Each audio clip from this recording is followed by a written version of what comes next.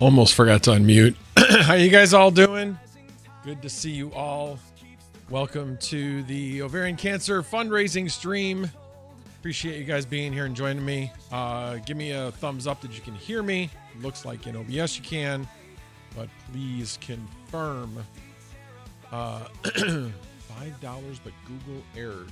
That stinks. You tried using the link? Is that what you tried doing, Lukewarm? All right, let me head up and see who is here. We had Dan Bulmer running it all day. Appreciate it, Dan. Red Panda is here. Good to see you. And Chump Change is here. Wow. Get back to work, man. Get back to work. Sunflower Mountain just said in the background, hole's not going to dig itself. Let's see. I'm currently digging his grave. Yeah. Yeah, pretty much. At your age, no. Just getting in shape. Just getting in shape. Steven Cicero, good to see you. DJ Minds is even here. Yeah, they aged me 10 years. Well, the one I used for the thumbnail is the one you're saying is aged 10 years, right? He's older than me, right? Let's see who else we got. Vinny Del Greco, good to see you. Georgie is here. And I said Lukewarm Mining is here. And that's all we got for right now. I know there's going to be people coming in and out. It's early. I won't expect too many people early on in the stream. Hopefully we'll get more people later on in the stream. As we get further on in the day and people get off of work and such. But I did want to start early. And then hopefully people will go back and rewind. Because I think there'll be a lot of good information. I am curious if anybody in this current stream, in fact, I will actually put up a poll, had anybody close to them that was affected by ovarian cancer. Let's see. Nope. Engage your audience. Start a poll. Have you had anyone close to you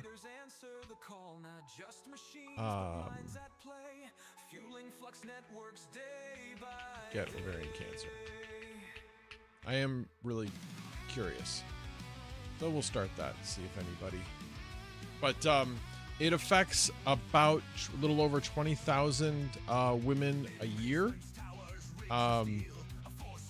And right now it's predicted it'll be about 14,000 women this year will die of ovarian cancer. So it is about 2 out of every 3 women that get the disease will eventually die of ovarian cancer. As far as when, it depends, but and most of those are late stage, and because that's when most of the time ovarian cancer is discovered. And that's the real tragedy here, is that there is no early detection for ovarian cancer right now. At least not anything in standard operating procedures of, doctor's visits or anything like that. Like with breast cancer, there's routine mammograms, but they don't have routine CA-125 tests. They don't have routine ultrasounds, which are some things that could be done to. So part of it is just flat out there isn't enough research and money going towards ovarian cancer.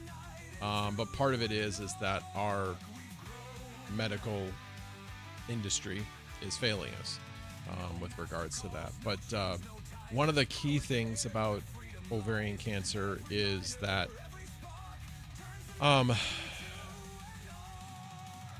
the problem is, when you look at breast cancer gets a lot of funding and a lot of people, rally around it. Well, that's because there's a lot of survivors.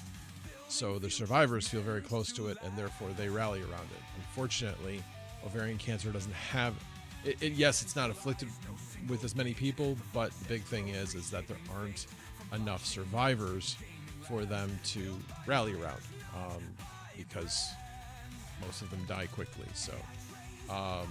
So yeah, that's definitely the sad part. So real quickly, as far as, why am I doing this? I'm sure a number of you already know, but my wife was, she discovered that she had ovarian cancer back in 2021, in July of 2021. And by the third week of August, she was in surgery for a full hysterectomy. And she actually had to have a portion of her colon removed because the tumor that she had, which was discovered at 8 centimeters at the end of July, had already grown 30 to 40% to 11 centimeters. So it grew a lot in just 3 weeks. It was a very, very aggressive cancer. It's high grade, serous ovarian cancer. It's basically the most common ovarian cancer, but it's also the deadliest because it goes from nothing to stage 3 in no time at all. We were lucky. Let this be kind of a lesson. Make sure you advocate for yourself when it comes to your health care. My wife called the doctor after she discovered that she had a mass and said, hey, I need to set up an appointment. And they said, yeah, we'll see you in 3 weeks. That would have been about the time that she had the surgery. And we were like, no, I have an 8 centimeter mass. So she called her main doctor back, who referred this doctor. That doctor called, and lo and behold, the doctor's office called back and said, we'll see you tomorrow. So if we hadn't done that, there's a good chance that it would have gone beyond stage 2 with how fast it was growing. As the doctor put it after she came out of surgery, I will never forget the words she said. It was gnarly in there. Direct quote. But I also remember the fact that she said, but we got it all. It came out clean. And that's a key thing with removing a tumor like this, is that you don't want anything to burst or anything like that as they're taking it out. So she said it came out clean, and so far so good. It's been 3 years since Sunflower Mama finished her chemo, and her CA-125 has stayed at the normal level, thank God. And that's so far. It's been 3 years. She's on the downward slide of the bell curve of when women will actually get a recurrence of the disease. And so yeah, it's and what's interesting about it is anybody who's gone through rough times, especially with a significant other or with a child or anything like that, most of the, every time this has happened to me, I always get closer to the people around me. And me and my wife got closer at that point. Yeah, she was frustrated. Yeah, she had some bad moments, but I mean, I think we all would. But I was there with her every step of the way. Wouldn't have it any other way. I don't, you know, she thanked me a million times for being there. Like, what am I gonna do? That's what a good husband should do, and that's what I want to do. She kept telling me to go back to work during chemo, but I wasn't going to. I was going to be there with her every step of the way. So yeah, it was rough. It was really rough. But like I said, we've come out the other side with so far so good. There's no guarantees. Of course, there's no guarantees in life either. But like I said, so far so good. And we'll just keep plugging away one day after the other, just like we all do. Alrighty, let me check the chat. You know, the one thing I don't know on here is how do I check? Oh, okay, so thank you, Vinny Del Greco, for donating $50 to National Ovarian Cancer Coalition. So that is the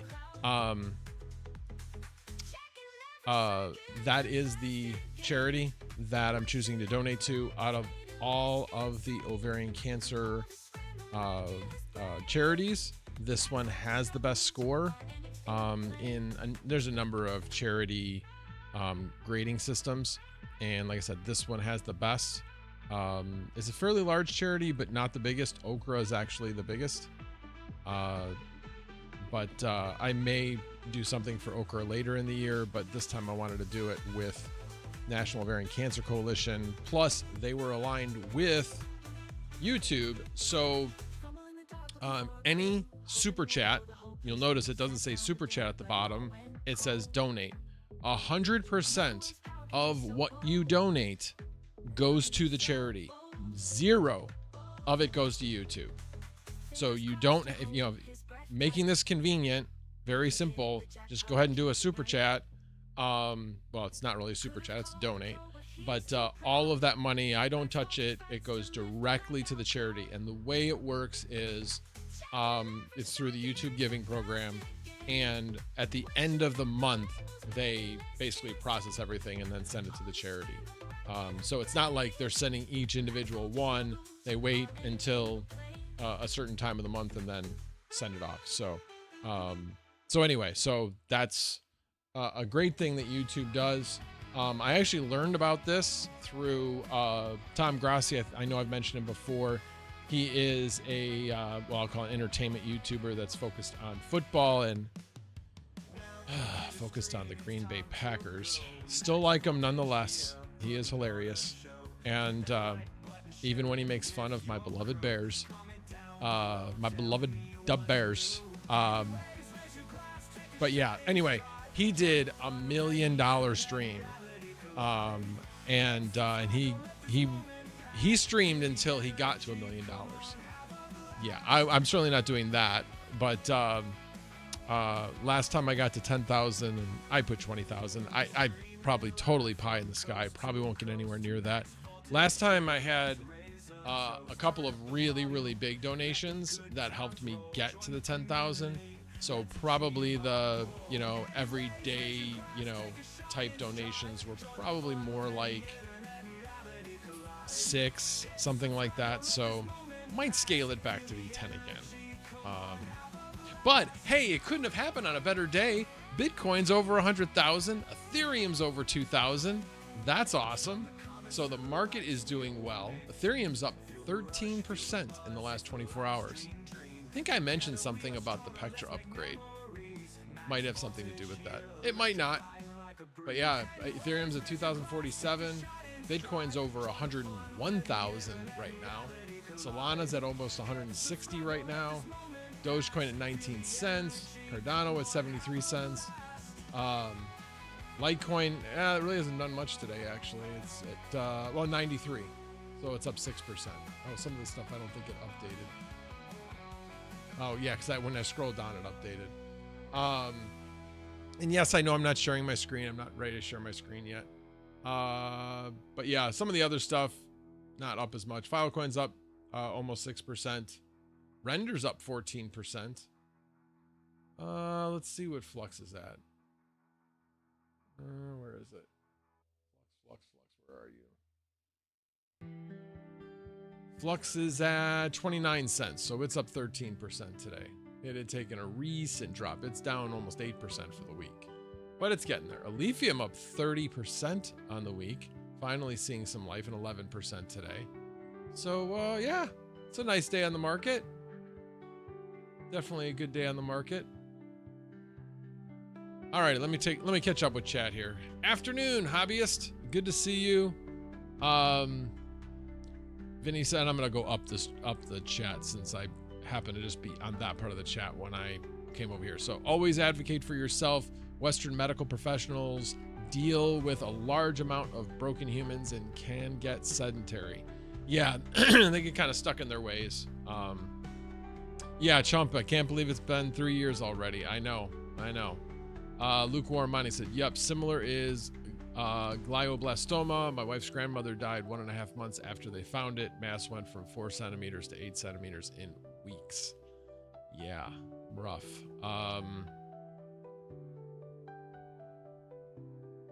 Was going to throw up the stream. Well, don't throw up. Anyway, and to add to the viewership and support the cause. Appreciate it. Let's see. Caw Valley Crypto. Hey, there's going to be people coming. I'm going to be here all day, Caw Valley Crypto. All day. So, like I said, it's not so important that everybody's here at the beginning. I'm going to be repeating myself about things. I'll be bringing up new things. I'll have guests. So right now I have Jeff Gee, Hobbyist, Chump Change, DJ Mines, and I was talking to one other person. Let me see what that person said. So Joker Miner will be here.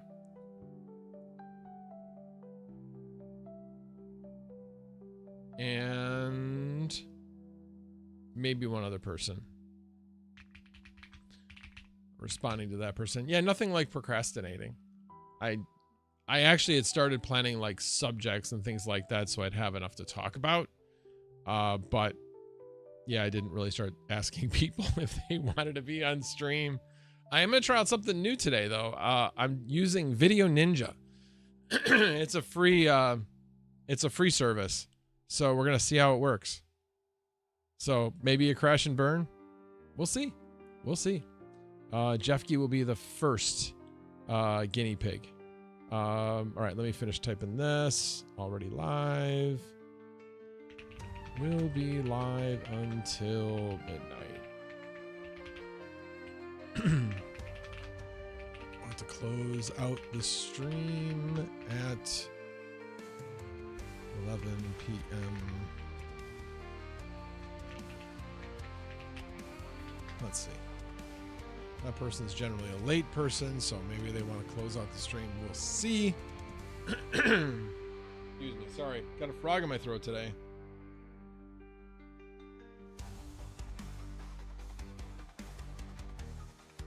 Alrighty. Let me go back to the chat, get my Discord out of the way. Oh, right.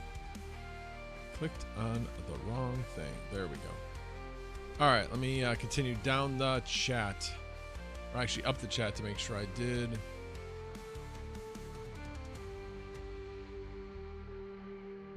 Thanks for the Canadian pesos. Thank you, Red Panda, for the $100. So that's not like donating like $1 since it's Canadian.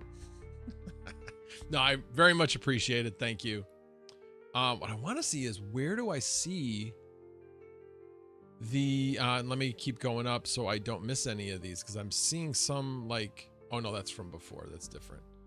All right, let me see if there's been any other donations, comments, and such that I might have missed. Yes, please smash the like. Oh, and whatever you do, should I do the I'm trying to think of the like reverse psychology. Whatever you do, do not share the stream. Whatever you do, please share the stream on whatever your socials are.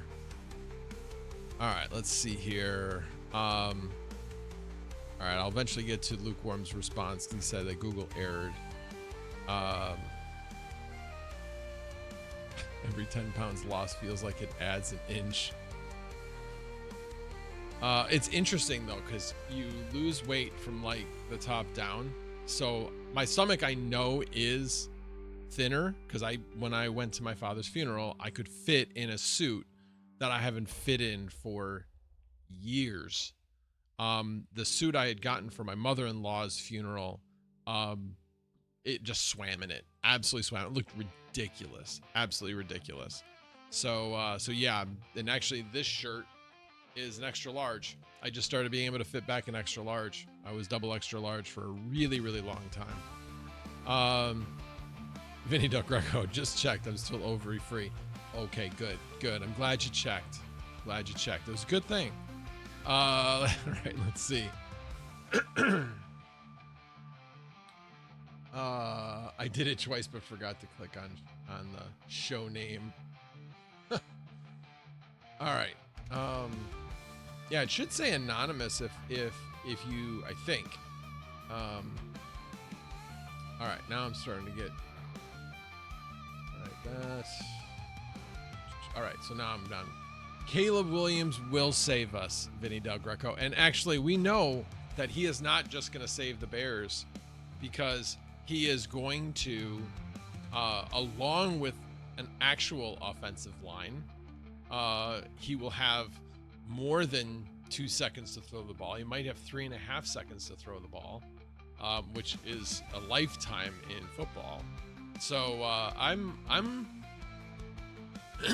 really looking forward to this year to see what transpires. He's probably going to have some growing pains still, since it's going to be different. But I'm really encouraged. He's got he has the tools. He has the tools, and he has the weapons, and he has the protection now. So I don't know. We will see. But I am looking forward to watching this year.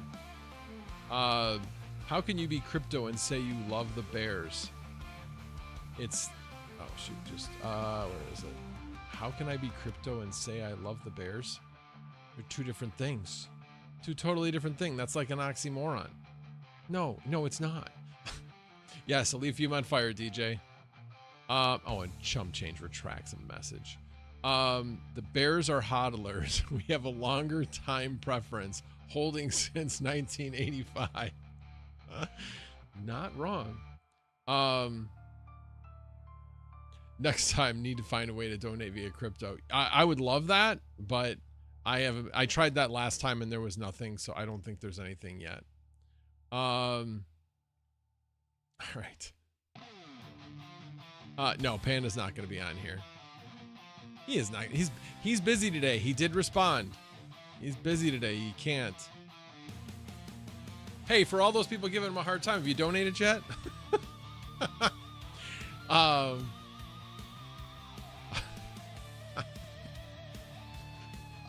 right, I'm not repeating that. Got to be paid to go on stream.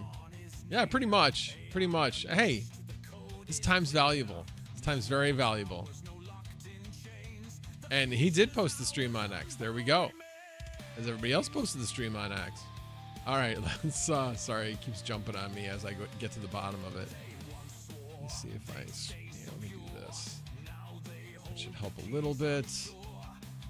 All right. Automatic Beats donated $5. Thank you so much. Travelers Travels donated $20. Thank you so much. Very much appreciate it. Yeah, get wrecked.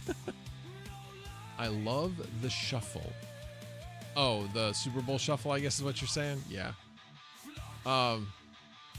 That's how you know everybody loves you, Red Panda. We all give you shit. That's how you know. He can be a bad friend. Steven Cicero, thank you. All right. Lukewarm, if you do answer, let me know about the error that you are getting. I am curious about that. And I gotta find out. How do I find out How do I find out?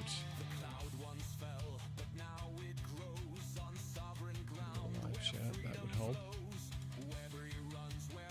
And I'm just going to leave up the poll. Looks like 2 people actually did. Had somebody who was affected by it. Everyone will regret it. Yes, we will, I'm sure.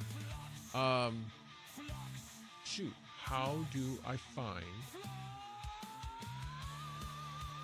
There's nothing on the actual stream, is there? That says, like, the donation or anything like that? Why? Wow, this... I thought for sure there would be, like, some type of... like, notification on stream showing how far along it is. Let me go into my studio. Well, that's not what I wanted. Let me go into my studio and see if there's a setting or something. Content.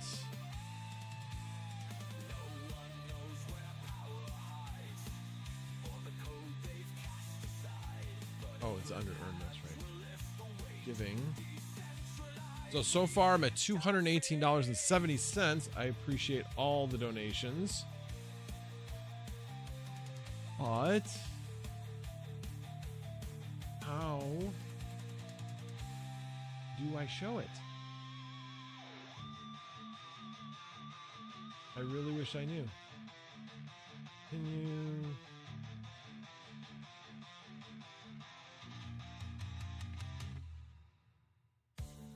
I think when you're... Let me see something. Is it show it below? Oh, you're welcome, Rift. Do you have somebody that's been affected by ovarian cancer? Yes, ETH to 10K. That would be awesome. On the stream, under the chat, there is a button to donate, and it shows the amount already donated. Oh, okay, cool. Gave me a Smoky Dan. Have I had my first nap yet? No, I have not. I'm gonna nap like around 6 p.m. No, I'm kidding. I'm not napping. I'm gonna stick it out. I'm gonna absolutely make it through this. I wish I knew. Well, I guess I got allergies, but I haven't had a frog like this in my throat for a while. All right. All right. Let me scroll back up. Make sure. Okay, so I did catch all of those. All right, maybe I can do a screen capture somehow. I wish I could change one of these things on the bottom of Streamlabs and have it be like. All right, let me go back to content. I'm gonna see if I can create like a screen capture of some sort. Of just that. All right, let me live go here. Click on this, turn the sound off. Yep, sound off. And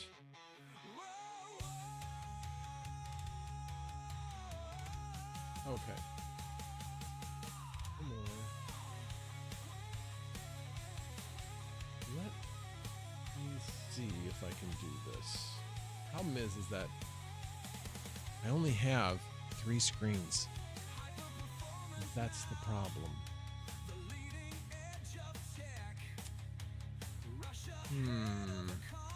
Well, at least you guys can see it, and now I'll just have it up on the right so that I can glance at it. You guys can see it. So we're at $218.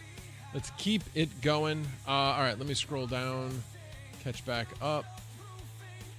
Yes, Automatic Beats. BTC is pumping for my stream. Love it. Love it.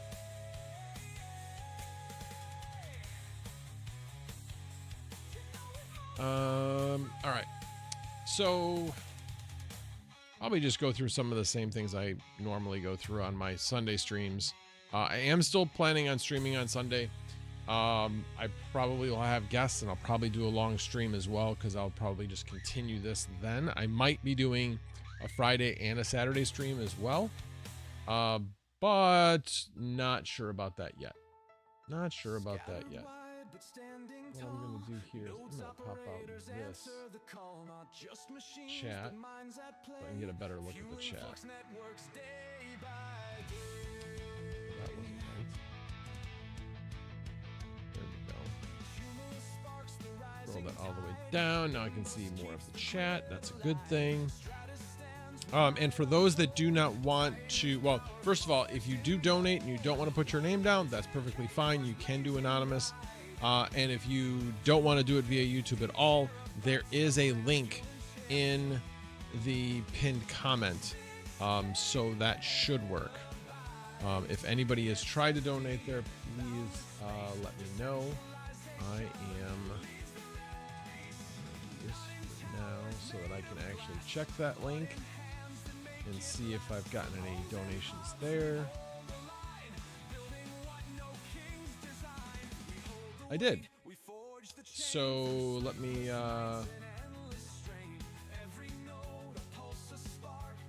and it was an anonymous that donated $50. So whoever that is, thank you so much. I do appreciate it.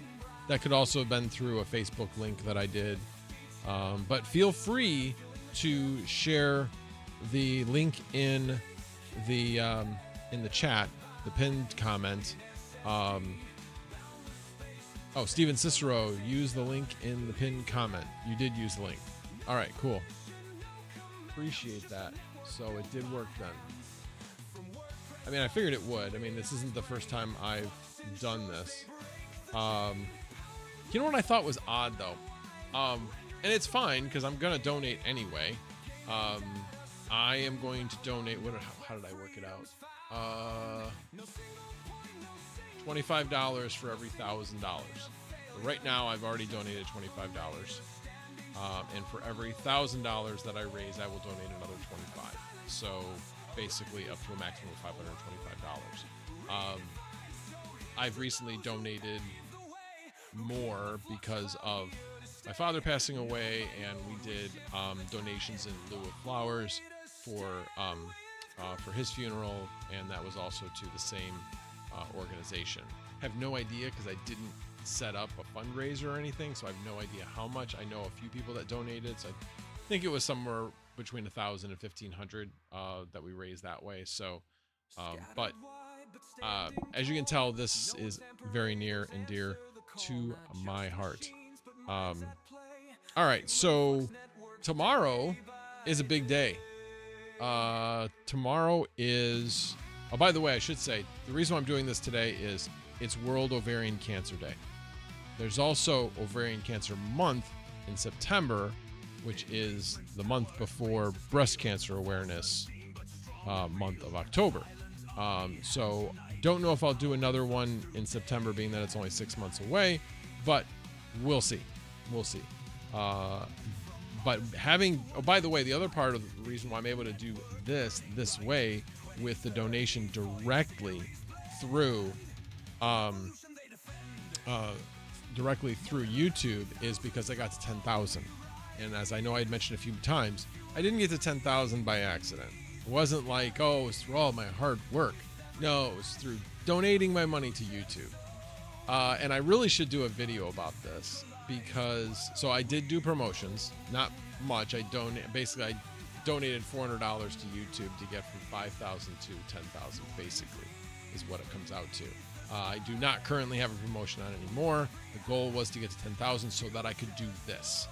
But what I did find very interesting, that if you really, really want to get to some outrageous amount of subscribers, the idea is definitely do a promotion, the one that's focused on subscribers, as well as make sure you put the Philippines in as one of the countries, because I don't know what kind of deal that they have worked out with YouTube, but Like it was like 93% of all my views came from the Philippines when I was like going up like gangbusters.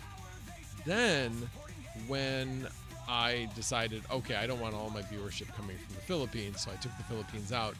Then 75% of my views was coming from Argentina, with a few coming from Brazil and Chile. So yeah, there must be some sort of quid pro quo getting paid for being a subscriber or something like that. Otherwise, where's the motivation for these people, all of these people, to come out of the woodwork? That's what I'm thinking. I don't think any of these people are going to be, long term going to be diehard viewers or anything like that. But again, it did allow me to get to the point where I could do this and do the donation. So thank you, Dan Balmer, for the $20 Canadian. Very much appreciate the donation. Automatic Beats. Wait a minute, you donated. Oh no, that's Bitcoin's price. Oh, okay. Got me all excited there, Automatic Beats. I thought maybe you donated $101,400. Okay. Let's see.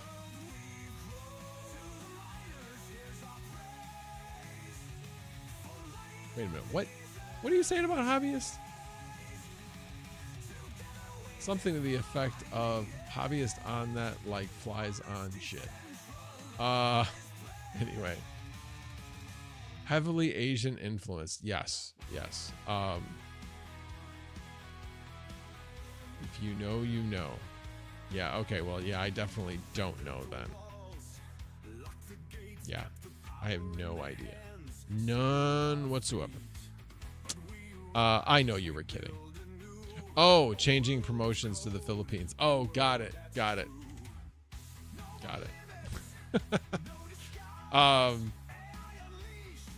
Yeah, so I don't know. I'm done with that for now. I want to see like what I do on my channel. I want to see what genuinely garners interest, what genuinely YouTube promotes. And it's really hard to tell that when you're doing promotions. It is really interesting, though, that the videos that get the most views week in and week out are older videos. I have one where it says, it was about when I changed my solar to be hardwired for monitoring. That continues to get views. That video alone's made over $300 in AdSense revenue. Again, over a long period of time, but if I could get 100 of those videos, yeah, I'd be doing well. And then the other one was the TP-Link versus Ubiquiti video. That one's actually getting more videos than the solar video right now. So I'm going to be doing a follow-up. I'd already planned on doing this, but now it'll be one of my next videos that I do. I'm going to be doing, why I chose Ubiquiti and what I do different, or something to that effect. I'm going to go over all the reasons why I chose Ubiquiti, all the reasons why I'm glad I did, all the reasons why maybe I shouldn't have, the problems I've run into, as well as if I was going to do Ubiquiti again, what would I choose as far as hardware, and go from there. I definitely would choose something different than the Dream Machine, because there's a new one that just came out, Cloud Gateway Fiber or something like that. Basically has, I don't want to say everything that the Dream Machine has, but almost everything. I haven't compared the processor on the new one versus the Dream Machine, so I want to see what's there. But from what I can tell, the processor in the Cloud Gateway Fiber, that one I believe has the same processor as the Dream Machine Max. It's because it can do with IDS, IPF, something like that. Basically detection, make sure you're safe type of thing. It can do 5 gig, but I believe that the Dream Machine SE can only do like 3 gig. So I believe that the newer one has a better processor, so it's better in that way. But if you're gonna be putting cameras on it, you can't put a hard drive on it, at least not a hard drive in it. I don't remember if there was a USB port where you could maybe hook it up that way. I haven't looked into it that much, but it does have a NVMe slot that you can, of course, the actual holder doesn't come with it. So you either have to 3D print something or buy a holder for $20 from Ubiquiti. That seems kind of chintzy, but yeah, that's probably would be the direction I would go now, just because of the space I have. I mean, the Dream Machine fits there, but the Dream Machine is meant for a rack, and the Cloud Gateway Max, I think that's what it's called, or Fiber, I mean. I think that one is, well, I know that one's smaller and more meant for like desktop type thing. It only has, the biggest difference is it only has one PoE, and it only has 4 LAN ports, which is fine. So what I do is I would get a switch to link to that, because the switch, I could just do it via one of the LAN ports, and it would only need to be layer 2. It would need to be layer 3, because it would be all the crypto stuff that I'm using, whether I'm using like a NUC or a Raspberry Pi or something like that, because I really only need, I've got 3 main computers in here, which is mine, my wife's, and then the one behind me. I would switch the printer to be Wi-Fi, or no, actually I would just put that in the actual the switch. Again, we use that so irregularly, so any VLAN traffic that would have to travel back to the router for just doing a print would not be a big deal at all.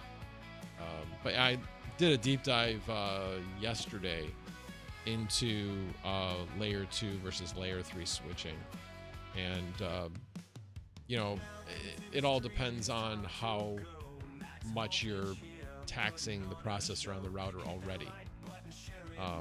Obviously, I do a lot of port forwarding because of VAST, and I haven't actually looked recently. I should actually do that to see like what my consistent processor load is on it, and then that would probably help make a decision for me as well. But again, because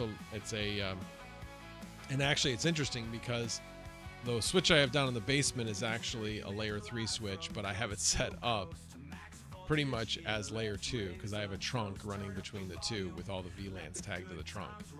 So all of that traffic's going back to the router anyway, and pretty much with the way I have things run, I don't have any inner VLAN traffic between the machines. All the machines are going to the internet and back, so it doesn't really change anything that way either. But if I was going to roll that back out, I would deploy it a little bit differently, just in case I wanted to have any inner VLAN traffic. So anyway, that's going to be a video that I'm going to be doing here pretty shortly, because I'm really be curious to see how that goes, because I may be doing kind of what Goat has done, although I came to my conclusion not because of what he's doing, just because where my passions have been and where I'm seeing the views come from is pivoting a little bit, where I'm doing a little bit more home lab type stuff. I want to deploy home automation app at home, so I'm going to do a video about that. I want to see what else I'm going to roll out. I may roll out Pi-hole to block advertising to all my machines. So I don't know. I don't know yet, but I am going to be trying a bunch of different things and see. One of the other thoughts I had too was I've been really thinking, especially with my father having passed away, and whenever you're thrown into something that you've never done before and you learn, and in those situations I do really well. I can figure anything out. And my sister's the executor, but I've been helping her with certain things, and so I've been learning a lot about taxes. I just learned something yesterday that Well, I learned something. Well, I've been learning things along the way. I knew that I needed to get an EIN number for my dad's estate, or so I thought. Then I found out that once a trust goes from being a revocable trust when the person's alive to an irrevocable trust, it needs an EIN as well. But when you create the EIN, there's a little checkbox that you do that basically says that you want to file taxes as an estate for that trust. So in other words, instead of having to do a tax return for the estate and his personal taxes and his trust, because I checked that box, I can include the trust in the estate taxes. So now I only have to do 2 taxes instead of 3. So these are all things that I'm good at figuring out, and I've been like trying to figure out, like, how do I make a channel about that? It's like it's always going to be different subjects. It's never going to be the same thing, but it's always going to be something where, like ovarian cancer, for example, you know, what do you do? There were no resources that we knew about that said this is what you do. Yeah, so passing along what I had learned along the way, what worked, the fact that, did you know that there's a icy cap that people can wear during chemo to keep their hair, if they so choose? That exists. All these things I've learned along the way, and things that, I don't know, I'd like to be able to pass on to people. So I don't know. Those are all things I got going through my head. But let me back up and see if I've missed any donations as I've been babbling. Oh, that's right. It was easier over here. Let's see. Nope, not yet. Oh, yes, there is. Holger Wittig donated $20. Thank you so much. I do appreciate it. And I see that this is going to be, let's just do that. Oh, that's not going to work. That is definitely not going to work. Let me shorten this a little bit. Put that up there. There we go. And then let me do a refresh on this. Nothing new there. And was this? Yep. So we are up to 255 as far as the donations. So again, appreciate all the donations. I will be bringing in about 10 minutes or so. I'll be bringing in Jeffkey. As he agreed, I'm going to double check on.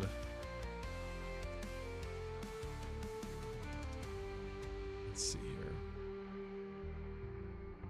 He didn't respond. We were talking about time, and he told me what his time frame was, but then I asked him about 1 p.m. and he didn't respond. So we'll see. Let me actually go in there. See, he hasn't shown up in the stream yet. But like I said, we'll see if this works.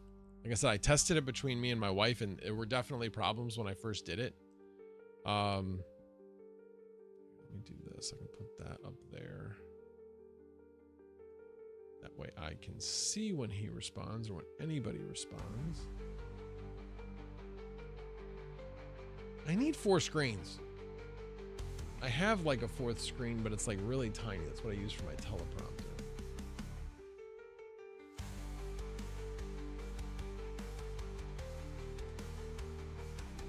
There we go. And I can put this.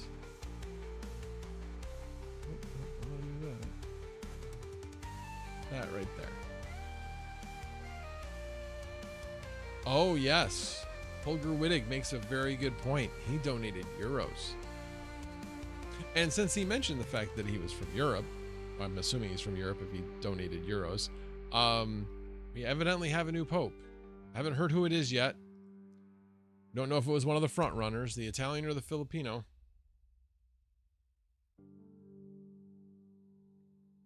Oh, I definitely think it does, Mr. Panda. It does. It does. Oh, Holger Wittig is American?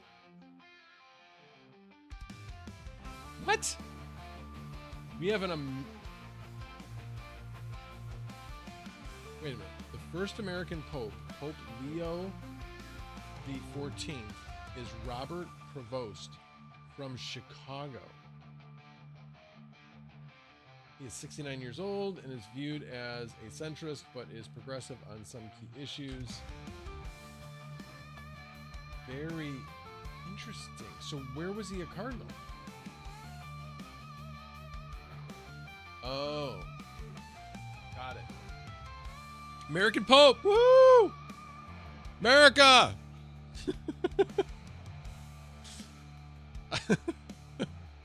Anyway, that's interesting. You know, I swear to God, they put these front runners out there, and all the popes basically go, "Screw you. We're just not gonna vote for the favorites just because."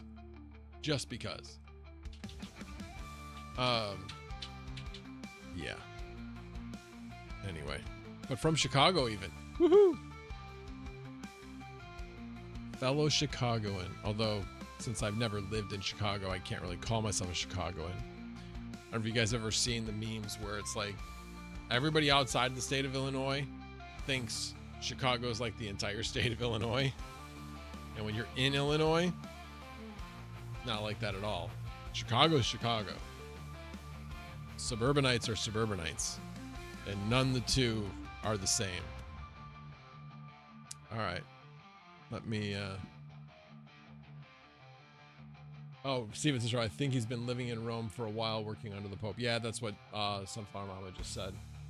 I just was like, Chicago. I'm like, the cardinal in Chicago is Blaise Supich.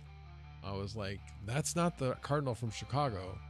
So it just confused me there for a second. I didn't realize that he had been working in Rome. Make the Holy See great again. Oh my God, Vinny, that is like so not right. No, I think he's going to hell. He's not going to jail. He's going to hell for saying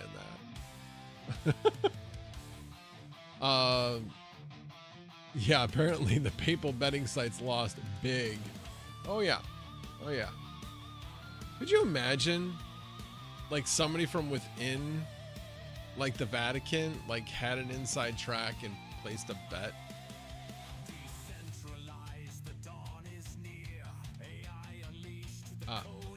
Spent most of his career as a missionary in South America.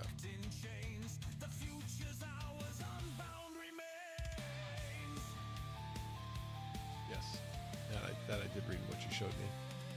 All right, let's see. Okay, insider Pope trading. Yeah, that's exactly it. Insider Pope trading. All right. Let me see. I know I haven't even barely touched the subjects I'm going to talk about today. I started to talk about the panel upgrade. So I asked the electrician if I could take video, and he's like, no, because contractors tend to have a mouth. So that's fine. I'm not planning on posting any of the audio, but he wasn't comfortable with it. Which is fine. I get it. He's just trying to protect his guys, and you know.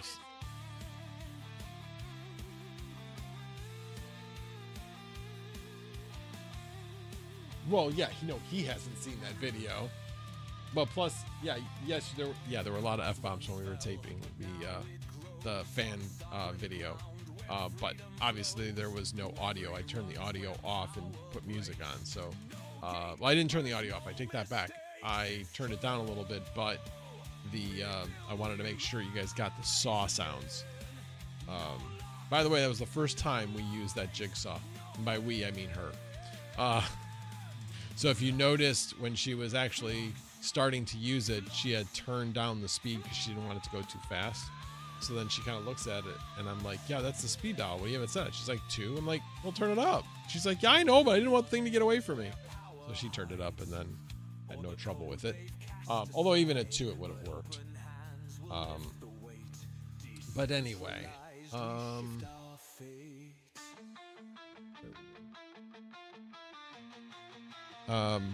But yeah, so I asked him to do, if I could do that. He said no, but you can take pictures. So I'm like, all right, fine. I asked him if I could do a time lapse, and he still wasn't comfortable with that. So, but the good thing is I did get my Osmo Pocket 3 replacement. Put it in front of my face. So I'll be opening up this here in a little while, probably after Jeff Key leaves and before Hobbyist gets here. But I will be using that tomorrow. I'm gonna say it's taking pictures. So anyway, but yeah. Kyer Soze donated $100. Thank you so much. Very much appreciate that donation. Getting there. Like I said, once we get to 1,000, I will donate another 25, as I will do for every $1,000 we get, up until 20,000. So, and I may continue doing this through the month of May. You know, one of the things that Sunflower Mama was like doing some research on, along with, you know, there's not as many people like advocating for ovarian cancer, because all the people that get 2/3 of the people that get ovarian cancer die from ovarian cancer. So there's just not as many people advocating, because there's not as many people around, because it's not as survivable. Well, that also goes for government funding as well. You know, when you look at some of these cancers that are much more survivable,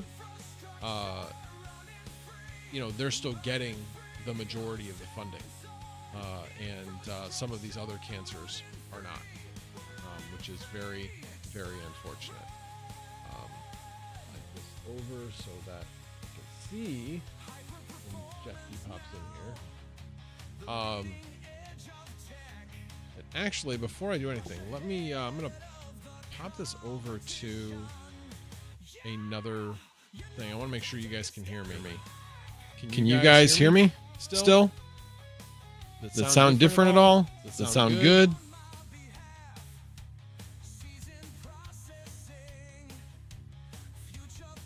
Steven Cicero, who is Brad Arnold? I may have missed something. Oh, there's an echo? Okay, let me do this.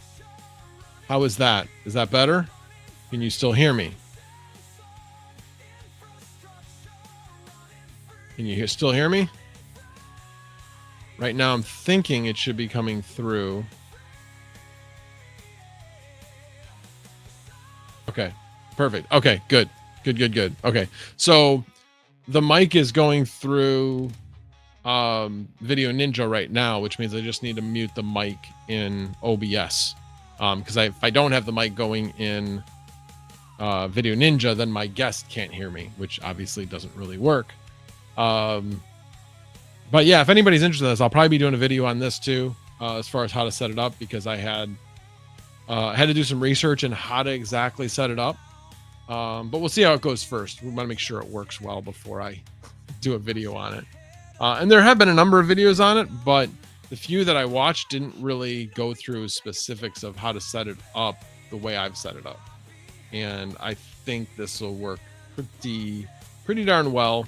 I know that you can actually set it up, like, if, let's say you had 2-3 people that you like, for example, if, you know, the boys get together, Red Fox, Hobbyist, and Chump Change to, you know, the Mining Roundtable again, you can put a mask on, not a mask on the face, but a mask over OBS, and you can take each link for each of the people and put it into OBS so that each video is linked separately. The way I have it right now is just going to be like a generic group scene that it's going to do automatically, kind of like, you know, all the other stream software does. We have a little bit of the ability to configure it, but in this case, I don't think.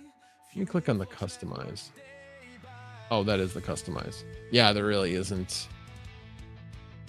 Yeah, there really isn't anything that allows me to change the layout or anything like that.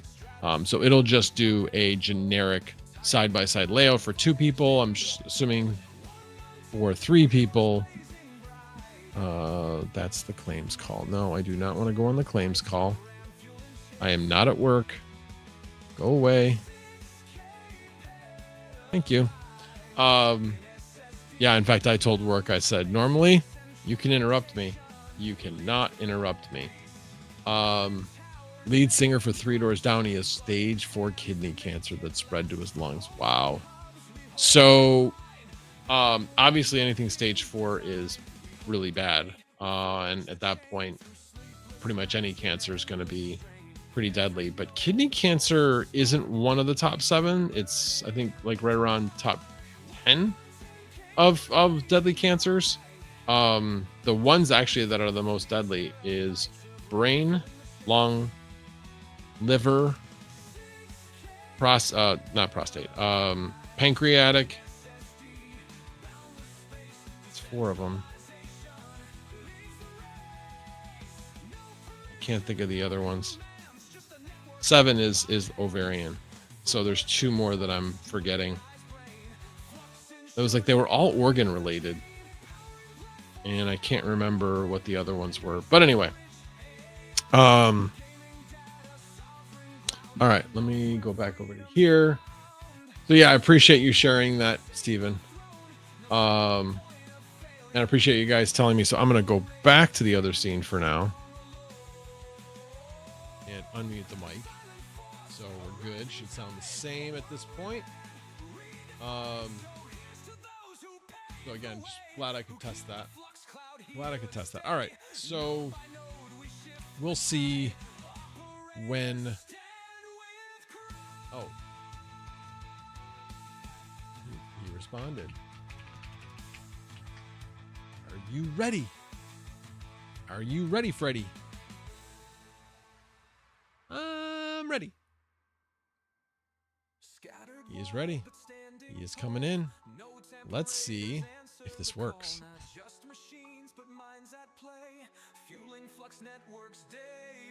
It does work. Say something. Something. Okay, there we go. Can you guys hear Jeff Key? You should be able to. I hope so. I can. Well, otherwise, we can do Discord too if this doesn't work. They working? Yes, it is working. Awesome. So, yeah, I can always turn you up just a little bit and turn myself down. Make sure. All right. So, how you doing today? Busy. Literally just stepped back inside. Had to do some last-minute quick shop for the missus for next week because I'm traveling next week. So it's always a bit of organizing on that front. Cool. How's everything going on the Flux front? Well, if I'm talking busy, that's an understatement on the Flux side of things.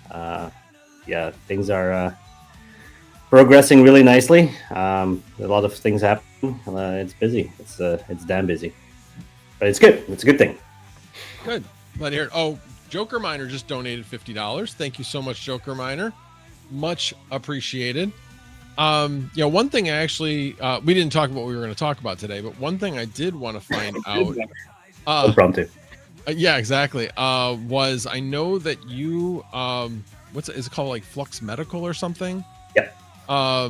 Can you share a little bit about that project and like what research it's helping with and such? Yeah. So the intent of Flux Medical is literally to help with anything medical, anything healthcare. So from detection all the way to supporting the doctors and the medical staff on making sure that they have everything they need to be as efficient as they can. My biggest pet peeve, and that's part of the reason I joined Flux a couple of years ago already. My biggest pet peeve is the inefficiency that lives in our healthcare systems. That's not a U.S. issue. That's not a Canadian issue. That's not a European issue. That's worldwide a big issue. There's a lot of things that fall through the cracks, and some of that is on the patient, but a lot of that is on the system itself. Think about it. If you go to a hospital, often enough, these folks don't always ask. They always ask the same questions, right? what's going on, what you're doing here, what can I this, can I that. And often enough, that's because they don't have the full history. It's a big pet peeve of mine when I go to my own family doctor and she's not available, and I have to work with a colleague of hers. Nothing against the colleague, but there's always that, okay, what's going on? Oh yeah, I see you had this and I see you had that, but they don't know you, right? They don't know full patient history and enough. And that's a big issue, especially when it comes to cancers. Mm-hmm. The reason you're there's a reason for that already, right? You're having issues. But if your family doctor is not on top of that at that point because she's away for whatever reason, it doesn't have to be vacation. But if you then have to talk to a doctor, and especially in Canada, it takes up to 4 weeks to see a doctor, just so you know. 4 weeks time in a cancer period is a lot of time. So if then the doctor doesn't know your history per se, and then things fall through the cracks, you're losing the battle at that point already, without even knowing you have cancer at that point. So that's a very dramatic way of putting it. Well, that's what I'm trying to help with these doctors, right? So you have a doctor, and the only thing he sees in front of him straight away is, this is the history, small blurb. Oh, I see you had this, and blood work was done. Okay, and we have the results here, so I'm going through it, and I see the history here. You have this, and this. Okay, something is not adding up here, guys. Like, we should now focus on this piece. It's interesting that you mentioned that, because obviously a lot of that hits home in so many different ways. As I said, if my wife had to wait 4 weeks after she had a procedure where they found a mass, they didn't know exactly what it was. If she had to wait 4 weeks, she probably wouldn't be with us right now. Yeah. Because it was such a fast growing cancer, and it goes from stage 1 to stage 4 in no time. Yeah. And so in that particular way, I'm very thankful that we are in the United States, and not having that wait. But at the same time, the system somewhat works against us, because they aren't putting in place the what could be put into place, CA-125 testing or ultrasound testing for women in their 50s and 60s, to try to just do a test to see whether or not there is something there. Again, doing that once a year, is that really going to help? I think it would help in some cases, but point being is that yes, the time is absolutely huge, and not having the information is huge as well. All right, is the volume okay? Because otherwise I'll put in my headset. I've turned you up a number of times. They're still saying that they're having trouble. No, I'm just making sure, because I know. I've turned you up. I mean, you're at like 350%, so okay, you should be fine. Let me know, everybody, if his volume is low, or if it's too high at this point, because like I said, I jacked up the volume. All right. But yeah, that's big. One of my biggest things is making sure there's more efficiency. And I don't envy doctors, right? So I work with these folks so often, and I was working with them for 15 plus years. As a doctor, you have this small window to really interact with your patient, and I always find it dreadful that the doctor is losing so much of his time just interrogating basically the patient on what's going on. Right. That time should be more spent on, okay, these are the results, these are our options, this is what we're going to do. Or, hey, good news, it's all, hey, we're not finding anything, but because of the symptoms you still have, let's work on the next steps. The time spent on just getting all the information from the patient, and keep in mind, when you're a patient and you're dealing with a cancer or anything else that's potentially life-threatening, it is hard to come with the proper answers. Like it's always I often see like memes and even on TV shows, like, why are people not telling the truth? Because they are not able to tell the truth at that point.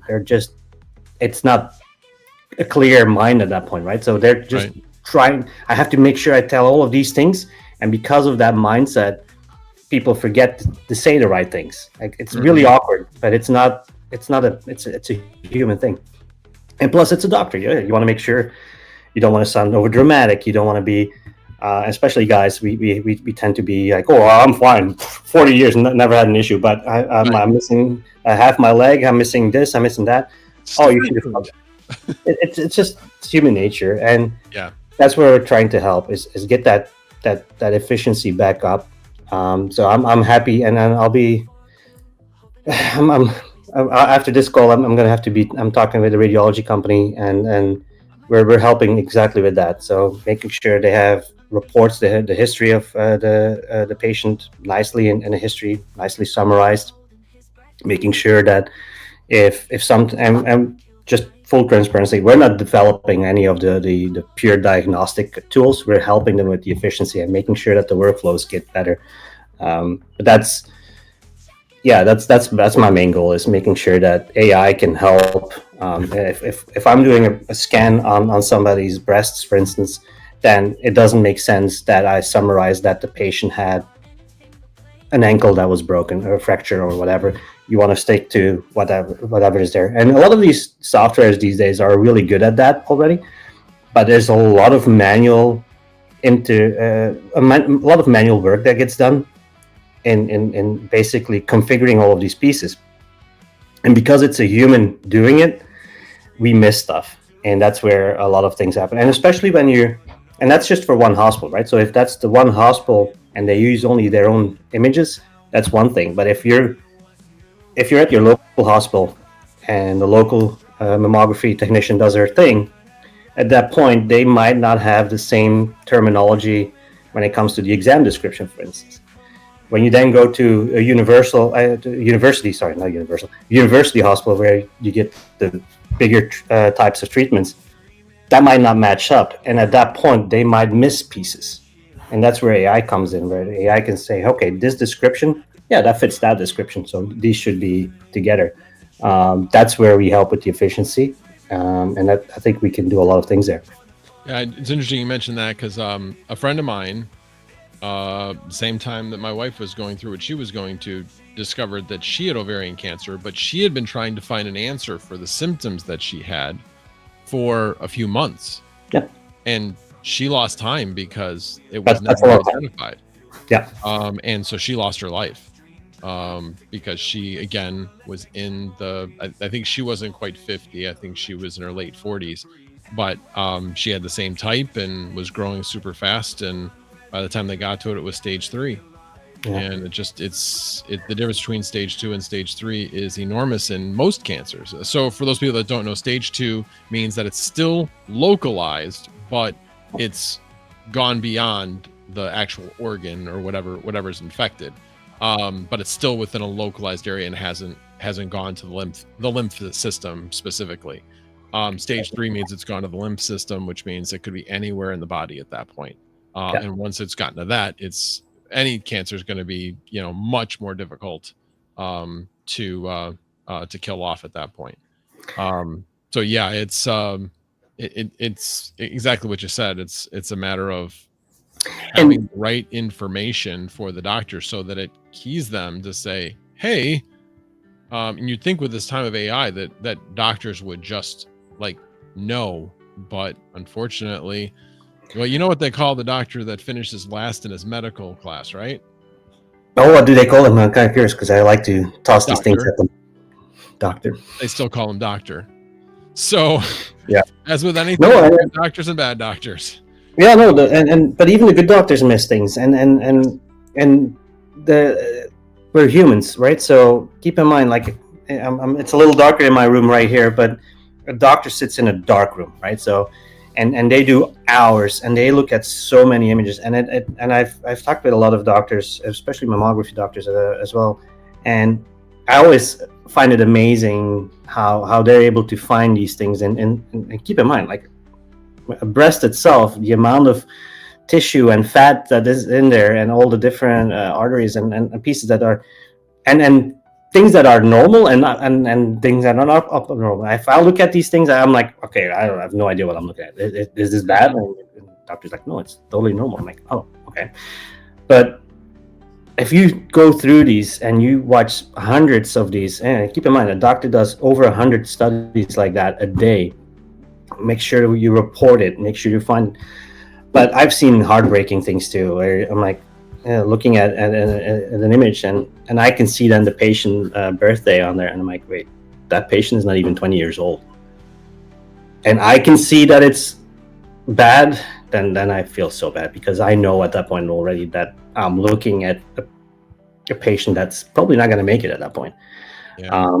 And I hear stories as well where a doctor, one mammography, a second mammography, a third mammography, and still didn't spot the tiny thing, which wasn't growing, thankfully, at that point. But at the fourth mammography, all of a sudden there was a lot of differences, to the point that I got called in. Oh, we're looking at the wrong patient. It's not bringing up the right images anymore. I was like, no, guys, this is the same patient. This is literally the exams. That's scary, right?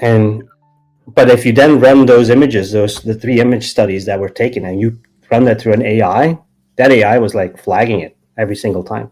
Wow. Now, Yeah. AI can be overzealous, right? And AI can say, hey, there's something here. I sometimes call it the second version of the Dr. Google. The thing is, I'd rather have the AI say, this is it, and the boy who cried wolf type of situation. I'd rather have that happen, and the doctor taking a closer look and be like, I've recently heard that they've coined the term that when an AI sees something or provides false information, it's called a hallucination. Yeah, hallucination. Yeah. AI is always really happy to provide information and be able to say something back. I had a fun conversation, because the radiology company we're working with, a term that's often used is called hanging protocols. If you know, the doctors back in the day had these big white light bars where they would hang the X-ray on. Yeah. And they hang them in a certain way. It's a hanging protocol. So they mimic that digitally as well. And so that term stayed. And I asked ChatGPT, hey, tell me what a hanging protocol is. And it went into like, it's a networking IT thing, and it's all about decentralization. I'm like, oh God, you're so off. So it likes to hallucinate. It likes to come up with things if it doesn't know. It's very human. I did a search when I was trying to set up this Video Ninja, and the problem was I was hearing myself come back at me, and I'm like, I don't want to hear myself coming back at me. How do I stop this? And they're like, oh, well, you just put this in the link and you say deafen. That was what the AI said. And then when I actually clicked on the link where the information was coming from, it was like, no, you're going to deafen everybody. You won't hear anything on the stream. I'm like, well, that's not helpful. I need to be able to hear my guest. Yeah, exactly. And so then I did did a more focused Google search in exactly what I was looking for, and finally found it in a Reddit post, where all I had to do was make sure that the browser link, the browser source, that OBS had to control it. Yeah. And once I had done that, I'm like, oh, okay, it's working now. But that was one. I mean, it was like very indignant. Like, this is all you have to do. Oh yeah. Just do this. If you have to fix your database, just use this statement: drop table, and then it'll be gone. It'll be fixed. Yeah. So yeah, AI is still not flawless. AI will never be flawless. Just so you guys know, it'll be close, but it will never be flawless. There will, and because it's based on data and observations that we train the model on, and then later on we're going to have AI train on the same stuff, and the small flaw will stay in there. Even if you tell it at one point, no, that was not correct, there will always be a risk. That said, I rather have AI flag things to me, to the doctor, push it to the top, even if it's nothing. But what if it was and it wasn't flagged, right? Exactly. That's the thing. Yep, totally agree. Ghosty's in the chat. Good to see you, Ghosty. Didn't know that he had leukemia and a bone marrow transplant. So glad you are still with us. I'm sure that was a scary, scary time.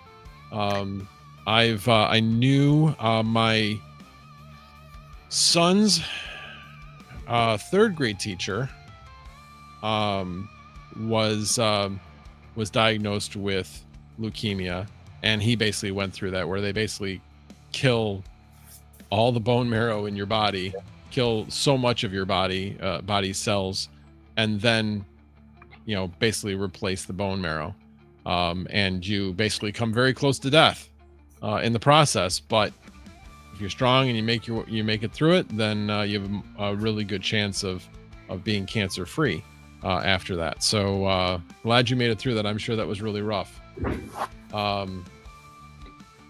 So how are other things going with Flux right now?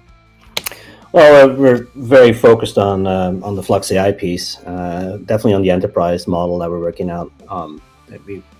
Myself and Dan, we come out of the medical field, so that's really close to our heart, and we can make a big impact now with this stuff. So that's definitely happening. On the side of it, things we're working on, of course, Arcane. It got released about a month ago now. Mm-hmm. So the guys are working through some of the gotchas that we didn't catch in testing because of volume. So and different systems and different configurations out there. And I'm happy to see that that's steadily moving along. We have every 2 weeks we have like a big powwow with some of the leadership, and hearing the confidence of the guys is quite heartening to hear. Like, the guys are really happy with the progress we're making. I was actually the negative Nancy on the call, I'll be very honest. My score was the least of all of them, but yeah, I'm a realist, and so with Arcane now, the cloud solution that we have with Flux can literally be supported anywhere, and we have a large partner that's never been announced, so there's a reason that hasn't been done, but they're testing heavily on the network. So I'm working now with them. I guess this is kind of the last steps before they can say, yep, we're going to be using it. So we're talking security, uptime, all that fun stuff that come with these things. And of course, it's a big player in the space they're in, so they're looking for answers to make sure that if they make the switch to our platform instead of Amazon, that they're not, of course, burning their fingers on this stuff. Right. I mean, I can tell you that from when I first started running nodes to where it is now, and I'm not on Arcane, I'm still on the old software. Yep. I mean, it just runs. It just runs. Nothing goes down. Now I'm gonna have to take it down because of doing the panel upgrade tomorrow, but nothing that is caused by the software on my computer to cause something to fail. Now, I will say, in defense, I don't have any nodes running on Raspberry Pis anymore. So that has nothing to do with it. The little Pi, bless, how do you say it in the South? Bless their heart. Yeah, yeah, and I've started understanding that expression a lot better these days. Like, it's not to talk. My Pi not doing anything right now. I have even the same case. But yeah, they're little fun gadgets, but to trust them to be operational all the time because of the heat they generate, it can be tricksy.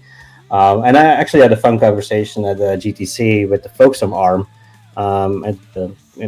because Raspberry Pi uses ARM technology, right? And they basically had the same sentiment. They're like, yeah, it's a cool thing to utilize and to train on and get used to and tinker with. It's awesome for that, but if you really want to put the thing through the ringer, you might have issues. And I'm like, yeah, but, exactly. Yeah. I have, so one of the things I am planning, that's why I have it right here, is I was mentioning earlier that I'm going to be doing some home automation. I got to figure out what I'm going to use, but like right now, I was thinking about this. I'm like, so I have an Emporia power monitoring system. I use a temperature gauge for the basement so that I know what the temperature is down there. All of this is in different apps on my phone, so I can't see like a centralized view of everything in the basement. So that's what I'm planning on using that Raspberry Pi for. I think it won't have any trouble handling that, because I know a lot of people that have rolled things out with Raspberry Pi. But anyway, yeah, we use it internally. I use it here at home for my Plex runs on it. Oh wow, okay. Because of Flux, I started looking into containers. There's so many containers and things you can run on a little Pi that can really make things just at home a lot of fun. Oh wow! Just for you today, Max, we're increasing Bitcoin. We seem to have passed 100,000 today. So that's yeah. We were talking about that earlier. It was over 101. I don't know what it's at now. now. I see a rise of 5%. I just got some alerts. Apparently, my system is catching up still. Oh, no worries. Now I'm like, I gotta move some things around so I can see what it's at now. Let me do a refresh because sometimes this doesn't refresh. But yeah, I saw 101,284, 101,324.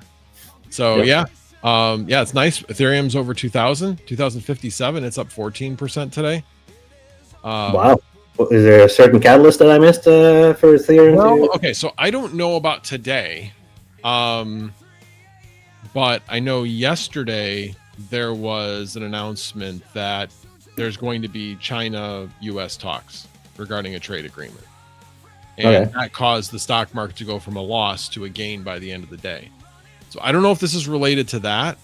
But, this is what gets me moving on to just normal market stuff. I cannot remember a time when you have markets moving on things that aren't really news yet. Nothing's happened. It's the rumor that something might happen. And I know it's the buy on rumor, sell on news. I get all that, but it just seems to be like turn it up to 11 with this stuff.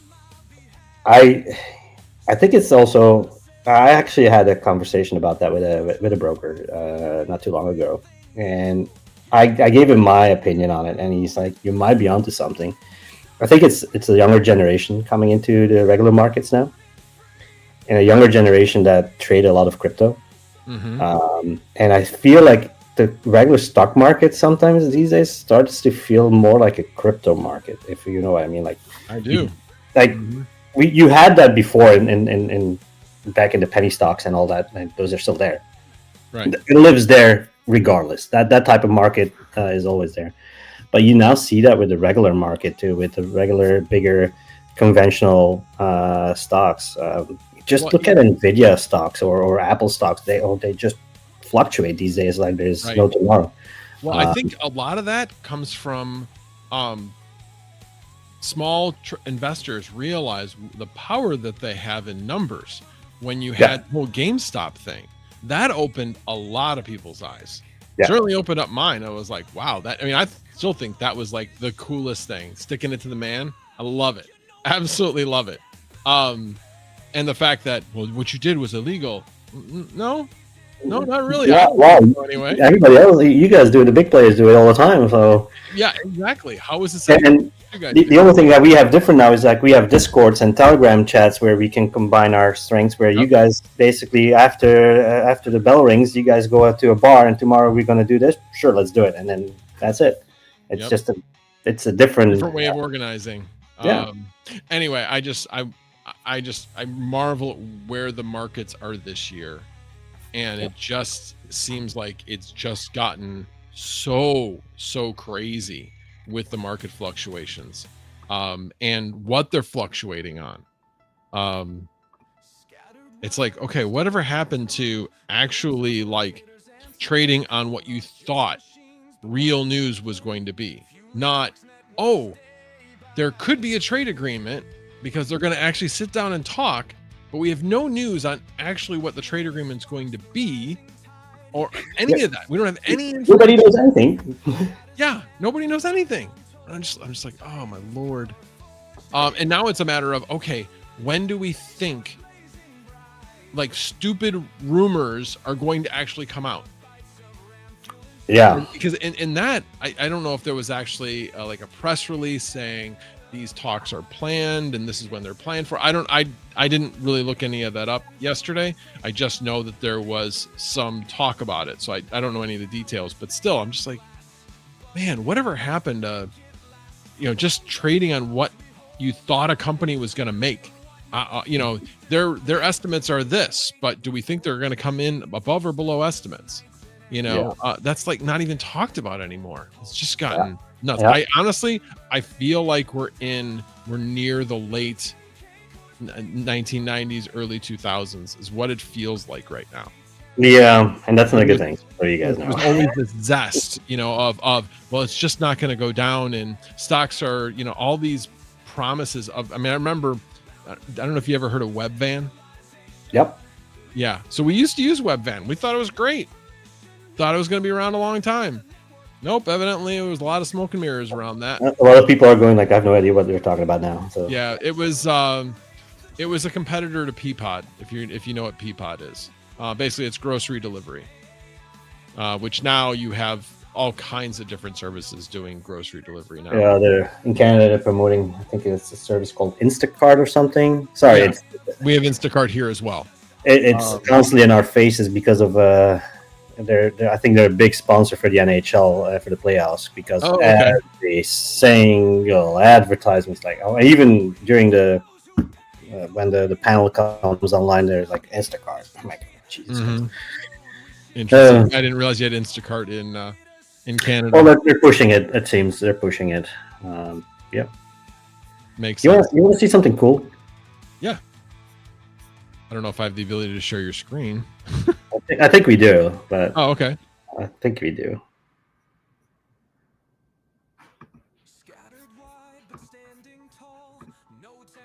Let me know if you can see it. Oh yeah, I can see that. Cool. Learn something new every day. So what did you hit? There is next to the camera icon, there's a monitor icon. So I figured that would be the share button. Oh.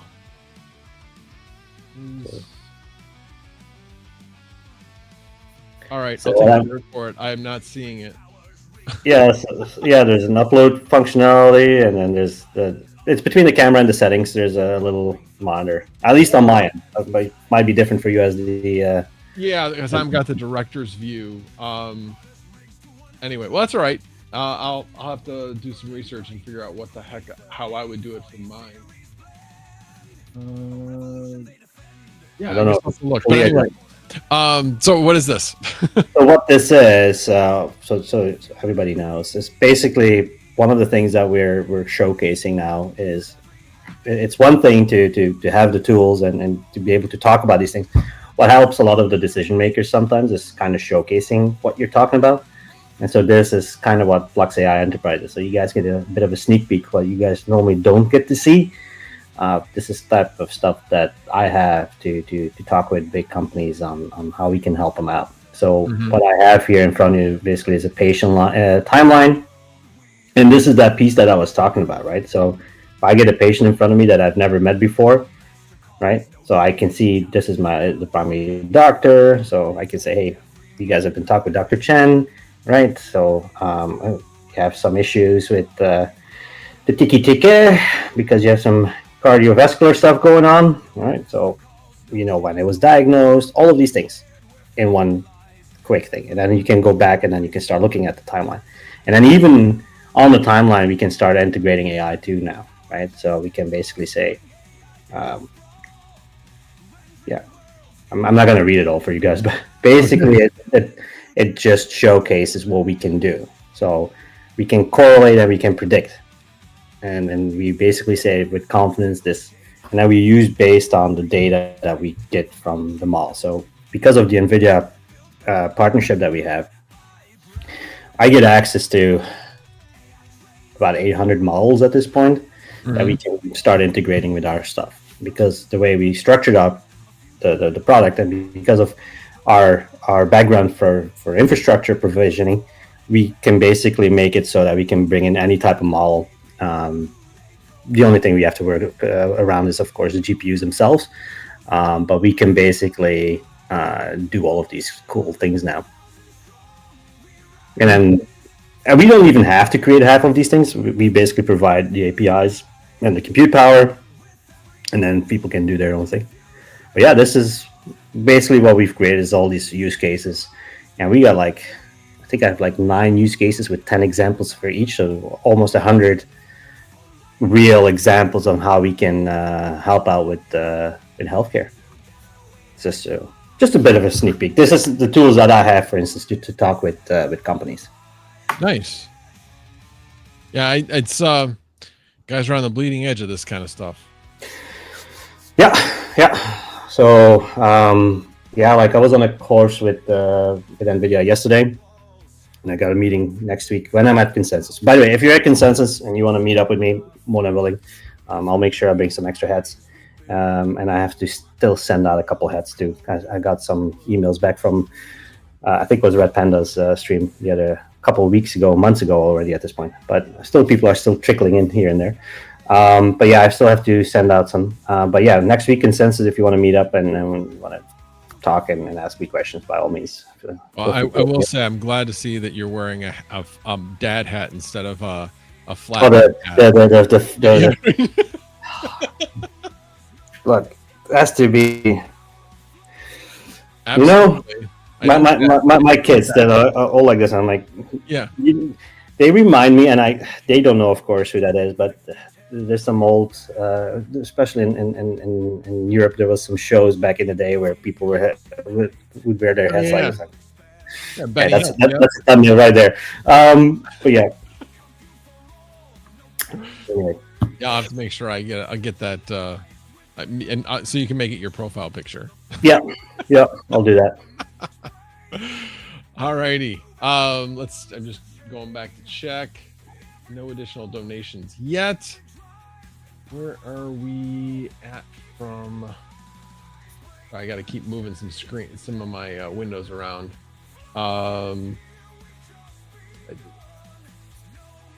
Here, yes, I did. We're currently at, I guess it is higher, $405. And as I mentioned, every time we get to $1,000, I will donate another 25. I donated 25 so far, so we will see where we get. Oh, that's interesting. So the target is 20,000.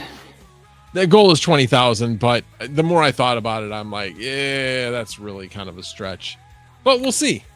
I mean, we got to 10 last time with a few big donors, but we'll see. We'll see. I'll put the word out. On my end as well. Appreciate it.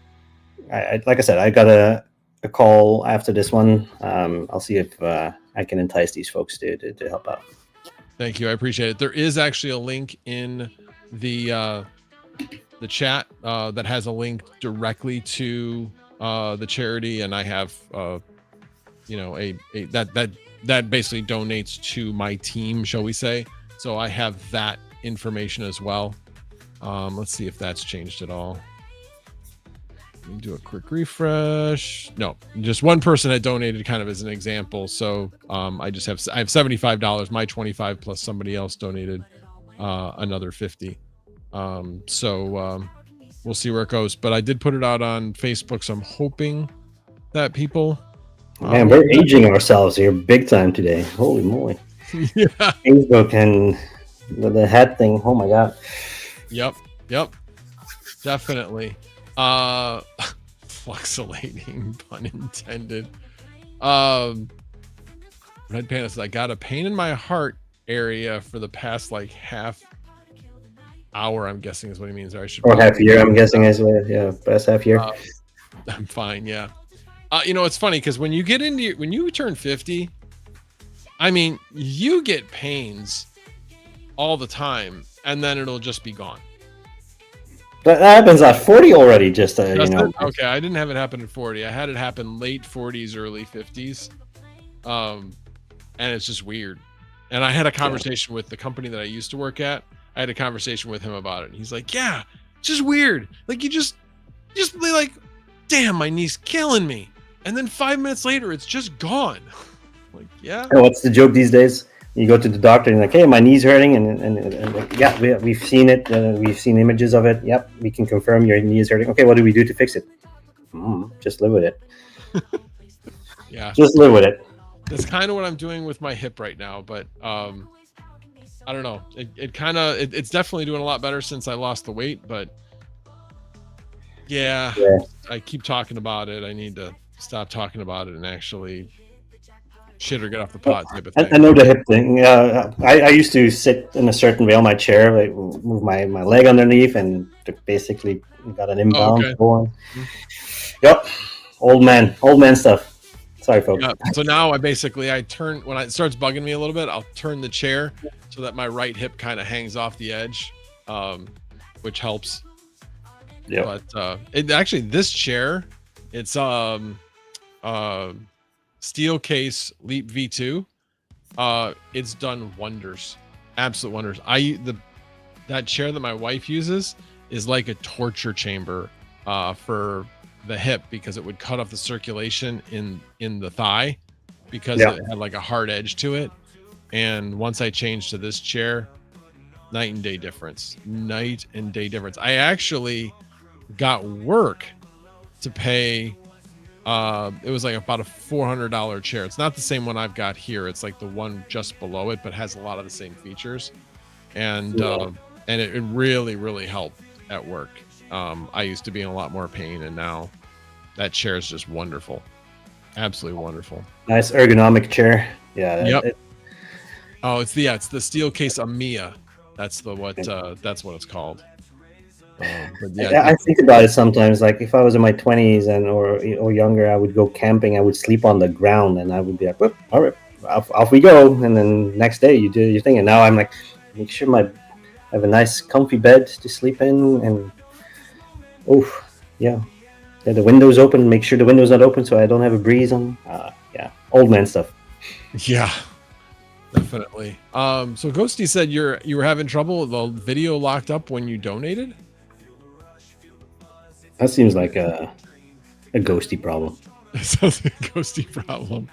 Let me see if it actually registered another donation. Let's see. Oh, that's interesting. Yeah, definitely. It's up to 425. So I did get another. Now, the other thing I thought was interesting is that this giving stream, whatever you want to call it, it says only 58 hours left.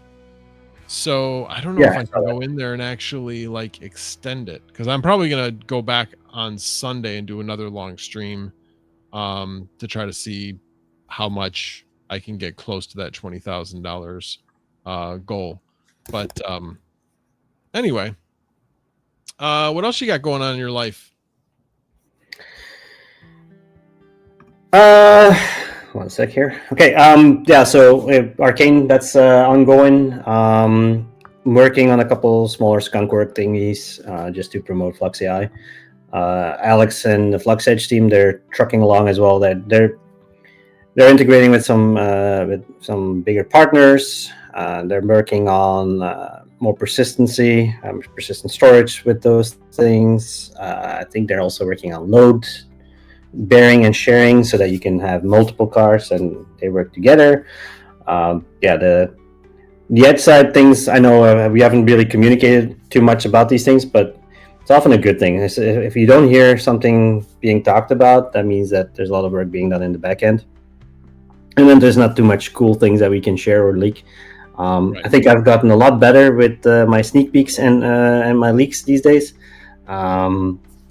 We have to be sometimes careful as well what we sometimes share, because I've noticed sometimes when I share things, then all of a sudden everybody has these things.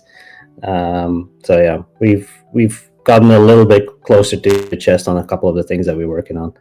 I think that makes sense, especially because the way you guys do things, you want to make sure you have it perfected instead of just rolling out a proof of concept. And a lot of these companies have rolled out proof of concept type of things as like final products. Like the Flux Edge thing. I'm not gonna throw names on it, and I'm not gonna throw anybody under the bus, but we were doing things and we were showcasing them as we were going, and then we saw other people doing similar things, but they took the shortcuts that we didn't take. We had taken those shortcuts. We had done our due diligence. We saw all these things and we knew that we could do it with certain other technologies, but we knew that we would fall down flat. We can't have businesses use straight up Docker implementations. We've done that with the cloud solution, because when the guys were creating that at that point, that was the right choice. Kubernetes was not really a thing at that point yet. Right. But Docker is built for on-prem type of stuff or in a controlled environment. Mm-hmm. With Flux, of course, we don't control what you guys do, and so that's where we ran into issues now, and that's where Arcane came. Arcane has been in the works for a year and a half, I think, if not longer. From me pushing it internally really hard to get this type of security pieces in play, so that I could really get to partners that can actually use it, to now actually seeing it. And I don't think people understand fully Arcane just yet, and that's okay. But the security that comes with that, the encryption pieces, it's an actual OS. Like what we said we wanted to build, it Flux OS was a term, but it was never really an operating system. Let's be very honest. But having that now is actually pretty cool. And then I've been talking with Canonical, the guys from Ubuntu. They're also interested on how we tackle these things, and that's a common thing. And that's because I write these things down for at the end of the year, where I want to review the things that I've noticed during the year. And what I've written down now for 2025 so far is us teaching the big boys on how we solve things in our use cases. I had a perfect example with the folks from SUSE. We use their technology, RKE2, and the Kubernetes software that they created. And one of the issues that the guys were running into is because of the size that we have. Their clustering says you can go up to 1,000, and we're like, so we're at 10,000 servers now. What point does it break? And the guys go like, what? Say what? Yeah, right.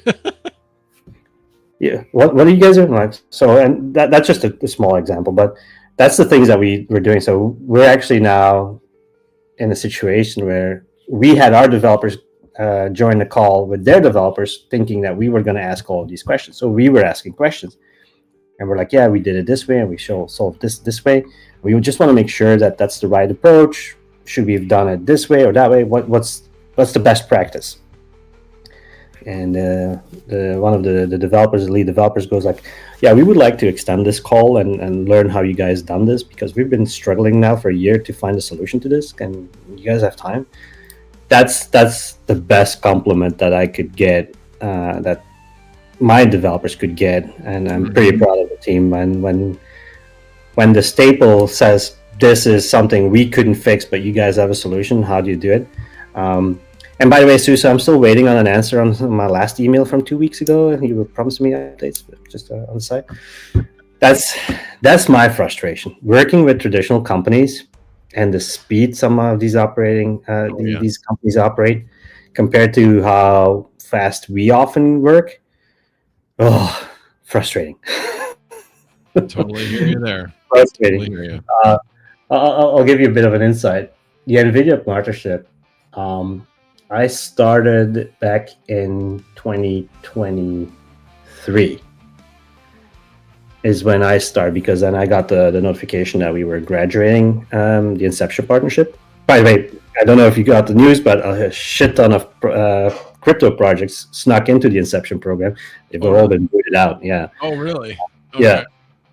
So 2023, and that's when I started the journey on getting us the full-blown partnership. And it took me till literally the 31st of December that I got the thumbs up.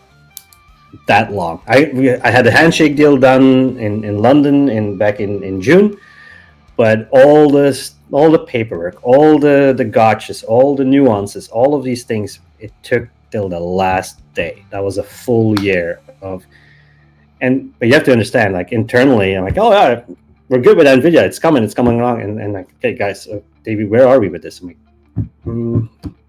yet another email. These things take time. Like working with corporate juggernauts like this is not always a fun thing.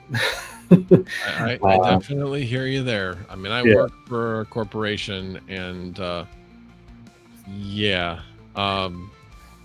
and then the internal politics, and if it's a global company as well, then you have the North American branch and then the European branch, and the North American branch is not agreeing with the European branch because they have a different vision. And or at least the company I work for, I don't feel like is very, it's not a lot of politics within the company. At least that's the way it feels. I could be completely off. Maybe there are a lot that I'm just not privy to, but When it comes into day in and day out operation, I don't feel like there are.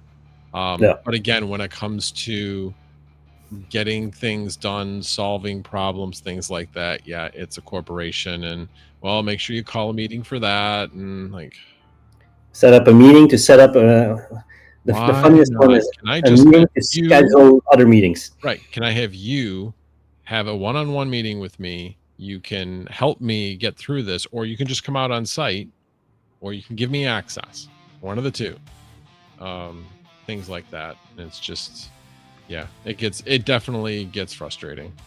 Yeah, especially in the Web3 space like we are in. It's like go, right? Because we have to move fast because somebody else might be doing something similar, or they have a different idea on to do it.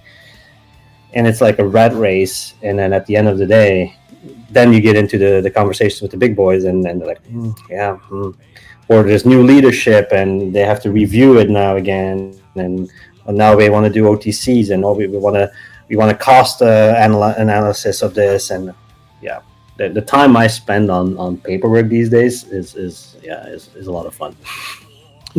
oh, this guy, Jeff Green donated 50 Canadian dollars. Oh, congratulations on the 5 US cents there. Right, exactly. What is it? About 70 cents? I haven't looked yet this week because it's we seem to have moved up a little. Yay! What is it? I think it's, hang on, 72 cents. Okay, so I wasn't far off. I was close. No. Yeah. Well, it was. I think we were hitting 70 cents at one point. Oh. It varies. It varies. Yeah, like I said, just before the call, I quickly ran to the store with the missus for lunch and grabbed the groceries, and things are so expensive these days. It's like I'm like, yeah, get me some bottles of Coke, and she's like, yeah, okay. I'm like, why? Like, it's $5. She's like, no, 7.5 these days. I'm like, holy smokes. Holy smokes, that is a lot. That is a lot. That's a 50% increase. And she's like, yeah. And that's just one item. I will say that while gas prices have actually gone up, they've actually been pretty stagnant for me. I've been getting gas for $2.95 a gallon because there's a gas station, QT, that has had this promotion since I think pretty much the beginning of the year, that if you purchase the gas through their app, you save 25 cents a gallon. So $2.94 is a little bit higher than it's been, but everywhere around where I live is like $3.50 a gallon. So yeah, I've been thankful that. Now I know if you live in like Alabama or some other state that has like zero taxes on your gas, I'm sure you guys are a lot lower. But hey, I live in the state of Illinois. We have taxes on gas. Yep, we have taxes on gas too in Canada. Oh yeah, we do. QT, that's Quick Trip, right? What was that? That's QT. That's Quick Trip, right? Or yes, exactly. Quick Trip. Yep, exactly. So Ghosty's blaming you for breaking NVIDIA for all the other crypto projects. I have nothing to do with that. No, I get it. I'm sure a lot of the reason why it took you is, I'm thinking that it's not just because of the fact that it's a corporation why things move slow. They do need to be more careful, at least in their mind, with crypto projects, because if they have a crypto project that goes bad in their program, that's going to look really, really bad. And and there's you have also multiple branches within NVIDIA, right? So you have the branch focusing on AI, and then you have the branch focusing on consumer GPUs, which is where the crypto world comes into play. Right. And then you have a couple other branches in the robotics and all that other stuff. Navigating that was it's like walking through a minefield. Like, can I do this? Can I do that? And you might have noticed I was always in Flux announcing these things with NVIDIA, and it was not Flux itself. Flux was sharing it, but again, it's all about the narrative and yeah, like I sat with a bunch of these directors and managers, and having to explain what we do and how we do it, and that Influx uses blockchain as a technology, and we use it to leverage more inexpensive cloud solutions and all that. So they get what we're doing, but the message was pretty damn clear. And even in the trainings and the certifications that I had to get to get to the NPN partnership, I can't tell you how many times, and even in their exams, crypto, NVIDIA, no, it's really hard baked into everything. Yeah. Yeah, I mean, I get it. I get it. It's just, we know the bad things that go on in crypto, and unfortunately, it gives everybody that's aligned with crypto a bad name. Unfortunately. Yeah, that's reality. That is a reality, and then the meme coins and all that entire phase, and I don't know if it's still as much a thing at this point, but let's just say it did not help anybody in the space. It was fun in the short term, but in the long term, this doesn't help anybody. And I was on a space this morning as well, where there's these other deep in projects that are really working hard to get the brand out, to get the recognition. And kudos, by the way, to the folks from Helium with their AT&T partnership. That's like I said this morning in that space, that's the stuff you want to see. Mm-hmm. That's the stuff you want to see, where you can see real projects getting into the real world and see the real use cases coming out of that. That's the stuff that really will promote crypto in the long run. The meme coin craze was just it was the same with the NFTs. Like, there's a technology there and the use case there, but it became an abuse instead of pushing it all properly forward. We'll learn. Everything has its time in the space, and yeah, some things will stay, some things will just disappear again. Actually, I was just seeing this earlier this week. The RTX Pro 6000 came out. Had you heard about that? No, I haven't. Yeah, it is obviously a Blackwell. GPU. Yeah, yeah. Okay, you know of it. Oh, okay, you just didn't know it was coming out. Yeah, actually, people have listed it like $11,000 or something like that when it was only supposed to be $9,000. Yeah. So, yeah, I was debating on whether to try to get one. I would hold off on that. I'm more looking. I'm looking at at Sparky, as I call it, the Spark that they're going to be releasing, which is that. Yeah, no, I know. A unit altogether, but that thing comes with 128. I thought that was really fascinating, like an all-in-one high-end workstation. Purely for AI. Yeah, just beast. Yeah, it's literally, think about it as a miniature Blackwell tower on your desk. Yeah. Thing has 128 gigs of VRAM, I believe. Oh, wow. Yeah, and the price, $4,000. Yeah, I'll go with one of those. Wow, I didn't realize that. That's pretty interesting. Yeah. Like I said, I remember hearing about it, but I was so blinded by the ATX or the RTX Pro 6000. I was like, oh my gosh. No, because I was talking with a company who builds out these massive towers. Think about your high towers back in the regular computer days when we didn't have to worry about AI. Mm-hmm. And I'm like asking away, I'm like, hey, so how much is one of these? And he's like, yeah, if you want the 6000 series in there, you're looking at about $50,000. I'm like, yep, pass. Yeah, wow. Pass. Yeah. Especially because some of the utilizations for AI, even you don't really need that big of a machine.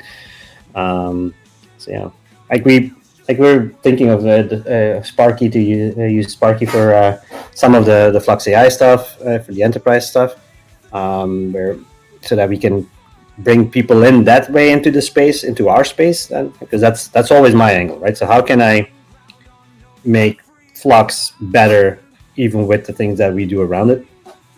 So we're finding ways to get that done. I know Seed is looking at some of these things as well, a partner there. There's a lot of things happening. Right up their alley. Yeah, Yeah, but GTC was actually pretty cool this year. It wasn't the announcements for Jensen himself was not that. I did notice that the people were not wowed about it. I personally was. Some of the tech that's coming in, but there was a lot of numbers, right? So if you're not into the number game as much, then it doesn't really look as amazing. Right. One of the comments around me from the journalists that were sitting around me was like, "Well, we've seen this last year. This is basically the same thing as last year." I'm like, "No, Oh. no, last year was last year, and this year we're literally a decade further almost in the technology." I did talk with a lot of the larger data centers out there that are still waiting on their original Blackwell deliveries, and even H100 deliveries still. Yeah. And those guys were like, we haven't even installed our shit, and it's already out of date. Like, things are going so fast, and I think that's going to backfire to Nvidia at one point. Is that they're going a little too fast. But yeah, you know what I sometimes wish? I wish I would be a fly at a family gathering in the Jensen family, where you have Nvidia sitting there and AMD sitting on the other side of the table. I wonder sometimes what the conversations are at that table, and I really wonder. Must be fun. That is pretty interesting to see what, because people go back and forth between those companies that we never hear about. So I am very curious. Because AMD is his niece or his sister-in-law? I don't know, actually. I didn't. Yeah, so the CEO of AMD is family with the CEO of Nvidia. I was not aware. That's why I think it's always a fun conversation. When they have a family gathering, they're all sitting at the same table. I really wonder what the conversation is at that point. Yeah, you think about it though. If you think about like when players that normally hate each other on the court, like when they come together for an all-star game, it's all that is left to the side, type of thing. Let's go out and have a good time. So I imagine that I would think that there's probably not a ton of shop talk, maybe a little bit just general. What does it take to run an organization as opposed to jabs? Yeah, I'm sure. Yeah. Oh, that's going on. Hey, you guys are doing a great job with those Blackwell drivers.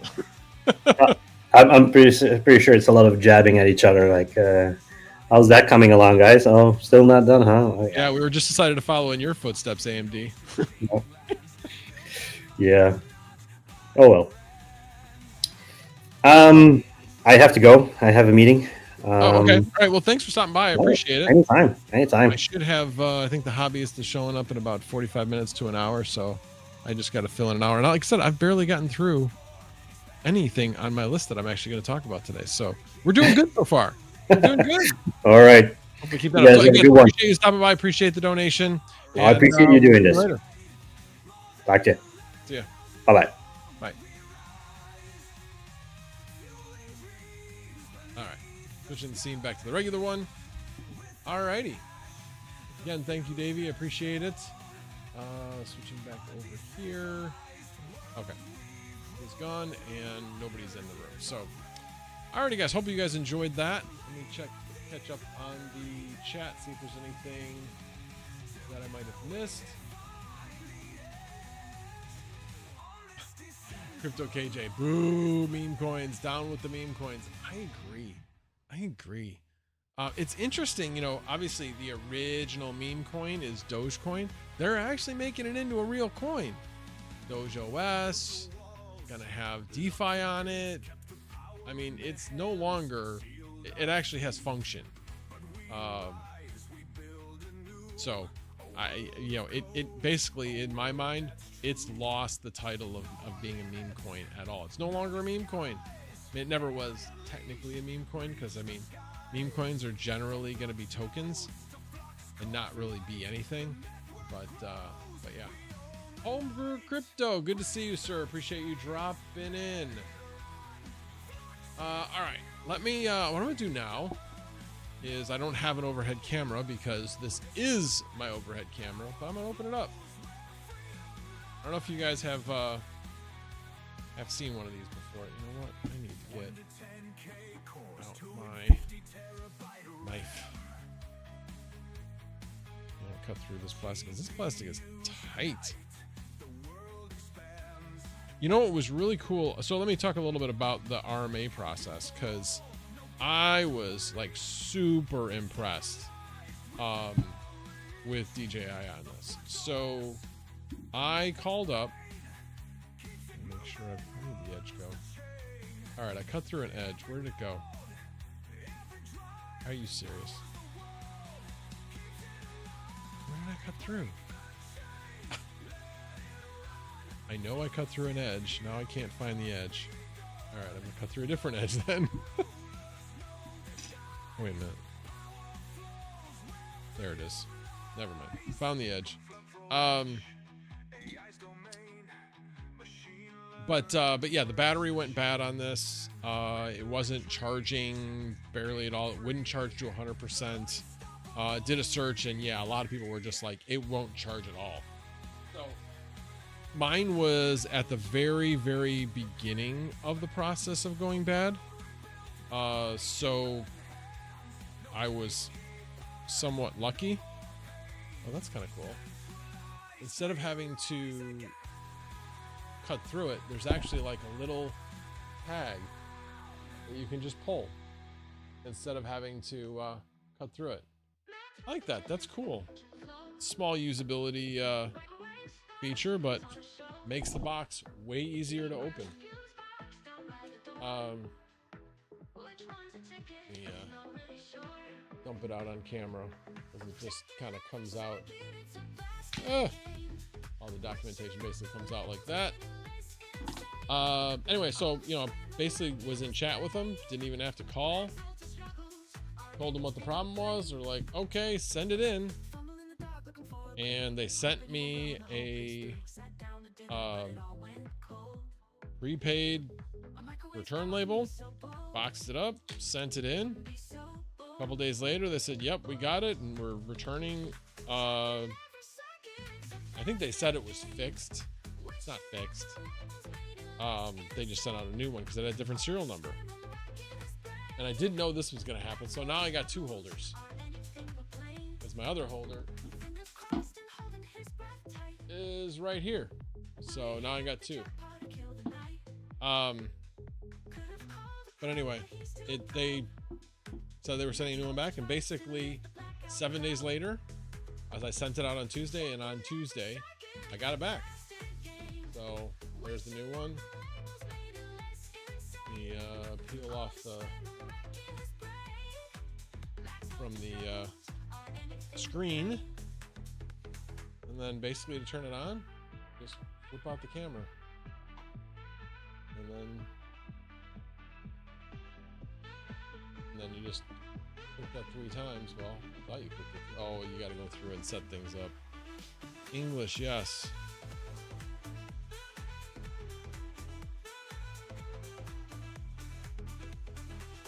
Device name, scan. Hold on, scan the QR code to download DJ Mimo. Oh, well, I already have DJ Mimo on my.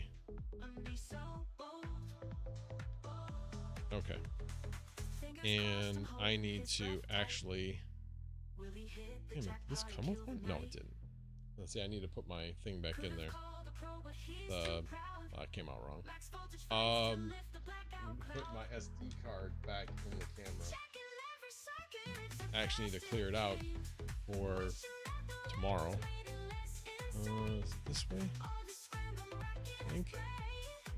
It does not seem to be that way. Let's try this way. Yeah, it's that way. Alright. And it's in. And then they sent me the original battery back. Basically, then they send it back. They actually tell you that these are the serial numbers that you're getting back, so you know that you're getting a different camera along with the same battery, because you can check it against what you sent, and what I should say what they received, because I didn't have to send them like, oh, this is the serial number I'm sending. Didn't have to do that. So again, the quickness of the turnaround was great, but they called me multiple times, left me a message saying, hey, if you need anything, please call us. And they called me, I think at least twice, if not 3 times. And the second or third time I picked up and said, you know, hello, and they told me who they were. I said, yep, just so you know, yes, I got it. I haven't had a chance to open it yet, but I did get it, and I appreciate the quickness of the turnaround. And she said, well, that was the main reason why we called. We want to make sure you got it. And if you do have any issues, you have 90 days where it's covered under warranty. So please let us know if there's any issues with this. So yeah, I'm, like I said, totally impressed by their support. Honestly, don't know how they could have done it any better. There is a where you can actually pay a little bit, where they actually send you a unit first, I believe, and then you send it back. But when I heard how quick they turn things around, I was like, oh, do I really need to do that? But I did want to make sure I got it back for the panel upgrade. Yeah, I didn't look to see how much battery is on this. Oh, I see. Swipe to skip. And I'm gonna have to do it like 3 more times.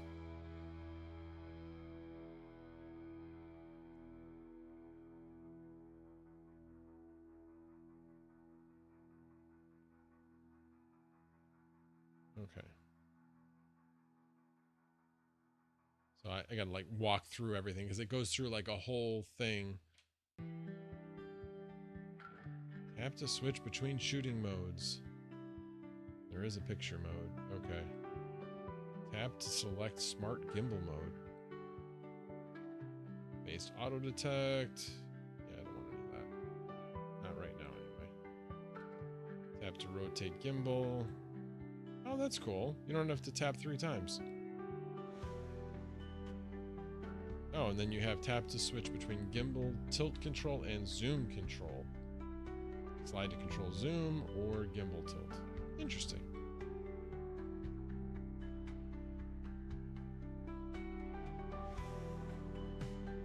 Control zoom. Yep.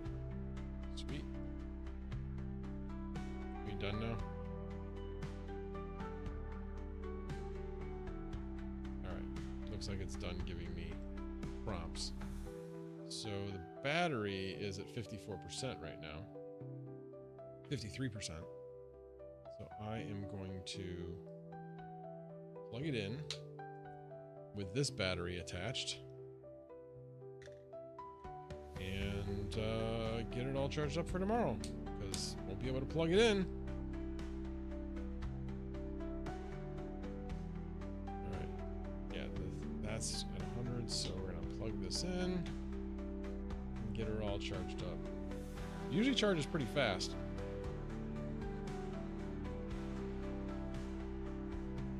So we'll see how quickly it charges up. But glad to have that back. I missed it. I do enjoy that camera a lot. If anybody's looking for a camera, kind of an all-in-one do-it-all. I actually, when I went to Mining Disrupt last year, I had that camera with me.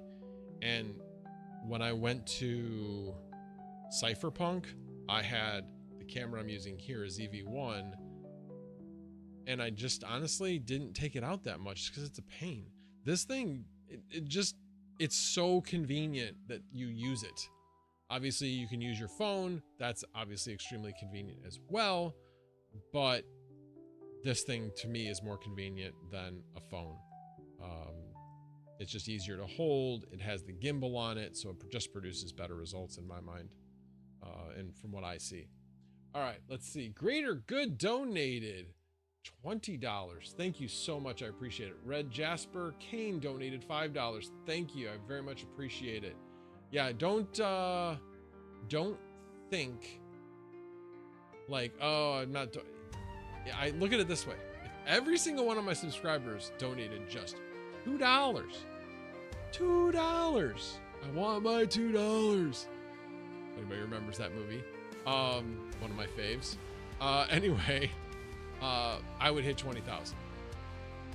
Literally that simple. $2. Everybody just donates $2. That's all. That's all. Pretty simple. And it wouldn't even be that much because I'm donating $25 for every $1,000 that is raised. So Let me take a quick gander at where we're at. We are currently $486. We are at 514 away from 1,000. So this may end up being like an ongoing thing, at least through the end of the month. But we'll see. We will see. And doing it kind of on a Thursday is a little bit odd. But it is World Ovarian Cancer Day. It was relevant to today, so that's why I decided to do it today instead of waiting until the weekend or anything like that. So that's why I did it today. All right, let me the hobbyist, how you doing?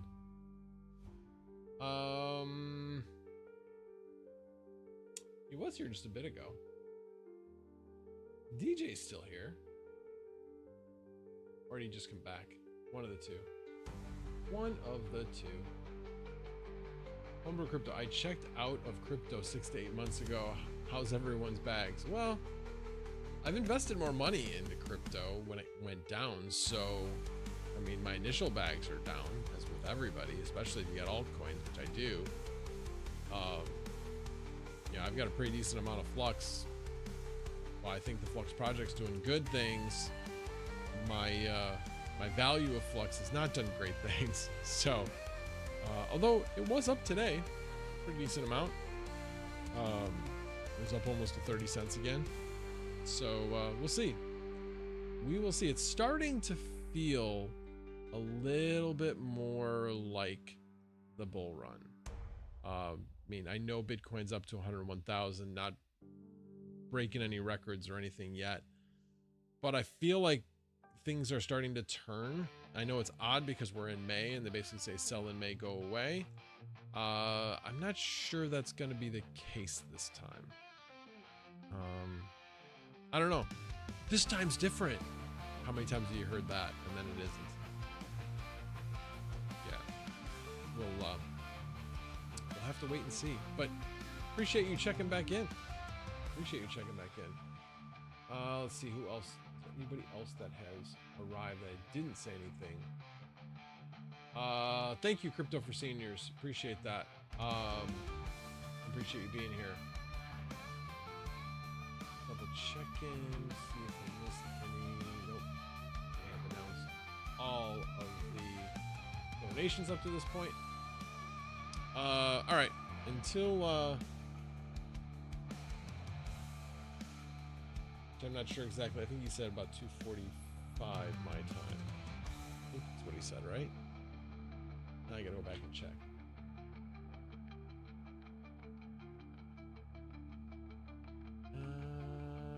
Yes. So in about a half an hour, we should see Hobbyist. I'll keep an eye on the link, the Video Ninja link. All right, let me see if I can do this. Bring up some information.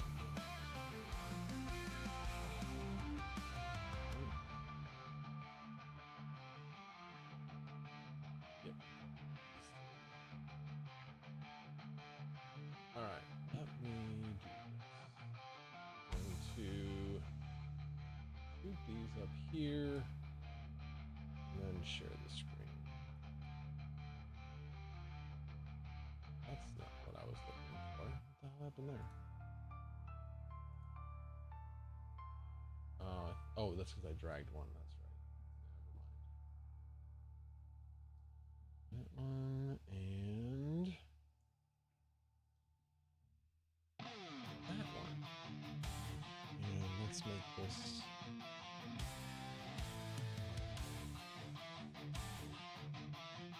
Oh, that's not helpful.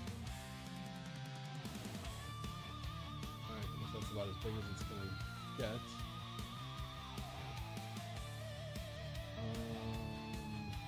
Yeah.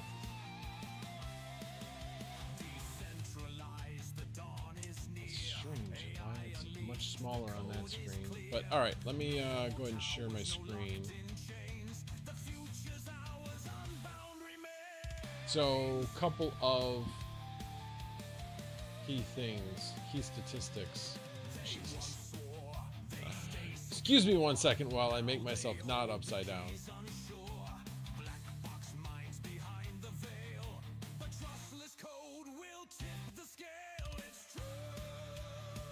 Alright, that's not, let's just do this. There we go. Why I'm cut off, I don't know.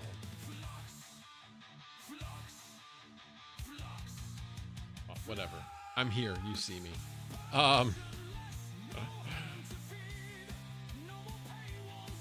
right. So basically, the how do I make this bigger? Because unfortunately, when I try to do, you know, zoom in with it, it won't zoom that in. I guess that's a little better. Oh, there we go. So women aged 50 to 59 are at the highest risk for ovarian cancer.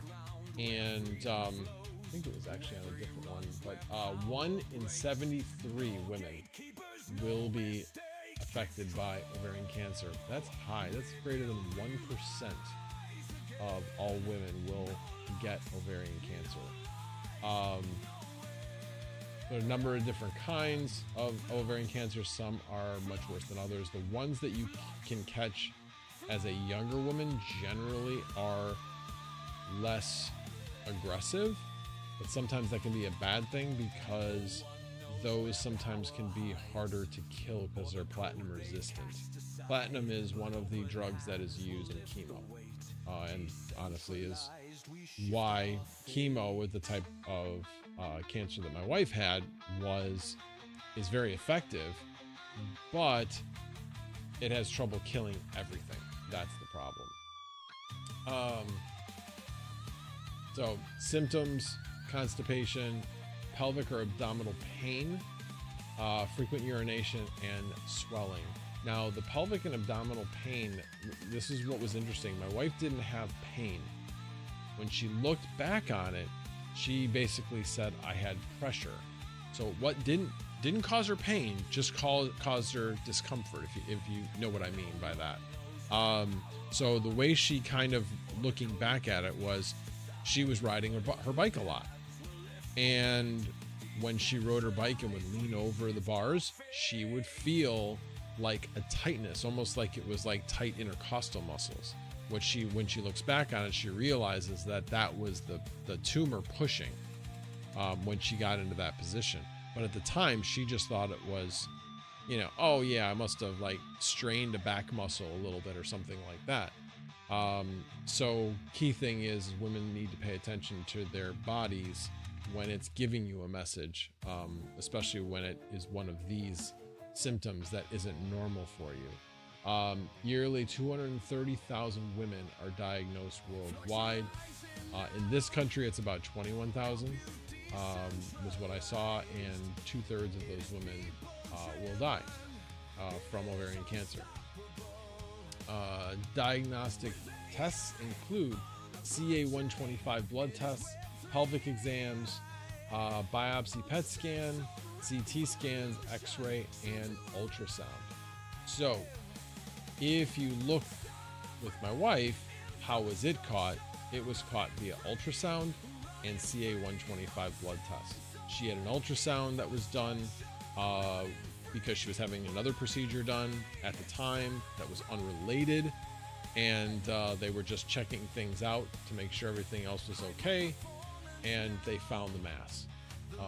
So she did not even go to the doctor for any reason that was related to ovarian cancer. So that is so lucky. The other part of it is because I was between jobs. I had been working for an electronics manufacturer. Due to tariffs, lost my job, and then had to find a new job. So when she was gonna go get this done, she waited until I got new insurance. And so once I had the new insurance, she scheduled it, and that's when they found it. But because of how fast growing this cancer was, if she had had the procedure done earlier, they may not have even seen it. So very interesting how that works out. But anyway, but yeah, CA125 blood test, which can produce false positives more often than typical blood tests. But in my wife's case, it was spot on. Her, you know, it's supposed to be between 0 and 30, and hers was like 500 or something. So way above normal. But they also said, not a guarantee that you have it, but given everything else, that you have a mass and that your CA125 is high, yeah, most likely you do. So family history. So if you have, so my mother-in-law had breast cancer. It was not BRCA related though. What was interesting was that, so BRCA, there's 2 BRCA genes, and they are related to whether or not you are going to get ovarian cancer or breast cancer. So my mother-in-law did have breast cancer, but she did not have the BRCA gene. My wife does not have the BRCA gene, but the mutation of the tumor did have the BRCA gene, which is really kind of strange.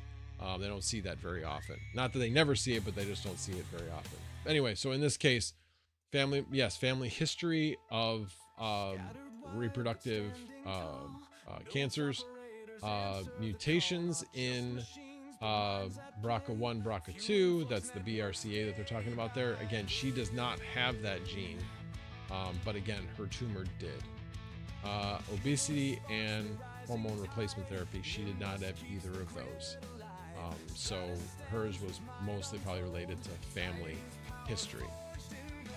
It's the 17th most common type of diagnosed cancer, but again, the 7th deadliest. So yes, there's a lot of other cancers that get diagnosed more, but yeah. All right, let's. This one is also talking about a lot of the same thing, but let me see if I can make that bigger. Nope. There we go. So this is what's interesting. It's 1 in 78 women will develop ovarian cancer in their lifetime. The other one said 1 in 73. I'm not sure why it's different. Again, this one's 21,750 new cases will be diagnosed this year, and 13,940 women will die this year of ovarian cancer. Again, you're talking like 2 out of every 3 approximately, about 60, between 60 and 65%. It's the #1 cause of gynecological cancer deaths. Number 5 cause of cancer-related death in women, and the 11th most common cancer in women. Again, breast cancer. You know, as far as a women only, well, not breast cancer is not just women only, but mostly women. You know, obviously that's much more common. But again, much more survivable because it's a slower growing cancer. So survival rates, year 5 is 48%, year 10 is only 35%. So now that statistic is in general. Once you take when most women actually are diagnosed, which is stage 3 and stage 4, and you look specifically at stage 1 and stage 2, stage 1 and stage 2 are mostly survivable. Obviously, there's going to be cases where it's not. You're going to have recurrence and such. But the fact that my wife's was stage 2, although barely in stage 2, you know, they took out all the surrounding lymph nodes and said, nope, don't see anything. So they said it did not spread into the lymph system, but it had really, shall we say, infected the abdominal cavity. So we still think it's, we were told it was stage 2. So that's a 75% survivability, long-term survivability. So know the symptoms: bloating, difficulty eating, pelvic abdominal pain, and urinary frequency. Again, you don't see a lot of these things. So other things that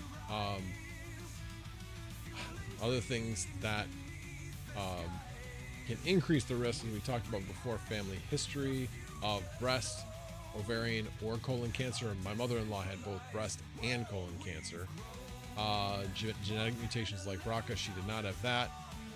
Postmenopausal. Okay, well, every woman is eventually going to be postmenopausal, so yeah, that's why 50 and 59 is the most common time to get the disease.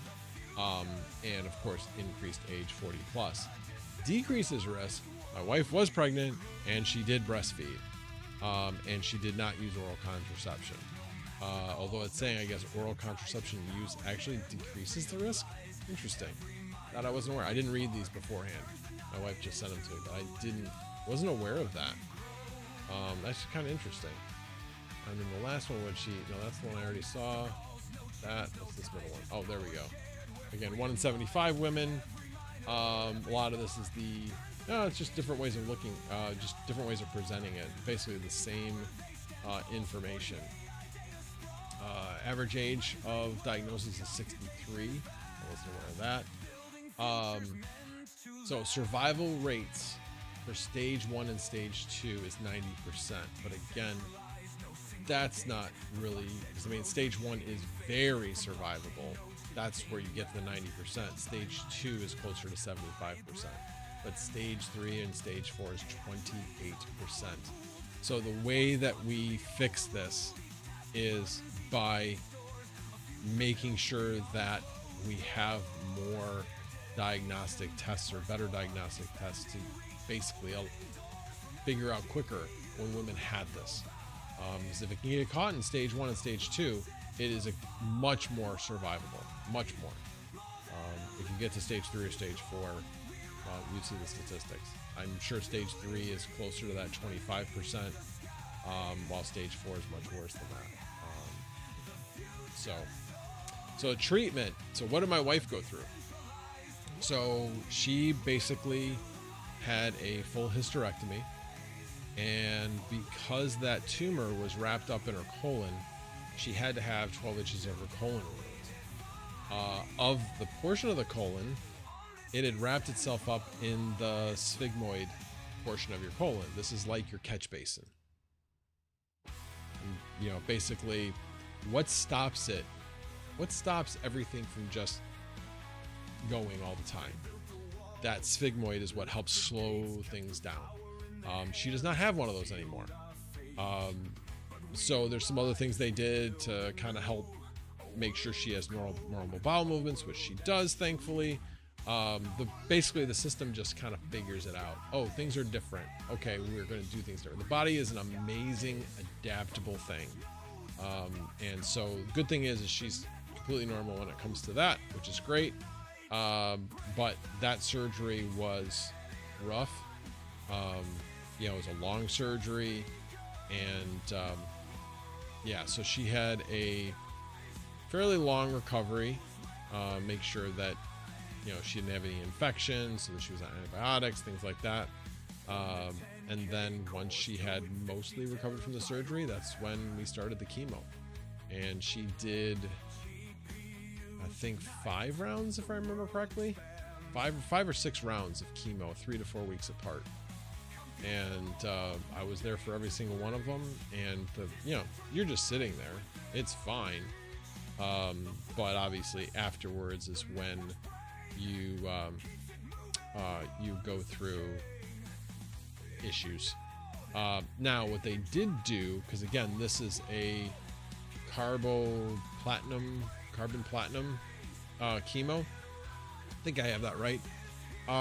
Which does make you nauseous and things like that. Well, they now have a device that they put on you, so after 24 hours this thing injects, because that's when you're going to have the strongest nausea. So instead of trying to give you, they do give you an anti-nausea right then, but that's only good for like 24 hours. And then they give you this other injection that's timed. and it beeps, and it'll scare the crap out of you because it's beeping, letting you know that it's going to stick you. And then when it sticks you, you're just like, oh, wow.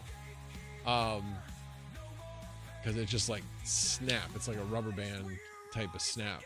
But you just don't. And the other thing is, it stops beeping.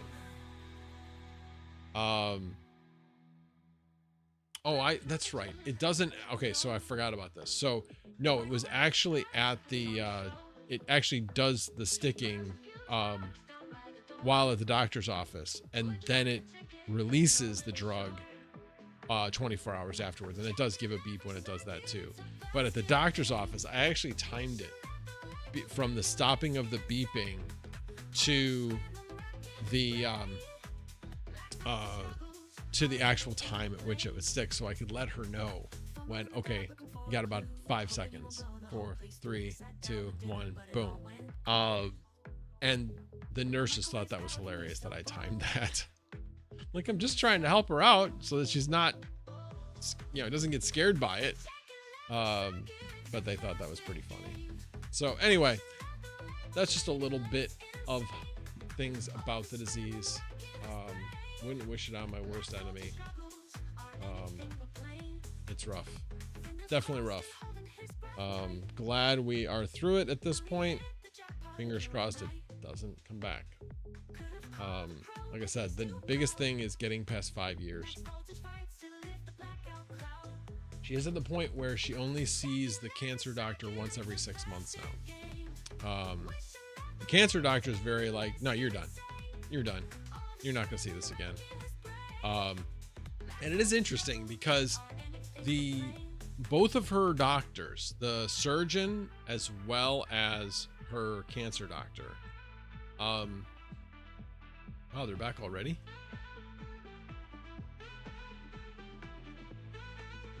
Hold on a second. You're back already? Wow. Everything taken care of?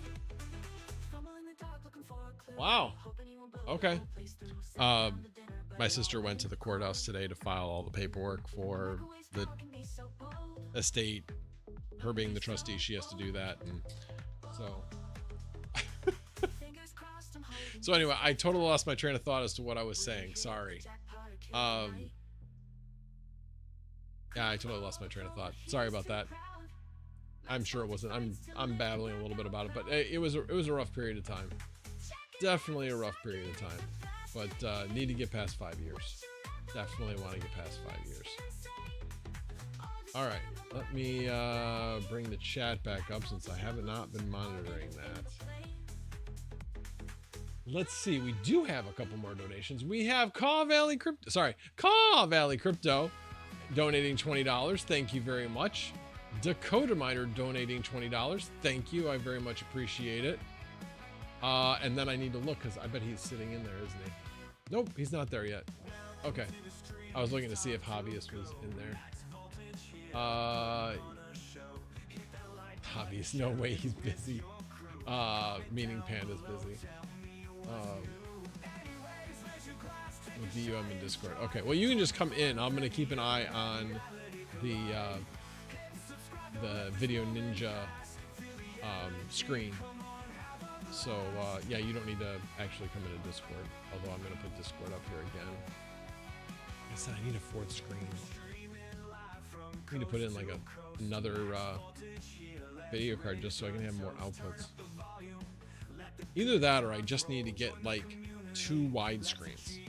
That would be awesome. And then maybe 2 up there so that the 2 wide screens would be like 4 monitors and then 2 above. That would be awesome. But that's probably not going to happen anytime soon. All right. Discord. That's what I was bringing up. See if Sorry, responding to Jeff Gee.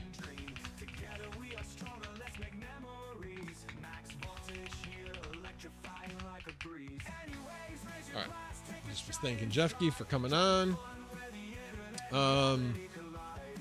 Let's see what the camera's at now. Yeah, it's already at 78%. This thing charges fast. I literally had this thing plugged in overnight and it wouldn't get to 78%. But I think I may know what had kind of caused the problem. Was that I have the attached battery on it because I want to be able to connect it to like a tripod or something like that. The actual camera itself doesn't have the ability to get hooked up to USB and be connected to a tripod at the same time. So in order to be able to have it work as a webcam through the system, I need to use the extended battery. Well, I had the extended battery on and left it plugged in. So I have a feeling that this doesn't like to be left to be plugged in for long periods of time of inactivity. So I'm going to keep an eye on that, but I have a feeling that may have been what caused it. Maybe they fixed it with a software update. I don't know. Yeah, right now still at 78, 79%. Just went to 79. It'll obviously go slower. The closer it gets to 100%, it's going to go slower. All right, let's see. Vinny Del Greco says, is there any kind of stats about multi-parity and increased ovarian cancer rates? What is multi-parity? Do not know. Thank you everyone for donation shares on Max Stream. If you can retweet me or Max's post, yeah, that would be awesome. I would appreciate it. Have fun with Cindy. Haven't heard that in a while. I think he's just finally accepted that that's just the nickname.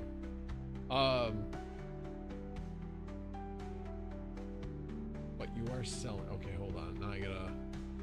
Oh, Vinny Del Greco, man, dealing with public haggling for GPUs sucks. I'm not gonna lie. Yeah, it does. I am so glad that I did eBay. And it was interesting because I was watching Red Fox's stream the other night, 2 nights ago, and he was talking about the fact that, yeah, I'm probably just going to do eBay, but I'm going to get a basic store. And I wanted to be like, yeah, I think some guy did a video about that. Because I did do a video about the fact that, yes, and I got that idea from, oh my God. I cannot think of his name, and it's bugging me. How can I not think of his name? Altered Component. I was thinking Amplifier Gaming, and I'm like, no, it's not Amplified Gaming. So yeah, Altered Component actually gave me the idea. So again, thank you to him with that. But yeah, that was extremely, extremely helpful. Is the audio low right now? Let me know. Oh, too far away from mic. Okay. I'm sure it got better when I got closer to the mic. I was probably leaning forward like this at the time. Joker Matter, when can I drive you these GPUs? Did he buy Wait, did Vinny Del Greco buy GPUs? Confused. All right, let me, okay. Okay. He's still not here. You got 3 minutes. And actually, you know what I'm going to do? Because I need to eat something. And I need to get more coffee. I want to get some water. So I wish that I had thought to create a be right back scene. But I did not. So I need to eventually create one of those. But unfortunately, I didn't. So I will be right back. I'll turn up the music so that you guys can hear the music a little bit better. I'll be right back.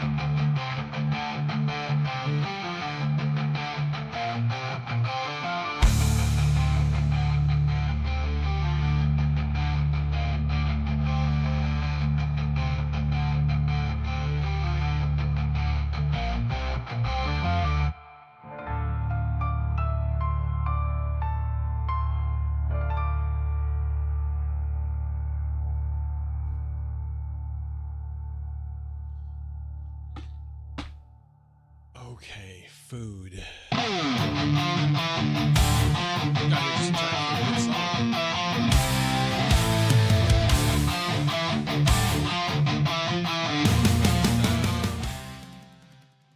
then let me bring Hobbyist in because he is here.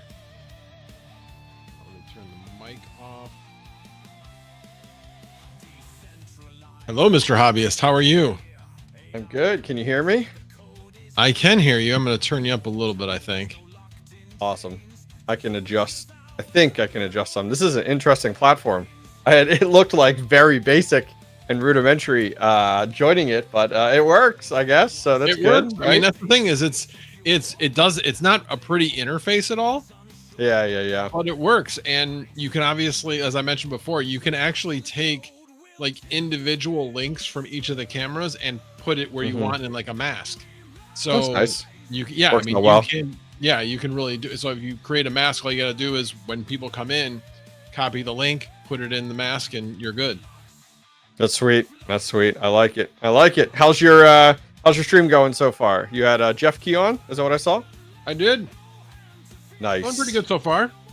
I didn't expect it would get off to like a spectacular start or anything because Sure. Being in the middle of the day on a Thursday. Yeah. Yep. It's weird. I don't know about you guys, but I always joke with my forklift operators, like, come on, stop with the Thursday doldrums. I don't know. Thursday's just one of those days where of any of the days during the week, it's the one day you don't want to be there. It's like, it's too close to the weekend. Yep. You're like, why can't it be Friday yet? You know, type of thing. So I always call it the Thursday doldrums. Nice. Did Red Panda Mining donate yet? I want to call him out. You know, I want to find out. He did donate. Okay, good. Happy to hear that. You know, I just got to make sure I keep him in line. You know, got to make sure he's sharing in all of that wealth. It's called shaming. Shaming. Okay. Did. Hey, I don't know what you're talking about. All right. You know, just got to make sure I call him out for sure. I was hoping he would be here. So when I donate, I wanted to see if I want to play a game with him. Maybe we'll donate again to see if I donate, will he match my donation?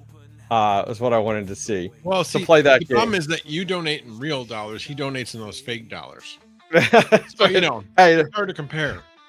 I don't know. Maybe. So I don't think your donation is up to date though. So you have 2 days, 2 ways to donate, right? One through YouTube and then one through the website. Okay. But Correct. do they all go to the? Do they all go to the same pot?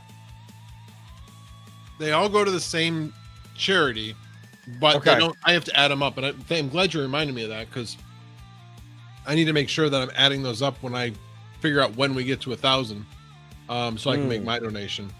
Well, I already made my donation, Max. So you might be there already, brother. I'm just saying. I was hoping Panda would be here to match me, but he's not. So I might just have to donate again. We'll see. All right, so we're at 546 currently on the YouTube side of things. On the YouTubes. And on the other side of things, let me do a refresh. Holy cow! Yeah, I need to make a donation. Yeah, you do. I'm forcing your hand, Max. I pushed you over. Wow. I pushed you over. Do you want me to say? No, I put it there publicly, 100%. Feel free to. Okay. It's not a big deal. So Hobbyist just donated $1,000. Thank you so much. Absolutely. I really appreciate it. So Panda, you better step it up. Anyone sees Panda today, you tell them that Hobbyist donated and you want to see Panda donate. That's right, dance. That's right. Do we get one of those dances every 1,000? Every 1,000? Yeah, just in case you wanted to know, if you donate $1,000, you get the Sunflower Mama dance. I like it. That's I will even do the Sunflower Mama dance.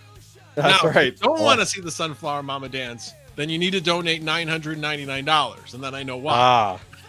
So you know how like when people donate like or when people do like live streams and they have like like DJ screaming and stuff like that, like now you need when someone like donates, it pops up and she's dancing, that would be perfect. I will definitely have to do that. I got to figure that out. Yep. It's one of the, actually, it's funny you mentioned that because that's one of the things that I've been starting to like look at, like ways I can up my live stream game. Yeah. One of them is StreamerBot, and I've like got the thing quote unquote set up, but I haven't set all the features to activate. So I need to like. You know what you could do on your screen now, because you have so many screens and stuff. You could put somewhere both of the windows, or the window for, because that's where I donated at, was actually at the website. Right. And just do a screen grab. But grab it. I actually did think about doing that. I have to keep at the bottom here. Screen, but this is why I need more screens. Because I've got like, okay, that's like my main window, which I'm doing searches on. Yeah. Here I've got the chat. It's easier to see. Yeah. But here. Or what you do, or another thing you do is just do add text and just do total donations, and then every so many minutes you just update that, like that what's on screen, like your total donation count. Would be fun too, but either way, that's great. 100%. What's up, Joker? How's it going? In the process of doing my $25. That's right. Get in there. So, all right, that's in there. There we go. There's my keeping myself honest. Nice. But yeah, so right now total 1,075 plus. I was gonna go back. 571. 571. So we're over about 6. Shoot, I've been streaming for 3 hours. My math skills just. You got a long way to go, brother. You got a long way to go. I know. I'm actually my energy level's pretty good, but again, I do have a long way to go. But I was like, man, I've only been streaming for 2 hours and 45 minutes. It doesn't feel like I'm streaming that long. So it's amazing what a good night's sleep will do for you. There you go. That's good. Yeah, 16. Keep it going. 100%. They're only $354 from 2,000. There you go. Glad I could help. 100%. That's great. Yeah. Really, really appreciate that. I know you saw Sunflower Mama's reaction. So yeah, she really appreciates it. Well worth it. Tell her it was $1,000 dance. Well worth it. I will make sure she knows that. So what's going on with you? Busy, same old. Now we're now we're in the world of doing this full time. This is my world. This is my life now. Believe it or not, today is actually my last severance check. So like, it was my last severance pay today from my job of losing.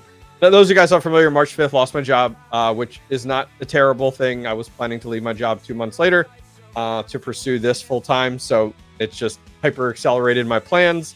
But yeah, today was my last severance pay. So now it's like real. Like, it's been training wheels for the last 2 months, but now it's like, okay, like that's all. So yeah, so it's exciting, nerve wracking, but exciting, because there's not that 9-to-5 job available that's just like, here, salary, good job, So yeah, it's definitely a lot for sure. Very cool. Yeah, I have to admit, I'm trying to remember, you had somewhat motivated me because I started thinking about it. Like, I'm not planning on leaving my job anytime soon, but I mean, I'd like to retire sometime, and I'd like to have another income, significant income when I do retire. And obviously, if I can create this into a significant income, I can retire earlier, which would be nice. I'd like to retire in about 5 years. Okay. But I don't have anywhere near enough money to actually make that happen unless I have a significant income. I had some rough, stupid years, which again makes me kind of think of additional content I can make of what not to do with your career. Yeah.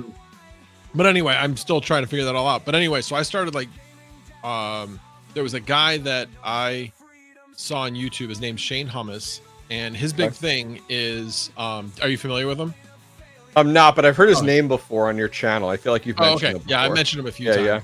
So he basically has a channel where he talks about remote jobs. That's his main channel, and got you.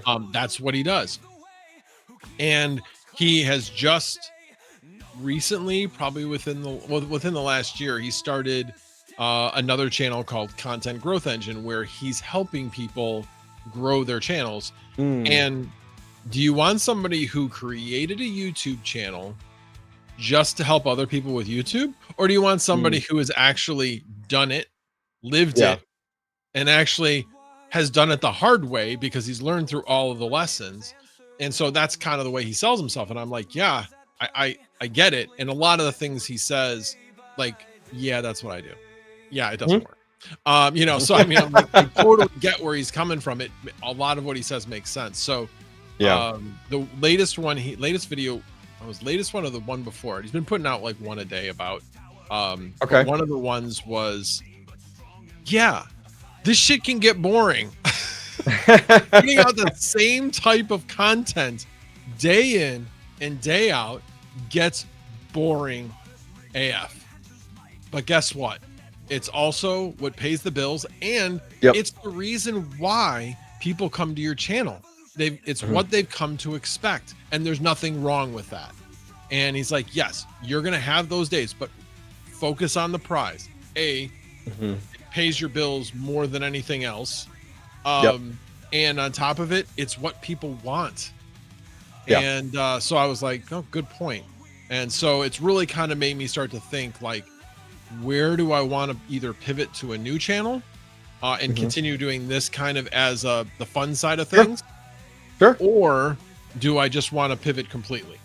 It's definitely tough. I mean, I started my channel last bull run as like a Hail Mary. Like, let's just see what happens with it. There was a lot less creators then than there are now. And, I remember when I got my first Google AdSense payout of $500, and I was like, holy shit, like, this is real.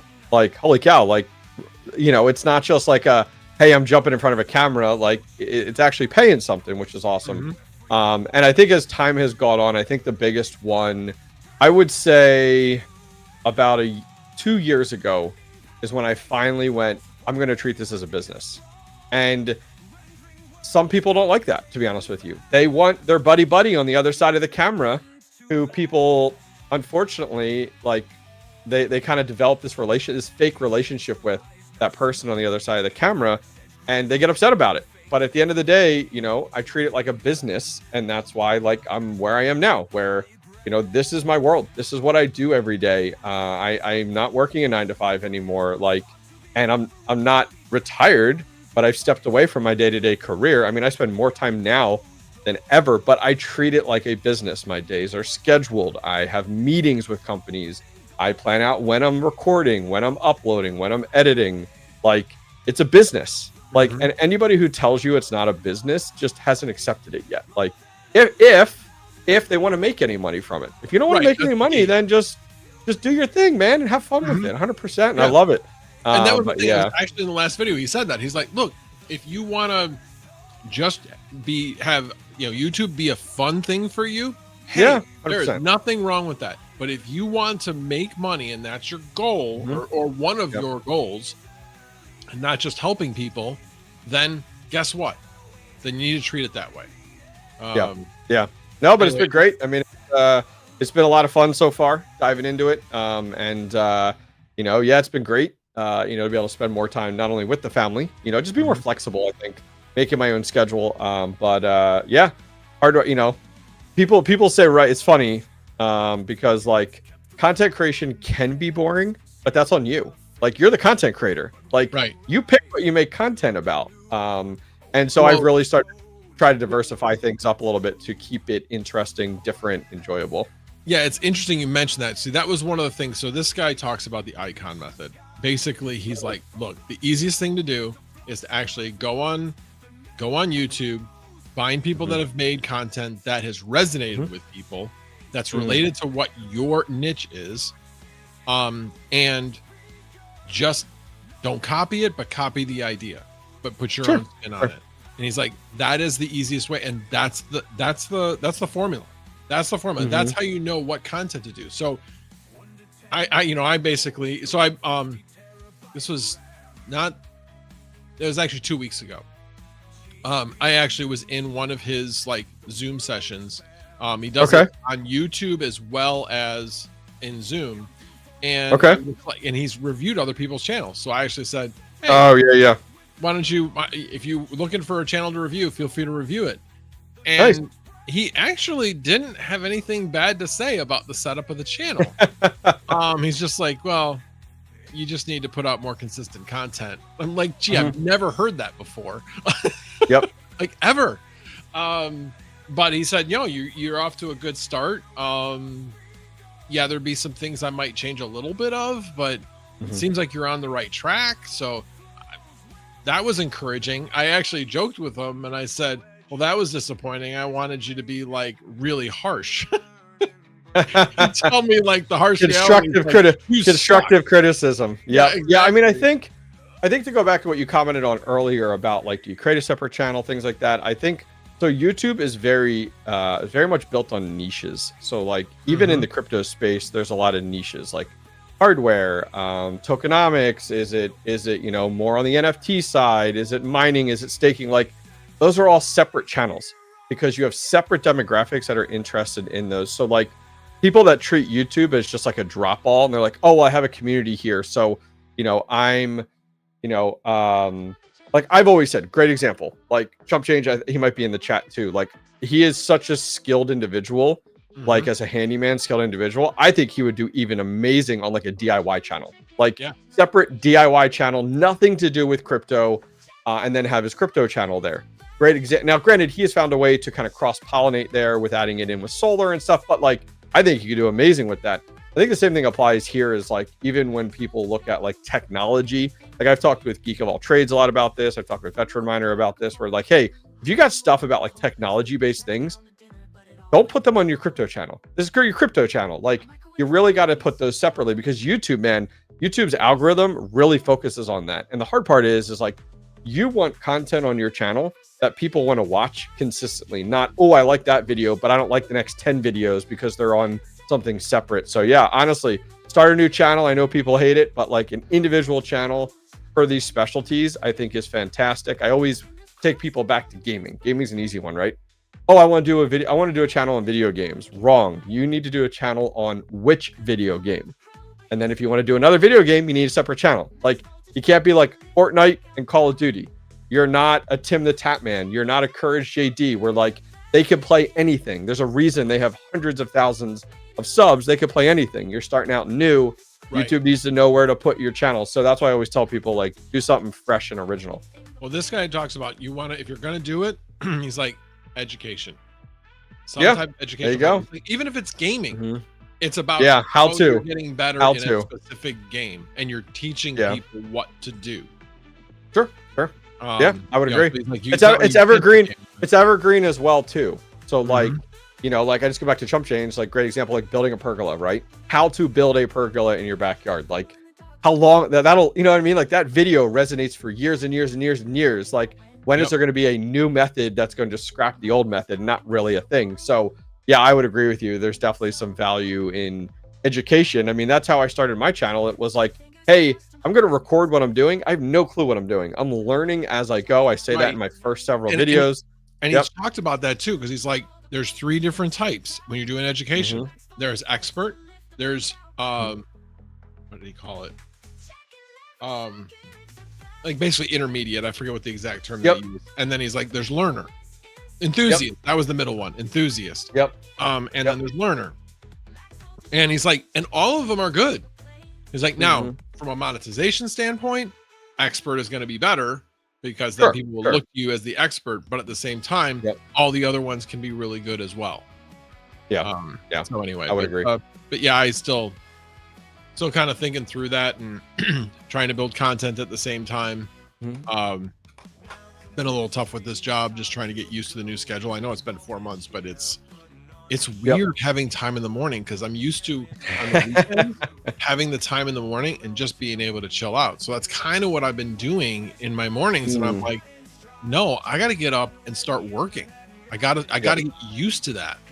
And there's going to be a little bit of a change. Set times are good. Scheduling set times to do things. I mean, that's like for me, like I've been in this now 2 months, and like I set my schedule. So like, every day I have a set schedule. These are the times that I'm recording. These are the times I'm doing emails. These are the times that I'm, working out, all those different times. Like it's all scheduled. And some people hate that, but it's like, if not, then kind of like what you had said, you don't optimize your time.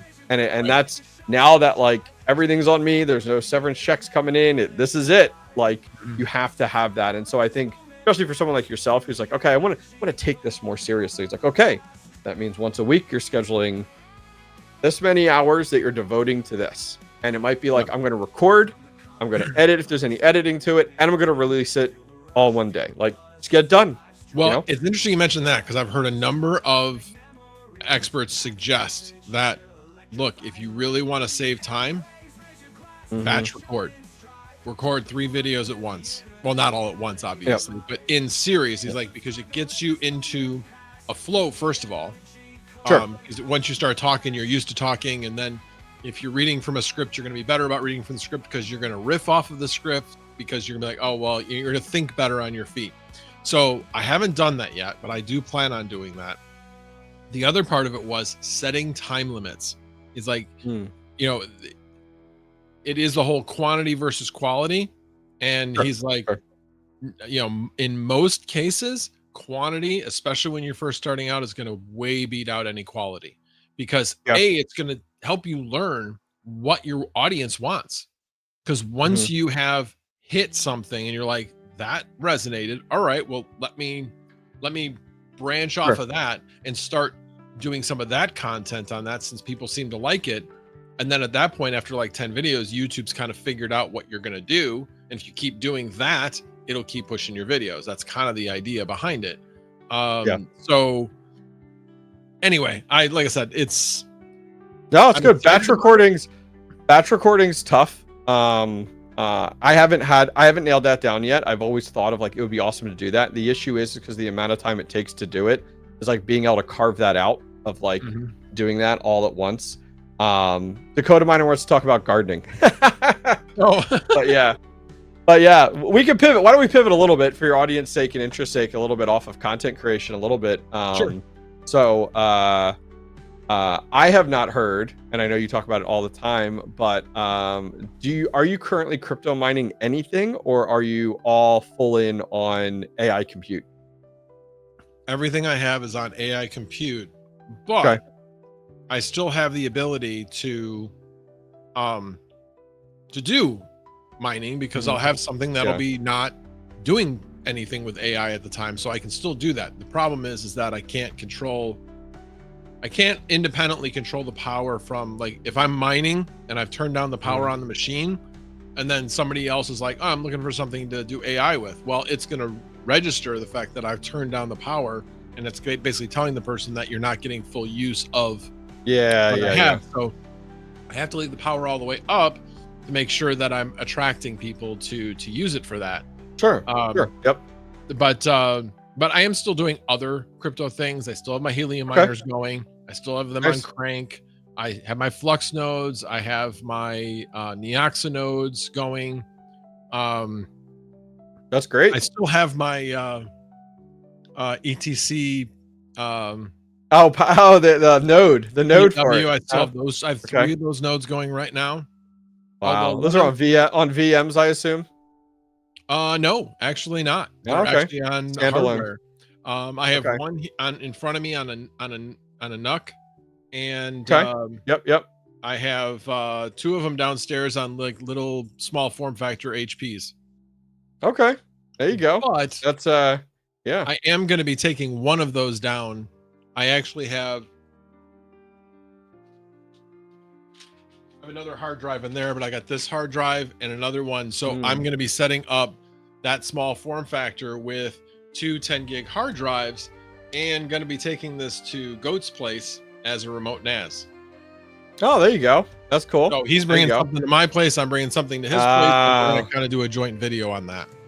That's cool. That's cool. Very cool. Yeah, so, sounds like you still got a decent amount running there, which is nice. Yeah, absolutely. So I'm just trying to think if I'm missing anything else, but I think that pretty much covers it.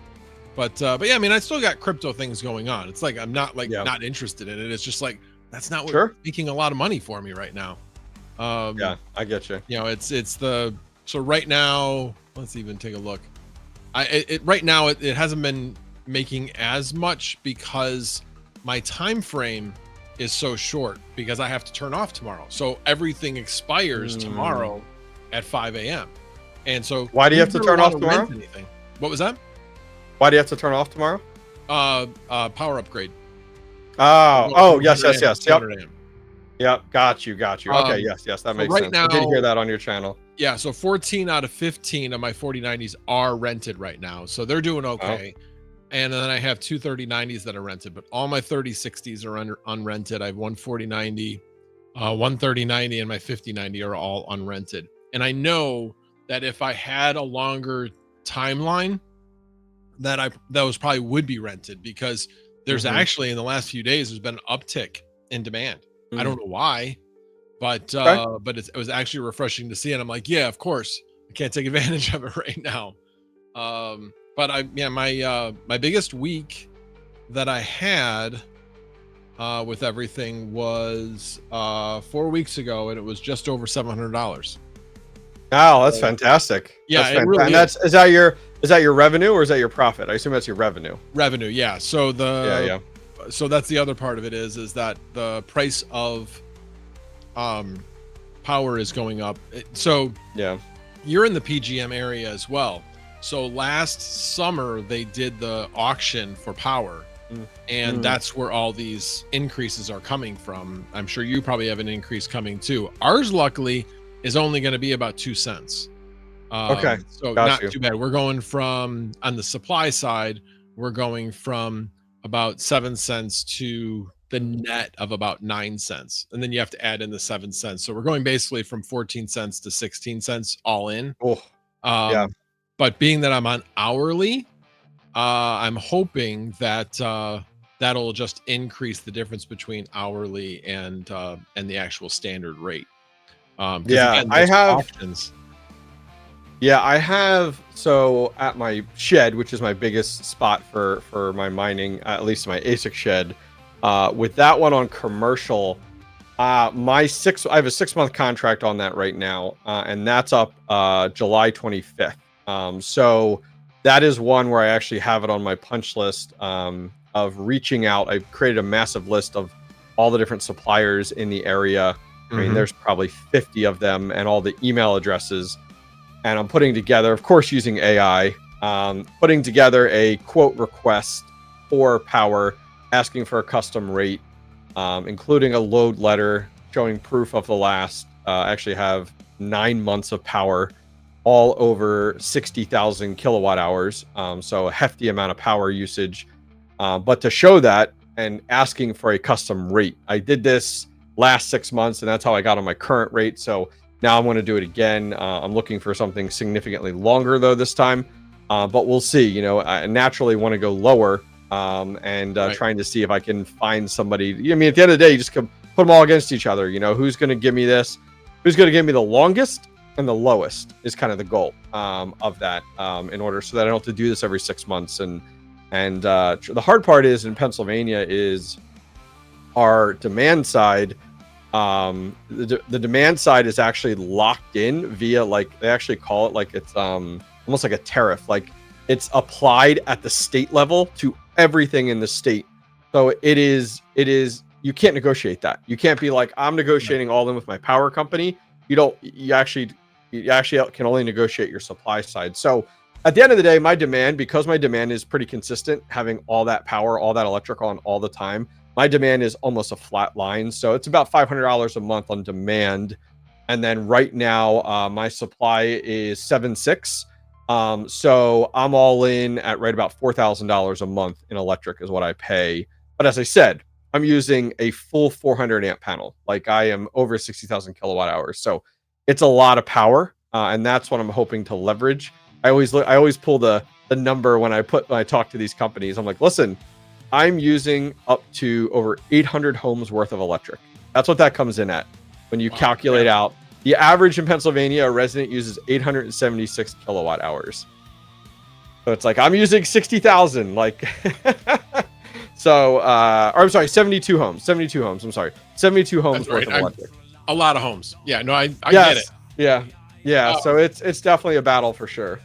Yeah, it's so the interesting thing about it, I was just reading about this yesterday. Because I was like, I don't remember. Oh no, I got an email from ComEd, and it was the interesting thing about it was they only sent it to the hourly people. I didn't see anything. Oh, really? As a general thing.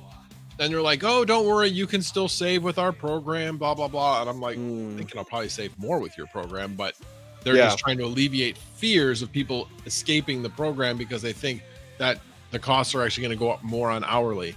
So anyway, so I started looking at it, and one of the big reasons why the power rates went up is because of the requirements. So prior to last summer, there were a lot of storms, and we have a lot of peaker plants that are all driven by natural gas. Well, evidently, with all the storms, there were a lot of outages. Like at one point, there was like 90% outages on those plants. And because of that, there were almost going to be rolling outages in the PJM area. And they didn't, but it came very close to that. So then they changed the requirement that you can't include those plants in your calculation. Therefore, you need more power because of data center requirements from less sources, which means you have to get more external guarantees from other sources. And so Constellation and some of the other like third-party power providers were able to up their rates, and they're just making so. If everybody wants to get on their local power company, those are not the guys to get on. It's the third party like Constellation, and I think it's Axis is another one. It all just gets trickled down. It just trickles down at the end of the day. They're the ones making loads of money. They're the ones making loads of money. And I had a really good conversation on this with, I don't know if you're familiar with Dennis Porter. He's with the Satoshi Action Fund. Yep. I don't know, a year ago maybe. We ended up being at the same mining farm. I was touring it, Block Ops Mining. He was there at the same time, and he was doing a tour of the facility in order to advocate for the right to mine in Arkansas. This is something that he's really pushed. So not only is he pushing strategic reserves, which have been very popular, but also the right to mine is another act that he's been working with a lot of states with. Well, anyways, we were at a bar or whatever afterwards, having drinks, having food, and we were talking about it. And he was asking like, hey, how could he help like from the home miner side of the world? And I explained to him that one of the things I would love to see is, so right now you have curtailment, right? And for those in the audience who don't know what curtailment is, a lot of power companies will offer a program that requires you as a mining farm to curtail. So if all of a sudden they have a big storm that comes through, they need a whole bunch of power available quickly. I'll ask you to curtail, you power off, all of a sudden, wow, that whole mining farm, that power is gone. It's alleviated to the grid now. A lot of people call this like a battery. All it does is pretty much bolster your grid. And then at times of need, oh, it's so bolstered, it's almost overkill. And so what I talked with him about was like, I would love to see an opportunity. And a lot of this comes from the state down. It's whatever state, you know, whatever board is managing the energy within your state, whatever, to force power companies to have curtailment programs for home miners. Now, that means you have to identify as a home miner, which some people aren't comfortable with. But what I would love to see is something like that for home miners, where my power company, you know, they have a program for home miners. You sign up, you use a lot of electric. Based off the electric you use determines what your rate's going to be, and you're part of curtailment. So you get a really sick low rate because you're providing that battery, that additional build out and over, kind of infrastructure. And then all of a sudden a massive storm comes through that is affecting the grid. You just get a text. Hey, that's what they do now. You get a text that says, hey, you need to power off for these 4 hours on this day. Great, no problem. I'll power off. Great. And if you don't, then, then it goes against you. And then, you could get kicked out of the program. That would be phenomenal. Yeah. As a home miner, the reason why I don't understand why more states don't have hourly rates, because a bunch of the features that you mentioned are kind of in that. So like, for instance, I get a better rate than normal because I have solar. What I mean by that is there are 5 times during the year that are the highest demand events on the grid. And what they do is they measure how much you are using during those 5 high demand hours. Well, when are they? They're when the sun's up, when it's hot out. Oh, that's why I have less than what my normal demand is as a result. Therefore, my demand charge for the year is always less than what it would normally have been as a result. So, interesting. Yeah. Okay. So high demand times, I don't have that same issue. Now the other thing that I was thinking about also was there are other features like virtual power plant that some places have, where if you have battery, it's the same idea, except instead of curtailing, removing power requirements, you're adding power to the grid. And so there are very, very high incentives for that type of thing. Excuse me 1 second. No, it's good. No, I think it's an interesting idea. My demand is actually measured once a month for the ASIC property where I have commercial at. And it's measured kind of once a month. And, some people try to play the game, but for me, it's like, it works out really, really well to do that, which would be nice. I've always thought about the variable side. Like they offer variable in Pennsylvania, which is fine. But like my perspective is I've always been concerned to do it as a home miner because of like my shed, here at home, I use significantly less like power. Like in my shed here now is like a bunch of DPIN projects, a bunch of small home box miners. Like I don't have anything crazy. I have 2 100 terahash units in immersion, but those are turned down to about 1500 watts. That's where I would probably test like the variable rate here at home to see how that would go. But that's also my concern, because like my concern is like trying to run that at my ASIC shed where like you're using that much power. The amount like that could break me having crazy rates kick in for certain time periods. Like, and it doesn't make sense to power off. That's the hard part at a size like that. But yeah, that's where I've always thought about variable, but because variables always come in they always advertise it as like super cheap. Like there's a variable one I've seen, it's like 5.4, and I'm like, holy shit, that's awesome, fantastic. But I'm like, how realistic is that in a 24-hour period? That's why you need to like look at the history and basically see where it's been. The thing about it is when you have the history, because you have a static demand, it's not hard to figure out what the savings is going to be. You can just basically run that history, run your demand through that, come up with the average, and do the simple math. So your price difference. Yeah, price difference. Yeah. And for me, it's always been, lately it's been a little bit less. It's been more like 20 to 25%. But I've had times where it's been like 40%, like huge savings. Again, only on the supply side. We're not talking about the entire bill, but just the supply side. And I love spring and fall. Spring and fall is when we get the negative supply side. and you're like, yeah, that would be crazy. That would be crazy at my power usage.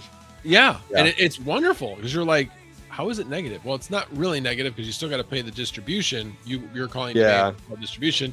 You still got to pay that, but the supply side is negative. So instead of paying, the 7 cents for just demand and 0 for supply, I'm actually paying less for that period of time.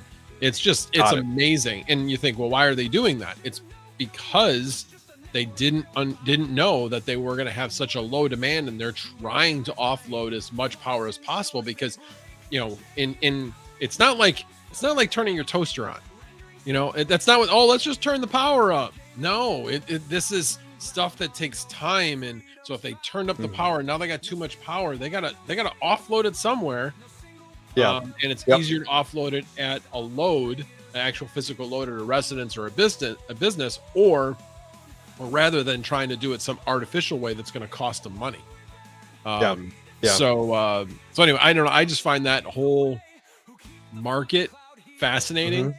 It's crazy. It's a whole science to it. It really is. I mean, I abused for about 2 years on 2 different unlimited plans that didn't have. What happened was, for folks don't understand, I had suppliers in the area that had unlimited plans, mostly over COVID and after COVID. And it was truly unlimited. And what made it so attractive is there was nothing in their agreement that had a max amount. So like I jumped in and was like, hey, I'm going to sign up, rent $99 a month. Fantastic. And then I'd be like, hell yeah, I'm doing 25,000 kilowatt hours for $99 a month. Like my electric bill was like $400 to $500 a month, and it should have been $3,000. It was amazing. Since then, those companies have learned, and now there's 2 different unlimited plans in my area, but they base it off of their history, and they're like, you can't use more than 3,500 kilowatt hours in a year. Like they they look at it, and so like it's definitely tough there. It's something that I'm trying to. The hard part in Pennsylvania is like trying to find a supplier that I can truly team up with on this, to be like, okay, that truly sees the value of it. And I don't sell these suppliers on it of like, hey, I'm doing crypto mining, because most people turned off about that. I just tell them that I'm doing AI compute, and they all want to be involved in AI, right? They're like, ooh, it's like when you hear these stories about going into a bank and looking to get a loan. It's like, don't tell them you want to crypto mine, tell them you want to do AI. And trying to find somebody that I can partner with that can commit to 24 months or 36 months at a rate. Because if that's the case, like my electrician, that's the property I have the other shed at, we've already talked about doing a second shed, like a full second shed on that property, another 400 amp service, like even a third one if we need to. But all that comes down to the electric rate. It doesn't matter. Like the upfront capital is not a big deal. It really comes down to that electric rate, as I said. And when you're looking at $4,000 a month in electric, that's a massive bill at the end of the year. Yep. I think back on just as far as using power and all that. And now it's just kind of like old hat, like, okay, yeah. Yep. And with mining, it was nice in the fact that, okay, it's like a super hot day. Okay, fine. I'll just turn XYZ off for now because got it. Yep. Heat type of thing. But with AI, you can't do that. You have to be on 100%. Oh yeah, yours is even more important than mining. Yeah, for sure. Yeah, exactly. I can't curtail. I can't. Yeah. I mean, I can, but it would totally kill my reliability. It would work against. Yeah, it would work against you. Yep. Right. So that's one of the reasons why I was actually looking at. I was debating. I was like, okay, I actually was talking to TensorDoc, and was like, okay, so you guys, so they recently went through a merger, or somebody bought them out. Anyway, so I looked on their website, and they're like, we are only looking for data center GPUs. I'm like, even if I have battery backup, redundant internet, and cooling to match, they're like, nope, got to be in a data center. I'm like, but I meet all the requirements. They're like, doesn't matter. Have to be in a certified data center. Like, oh yeah. Okay. Yeah, that's just the. Do they pay though? Is it worth it? Like, is the actual payout, like if you need to rent some rack space at a data center? God, like, no. does it actually? Okay, that's what I was going to ask. Renting out rack space. I was like, again, I kind of went through the exercise. Renting out rack space is super expensive. Yeah, I would imagine. Also, not most data centers where you can rent out rack space. They do not. They only supply 10 kilowatts per rack. Oh, okay. Okay, that's true. That's true because their infrastructure build out is meant for traditional data center services, exactly, like rack mountable servers. Not running the amount of power demand that you're looking to do with AI compute, which I think will change as time goes on. But I think it's so young now for an everyday data center versus a data center built for AI compute, which is significantly different. Yeah. Yep. Exactly. And they aren't running really like they would need to set up like liquid cooled racks, where you have like liquid running through the front and up the back, so it's cooling that way, even though it's still cooled by air. So yeah, there was a local data center here. I had a few email back and forths and just basically realized like that's like, I think if I remember correctly, it was going to be like for only 3 kilowatts. It wasn't even for 10. I hadn't gotten beyond that, but it was going to be like $1,500 a month. Oh yeah, no. So now all of a sudden you quick jump in. Joker messaged you in chat about timing. Just wanted to make sure you saw that. I just want to make sure that Oh, okay. Appreciate that. Yep.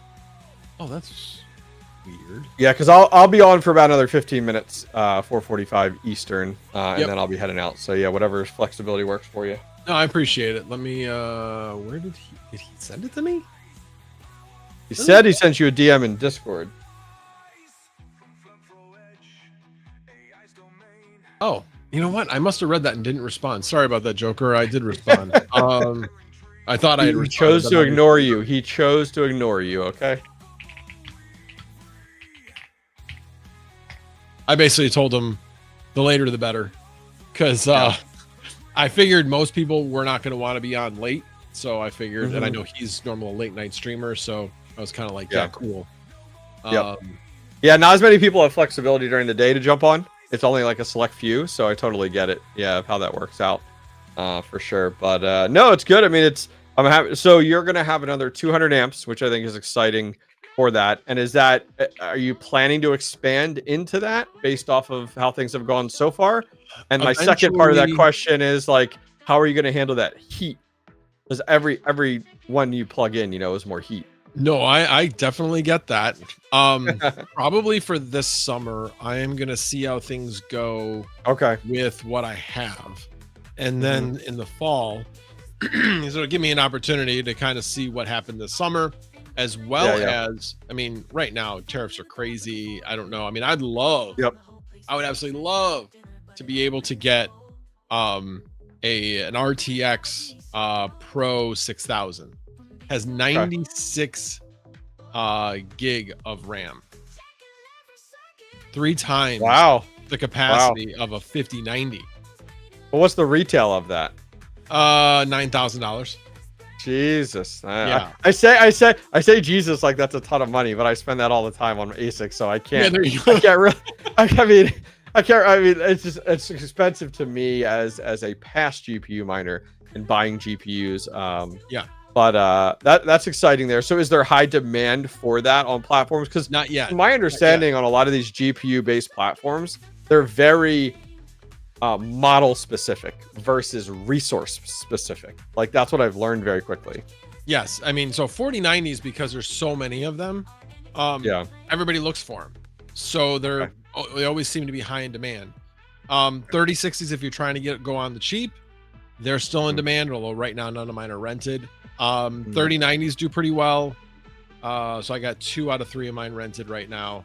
My 5090 is not rented right now, but I believe it would be if it had a longer time frame. Like I said, I have such a short time frame right now that I'm not expecting anything new to get rented at this point. I'm actually surprised I have as much rented as I do right now. So anyway, so I probably won't ever get the RTX Pro 6000. And here's the reason why, is because I want to be able to get things that I can resell. When you're looking at something like that, when I go to a future date, I'll never get that amount, because it's a much more specialized audience.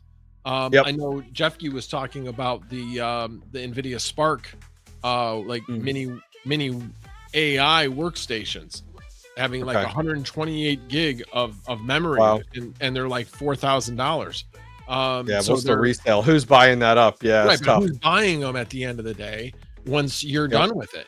Now at $4,000, even just for the content, that would be so cool.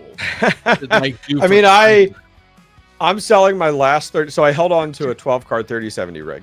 That was my last active rig, and I thought I wanted to get into it and use it for spec mining and stuff, and I just never had the interest to do it. I do anything GPU related on my channel, and it's terrible. It doesn't do well.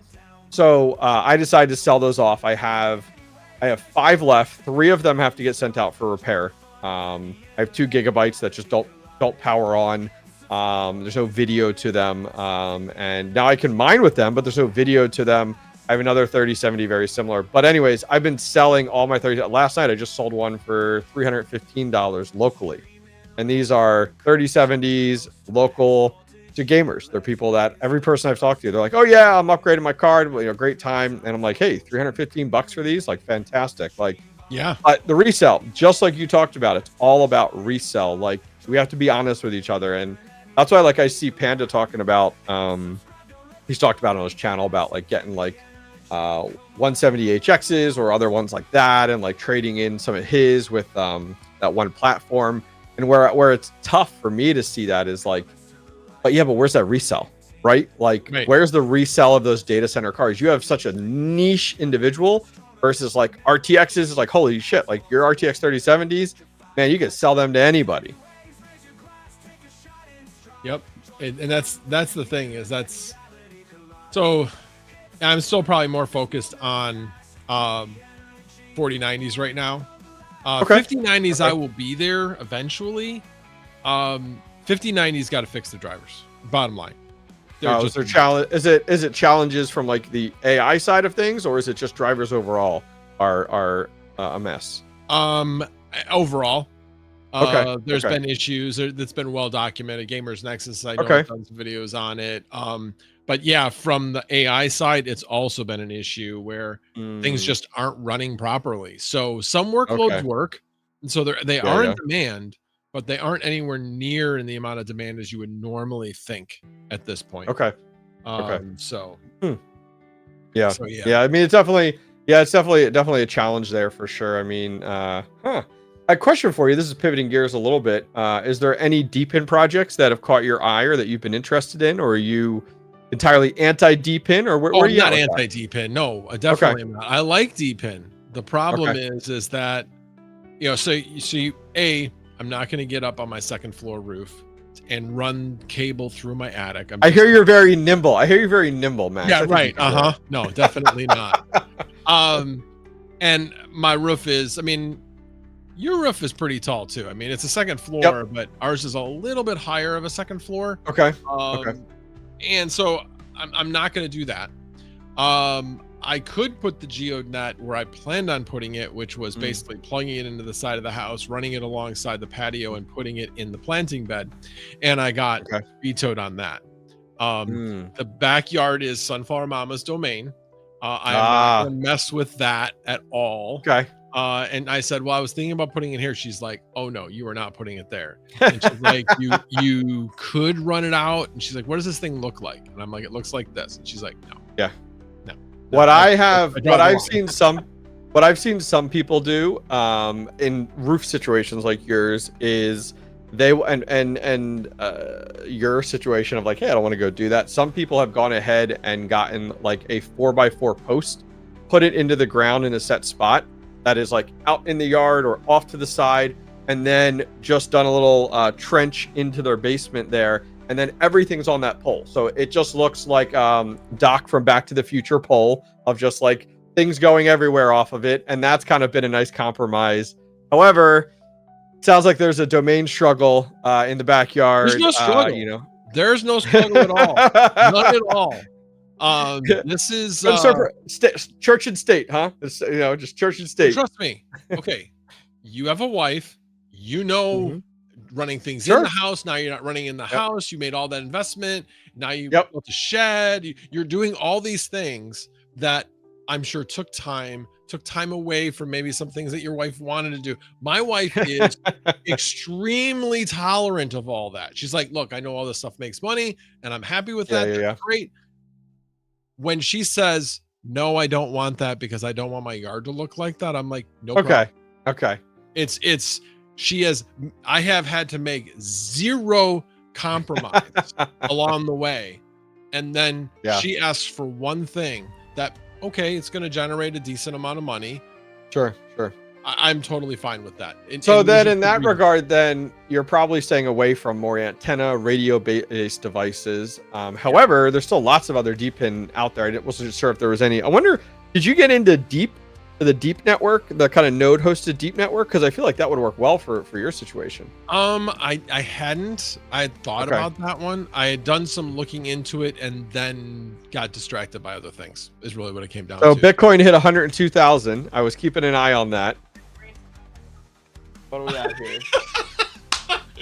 So Sunflower Mama just said, hey, if these guys get you to 10 grand tonight, I'll let you do whatever you want. listen, don't push me, Sunflower Mama. All right. Between Panda and I, we can push that. Easy. What I was saying, somebody in chat said Bitcoin hit 102,000. It's at 102,100 right now, which is wild. Today's a wild. Need a little ticker. Come on, a little ticker up top of Bitcoin's price. Hey, I'm just happy that I'm as organized as I am, which is still not that very organized. But something to check out is your friend Andy actually did. He has a separate channel. It's like Andy and Friends, and it's like a sit down podcast style. He did a video. I was watching it while I was doing dishes the other day with one of the gentlemen from the Deep Network, which was great. It was really cool to learn about it, like where it came from, what they're moving towards. So that would be a great one to add to your list of like, hey, I need something to listen to. That'll be a good one for you. I have a feeling that I always make sure that I do the bell icon, but I have a feeling that I'm subbed to that channel. Okay. But not. Get notifications. Yep. No, that is that. It was really good. I only got about halfway through it. What is that other channel called again? If you go to your friend Andy's channel, and then he has his sub channels listed right there on his page. You can see them right there. Yeah. And I think it's called like Andy and Friends podcast or something like that. But that's a really, really good one. That one. I've got, it's a different one. He does have a financial one as well. That's the one I'm subbed to. I don't think I'm subbed to the other ones. Yeah, because I just did a sit down with him in Florida talking about stepping away from my 9-to-5. That's on there too. I did a whole recording on like how I did that, why I did that, how I'm affording it, things like that. So that's on there too. Oh no, I'm subbed. Oh, there you go. The only thing I'm not subbed to of his sub channels is Burger Fiction. Oh yeah, he started that years ago. Really? Yep. Oh yeah, that was like his first YouTube channel. Yep. He's got 166,000 subscribers on that. I know. That was his first. He started that when he was still doing his full-time job. His job. He was a wedding photographer for years on his own before he stepped away from that. But yeah, he does that with another guy, which is wild. Yeah, I didn't have the bell icon. There you go. That'll do it. That'll do it. That's why. Because I'm like, I always get the your finance friend one. Yeah, that one. Yep. But yeah. But yeah, Deep's a great one to look at. I'm trying to think of what other deep pin ones I have. Star Power, that's a testnet one. Trying to think of what other ones I have out there that are like deep pin related. I mean, I guess are you running any Timpi nodes by chance? Yes, I am running. I forgot about that. Okay. I am running a Timpi node. Okay. I mean, it's kind of deep in, it's a node infrastructure, so I guess you could call that deep in.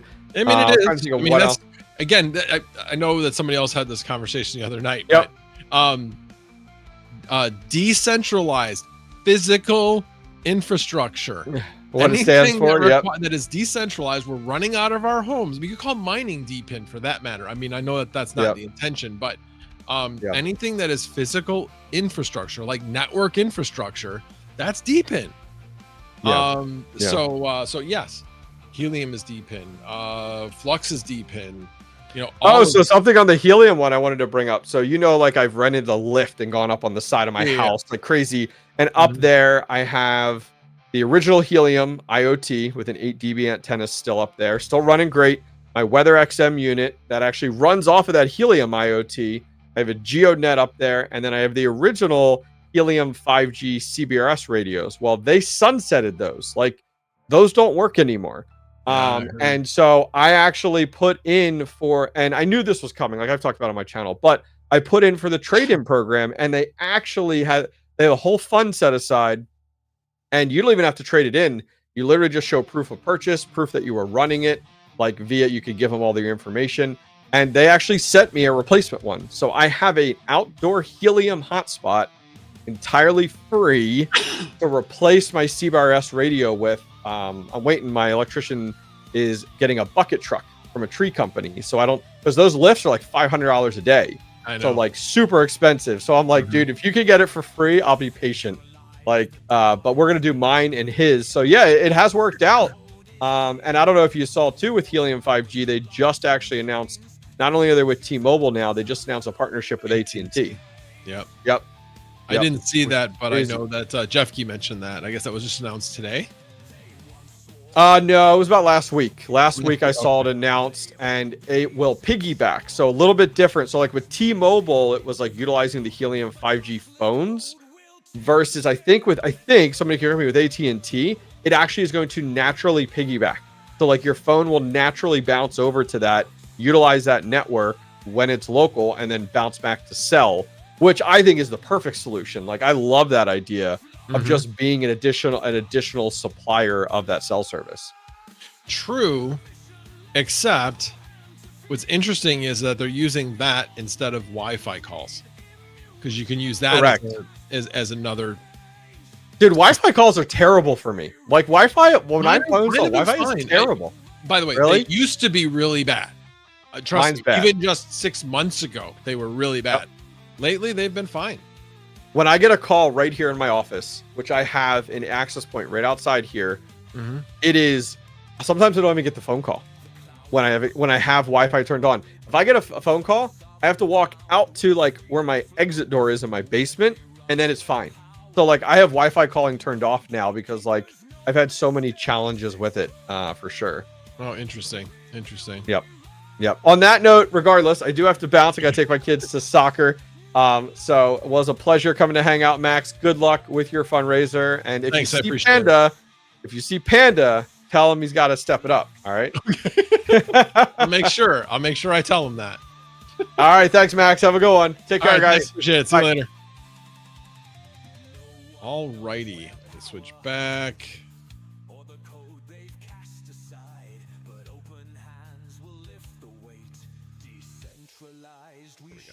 Now I'm back. Okay. Well, thank you, hobbyists, for being here. I appreciate it. That was fun. That was a lot of fun. Talked about a lot of things I'm passionate about. So love it.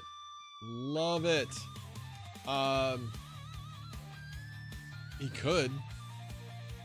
I'll have to figure out something else to do if you want to donate like $500. I know, like I told you guys about the one YouTube guy was in the football, and he would show feet. So I suppose I could always hook up my my pocket camera as a separate one. Oh, that's interesting. I think it's 100% now. Just checking on the. Yes. Yes, I know that. Okay, there we go. Yep, 100%. All right, we're gonna turn that off. But yeah, it gets to like 100% in no time, and then it like barely uses battery. This thing like sips the battery. This thing can run all day. Running, actually taping something. It's simply amazing. Anyway, sorry, but I digress. Oh, you know what? I never even looked to see what was in here. There's probably another cable in here. Let's see. Oh, you know what? I got another. Oh, I forgot about this. This is what I should use instead of using the external battery. fact, I'm gonna take the external battery off right now. Is that this, again, I'm talking about the Pocket 3 now, is just like something to mount it to, so you can mount it to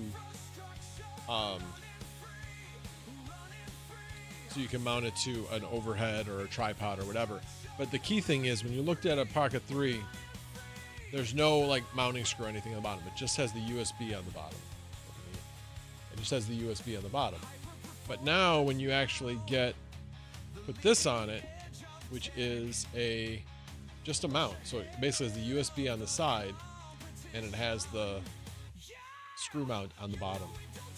So that's what I need to start using and stop using that battery unless I absolutely need it. And that way I won't hopefully run into that problem again. But we'll see. All right, was that all that was in here? No, then there's a cable in here too. So I got another USB-C cable. Just what we all need, right? How many you know, I should have like a poll. How many USB-C cables do you have in your house? And how many USB-C to C do you have versus USB-C to A? Let's see what else we got down here.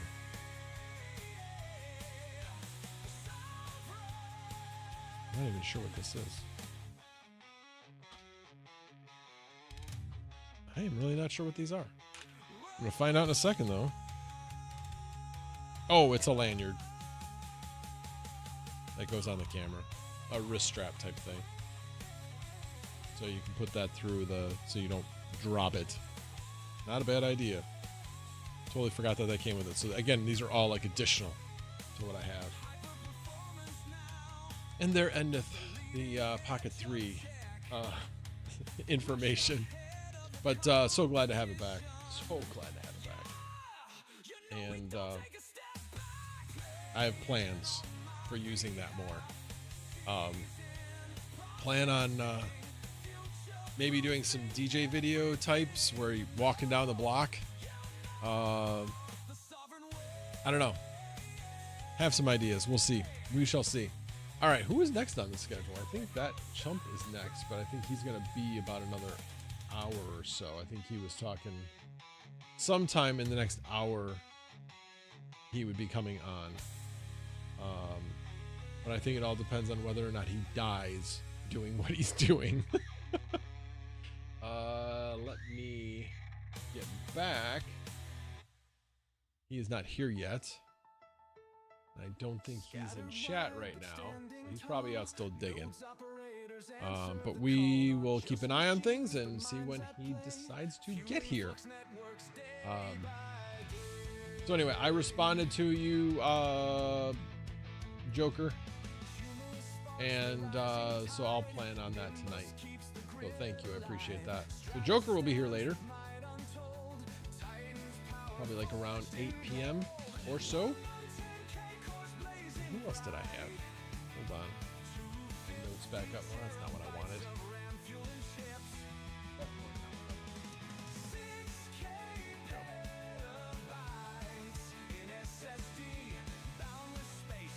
No, I do not want to exit OBS.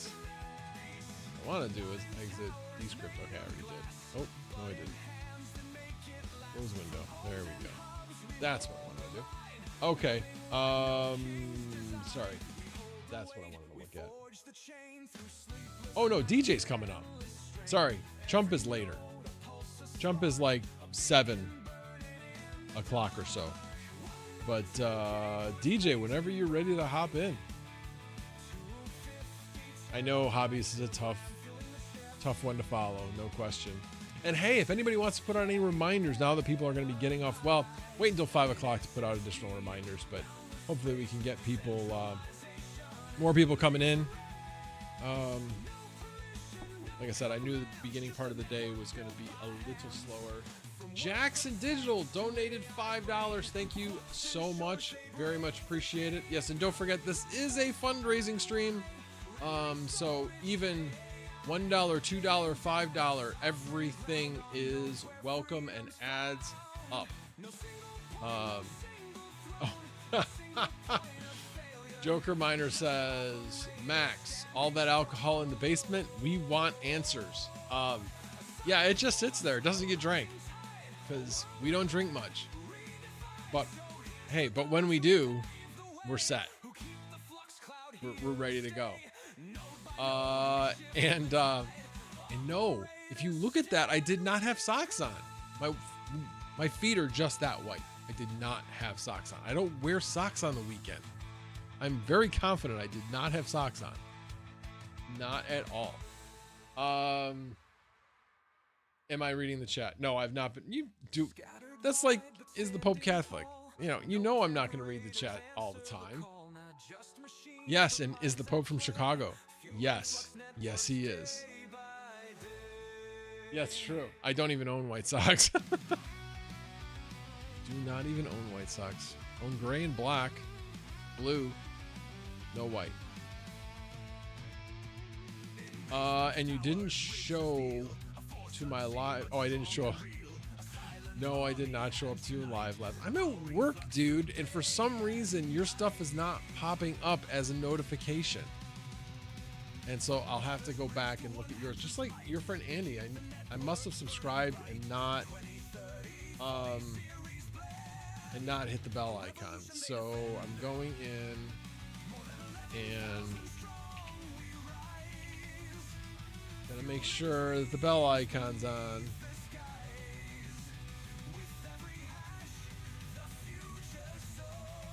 That's not it.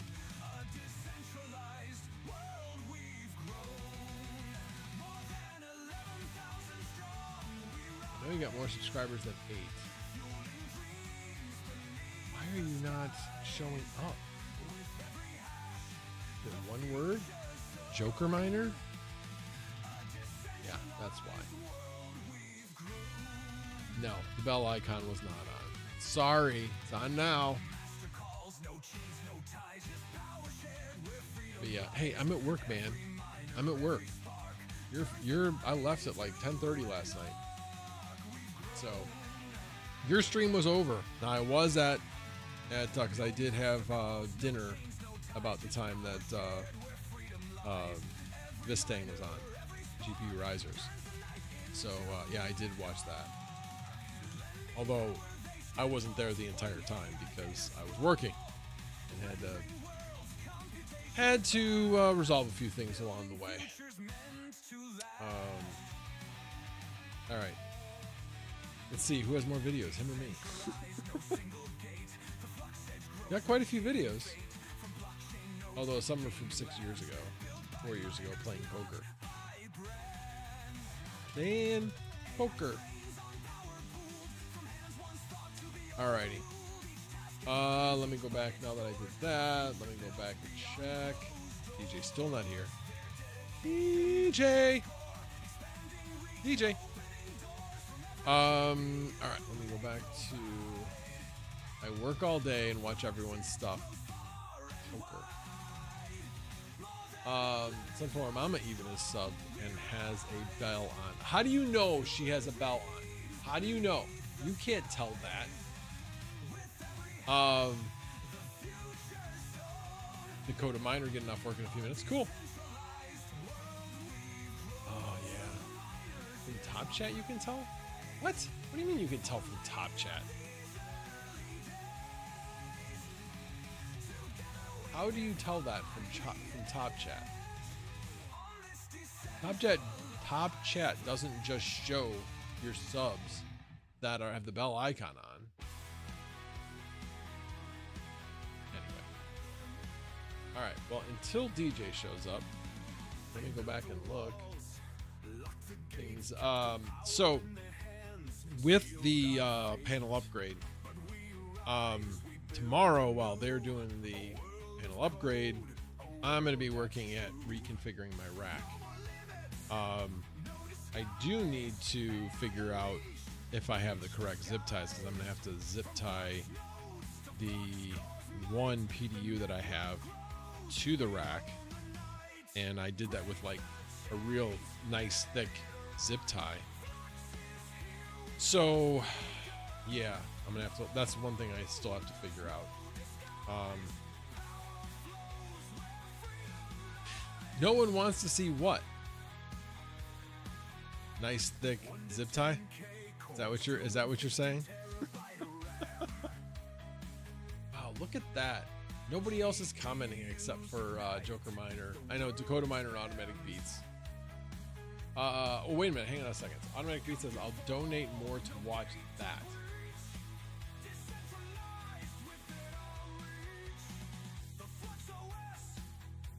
Oh, God, no. Every $1,000, Max takes a shot of Malort? Oh, God, no.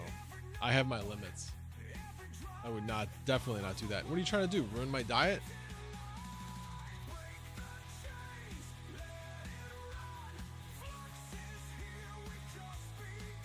I'm going to make the top check because I want to see if I actually don't see these chats.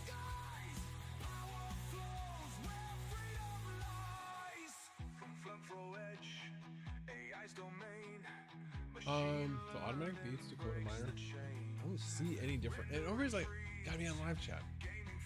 There's no difference. It's the same chat. It's the same chat. Same chat. Don't see any difference. I never do. All right. Black Hat Team, hello. Good to see you, sir. All right. So keeping an eye on here. All right. So I'll be reconfiguring that. So right now, as you guys saw, I've got 2 big rigs on the floor. I'm going to get those onto the rack. It'll be much easier to move around in the basement if I do that. So I'm looking forward to that. But we're actually going to build, or I'm going to build a new rack. Configuring it the way I want it. And then while the power's off, move everything onto the rack. And that way hopefully be ready right after. And then probably going to let Sunflower Mama have at the cable management. What I'll probably do is I'll probably turn on the Octo server and the open air 8 GPU rig, and the other ones I'll probably, well, no, I will also turn on the NAS because that's also got a node running in it. I'll turn on the Tempe server as well. I'm not sure where I'm actually going to put that yet. I don't know. I'll figure it out. As I'm building it, I will figure it out. One thing I do need to figure out is if on that rack, if I can put the 48 port switch next to the Octo server, because it's not 38 inches wide, it's 36 inches wide. So I have a feeling that I think that the front to back distance of the switch isn't as deep as the rack, so I can actually hang it off of the right side a little bit so that they both fit on there. Because that's, I'm trying to put those two side by side, and then on top of the switch I'm going to put Geek's little mini rack. I'll put that there, and then I just have to figure out where I'm going to put the Tempe node. So I was originally thinking about putting the Tempe node on its side, on top of the switch, and actually putting like little nubs on the bottom so that there'd be airflow between the two. But now I'm thinking I'm going to do the mini rack on there, and then I just have to find, I probably will use another spot, probably next to the mini rack. I'll put vertical, I'll put one of the HP single form factor, and actually I'll have this up.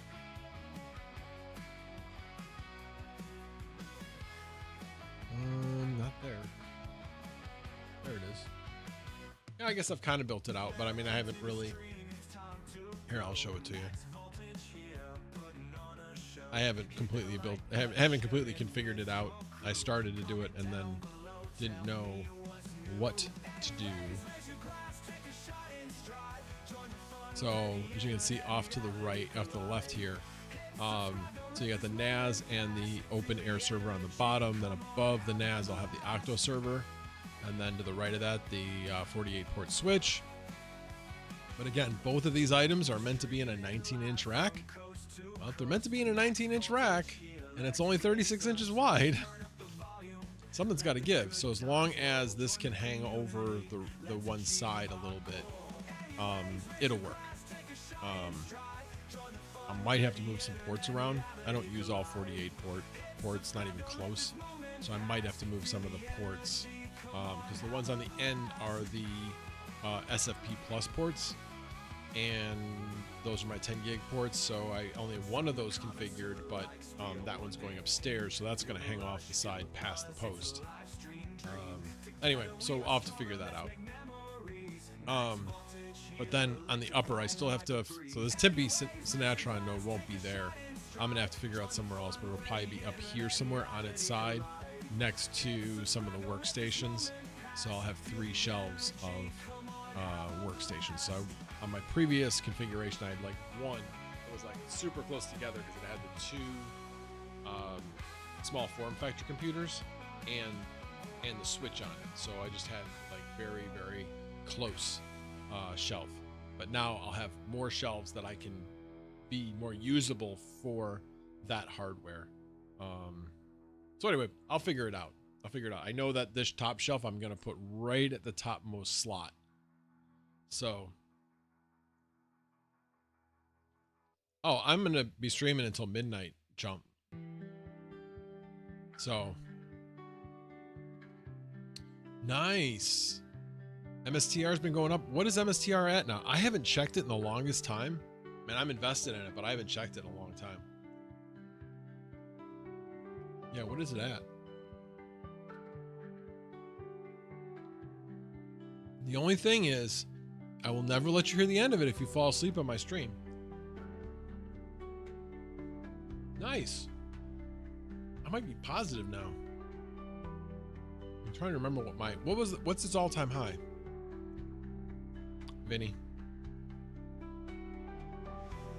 It's like a 7 or 8 second delay.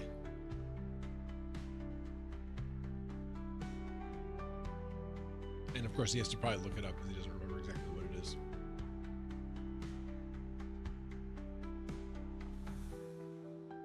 I suppose you and Joker could be on at the same time if need be, Chum.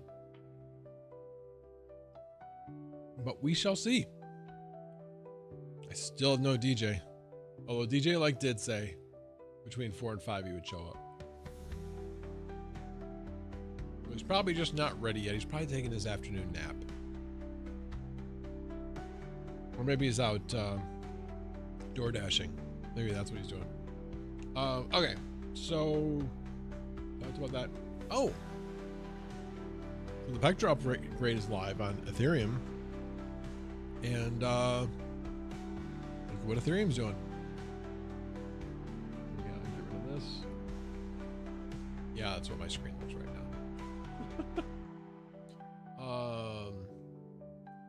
That. Here, 102,329. Whoop whoop. Ethereum up to 2168. I'm in the positive on Ethereum. Loving that. Look at it, 20% today. 21%. Wow. The market has arrived. Litecoin, because honestly, Litecoin leads the market usually, and it went up a lot. Although I guess if you look at the 7-day, it's not that great. Ethereum up 17% for the week, 20% today. Loving that. All right, so MSTR had a bizarre 1-day spike from 380 to 500 intraday, then back down to 400 by close of that day. No, I remember that. I remember that day. Yeah, I was pretty sure that all my buys were like in the 300s. I think I had one in like just below 300. So glad to see that back in the positive as well. Definitely.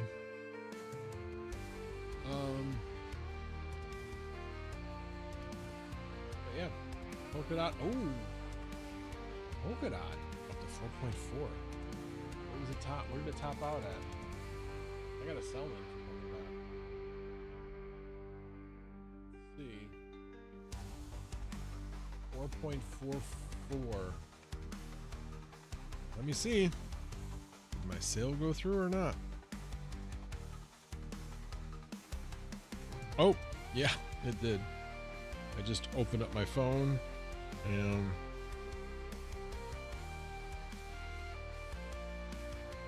wow.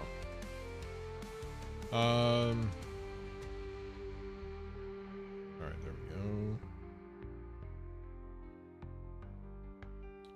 Portfolio.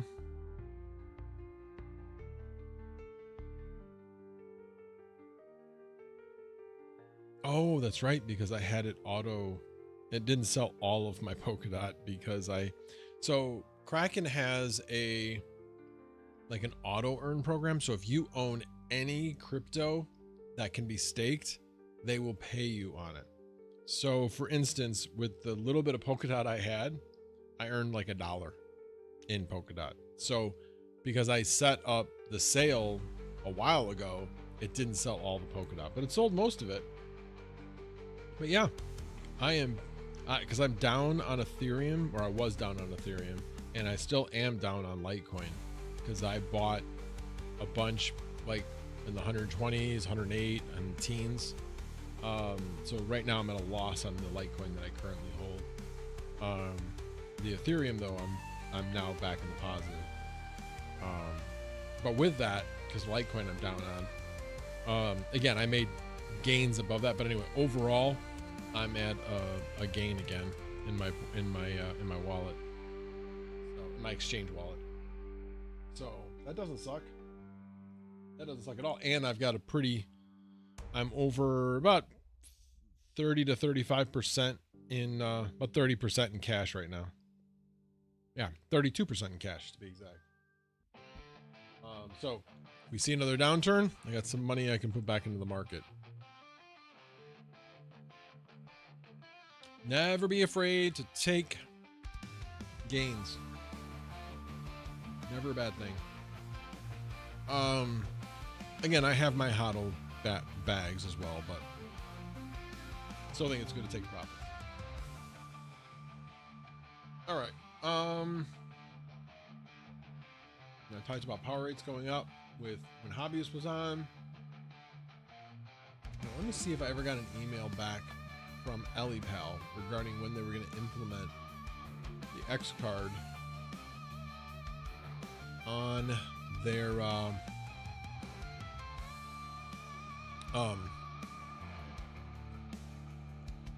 app. Before I do that, I just saw that I got my bill. Yikes. Oh, that's because, God, they're like killing me with these bills, the way that they're putting them through. So ComEd has really done some odd things where they got on a bad, how do I put it? Billing cycle where they like missed the billing cycle and now they're trying to catch up. So when they send out your next bill, they haven't received your payment for the last bill. So it's always really sobering to see the bill when your last one hasn't been on there. So anyway, so my last bill is probably like $700 because my last bill before that was like 500 something. So it's probably like 550, 650. So in the general range. But again, when I'm looking at it, it says $1,250. I'm like, oh, and then I realized, oh, wait a minute, I'm good. Anyway, sorry, I just happened to see that email and I was like, huh, I wonder what my bill is. All right, let me see. Did I get anything from them? I don't think I did. Let me do a search on this email.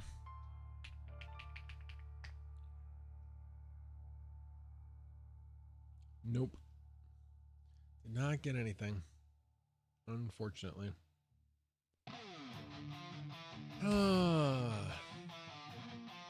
All right, well, hopefully I'll get an answer to that fairly shortly, or I'll look to see if I've got an update. In fact, I'll do that now. Let me see if I got an update.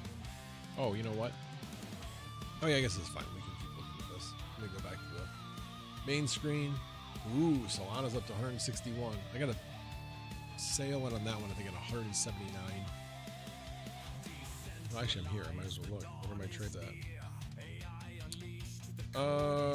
Let's see. Filecoin, I got a 3.02. That's going to be a while. It's like 3% away. ETH, I got a sale in at 2575 and 2500. And Solana, actually, I have it 176.69. Nice. And then I got a buy in for Bitcoin at 73,550. Never quite got there. I don't think we're ever going to see it again. Don't think so. Not saying that it won't happen, but I don't think so. Don't think it'll happen. Not financial advice. But still climbing though. What did it top out at?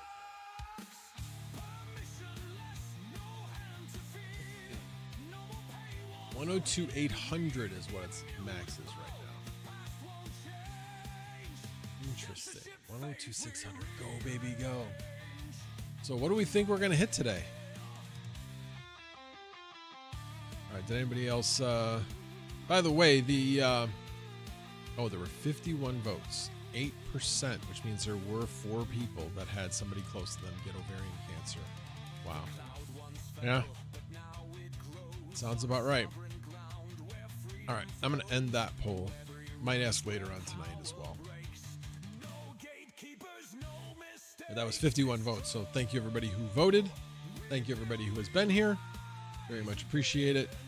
We only have 17 people here concurrently, but we have 186 views, which means people have been hopping in and out, which is kind of what I expected, which is good. Move in on my camera. Oh, you mean because down here? Yeah, I know. I need to redo that camera. Here's what I can do. I think it's shift. Nope, not that. Let me undo that. Control Z. And then I think it's Alt. Yeah, there we go.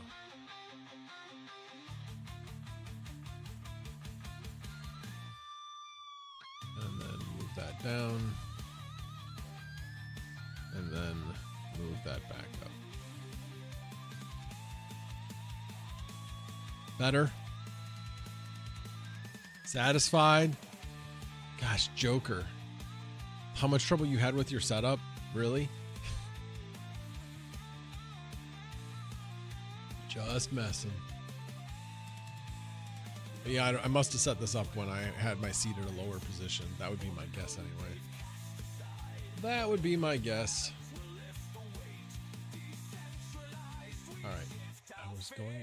Oh, that's right. Get the chat back up so I can actually read it. What's the best way to donate? Crypto Frank, really up to you. You can either donate via Super Chat, although I think Super Chat is limited to an amount, and I'm not sure what the amount is. I don't think I've seen a Super Chat over $500, so I think that might be the limit. But yeah, you can go to the link. And I don't know how long ago you asked that question. So let me go over to the site, because you may just decide to do it over there anyway. Do a refresh. And just, sorry, Sunflower Mama, and again, no pressure, Crypto Frank, but just to review, Sunflower Mama will do a little dance for whenever somebody donates $1,000. Oh yeah, and if I get 10 grand, I get to have whatever I want in the backyard. Does that include a shed? Oh, okay, it doesn't include a shed. So there are limits. So not whatever I want, but she meant as far as having a GeoNet back there. You had to be there when it's like, so you mean whenever I want in the backyard, like a shed? She's like, nope. Anyway, I found it funny. I find her funny. Anyway.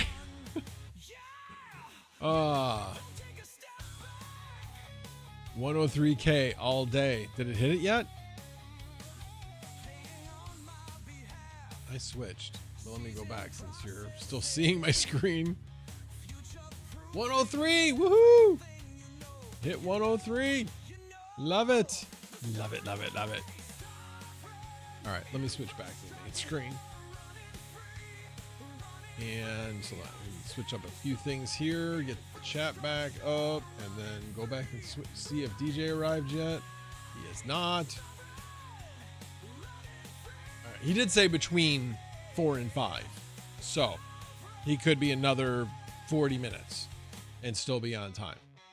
So it sounded like he had some things going on. Decoder Miner's back. Woo! So, you know what? I always wonder. You can't stop streaming until 110K now? Wait a minute. Where did 110K come from? I would never get to 110K. And I'm stopping streaming tonight at midnight because I need some sleep before I get up early in the morning and start moving shit before the electricians get here. And then I'll be working at reconfiguring that rack while they're doing their thing. And then getting everything back online. So I think I might do something tomorrow. Plan on probably doing something on Saturday.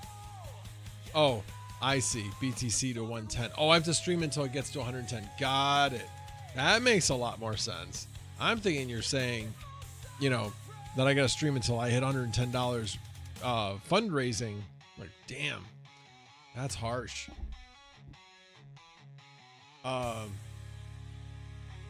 Thank you. I appreciate that.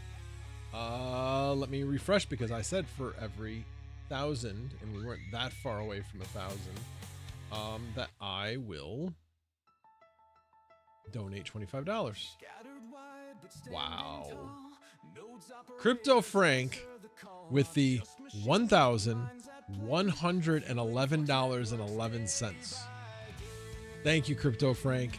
Very, very much appreciated. Oh, wait a minute, honey. You need to do the dance. You gotta do the thing.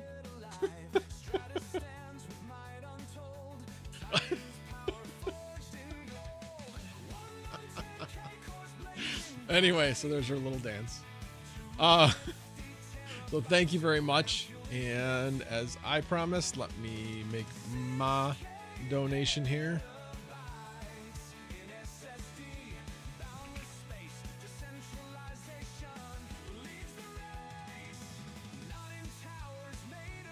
And I have done that donation. Come on, there it goes. Should show up here. There it is. And then the other thing is I need to add this up with, so 2001 8611.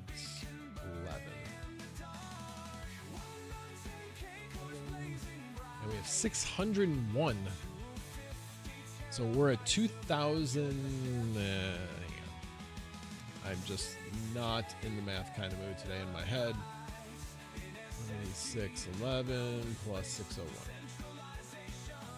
2,787.11. So we are about $213 away from hitting $3,000. So again, very, very much appreciate Crypto Frank. That was very generous of you. And I appreciate the fact that you recognize this as a very good cause. I would never, obviously, if we were never afflicted with that, or my wife was never afflicted with it, probably wouldn't even have known much about it. But yeah, it's a thing that needs more resources. So that we can save more lives of women that are afflicted with this disease. That's for sure. If you have a mother, a sister, and you are a woman, or have somebody that is close to you that has a mother or a sister that had breast cancer or colon cancer, these women need to be more aware. I know my daughter's more aware, and she is going to make sure that she's staying on top of getting checkups and making sure that she doesn't get it, or if she does, that it's discovered quicker, you know. So it's it's good to know if you have a higher chance of getting the disease, because that's part of the battle. My wife I didn't recognize it. My wife didn't recognize that there was a higher chance of getting ovarian cancer if your mom had breast cancer. She was obviously very cognizant of making sure she got mammograms because of the higher risk of getting breast cancer, but she didn't know about any of the other risks. So good to know, good to be aware of. All right, let me move back. This other screen, not there yet. Okay, what else was I going to talk about? I'm gonna run out of topics now. I need guests. Let's see. So I did look up the EliPal card. And then I got distracted by the 103,000 for Bitcoin. Let me check to see if by chance the EliPal app has a update. There is an update. Let me update and see if I'm now able to use the card. It won't answer all my questions, but it will answer the one question I had. So open, and then how did I do this? Go to wallet, connect cold wallet. Yep. So when you go to connect a cold wallet now, this was not there 2 days ago, is that you now have Xcard as an option. Now, if I go to connect Xcard, so what I want to see is, I guess when I go to initiate it, yeah, so what do I do with it?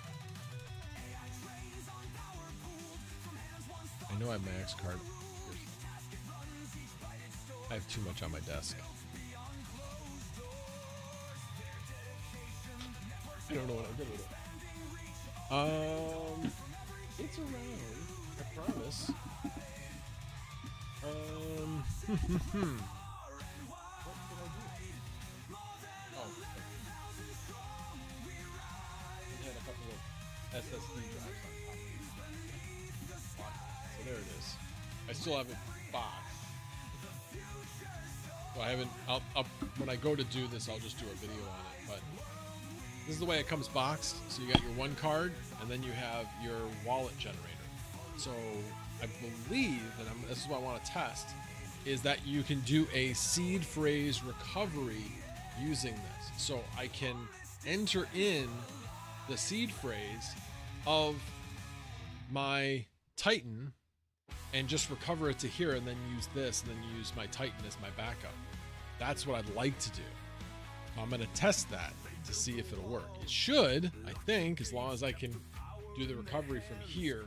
But I don't know if you need this to like create a new wallet address first, and then it has it stored so that then you can recover from it. I don't know, but we're gonna do some testing of that,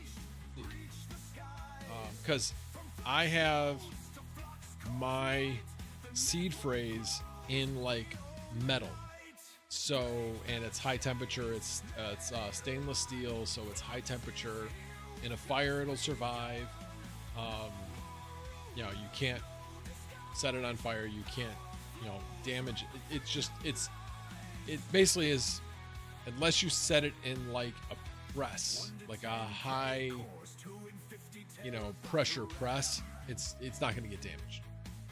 So, anyway, so I'm hoping I can just reuse that phrase, and basically like a recovery, and be able to have access to everything I have in my wallet from the card. I think that'll work. If you guys know of any difference why it wouldn't, let me know. Steven Cicero, yes, my Sunflower Mama has done the genetic testing. She does not have the BRCA gene.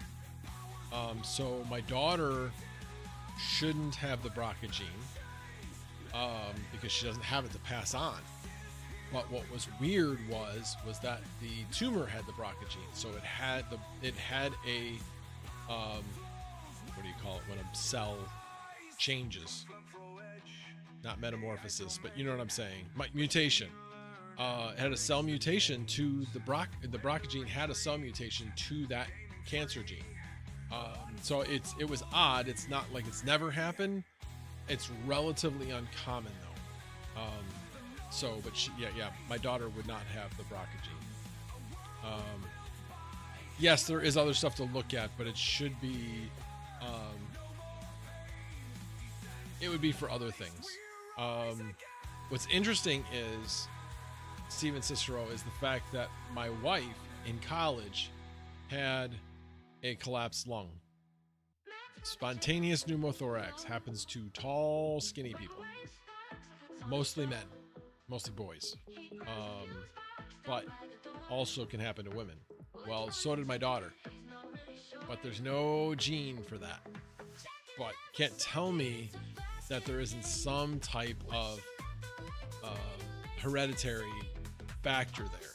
And most likely what their thought is on that is that there's a really, really fast growth spurt that when somebody has that it stretches the lungs.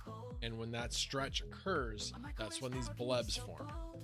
And the blebs are what burst. So if somebody's lungs grow really fast and the lungs can't keep up, these weak areas of the lung forming like little bubbles on the lung, and then eventually at some point they pop, causing the lung to deflate, or at least partially deflate. So on my wife, by the time they figured out what was going on, it had completely deflated. But on my daughter, her first time where she had the collapsed lung, we didn't know it until it had basically repaired itself. So it never fully deflated. It had kind of started to fix itself, and then this is probably about 2 or 3 weeks after the incident was when we finally figured out. Cool, Joker, awesome. And anyway, one doctor's like, oh, she's just going there and fix it now. We're like, no. He's like, you do realize there's a 35% chance I'm like, yep. But that also means there's a 65% chance it won't happen again. So if it happens again, then it's like a 75% chance that you're going to get a third occurrence unless you fix it. Yeah, we're going to fix it then. And then when she was in college, that happened. First episode happened in high school. Then in college, first semester freshman year, that's when she had the episode where, at that point, the lung would not stay inflated at all. And she had to have the surgery. So the plan was at that point, she was going to have the surgery anyway, but that we would wait until after, during the break. That's when she would have the surgery, but they could not get the lung to stay inflated. So had to do the surgery right then. So yeah, she was out of school for like a little over 2 weeks. So yeah, it was an interesting first semester freshman year for her. That is for sure. Spent a lot of time in that hospital with her. All right, let me see. I see those. Let's see. What else did I miss? Again, thank you, Crypto Frank. Appreciate it. Worth it. Random Bradley Brave Dance. Yeah. She's got her Bradley shirt on. I got my teal shirt on. This is Captiva. We used to go to Captiva every year.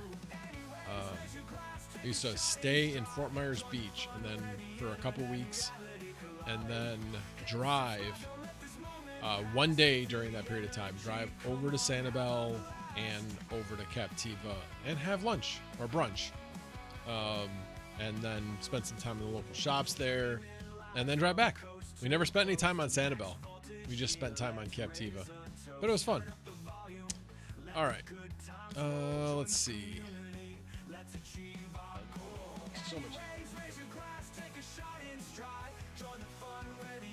Oh yeah, so the reason why I'm wearing teal is because that's the color for ovarian cancer. So when you look at the ribbons, the ribbon for breast cancer is pink, and this one's teal. Who has purple?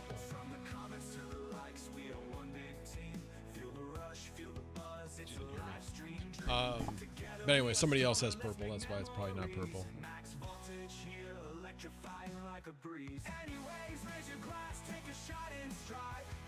Oh, Geek of All Trades is back, still working, but wanted to stop in and show you some love, my man.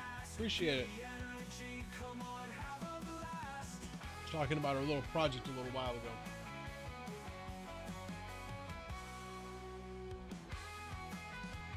All right. Just do a quick check of where we are at because I want to make sure I get to 3,000. I want to make sure I don't miss it. All right, sorry. I was forgetting where that was. There it is. Refresh. Nope, that hasn't changed. And then on this front, looks like 601 still.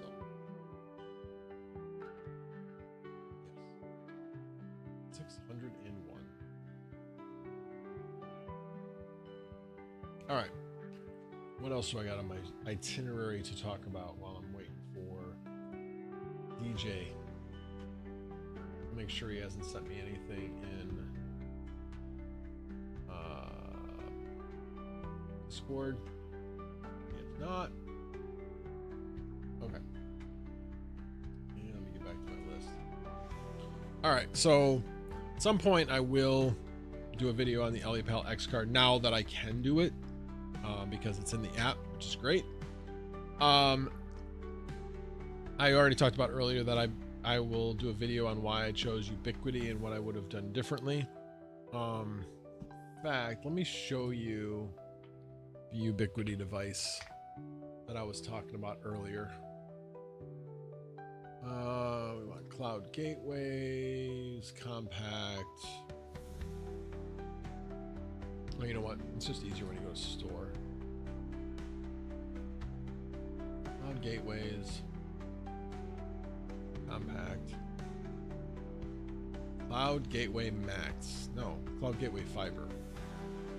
I always get those two mixed up. All right, let me share my screen.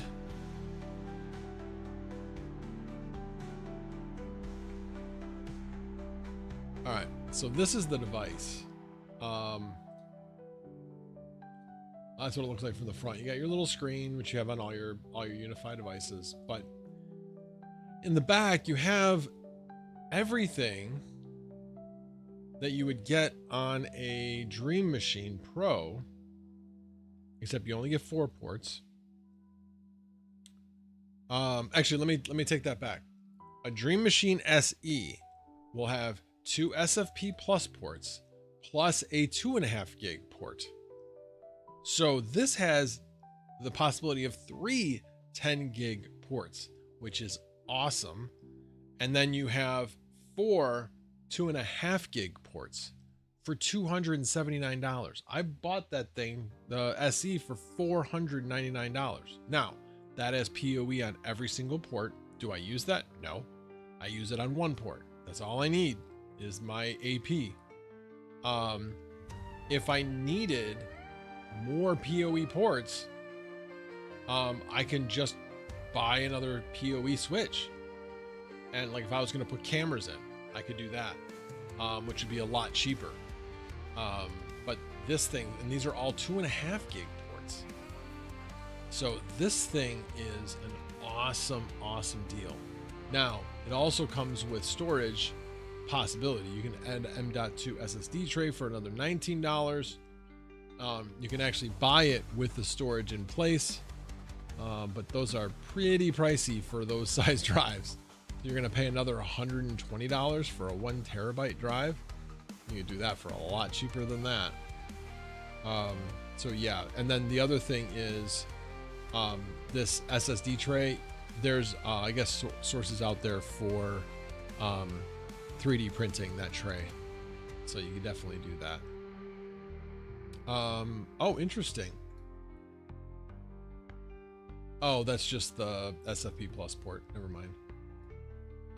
That was what I also wanted to see, was if there was a USB, and there is not. So there's no USB port on this for running a drive off of it or something like that. which is fine. Doesn't need that. This thing, yeah, if I had this available to me a year ago, that would have been what I would have bought. Now, what would I have bought on top of it? Would probably be, again, another utility one. Probably a flex, most likely.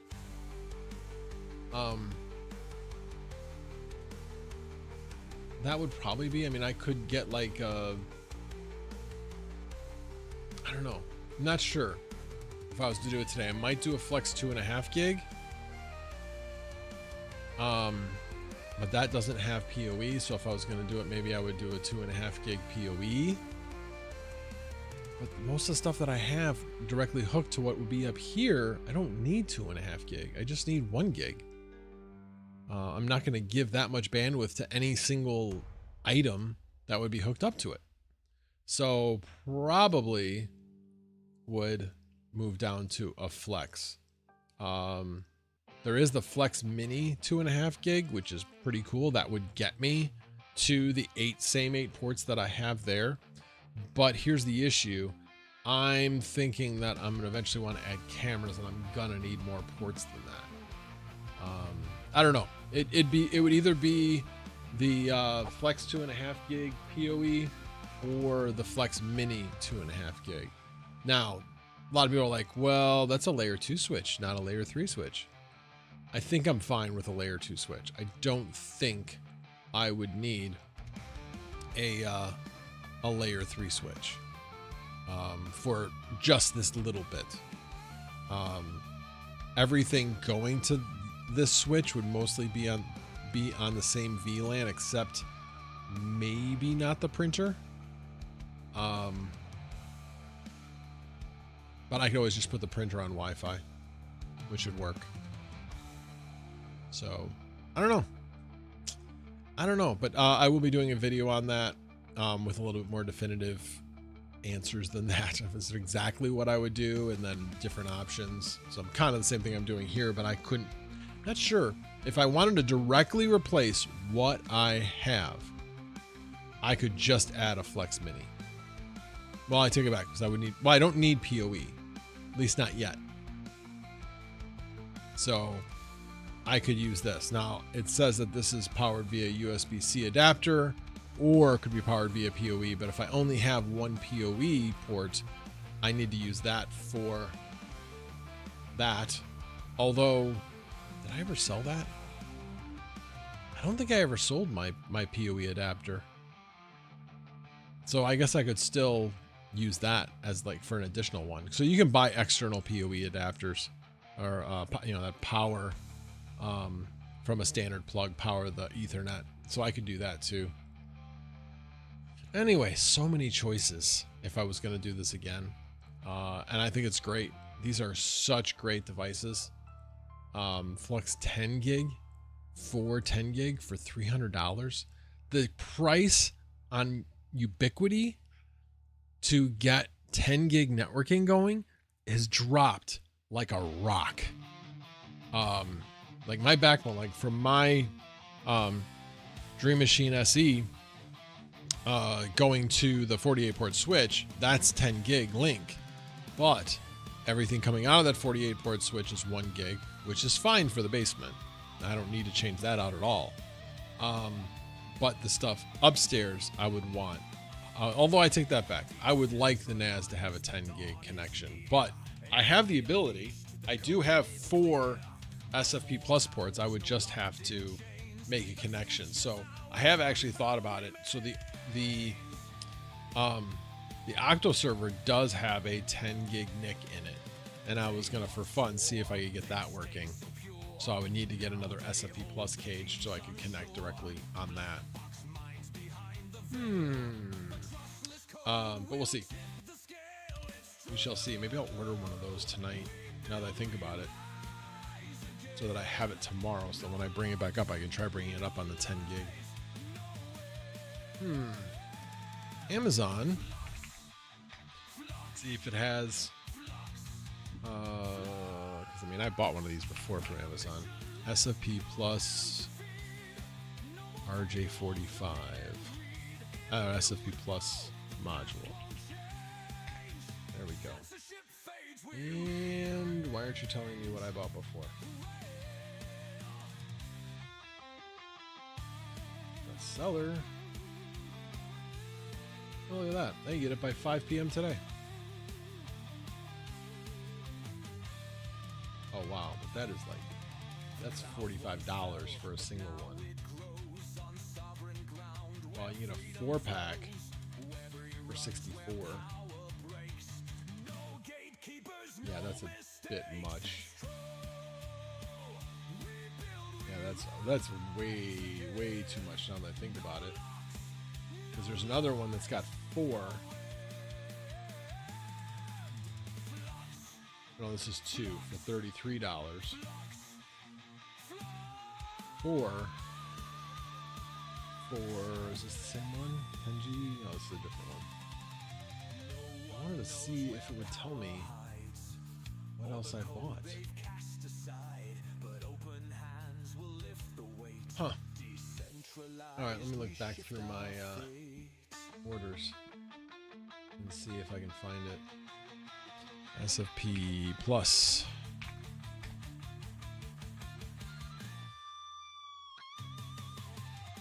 Y Pro Fiber. And a different one.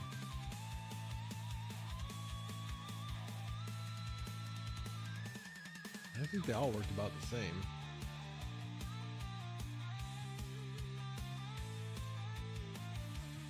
Alright, that one is for 2 is $77. That's a bit much. Look at this one. Nope, that's about the same. Alright, yeah, I need to look at this to kind of go through them to see what makes the most sense. Oh, look at that. When did that get delivered? Oh, that was delivered. Oh no, it hasn't been delivered yet. Oh no, order placed. Yeah, it was delivered. Had to get a replacement flap for the lawnmower. And the first one I got was the wrong one.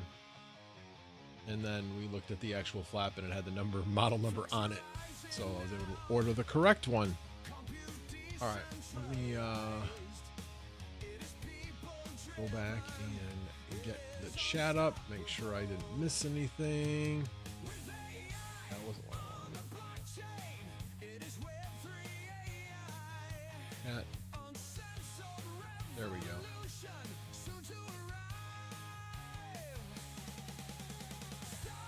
Oh, buying from third party only has 1-year warranty. Direct from Unify has 2 years, I believe. Oh, I wasn't aware of that. I mean, Micro Center would probably be where I would buy from because they actually have them.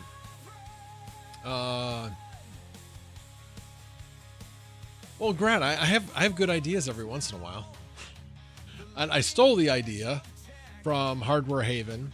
He actually took a computer, made it into a remote NAS. I still have to download back up to it before I'd even bring the device over to you, and I haven't even set up the device yet.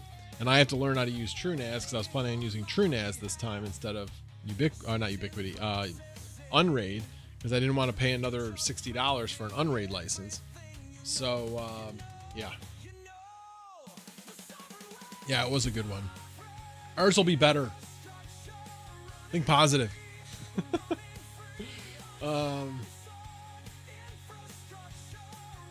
Does the Dream Machine, so SE, have redundant power supplies? No, it does not. It just says one.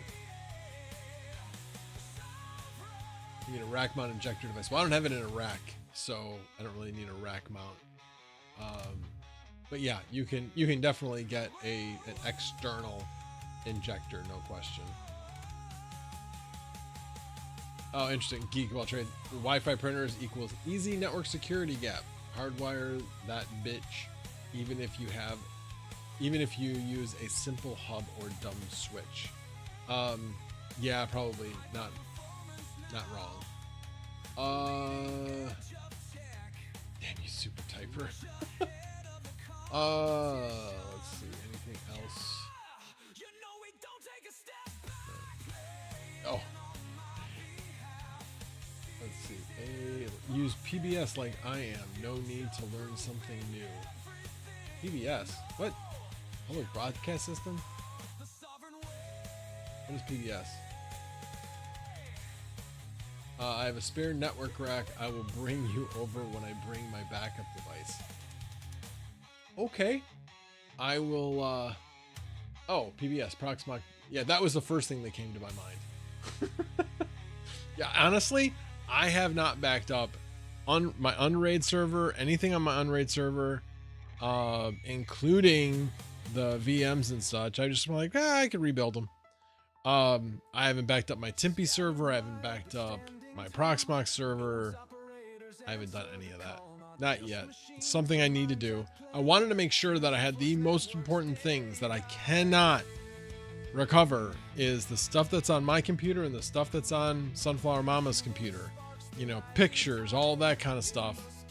Want to make sure that we have that backed up. Screw it. I'm not as worried about backing much more than the data living on my Proxmox host. So PBS is perfect for that. True. That is true.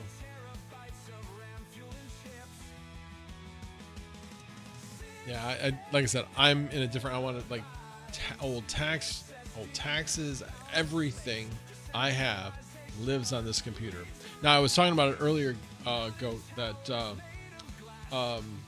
thinking about doing some type of home automation, home lab thing, maybe doing Pi-hole.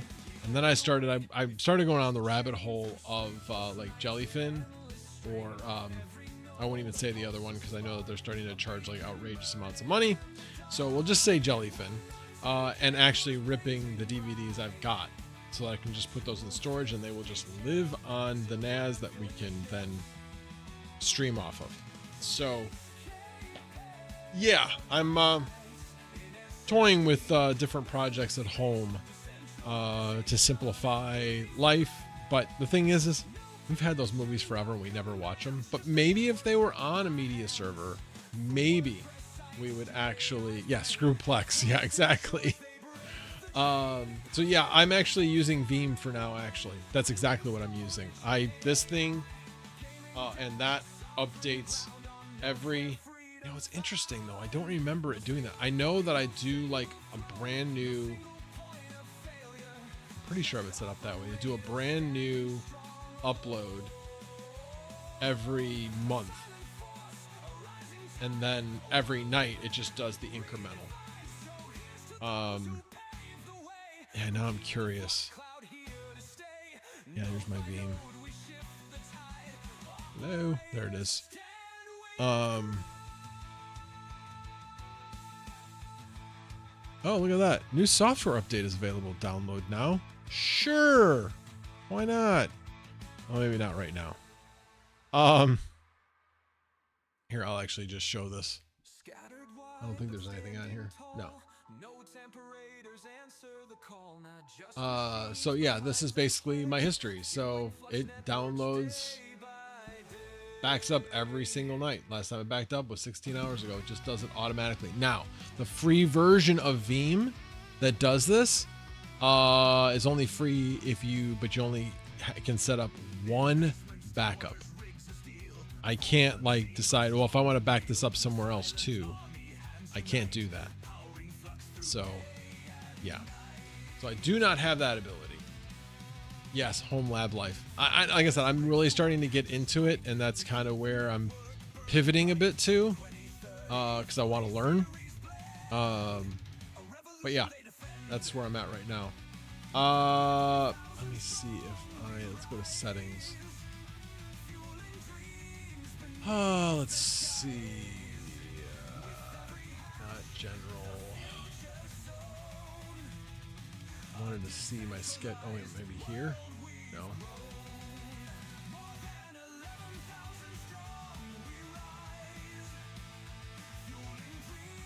All right, edit job.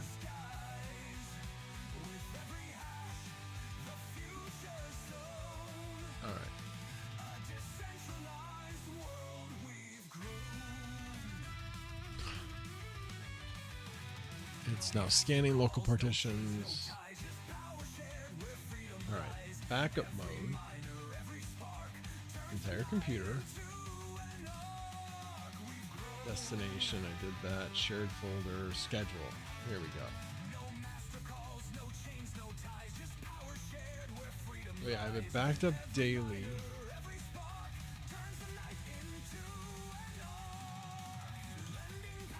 Huh.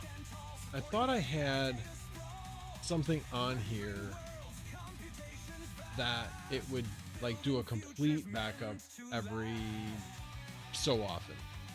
But it's just basically, it says daily at 12:45.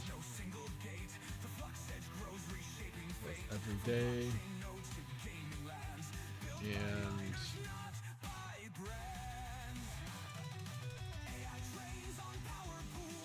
huh. Yeah. What is Veeam recovery media?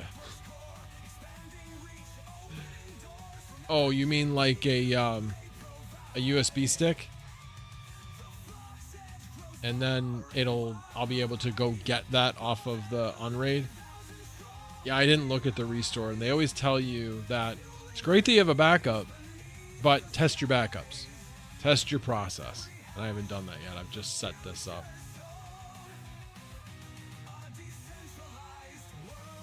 Got it. Alrighty. Well, couldn't I do that on another computer if I needed to?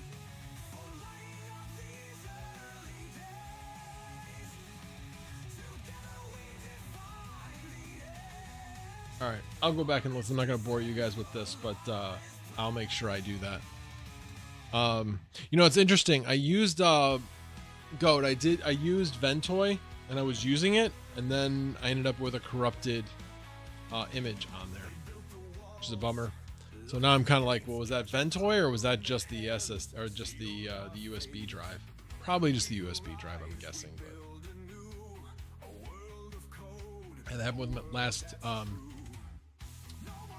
the last time I loaded up a Vast device.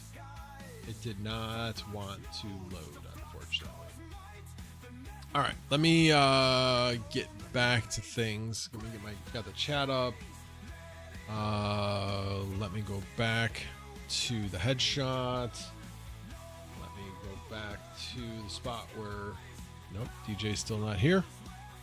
Hopefully he hadn't been sitting here waiting for me to do anything.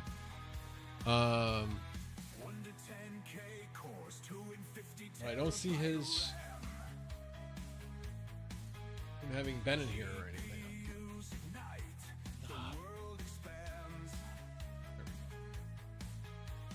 Yeah, I don't see him either. So maybe he got tied up with something. So hopefully he'll show up here shortly.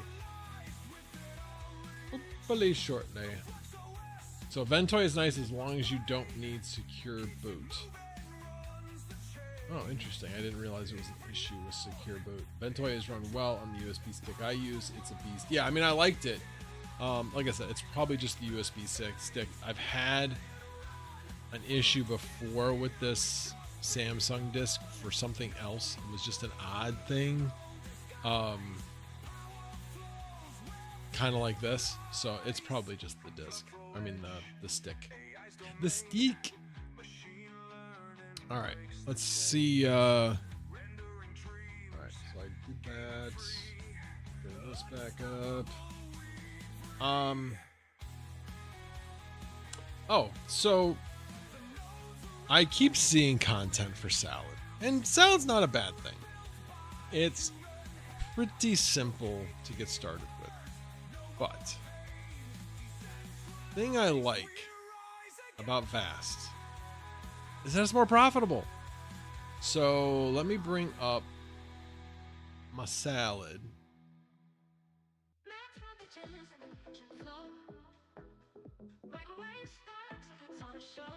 And go back to here again. So I miss him. All right.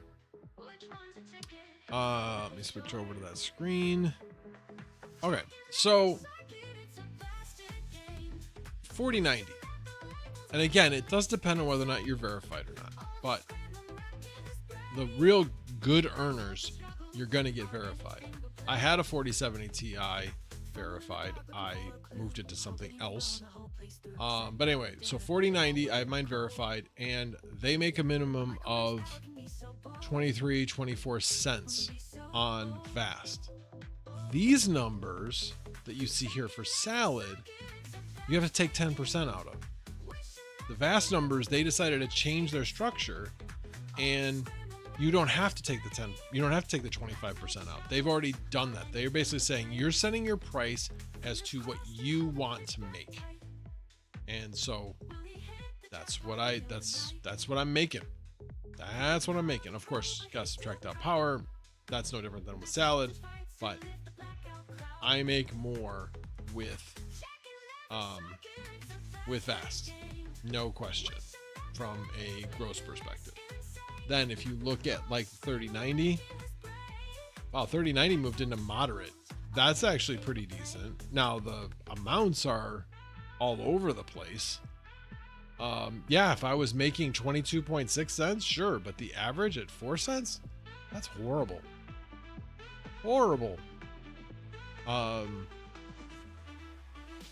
yeah, still trying to get my other two 3090s verified. I have one 3090, the VM behind me is verified, which I thought was really odd that one got verified, but the other two didn't.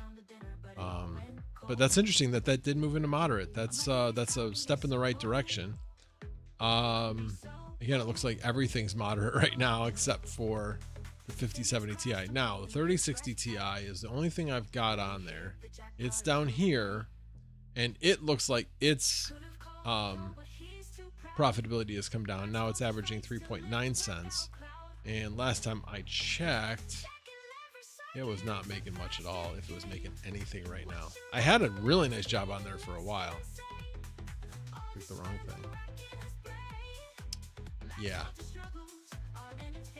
It was making next to nothing, and now it's making actually nothing. So yeah. But before that, if we look at 7 days, I had 3 days where I was making over $1.50 on a 3060 Ti. That's good. That's very good. But yeah, since then it's had a rapid decline. But now if you look at, let me pull up. So this is the 5090. You can see, look at how much the 5090 demand has increased. Down here, you were at 153 rented and verified. Now you've gone up to 340. That's an increase of almost 200. Where not quite 3/5 are rented. We're about, well, yeah, about 2/3 are rented. About 2/3. A little bit more than 2/3. 70%, we'll call it. So it's definitely improved on the 5090s. Now, let me go back to the 4090s. And if I remember correctly, it's had a similar increase. Well, not by as much, but I mean, you were down here where you were at 2,889, and now you're up at 3,621. So again, that's over the last 2 to 3 days. So I don't know what's been leading to this increase, but I ain't complaining. That's for sure. And we've seen this used to be like the bottom rented one for verified. It used to be at 19.5 cents. Now it's up to 21 cents. So I'll have to re-look at this to see where we're at from a demand perspective when I turn back on and see if I want to change my pricing. Now, if you look at the 3090, which I haven't looked at recently,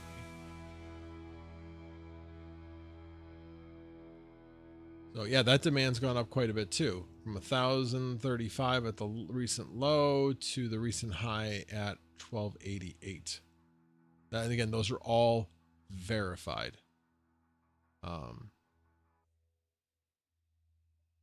Yeah, and I have 2 rented right now. Do I have 1 rented? Yeah, I have 2 of my 3090s rented right now. Again, at really low amounts right now because of the short time frame. I knew it was going to be the only way I was going to be able to get rented. But yeah.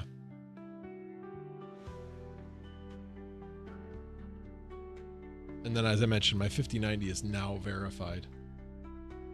Oh, look at that. I guess I didn't ever change that one. Huh. Let me change this to 5 a.m. tomorrow. I never changed the timing of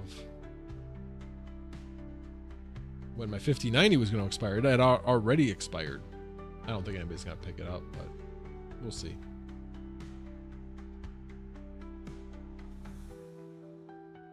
I also have that pricing set pretty high. Let me see. Where was that 5090 pricing? I have it set at 32 cents right now.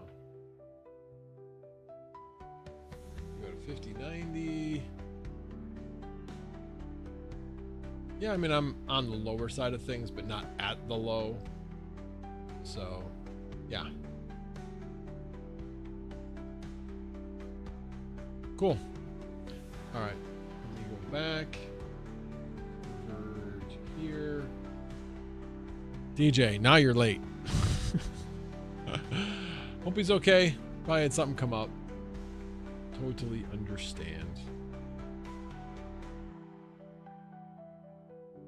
All right.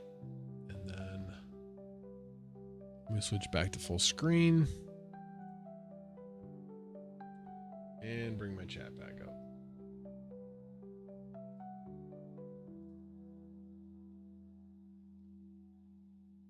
Oh, driving home. No problem. No problem, DJ.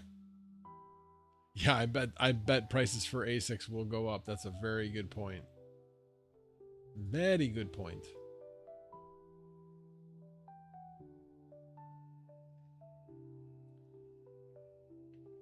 All right, give me a second, guys. I need to go get an allergy pill. I should have taken one earlier, but I can tell my back of my throat's like super itchy. Be back in 1 second.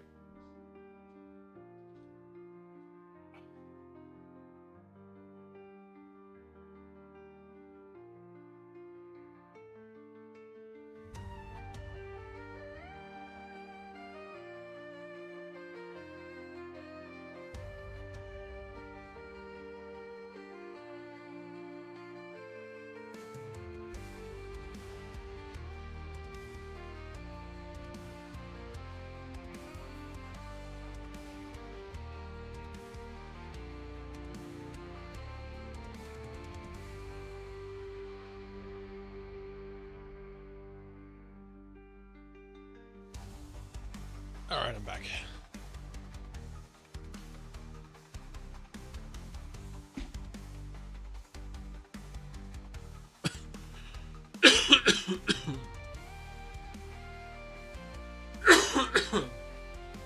Yeah, I actually didn't plan for that.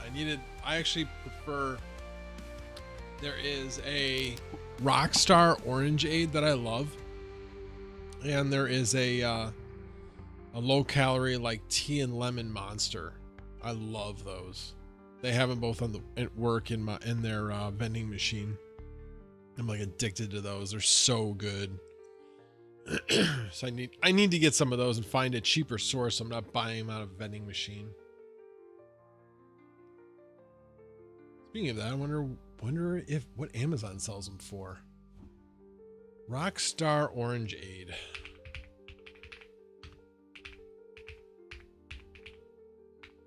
Yeah, Orangeade. Recovery is what it's called. Let's see. For a pack of 12, it's $24.46. That's not bad. That is not bad. And then, yeah, that's really not bad at all.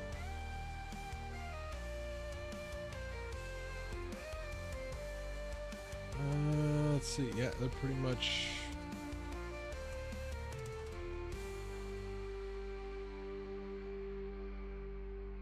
Yep. All right. I'm going to add this as a card. I'm going to get some. I really enjoy these, and they're not that high in calories. Now, let me see if they've got Monster, lemon and tea. Recovery. Tea and lemonade.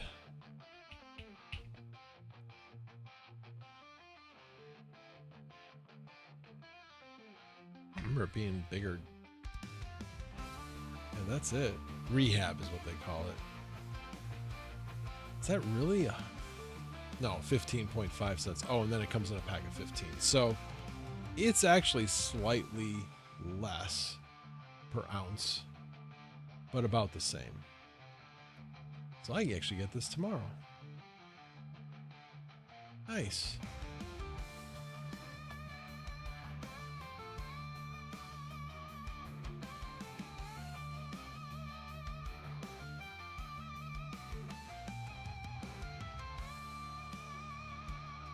All right, I am going to buy this.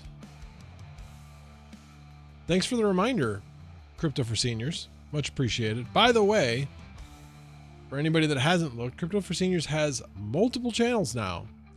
And if you know of anybody looking for YouTube help or retirement help, he's your man. He is your man. Let's see here. Proceed to checkout. No, I don't need anything else.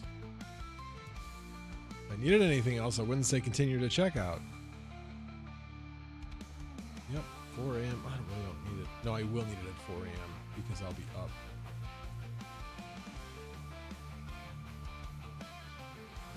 All right. Then, oh, there we go. Got a few points available. Oh, shoot. You know what I need? So I do this thing, this Xfinity Insight community thing. And I earn points, which get me, it can get me gift cards to a number of different things. But I've been doing this one study that's been making me $20 a month. And it's really nothing to it. And right now I got 221 points. So I can just go get two $10 and a couple $2. I'll just get two $10 for now. Oh, wait a minute. What? You can now name. Oh, that's so nice. Finally. It used to be set amounts. Now you can actually just say what the dollar amount is. And obviously it has to be single dollar amounts. You can't do like, oh, I've got 221 points, so I want to do $22.10. No, it doesn't work that way. Oh, that's so awesome. So I've grabbed that. Yes, custom order. Reward item. There's my redemption. Security code. Redemption URL.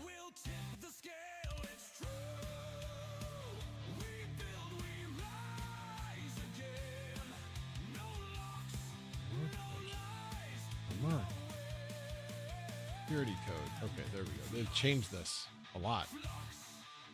And there's the claim code. Now I can go to Amazon and go to gift cards. I need to get out of secure checkout. Back. Where's my gift card balance?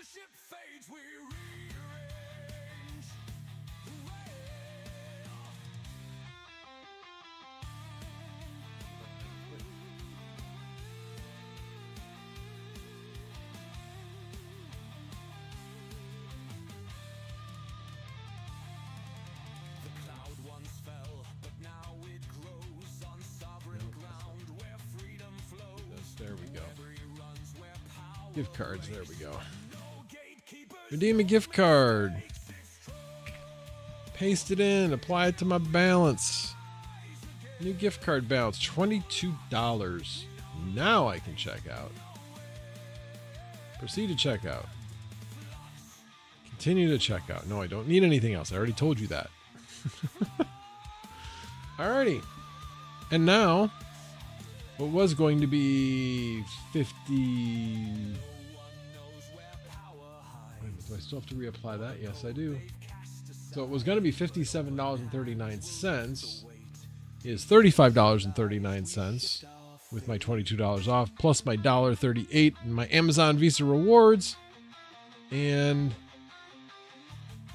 now down to $34.01. Place order. And I'll take some of these to work. Sweet. So anyway, Cryptos for Seniors, thank you. I appreciate that. It's a little more Red Bull. Oh, no worries, DJ. No worries. Same here. I never know when I'm going to get off of work.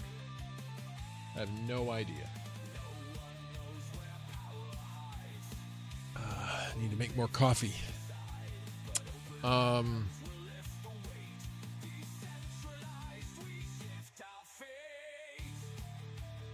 Oh, thank you, hobbyist. Yes, we you do know that Crypto Frank had to top you, right? So he did $1,111.11. So now I will say, I mentioned Tom Grassi because he was kind of a little bit of an inspiration for this. Although I did do he did other fundraising streams before that, so I won't even say that. But his big thing was when somebody did $500, he would show feet. That became a thing. And he had to show feet like in a $1 million stream so many times because it was feet per $500. So if somebody donated $2,000, he had to show feet 4 times. Anyway, but I think the dance at 1,000 is way better. Way better. Anyway. And for those that weren't around, just so you know, Sunflower Mama says I can put a geode net in the backyard if we reach $10,000 before the end of the stream tonight at midnight. No pressure. Just saying.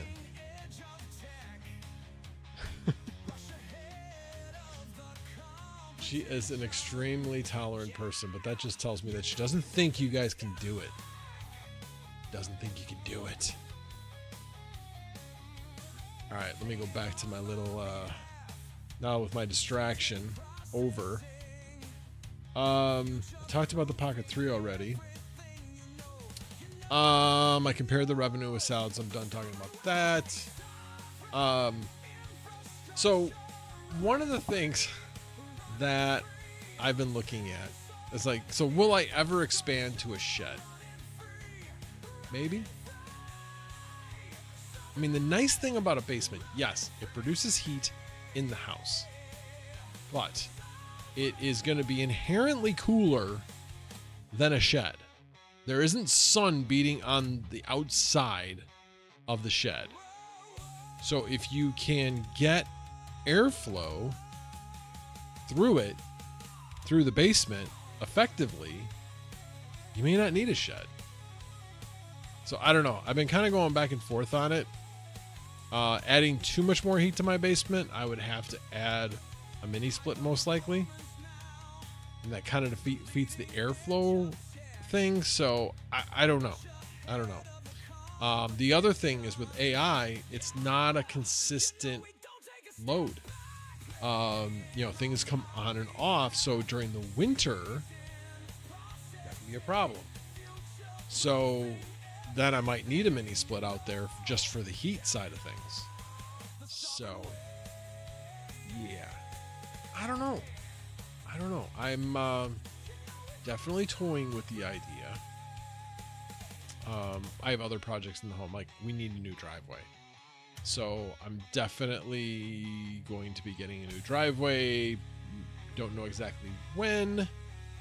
I'm kind of... I don't know. It's one of those things where if the economy gets bad, there will be deals to be had. So do I wait? Thinking that there might be better deals? Or do I just get it done? I don't know. Kind of debating on that. All right. Oops. I did not go back. He's still not there, so that's fine. Let me go back to that. Okay. So, but what I was looking at, in fact, I will bring that up here.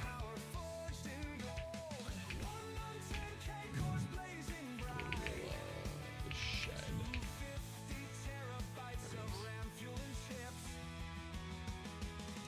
Share my screen.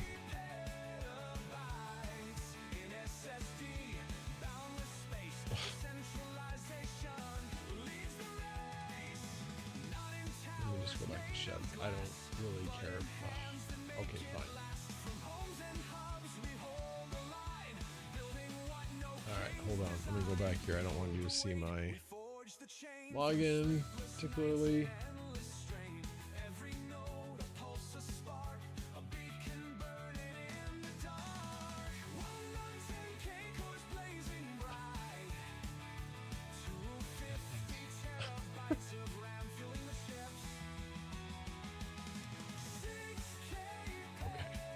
Now will you let me go to Gorilla Shed?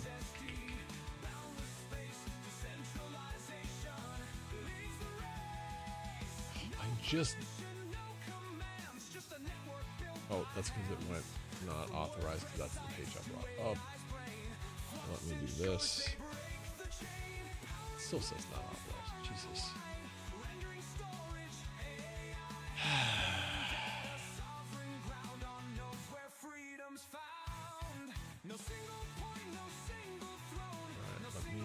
See if I can find the link to it again. There it is. Got a link to it in order to get to it. Alright.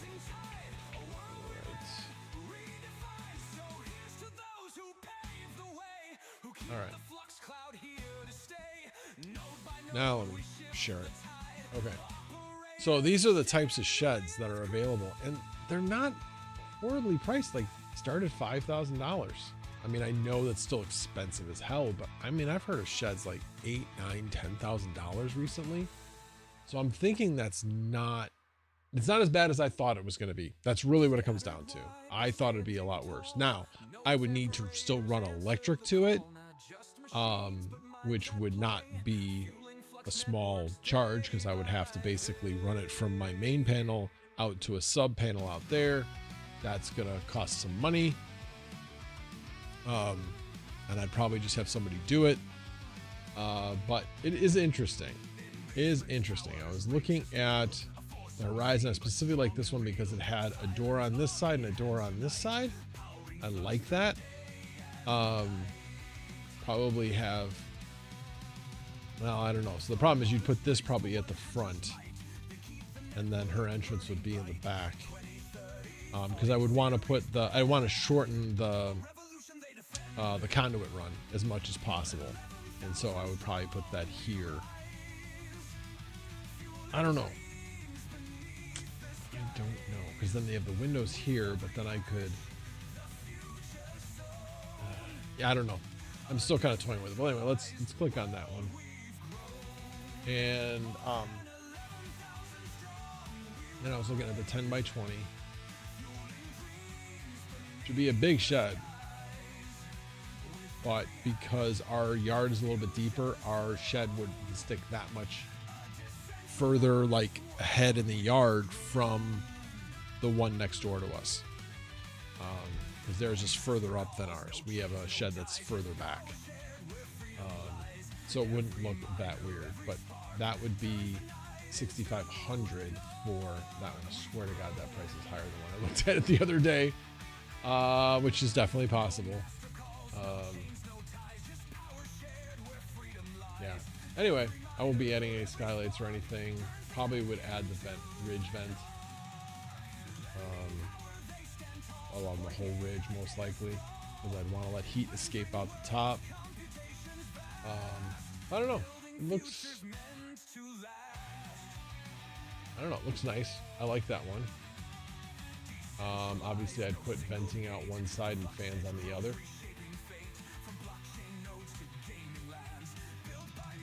And we just have to make sure that I stayed within a certain sound level. maybe do something like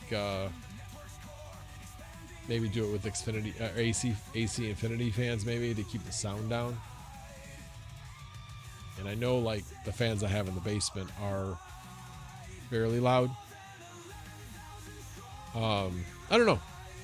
I know that the AC Infinity fans put out a lot of air at a low volume level. So I don't know. I've been thinking about it. Now, here's the real kind of interesting part.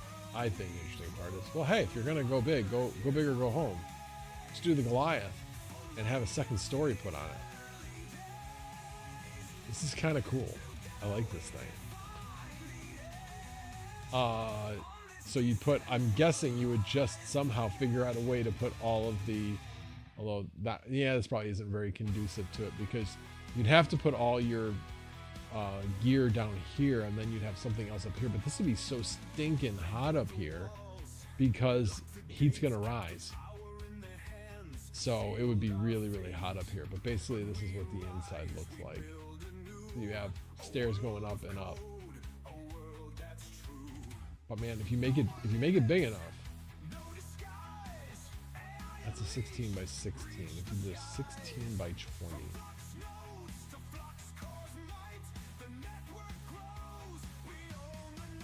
I guess it didn't really change it. This is just one view of it.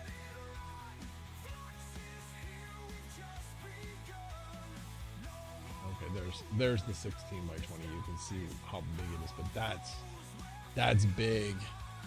That is big. And if you really want to maximize it, 16 by 32. And I have a big enough yard that I actually could do that and actually get it approved. But that's like a second house on the property.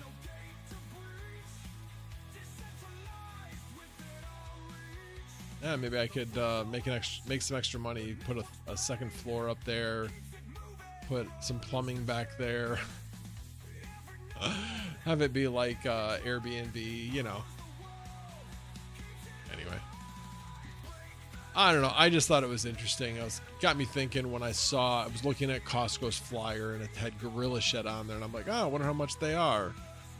I'm definitely not paying $22,500 for that shed. I don't need that big of a shed. So, but the key thing is the reason why this one appeals to me rather than this one. I mean, the Apex is similar, but there's no second door on it. Although this one is 12 feet wide versus 10 feet wide. But again, I don't need it to be that wide. 10 feet wide would be plenty wide, because basically I need enough space for a rack to go down the middle of it and then blow air through it to cool it.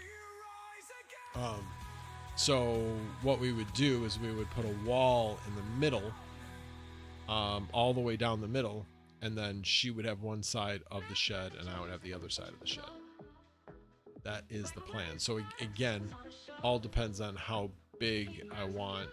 I could do a 10 by 24.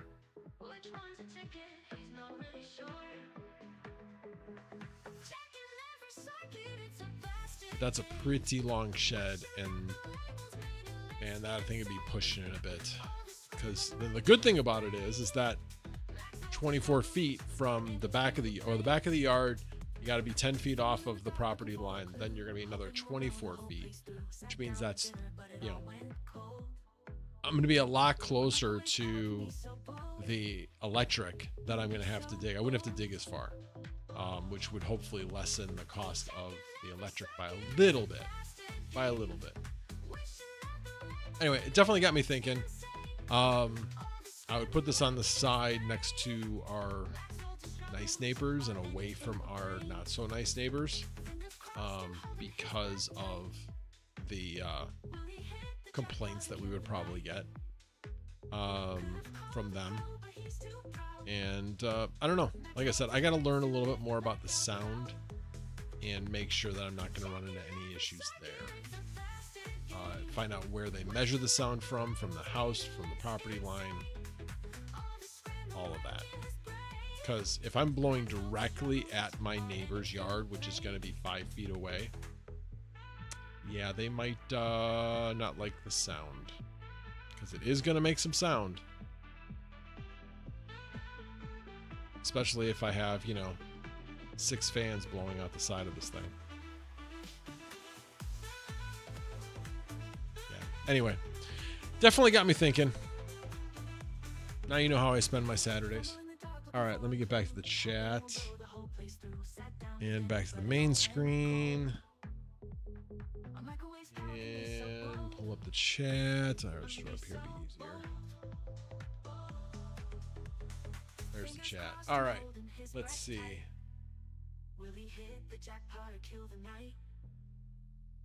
Work is overrated. Yeah. DJ Mind's slacking. He didn't have to say yes. He said yes. So I'm not complaining. And I asked everybody today. So it wasn't like I gave him a lot of time to you know. So I am very thankful for all of you guys saying yes. And for those people that probably didn't even get my message because you don't check your Discord all that much, which is fine. I mean, there's times where I don't check it for a few days. Totally get that. So yeah, shame on me for not being a little bit more proactive and scheduling, you know, like Hobbyist does. But yeah, I just have a lot of stuff going on, and I didn't find out about this being World Ovarian Cancer Day until I think it was early last week when I found out. Basically, when I got to 10,000, I then looked. Oh, that reminds me. I gotta send a message to Shay. I was waiting for him to contact me because I figured he would go back and watch the stream, but he never did. So I need to contact him because he's the one who won the 3060 Ti. Let's see.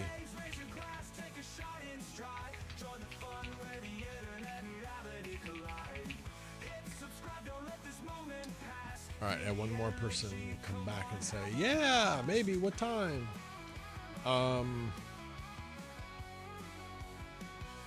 came back into here for a reason, jeez. And then I got distracted by the message. Why did I come back in here? Jeez. Yeah, you can just join it.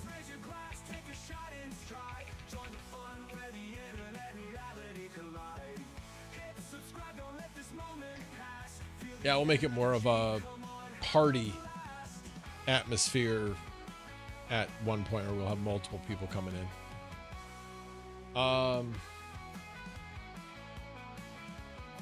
That's all? 500 up and 500 down? How much is that? How much is the fiber running you at 500? I'm curious. I mean, I know that Metronet has sent me messages now saying, hey, you might have seen us working in the area. We're trying to get to you. I have not seen them working in the area. But that's awesome. Congrats. I can't wait. I mean, Comcast is okay, but the nice thing about Metronet is there'll be dedicated bandwidth, not this shared bandwidth. 74, that's not bad. What if you got 1 gig up and down?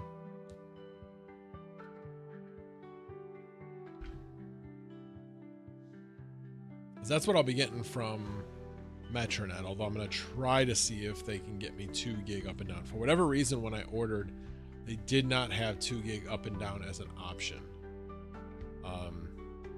So I'm not sure what that's about, but I'll see if I can change it. Well, if you're going to run all that salad, sure, you're going to need 1 gig up and down. Now you can run vast. I mean, everybody's going to want to be on your stuff now. Your speeds are going to be so much better. But yeah, it's interesting with salad. Oh yeah, one rig of salad would use, like, in a heartbeat, 700, 800, 900 meg download. Just boom. Just saturate. So that's the part of salad I don't miss. Then you think, well, that's bandwidth sharing. Nope, it wasn't bandwidth sharing. I had that crap turned off. So it must have been, you know, all the rendering uploads and downloads, I'm guessing. But yeah,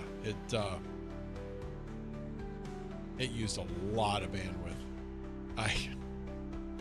I would call up customer service and they're like, especially when I called up and said, hey, I'm looking to save some money on my internet.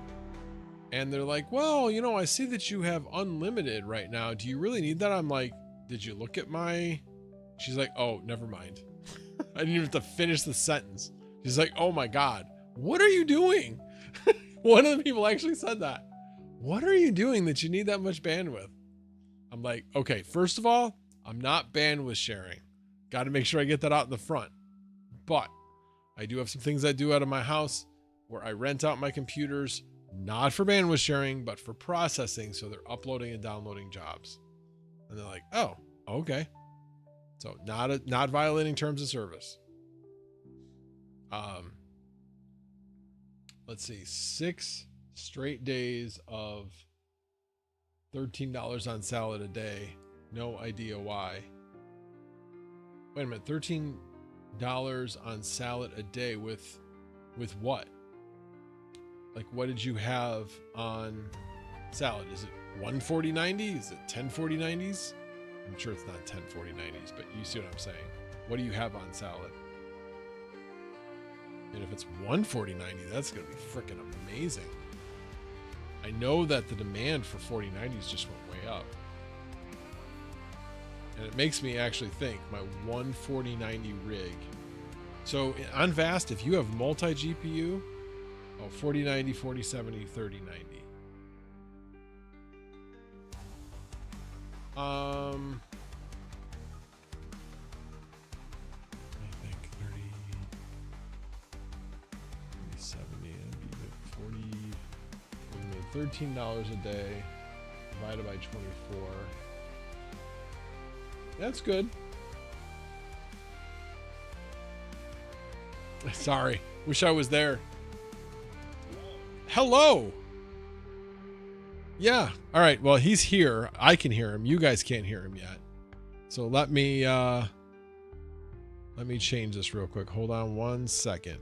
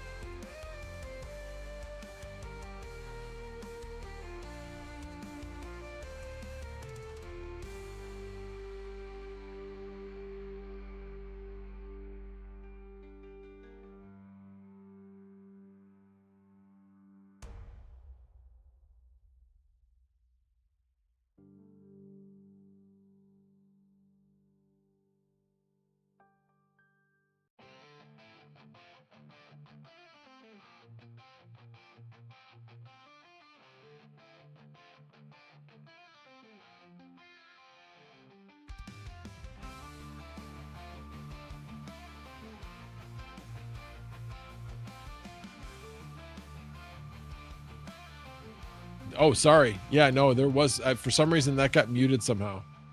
You guys can hear us now, though. Sorry, my bad. I must have hit that when I meant to hit the mic mute button. So you want to review that again? Sorry. Yeah, ask me the question again. The question is, hey, do you have any GPUs left? GPUs. So I had a rig left of 6600 XTs. That was my plan to keep them. And then, you know, if mining ever goes great again, I have one fun rig. And then on deployment, one of my soldiers, I promised them I would sell them a rig for $50 each, just to help them out because they have free power. They're interested in mining. And I was like, at free power, it makes sense. Other than that, no. So, yeah, I sold all the GPUs, and then he saw my video. He's like, I see you sold all the GPUs. And I was like, that's right. You do follow me on YouTube. He's like, remember, you said you were going to sell me a rig for $50 each. And I was like, I did say that. I did. So I sold them. Yeah, I had to sell those. Pretty sad, but it helped him. Yeah, that is that's incredibly generous of you, because that was how much would those have sold for anyway? 600 XTs, probably like 100 around there somewhere. So not too bad. Yeah, but at that point, man, you know, I'd already sold like 200 GPUs, and I was just like, whatever, you know, it's fine. It's not going to kill me to make a couple $100 less if it helps somebody. It was okay. Sweet. Yeah. I was really happy with what I got out of the 20 or so that I sold. I did most of them on eBay. I sold 2 to Retro Mike. Nice. And then the rest were all sold on eBay. Did it via the basic eBay store, so that I saved money on the eBay fees. Okay. And yeah, I mean, it was like crazy. I mean, 3070 Ti's, like a couple of them sold for $399. Wow. I mean, and then shipping on top. It wasn't like I was including shipping. Dang. Then what I found interesting was the ones that sold last, the last 3 out of 5, were the 3060 Ti for the Win 3 cards. So they're the short cards. It didn't look like the 3070 for the Win 3s that had the nice light bar on top.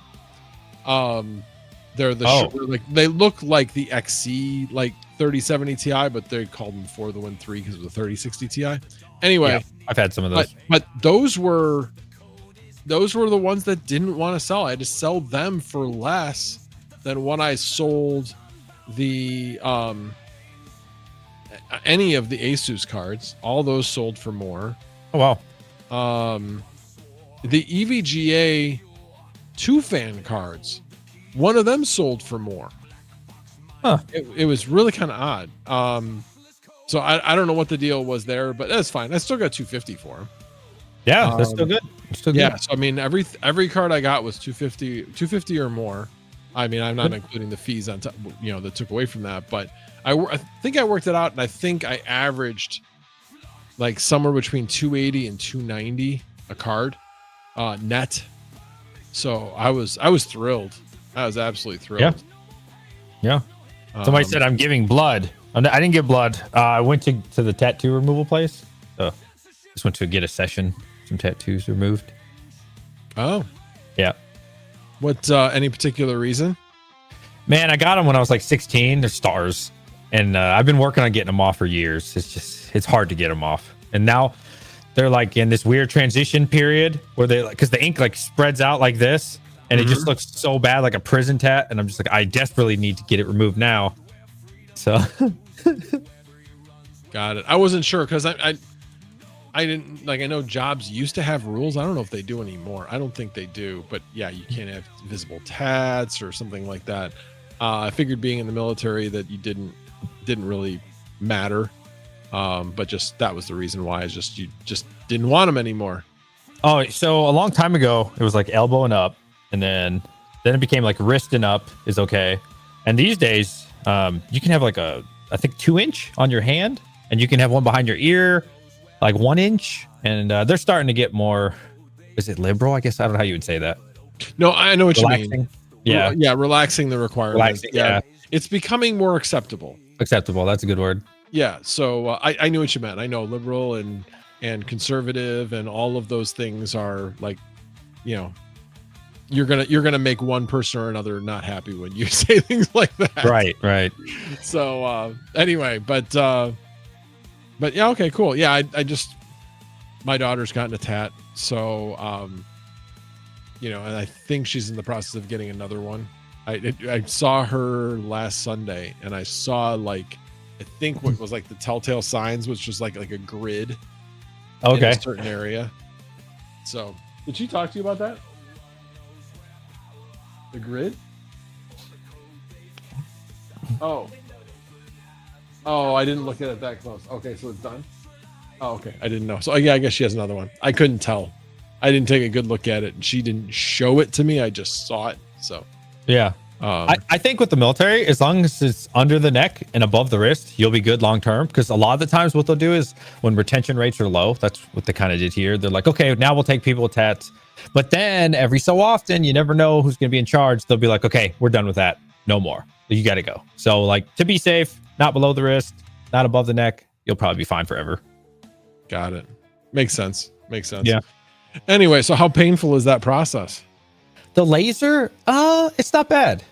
Okay. It's not. It was. I mean, it was a little painful, but it's very quick. So it's like, I don't know if you can see my focus here. It's like she just outlines it real quick. So maybe 30 seconds an arm. Like it's not long. Oh, well, that's really quick. Yeah, it's really fast. Really, really fast. Oh, so, okay. How would you compare that to the pain of like actually having the tat done? I would say it's less, though I've heard from other people in their opinion, it's way more painful. But I don't know, man. Once, like I have my whole side covered, my whole rib cage, all this, and I don't know, compared to that, like nothing hurts in life. Like that was one of the most traumatizing, miserable experiences of my life. Just hitting the bone. It's like, I don't know if you hear that. It's like that on your rib cage. Awful. Yeah. So like, yeah, this little like 30 seconds, I don't know, it's fine. It's interesting you mentioned that. Yeah. Your pain tolerance is all related to the worst pain you've ever had in life. Yeah. Yeah. So yeah, it's with like my daughter, for instance, she was like, yeah, the tat was nothing. Well, that's because she's had a collapsed lung. She's had like really bad pain. So, you know, so it's one of those things where, yeah, she didn't really think much of it. Yeah. And, it was so bad because like usually, because it's like this big, it's huge, like on my rib cage. Usually you go in like 3 sessions. So you go for like the outline and then you come back like in a couple weeks or a month and then you do some color and then you'll do the shit. But like I was going to Korea the next day. I was like 19 years old or something. And I was like, we got to do it now. And the guy's like, oh man, you're not gonna be able to endure this because after like hour 6, 7, your skin is so tender, man. So when he would just wipe my rib cage with the paper towel, I mean, it was excruciating, like beyond excruciating. Like, and the only way I can really relate the pain was like, I imagined I was, because my eyes were closed at some point. I was like a POW in Vietnam getting stabbed by a bamboo razor blade constantly, just deep into my ribs, man. And it was that bad just from him wiping it. And yeah, and it went on for about 12 hours. And yeah, after like hour 9, 10, 11, I was like, he's like, we got to do it, man. We got to do it. I was like, I'm going to Korea tomorrow, man. It was awful, man. It was awful, man. Wow. Yeah. Had no issues with it though, like because you said you were leaving the next day. You have to like take care of that thing because it's like it's still like tender after the fact. And you didn't have any issues with it after it though? I had no issues. The only issue I ever had was I couldn't go back for him to like fill it in again because he can't really see anymore. I mean, I was bleeding so bad, like everywhere. So he has to constantly wipe. He's like, I'm gonna be honest, can't fully see what I'm doing at this point. This is just blood gushing everywhere. And so he wanted to, you know, fill it in like a week or two later or a month, but he just couldn't. So I never got it fully filled in. So it doesn't look 100% complete, but no problems actually. Well, that's good. Yeah. I've heard of other people like where they might get a little bit of infection or, you know, it swells or whatever. So that's why I was curious. Yeah. Crypto though, we hit $93,000. I'm sorry, I'm tripping. It's like 93. What are you talking about? $103,000, Max. I know. It's a beautiful thing. They did it just for this stream. That's crazy. Yeah, just for you. You did this. You did this. Yes, I did. I'm gonna stick with that. But yeah, it's well even crazier. I'm actually going back and yeah, Ethereum's almost at 2,200. Wow. Yeah, that's the story of the day. Wow. Right. Yeah. My lithium's out the hole, man. I'm out the hole. I've been in the hole for like $7,000 like lately, and I'm fully dug out, and I'm like $500 positive. Nice. I'm not selling it at this point. I just can't. It's just not enough. Yeah, I was in the hole overall. I'm still in the hole on my not on my total Litecoin holdings, but on my trading Litecoin holdings, because I mean it was up at 140. So I was trading that 120 to 140 range with two different sets of buys. So I was like buying it around 120, selling it around 130, and then buying 125, selling 135, buying 130, selling 140. So trading that range and made profits there, which was great. And then obviously then the bottom dropped out. So now we're at like 90 something. So I'm still in the hole on what I had left, because I have 3 different buys. My last buy is like at 108 or 109, somewhere in that range. So I'm in the hole on that, but all my Ethereum is now in the positive. Good. So the Litecoin's the only thing I've got where I'm in the hole on. And again, I'm not worried about Litecoin. And Filecoin, I think, is the only like small crypto that I've got that I'm not in the hole on, but I haven't sold because it hasn't gone up enough. What is that one at? I bought that one like 2.7, and I had to sell in at about a little over 3. Oh, good. Where is it? Filecoin 290 right now. So yeah, I'm up on it. Good. But yeah, it's still a little like 3% away from selling. But I didn't sell Solana. I still have a Solana sell in at like 176.69. So I still have that, but that's obviously getting closer. That's over 150. Oh, really? Actually, it's over 160. Solana's over 160 now. Oh man, dude, Solana's been so good for me because I've been staking it, and so yeah, same here. I just checked it. I've almost earned 2 Solana just from staking. Nice. Yeah, so I'm just gonna keep, and then I restack that. You know, so it's like compound interest. Yeah. And I like it on Tangent because it's only like a 3 or 5 day. What's the word? Locking period. That's where I've got most of mine. But what's cool about Kraken, again, I only have like trading volumes here. But on Kraken, they have like an auto stake feature. I call it auto earn.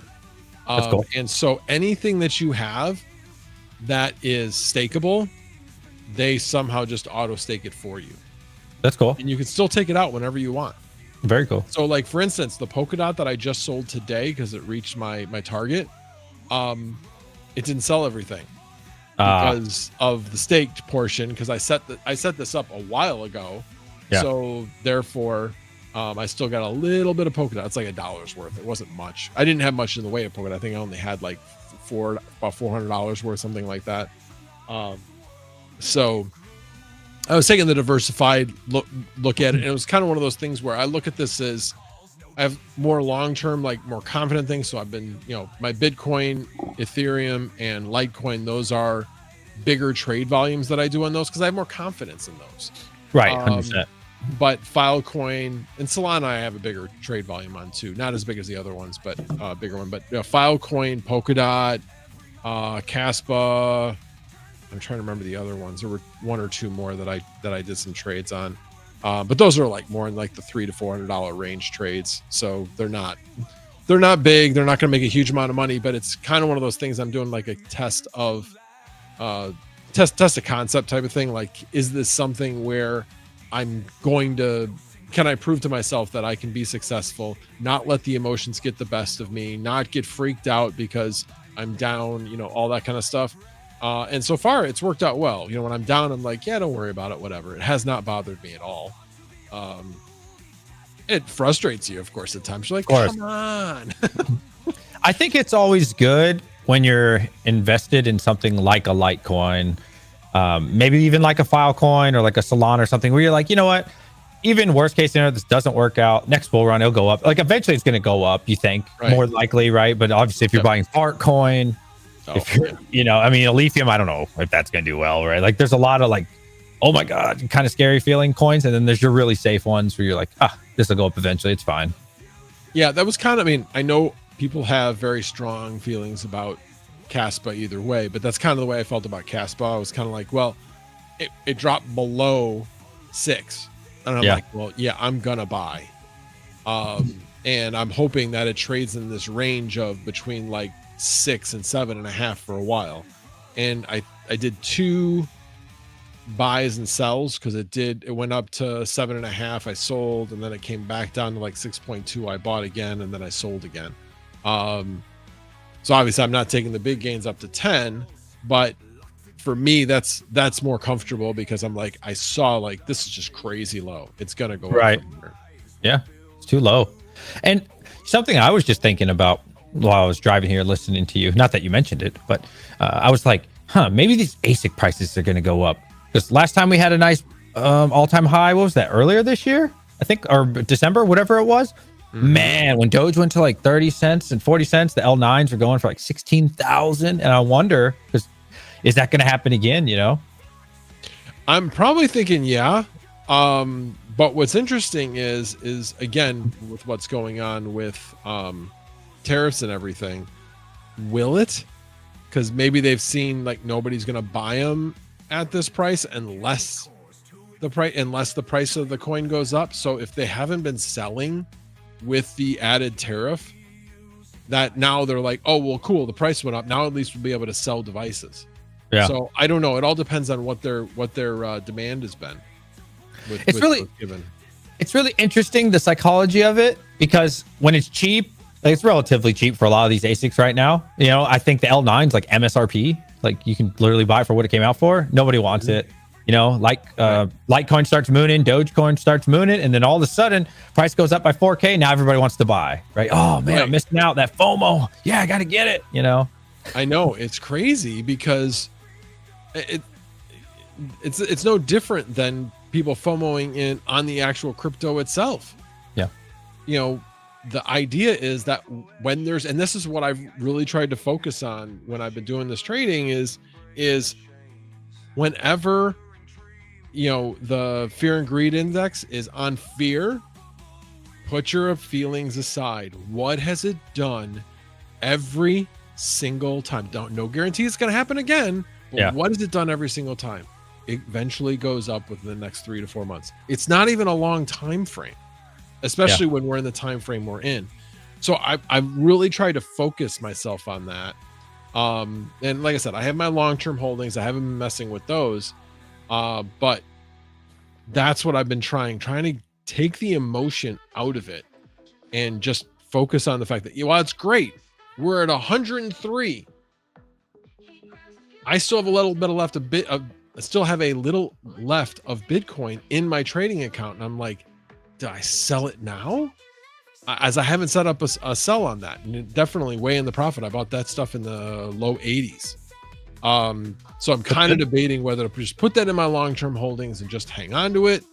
I don't know. I'm not really sure what I'm going to do. But anyway, definitely it's been a fun day. Definitely been a fun day to watch.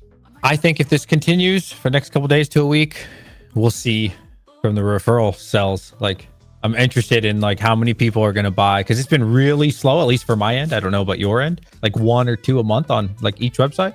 But I have a feeling if this continues, I'm going to start seeing 5 people bought today. You know, 3 people bought the next day, 5. And I'm like, what are you Timmy's doing? I've been telling you, why you buy it now, Timmy? But okay, we'll see. Can I show you something? I actually don't have any affiliate sales relationships with any of the ASIC companies. So like get one. Miner Bros, Terahashes, and any of the guys. I don't have any.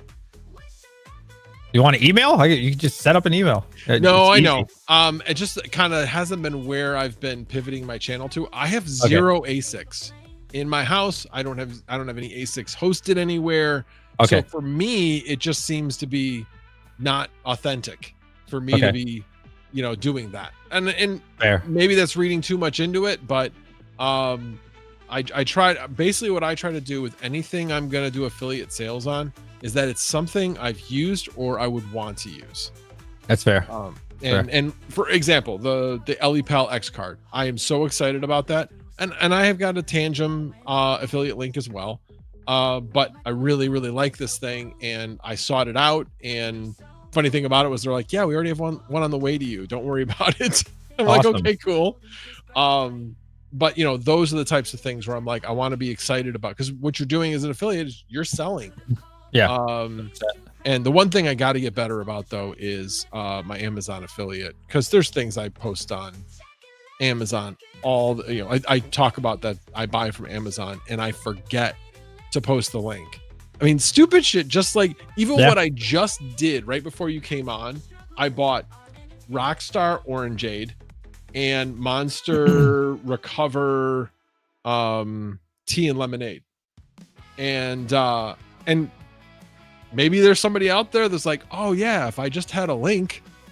Yeah, there you go. So I got to get better about doing that type of thing. And there's so many things I want to do. I want to build a website. And when I say build a website, have a couple of pages. It shouldn't really take that much.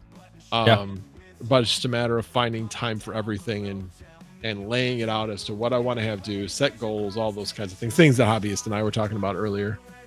I even monetize my receipts, man. I try to monetize everything.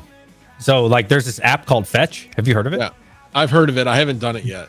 Oh, dude, I love it. I love it. So I have people on work too. So like if you send someone your affiliate code, the cool thing is they get $2 and you get $2. Sometimes it's you both get $3. Sometimes you both get $2.50. And literally all you do is take your receipt that you're going to throw away anyways. You can even hide the name. They don't care about your name. They just want to know what did you buy, what date, and what store. And then you take a picture, especially when you're grocery shopping.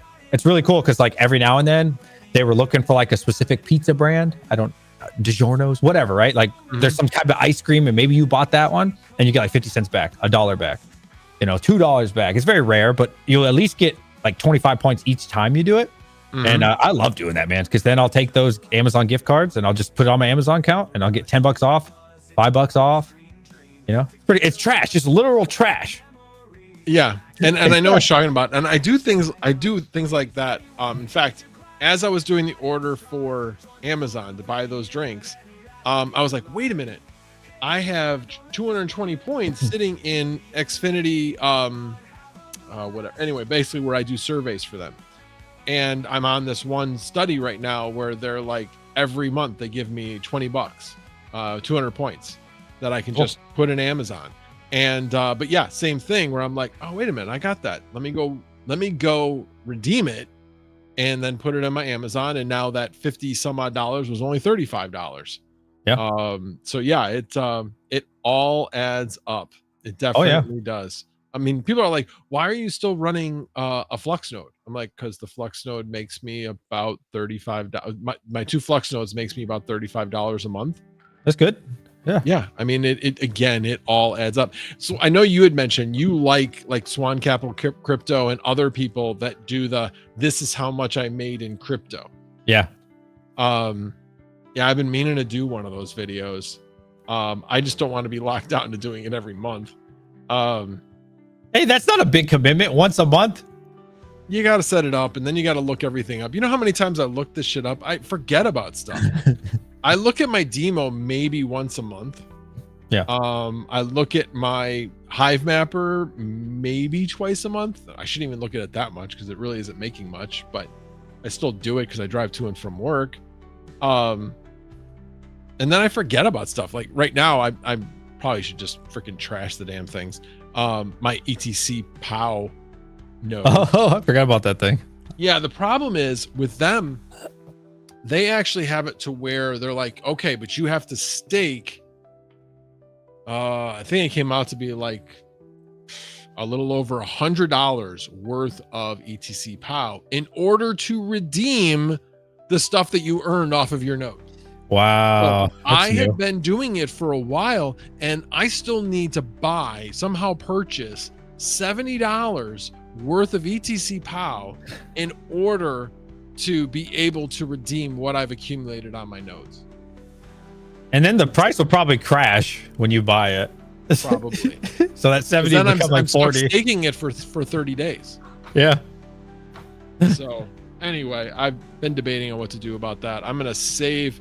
I'm actually taking one of the nodes and I'm actually going to turn that into this remote NAS, but I'm going to save the hard drive because I can take it out of there, save it, and then put it in the other small form factor that's the same exact PC. I can put it in there, boot it up, and redeem it, and then just not trash the disk, but then reformat the disk, and I'll just have 2 nodes instead of 3. I just one of those things where I'm like, as soon as I buy, yes, the price will go down. And as soon as I'm like, screw it, I'm out and just sell everything, it'll go up. Yeah. Yeah. Oh, let me show you this. Not sponsored or anything. I don't know how you'd sponsor a book. Maybe you could, but for the record, it's not. So Brains, I actually met one of the dudes from Brains at Mind Disrupt. He's funny. He's actually really cool. And so I didn't know he worked with Brains or anything, but I saw that they published a book and it's called Bitcoin, the Ultimate Collateral. And so I saw that on Twitter and they have free copies. It's literally free. Anybody can download it for free. And I was like, oh, that's really cool. I'll read it this weekend. And they're like, can we send you a copy? So they sent me 3. I didn't ask for 3, but I was like, okay, I guess I'll just give these other 2 away to somebody. And it sounds kind of cool, man. It's like only 110 pages. It says Bitcoin, the ultimate collateral, never sell your Bitcoin, live off of it. And then just reading the back, it essentially, I think this book is designed to convince you to never sell your Bitcoin and instead use it as collateral for other things in life. So not a huge leverage guy, risk guy on that, but you know what? I'm going to read the 110 pages and maybe they'll convince me. But hang on. What do you think rich people do? That's what they do. That's exactly what they do. Yeah, because exactly they don't have to pay taxes on the gains. Yeah. And of course, that assumes that you can take out a loan against a bank. But if you have that much Bitcoin and you have that much collateral, then yeah, the banks are probably going to give you a really low interest rate personal loan. And now you're just paying interest, which is less than the taxes on it. Yeah. It's a really interesting idea, man. So yeah, I'm going to consider it, man. I talked to him offline. I won't say everything, but like he said, they have mining adventures and they use their Bitcoin and they still keep their Bitcoin and that's how they fund it.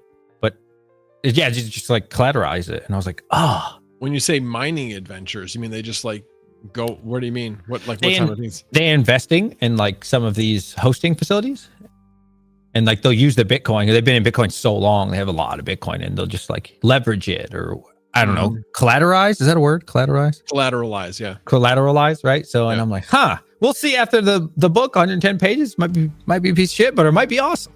Yeah. You know, it might convince me. Yeah. I don't know. We'll see. Yeah. I was just, Vinny was just talking a little bit ago where he was saying that, I guess they're not known as MicroStrategy anymore. I guess they're just known as strategy. Yep. Yeah, they're up over $400 now, which I was very happy about. Yeah. That was one that I took a flyer on in my IRA. I was like, yeah, I'll invest a few shares in MicroStrategy, and it initially looked like a really bad idea, but now it's looking better. I'm back positive on it. Good. I was down like 30-40% on it initially when it went down in the I think it went below 200 now that I think about it. Oh well. But yeah, good old Michael Saylor. Yeah. Chump's asking if he can get on 25 minutes. That's good. Sure. Yeah. We can have a party. Yeah. I'll probably be off by then. So. Oh, okay. Well, there you go. Yeah, definitely. I got 2 more guests after. Well, I got 3 more guests after you. So Chump. Nice. It sounds like Krutman's gonna come on and Joker. Very cool. Yeah. All good so people. I appreciate everybody hopping in. I plan on going to strategy actually.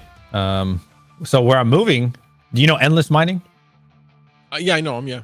Yeah, so he did a call with me, and apparently he goes there every month. They started like a local Bitcoin meetup because he lives in Maryland and DC, and they just started a small meetup, and it started with like 5 people, and then it got to like 20, 30, and then they get like 100 people showing up, and then somebody at Strategy reached out to their group and was like, "You guys love Bitcoin, we love what you're doing. Please come to Strategy, have your meetings inside here." And now a lot of people. Yeah, now a lot of people are coming. He's like, dude, DJ, I'm telling you, you have to come. Like, Michael Saylor isn't showing up, but you never know. Well, one day he might be just, what's going on in here? You know, you never know. You never, super small chance, but you're literally in the same building, and there's always that chance. And I was like, yeah, I'll come over. Yeah. Either way, that's super cool of them to offer that. Yeah. I mean, yeah, you're meeting in the evening. The offices aren't being used, but they have a risk of a liability risk. You could, people could be drinking and drink too much and cause damage. So that's really cool that they're willing to be like, hey, we have no idea who these people are, but they believe in the same thing we believe in. Therefore, hey, cool, come on in.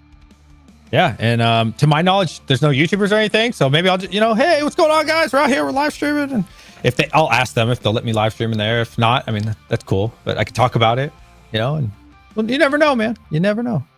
Yep. All right. I have not been keeping up on chat. I don't know if anybody's been asking anything. Let me bring it up. Make sure I'm not missing anything, especially any donations. Oh yeah.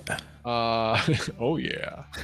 Yeah, ETH up over 20%. Valley Crypto. Oh, okay. So Chump was talking about his tattoo. He's like, yeah, try getting your elbows, bro. It's the hell bone. Hurts so bad. I did hear that sucked. Yeah. Yeah. I'm wiping road rash with sandpaper when they wipe it. My elbow was legit like a softball the next day. So swollen.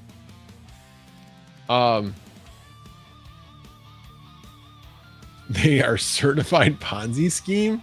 Talking about ETC MC. I think that's what he's talking about. Oh, got it. Yeah. I was going to say, not the book.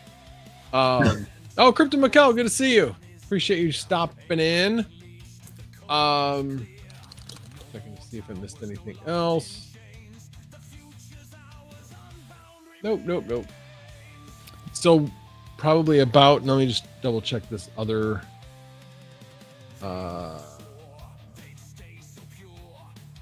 just making sure I keep track of where that is. I'm just checking to see if there was anything at the other site.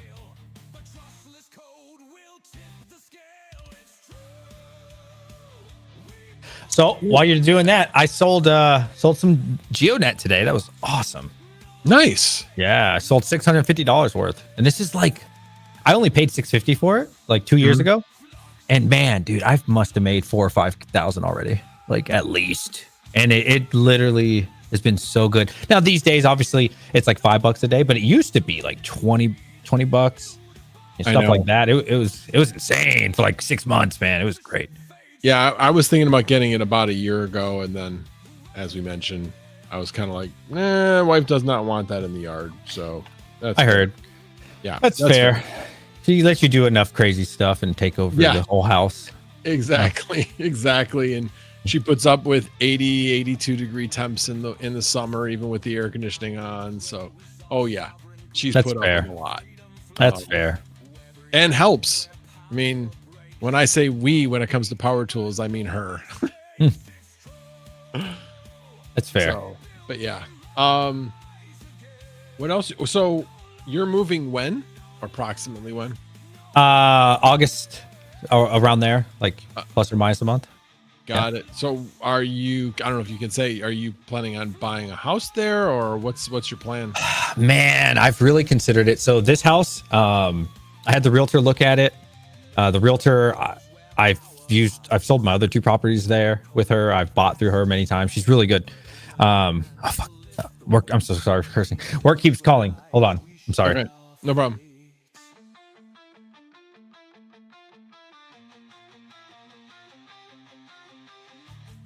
Gosh, I'm like looking through. I'm like, you know what? I think I've actually talked through all my topics. Yes, I did. I did talk through all my topics. So hopefully guests will keep me going. Otherwise, I'm going to need you guys to be an AMA for me.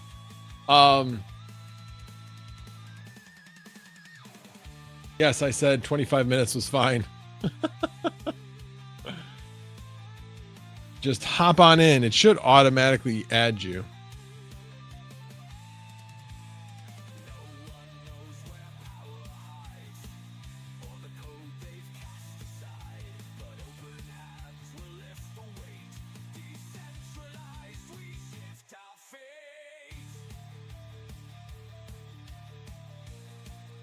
I'm actually looking at this because I wanted to see if I did want to add a screen share on this.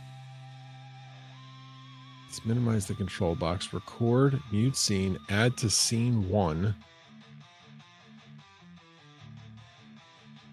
Highlight.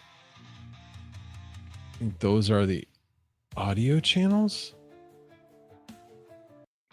Audio settings, video settings. Mix order, so I guess I can change who's on the left and who's on the right. but I don't see a share screen thing.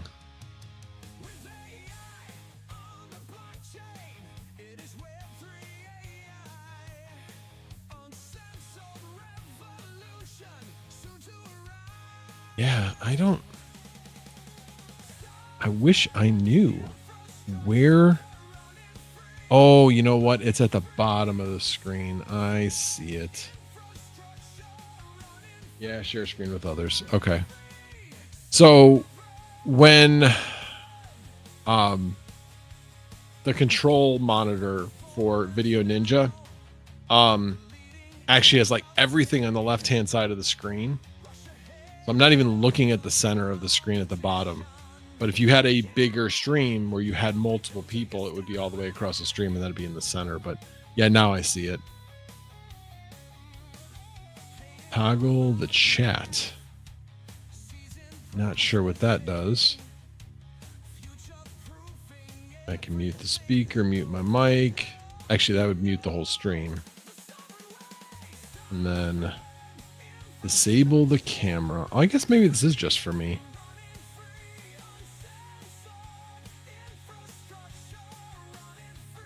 Share a website with your guests. iFrame.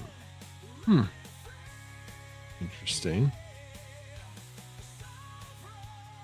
Room settings.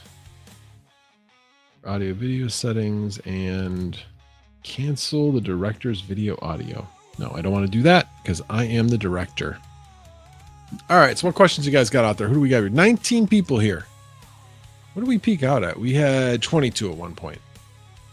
So, hey, everybody's starting to get home from work. If every single one of you can go out and send out on your socials that I'm live, I would appreciate it. Would very much appreciate it. In fact, I am going to go do that as well. On X, I'll use that. I'm done with that for now. Oh, man, allergies suck.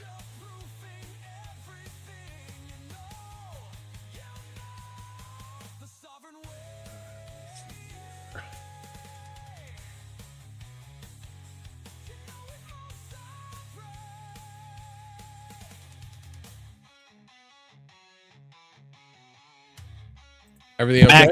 I dropped the ball. So listen, without saying details. Okay, so for like 2 weeks, we've all been tracking a nighttime mission thing. Mm-hmm. Like it's supposed to happen at 8 p.m. Eastern, which is in like 45 minutes.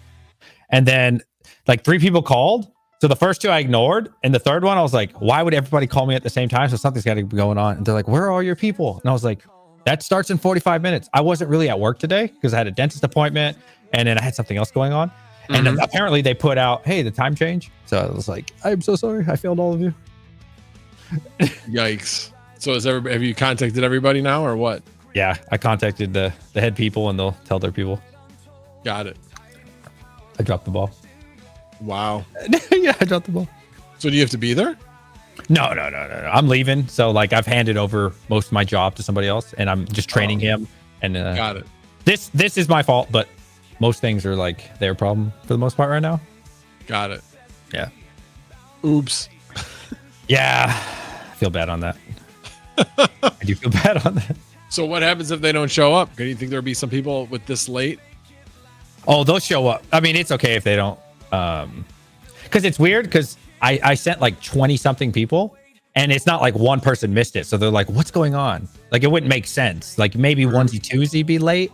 But like all your people gone. And I said, look, I messed up. I'm sorry. I didn't see your guys' message because they send you so many text messages a day. And, you know, I'm getting a cavity filled and I'm busy and I'm like, and I was getting this done and I'm just didn't see one message and it was an important one. So, yeah. Oh, so you have it on both sides? I didn't notice the other side. Yep. Both sides. Yep. Got it. Yep. Both sides. Cool. Well, I was looking to see if anybody got any questions for DJ? Yeah, ask away. Alephium. Did we talk about Alephium yet? You talked a little bit, but not much. You just basically said it was up. I'm out the hole. That's a big hole, man. Let me tell you. I invested just in the machines, like 75, 76K. And then each month it's like 3,700 of power. So I'm not out the hole on the electric. Let's not get too excited. Not the machines. Oh, okay.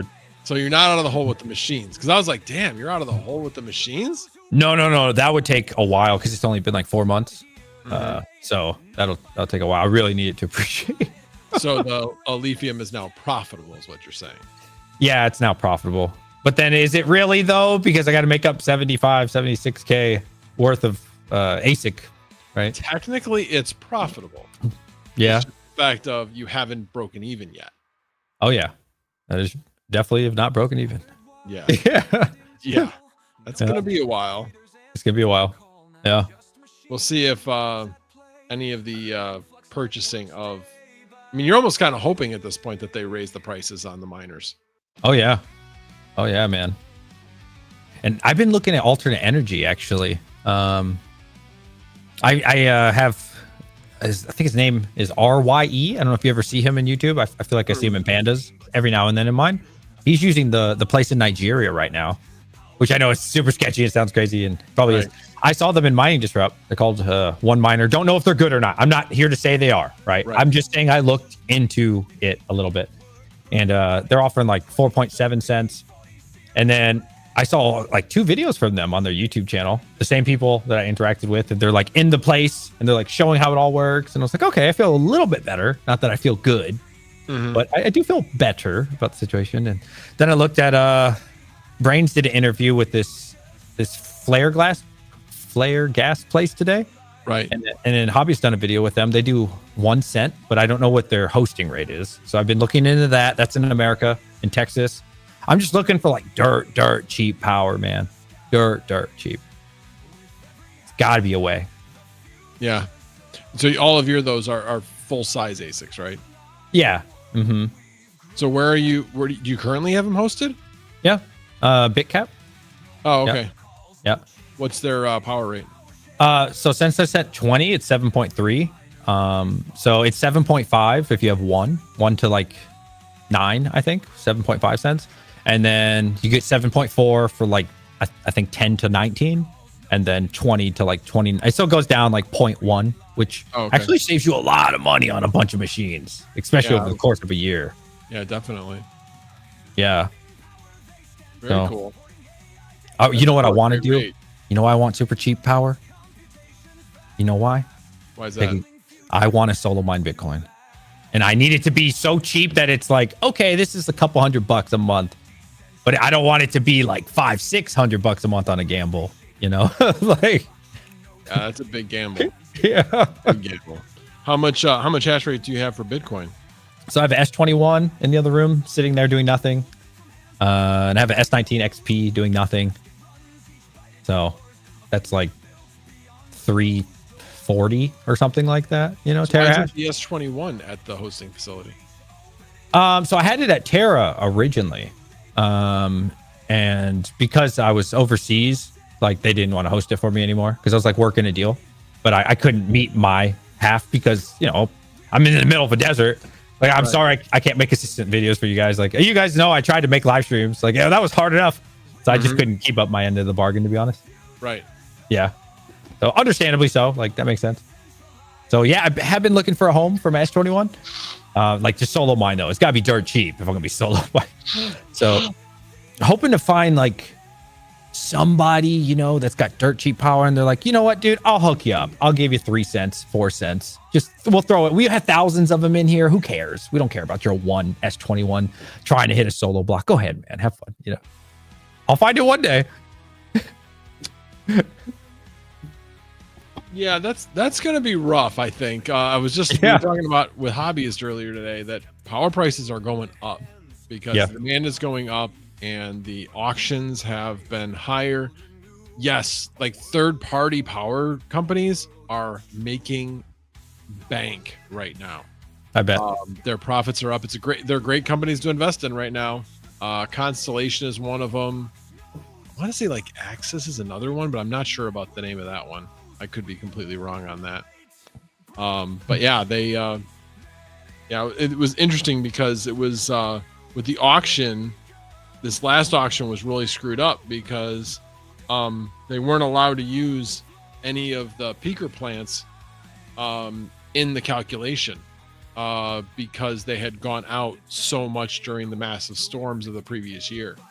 So like 90% of them at one point went out where they were gonna have to do rolling blackouts. So they're like, nope, you can still obviously use them for power, but you can't use them in the calculation because they're unreliable. Like, okay then. So so yeah, it's an interesting market. It's a very interesting market. I think what's going to happen, I don't think it's going to be like I go on their website and get hosted for a couple cents. I think, you know, somebody I meet on Twitter or somebody I meet at Mind Disrupt or like a viewer, I'm hoping is like, you know what, dude, just throw it over here. Yeah, I got your back, man. It's fine. You know what I mean?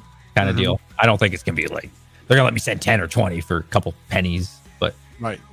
But like I said, that flare gas place exists. They say they pay under a penny a kilowatt. So that's what they ask you to pay? Or that's no. They're not even providing hosting, I don't think. Oh, so got it. They pay under, like under a penny. It was so low. I forgot I'll send you a link if you want it sometime. But it wasn't even kilowatt. It was like way below that. Like they're paying nothing. Yeah, crazy. I mean, I looked at, well, again, they're using something that somebody else is going to have to spend money to burn off. Yeah. So they should be paying them to do what they're doing, but they're probably just give it to me for free and I'm good. Yeah. But yeah, no, I did watch. I know Hobbies did a video on the flare gas, and that was pretty fascinating.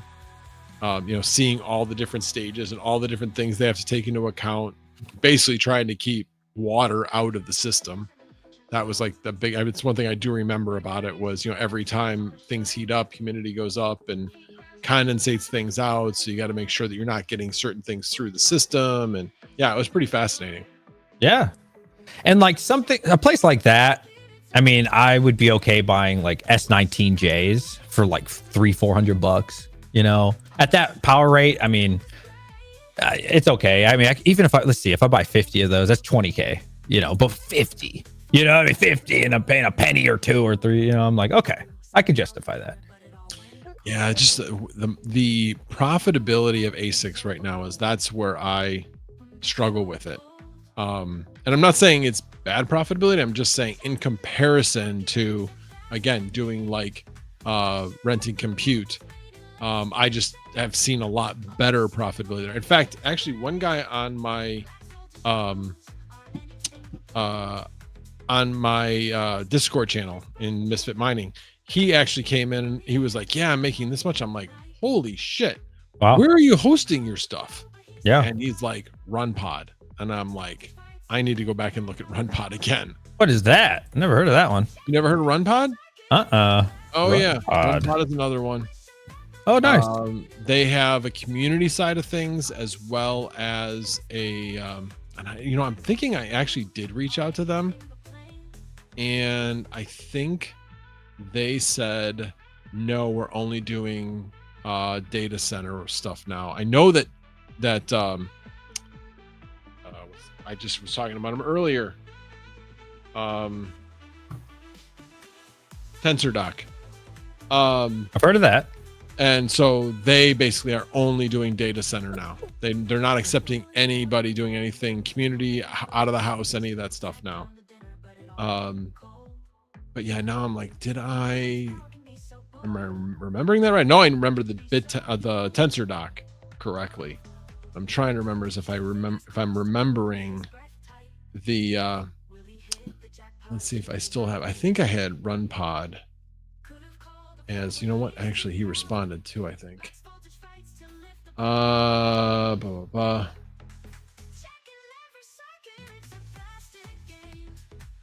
Let's see.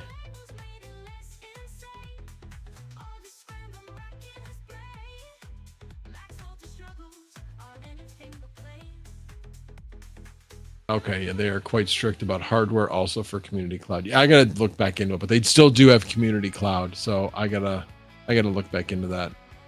Yeah, I mean, it's still cool. Yeah, man. Yeah, and like I said, I've been doing well. This week it'll probably be about $400 this week. That's good. And it's actually for me it's a bad week. Oh, okay. But normally I've been doing between 500 and 700. Like if I look at like the past couple weeks besides the last two, last week was bad. Really? There was a real drop. I have a feeling because a lot of colleges, studies were over. Now they're writing the papers, they're writing their thesis, whatever. So I have a feeling that was why, but it's picked back up.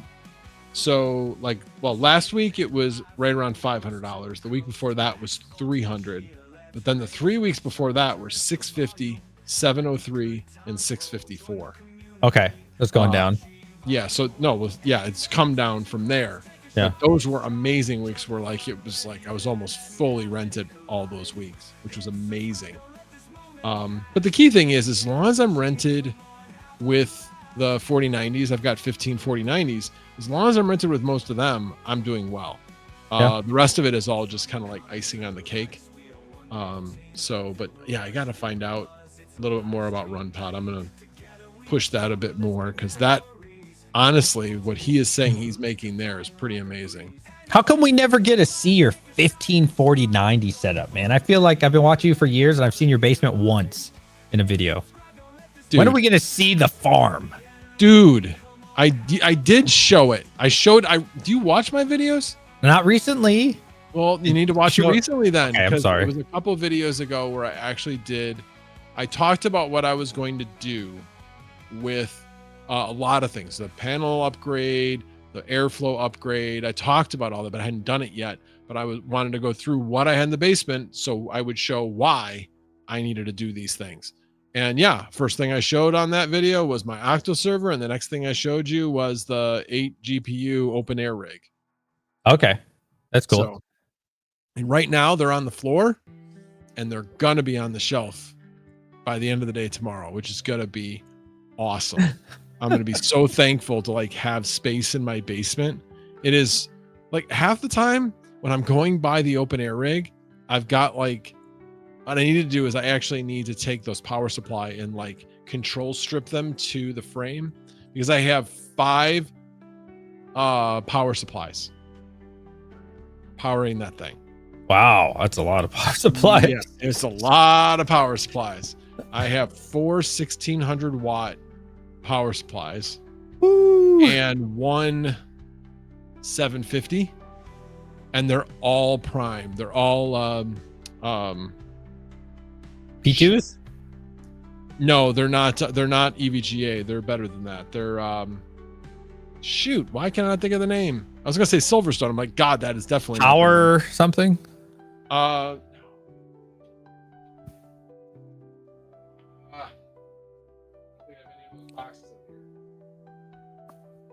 I'm drawing a blank on it. Anyway, they're expensive power supplies. I was lucky. I got these things way on sale. But they were they need this particular motherboard needs really clean power. And these power supplies, when you have dips in power, they have long storage so that they can withstand a 30 millisecond, 35 millisecond drop in power. When most power supplies, especially the cheaper ones, are maybe 15 milliseconds, maybe 10. The decent ones are going to be above 20 milliseconds, which is what you need. But anyway, all these power supplies, trying to fit them on this rack. Well, whenever I walk by it, I always end up kicking one of them because really? Out. I'm I don't want to kick this thing. But anyway, so it'll be nice to have it all on the rack and where I can have more directed airflow as well.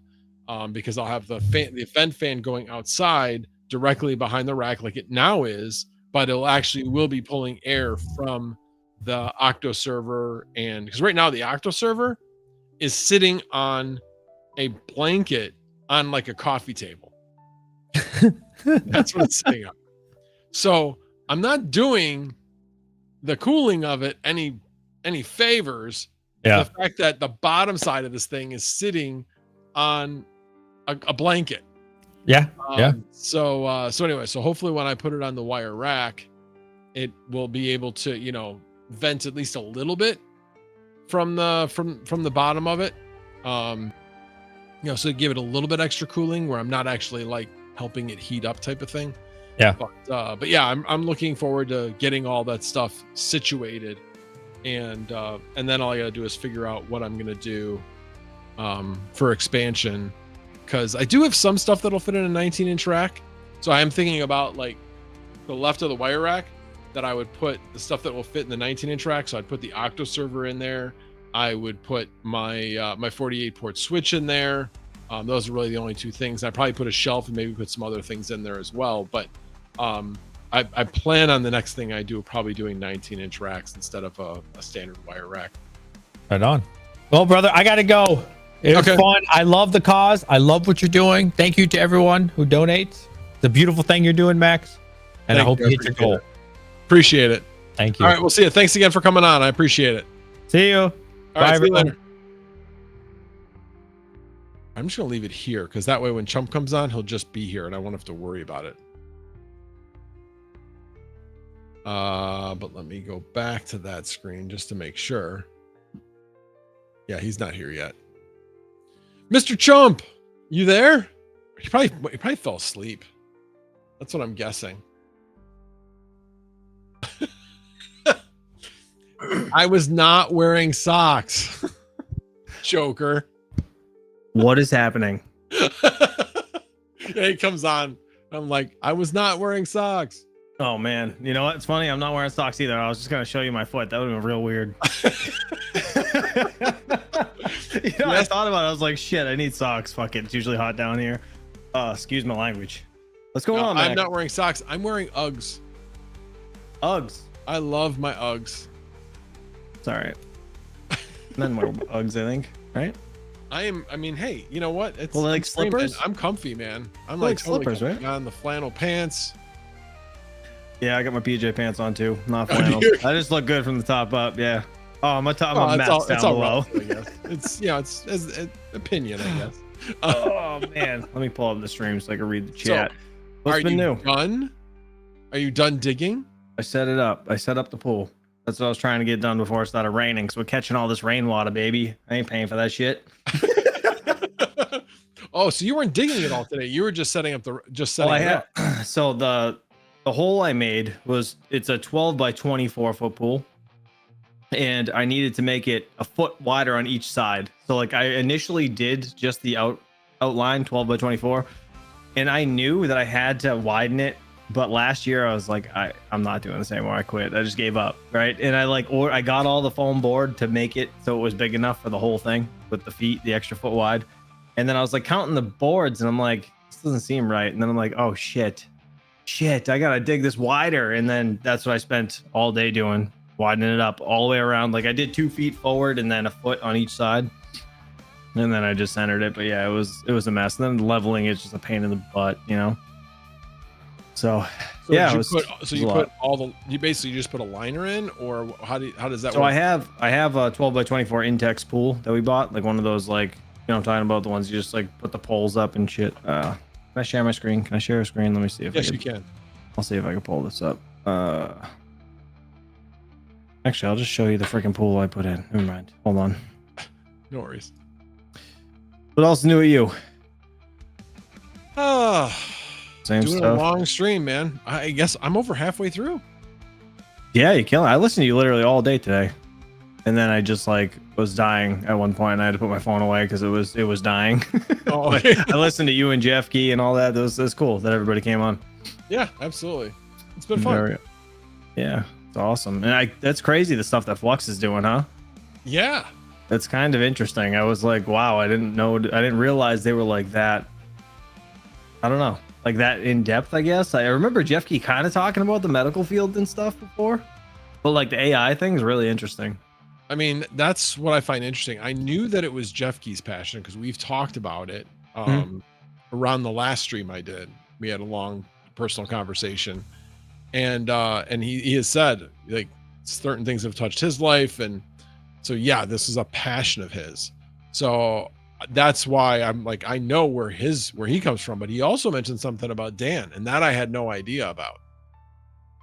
So evidently, the Dan was passionate too, and I don't know what, but so for whatever reason, he's really into this as well. Dan's son was in a really bad car accident at one point, and he almost like lost his life. So it was like a big thing. Oh, okay. Yeah. So that's probably why he's really into that, which makes sense. Yep, that would make sense. All right, let me see. I was gonna show you a couple pictures. That's the pool I put in there. Freaking Okay. pain in the ass. So I sunk it 3 feet, so it's like 2 feet above the ground because I was done digging. I was done digging, Max. This was like so much fucking dirt by myself to move. Like I wanted to Do cry. I have to show the meme? It was awful. So I'm like right now everything hurts. I'm shocked I'm even here. All right, but this is what I had to do. Like I had to like make a flat pad basically. So I freaking stamped it with that 12 by 12 freaking thing right here. All right, this 12 by 12. Like imagine just me walking back and forth, stamping this thing and putting my little laser level on this bucket. And I had a piece of electrical tape on the stamper to make sure it was the right height. And Max, when the sun was glaring, I couldn't see the laser because it was so far away. Oh, I hated my life the whole time, but it's done. I'm like, thank God. I'm just gonna start filling it and then get in. I put this ladder in temporarily. I just gotta be able to get in there and like kick the wrinkles out, and then like just let it fill. I'm so freaking tired though. I'm so happy it's done. You don't even know. So, do you have to backfill it to kind of support it? No. So like this thing can go on the ground like fine how it is, but my wife wanted it sunk down a little bit, and I was like, yeah, that's a good idea until I got like halfway through, and I was like, this is an awful idea. Why am I doing this? But she wanted it sunk down, so you don't need to backfill it, but I am going to. I'm just gonna like put some of that pink foam basically around the bottom edge of the pool, just so when I throw all the dirt in, it's not like killing it. But I gotta fill it up first so it can like hold the pressure. Does that make sense? Yeah, it makes sense. And then I just don't want anything bad to happen. Okay, now one thing I'm confused about is obviously I see fence all the way around that, but where are you taking this picture from? I have a second floor deck in the back of my house. So I have like a top one and a bottom one. So is the stuff on the other side of the fence on the left also your lot? Yeah. So this is where my pergola is down here, like way that way. Okay. So I was So this is like all my yard. Yeah. Got it. I was missing This stuff over here is not mine. This is someone else's. That fence on the left coming towards us is just separating the front yard from the backyard. Right. Yeah. I did this because my dogs, back when I had them, and then I just got a new dog. But yeah, this is I needed a fence thing because they were dogs that like would just screw. You know what I mean? Never get them back. So like I ain't dealing with that. So I was like, yeah, I need to have it fenced in. But yeah, it was pretty long day. I'm tired. I'm so tired. I bet. Yeah, I was actually now that I'm 6 hours into this, I was like, actually, Crypto for Seniors was like, man, you're doing well. No need for Monster, and I'm like, no, I could use a Monster right now, and I was like, shit, I keep meaning to order it from Amazon. Let me see if they've got what I'm looking for, and they did, so ordered it. Well, not. Oh, is that the iced tea one, the rehab one? Yeah. So that's the only Monster I like. Actually, you know what? I like that one and the coffee one. It's like okay. Yeah, I forget what it's called, but yeah, Rockstar Orangeade Recovery, whatever that is, and I like the recovery ones is what I like because they're low in calories, but they're relatively sweet. And considering I can't have sweet stuff, it's kind of like my outlet for that. Right. So Makes sense. Each of them only has like 25 carbs. So I mean, not 25 carbs, 25 calories. Gotcha. So really low in calories. Yeah, you're doing well in that diet. How's that working out? I haven't really been losing much weight. I need to stop drinking those because I know that's having. Well, you did though, right? You lost a decent amount already. Oh, I've lost 50 already, but I've stopped losing. 50, Max, that's like a third of me. That's like that's a lot I know, of weight, I'm bro. not complaining. It's a huge difference. But I would like to lose. I mean, right now if by every measure, I'm still considered overweight. So at 220, that's considered overweight. So I'm just in the overweight category from a body fat percentage. So I'm at like just over 25% body fat. So I would like to get below 20, but between like 17 and 25 is considered like normal, healthy range, but I'm still above that. So at a minimum, I need to get down to like 215, 210. If I want to get down to the healthy side of BMI, then I need to get down to like 195. So that's in essence my goal. I like being below 200, but I need to get some more motivation going. Right now, there's just been a lot of stuff going on. Yeah, I'm sorry to hear about your dad, by the way. It's awful. Appreciate that. But the good thing is my sister actually just went to the courthouse today, filed all the papers, got all that done. Oh, and yeah. So now it's about, and in fact, I didn't ask her. I don't know if it's done, like, or does she get something in the mail that says, this, that, and the other thing, or I don't know. Right. But earlier when you said they were coming back from the courthouse, you're like, yeah, my sister just got back from the courthouse, and then your wife came on. She was like, hi. I was like, wait, Max, your wife's your sister. I was gonna say in the chat, I was like, nah, it's probably too late because you got the delay. I'm like, you wouldn't have got it. It was so funny though. She just like pops over. She's like, hi. I was like, wait a minute. Funny. No, I probably wouldn't have got it because I probably wouldn't have read in the chat for like another 10 minutes. That's why I didn't even bother. But it just made me smile when you were talking about it.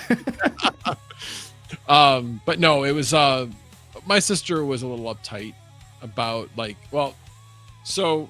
Well, it's stressful. I get it. It is, but I guess she read somewhere that if you are the executor, that you have to file papers at the courthouse within 30 days of the death. Well, he died on April 2nd. We're May 8th. Okay, so she's beyond the deadline. But the whole how do you know that? Like, nobody knows that right away. Come on. I know. Like, so the key thing is, and the attorney, her attorney didn't tell her that. She found it out.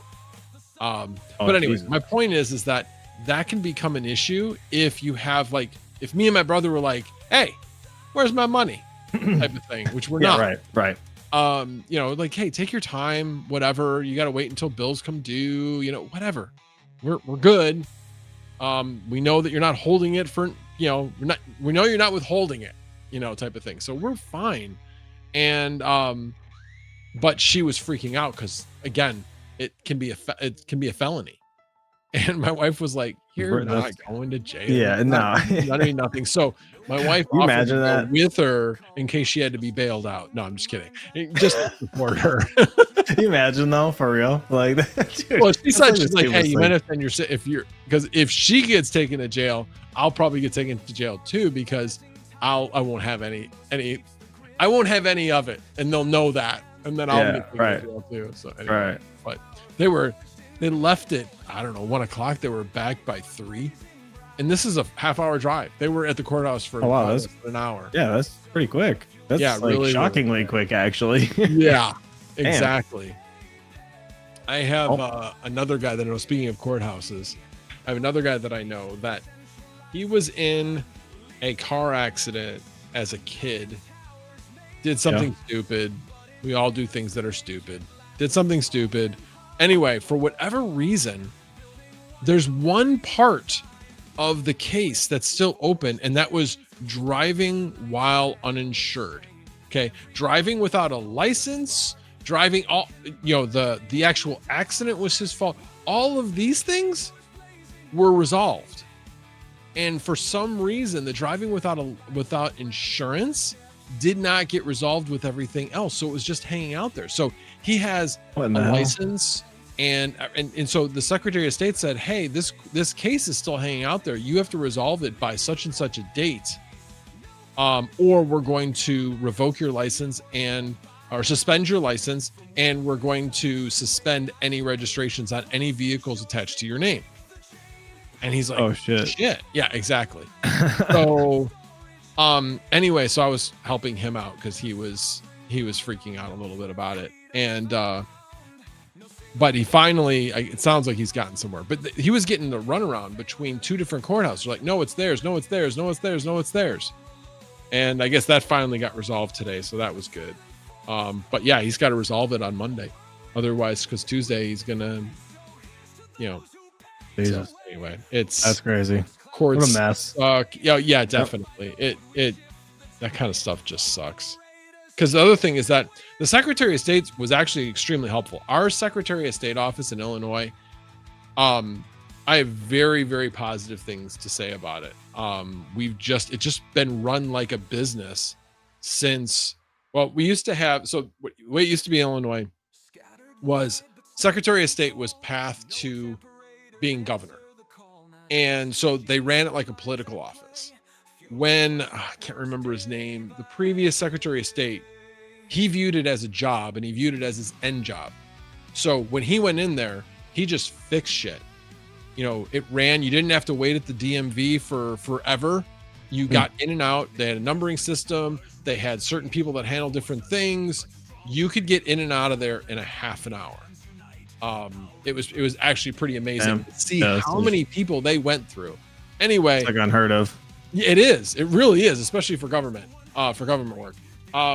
So anyway, when he went away, next guy came in. He's kind of just, that's the way he's running. Although he's definitely more political. He has higher aspirations, but seems to be running it the same way.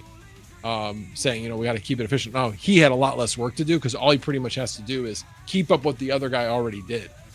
Right. But anyway, the Secretary of State's office was very helpful for this guy because they were giving all kinds of directions, like, well, this is what you need to do, and this is the form you need to get, and this is the resolution we need to see. You know, go here. They should have the court case. You know, all these different things. So they were very, very helpful, but they can only do so much. They can't take care of resolving it. But anyway. But yeah, courts are not always the easiest. No. Yeah. No thanks. Yep. Anyway, what else is going on in your life? Kid's sick. That's fun. Woke up this morning, like, it was like 3 a.m. He was like boiling hot in my bed. I'm like, what in the hell? Yeah. So I had to cool him down with a wet rag. But yeah, other than that, man, like, everything's going pretty decent. Just busy, like, always have something to do. It's never like 5 minutes I could just sit down. If I had a chance to sit down and watch a movie, like, I would just fall asleep immediately. Like, I would never make it to like halfway, you know what I mean? Yep. But yeah, we're always running around. But yeah, relatively good. What about you? Besides doing good. You know, Job's okay. are you still working that crazy shift? Yeah. Yep. Yeah, I actually the choir that I was in had a trip to New York to go to this like really cool concert at the Lincoln Center to perform in a concert. Oh, that's cool. And unfortunately, when the job change came, it was like, well, I can't go because I can't practice with you guys. So yeah, that was kind of a bummer. But you know, hey, at least I got a job. At least I got a job. It could have been worse. And that was actually the interesting thing. So the facility I was at, they actually are shutting that down. So they think you mentioned that 4 or 5 months before, 4 months before they actually made the announcement that they were closing down. And when I say closing down, they're not closing down the facility. They're just they're moving the product that I was managing out of there and into a different warehouse, and expanding the e-commerce that's there, where all we do is just rent it out to this company. So they do everything. They're expanding into the rest of that building. So anyway, point that's being, good though. At least you still friggin' secured your job. That would have sucked. Exactly. And the other thing is that the way I look at it is the fact that these guys thought enough of me to not like just let me go by the wayside. Like, oh yeah, well, he'll be gone, and we'll just, we don't want to take the trouble to save his job, even if he does do a good job. They felt high enough of me to actually make sure that I was still going to be around after the fact. So that definitely matters, and that means a lot to me. Yeah, so, that makes you feel good for sure. Yeah, definitely. So, but anyway, but yeah, things are going pretty well. Like I said, got the panel upgrade tomorrow. That's sweet. Looking forward to that. I have no idea how long it's going to take. You should just set up a camera in the corner of the room and like just. You have like, do you have one that you can just put up in the corner of the room? You should never ask them. That's the worst part. Because I know. And I felt like a dick about it. Yeah, I know. I like, I should have just freaking set it up, and they would have never have known. I just said that earlier, and I was like, damn. Yeah. But I was like, I get it though. I was weird about being on camera. I told him, I said, look, I could time lapse it. It's just individual pictures. There is no audio with time lapse. Right. So, yeah. It's like I said, I was Like being a contractor, like I was weird being on camera too. I didn't like it. It was a weird thought. That's why I wore a fucking mask. I looked like an idiot for like a little while. No, I just didn't want to mix shit, but like it's weird. Like it's just strange. I'm not like a TV guy, you know what I mean? Right. And that's I'm gonna I never ask you was. guys tomorrow. I'll be like, hey, do you guys mind being on camera type of thing, and see what they say. And be like, oh well, they said it was okay. I don't know. We'll see. We'll play it by ear. I know their boss already warned them. They already said It maybe. But the other thing like, is, they probably, you know how many jokes they probably made? They're probably like, this guy's gonna be down there with his pants down and a camera. By the time you guys show up, contractors are so fucked up. Like he's gonna be fucking with his guys for sure before he sends them. He's like, I guarantee you. Contractors are so crazy. It's a riot. yeah, We used to I've mess actually with each other thought all the about. I'll time. have like 2 tripods. I'll have one on one tripod, one on the other, one outside, one inside. And I'll be like, well, it's just sitting there because when I go to take pictures, and then I can just like literally have the thing running, and then I'll just stand behind it like I'm taking pictures when I'm actually just not doing anything, but the thing will just be running the whole time. I thought about doing that because I know how to set up time lapse, so that it takes a picture like once every like 10 seconds, and that way I could have the thing run for like 5 hours and it would still have space. Right. But yeah, I got my Pocket 3 back. Well, a new one. I heard. That's awesome. Yeah, You know what? I was so mad. I bought that thing for the trip going down to Florida with like my wife and my in-laws and the kids, and I was like, I'm just gonna make a little video out of all this. And dude, my software it's not compatible with like the video file that was saved from the camera. I had to change a setting inside the camera to make it record or save like in this certain file that would be compatible with making video. So like if I put it in my software, it comes up completely green with like a bunch of colors, and like you can barely see it, but I can play it fine on my computer separately. Like it's so annoying. I'm like, damn, I bought that thing specifically to make a video and I can't even make a video. What format is it in? I have no idea. I don't remember. You know there's gonna be a way to convert that, right? There probably is. I probably just need a better software, to be honest. But it's like super annoying. So like I changed the setting in the Pocket 3 and then it worked fine. Then I was able to use it fine. I'm like, God damn it. Wish I knew. So it's not compatible with what? Like Adobe Premiere? No, so it's called Movavi, M-O-V let me see. M-O-V-A-V-I. And I like looked it up and I was like, damn, like I had to change the setting the whole friggin' time and it would have worked. So I never changed the right setting. There's pocket changes here. She told me my dinner was ready, but pocket change. I'll pass it off right now. Mr. Second TL said, Max, question for Chump, how is he enjoying playing PoE? It's amazing, and it just takes up too much of my life. I don't have time for it. I go to bed too late now. Awful. No, but I love it. It's a fun game. It's like Diablo 2 on steroids. It's great. Max watches it, but he won't play because he can't control himself. That's right. I actually am going to solve this problem for you, just so you know. Please. You know that's what I do. Yeah. I didn't like dig too far into it. I was just mad because it didn't work, and I was like, you know what, I'm done. Whatever. I have been thinking about this, like, how do I monetize this? Because people get frustrated just like you, and they're like, fuck it. Yeah. And every time I'm like, well, if it's something I really need to figure out, I'll sit down and like figure it out. But I'm like, I just wanted to do that to be nice, and they're like, nah, fuck that. I'll just keep the clips and they can watch them later if they want. You know what I mean? Yeah. It was like the one last trip probably with like the whole family and the in-laws. So like I wanted the kids to be able to see it later. That was the whole reason, but whatever. It's going to be pretty easy. I've already seen like a bunch of videos that talk about it, a bunch of Reddit posts that talk about it. Yeah, there's like I said, once I changed the whatever the setting was, it recorded fine, and I've made videos with it since. But no, I know, because I had I had the same issue, but it was not as hard to figure out, but it was still a hassle. Right. And so I changed it to recording in a different format. Right. Which reminds me, I will need to do that with this camera too. Thanks for the reminder. You're welcome. No worries. Where the F is everyone? My wife says. I don't know. How many people are here? 20. Hopefully everyone hit the like button. Oh, are you streaming tomorrow? So what's the plan? It all depends. Well, Depends. Max, I'll do it. I'll do it for you.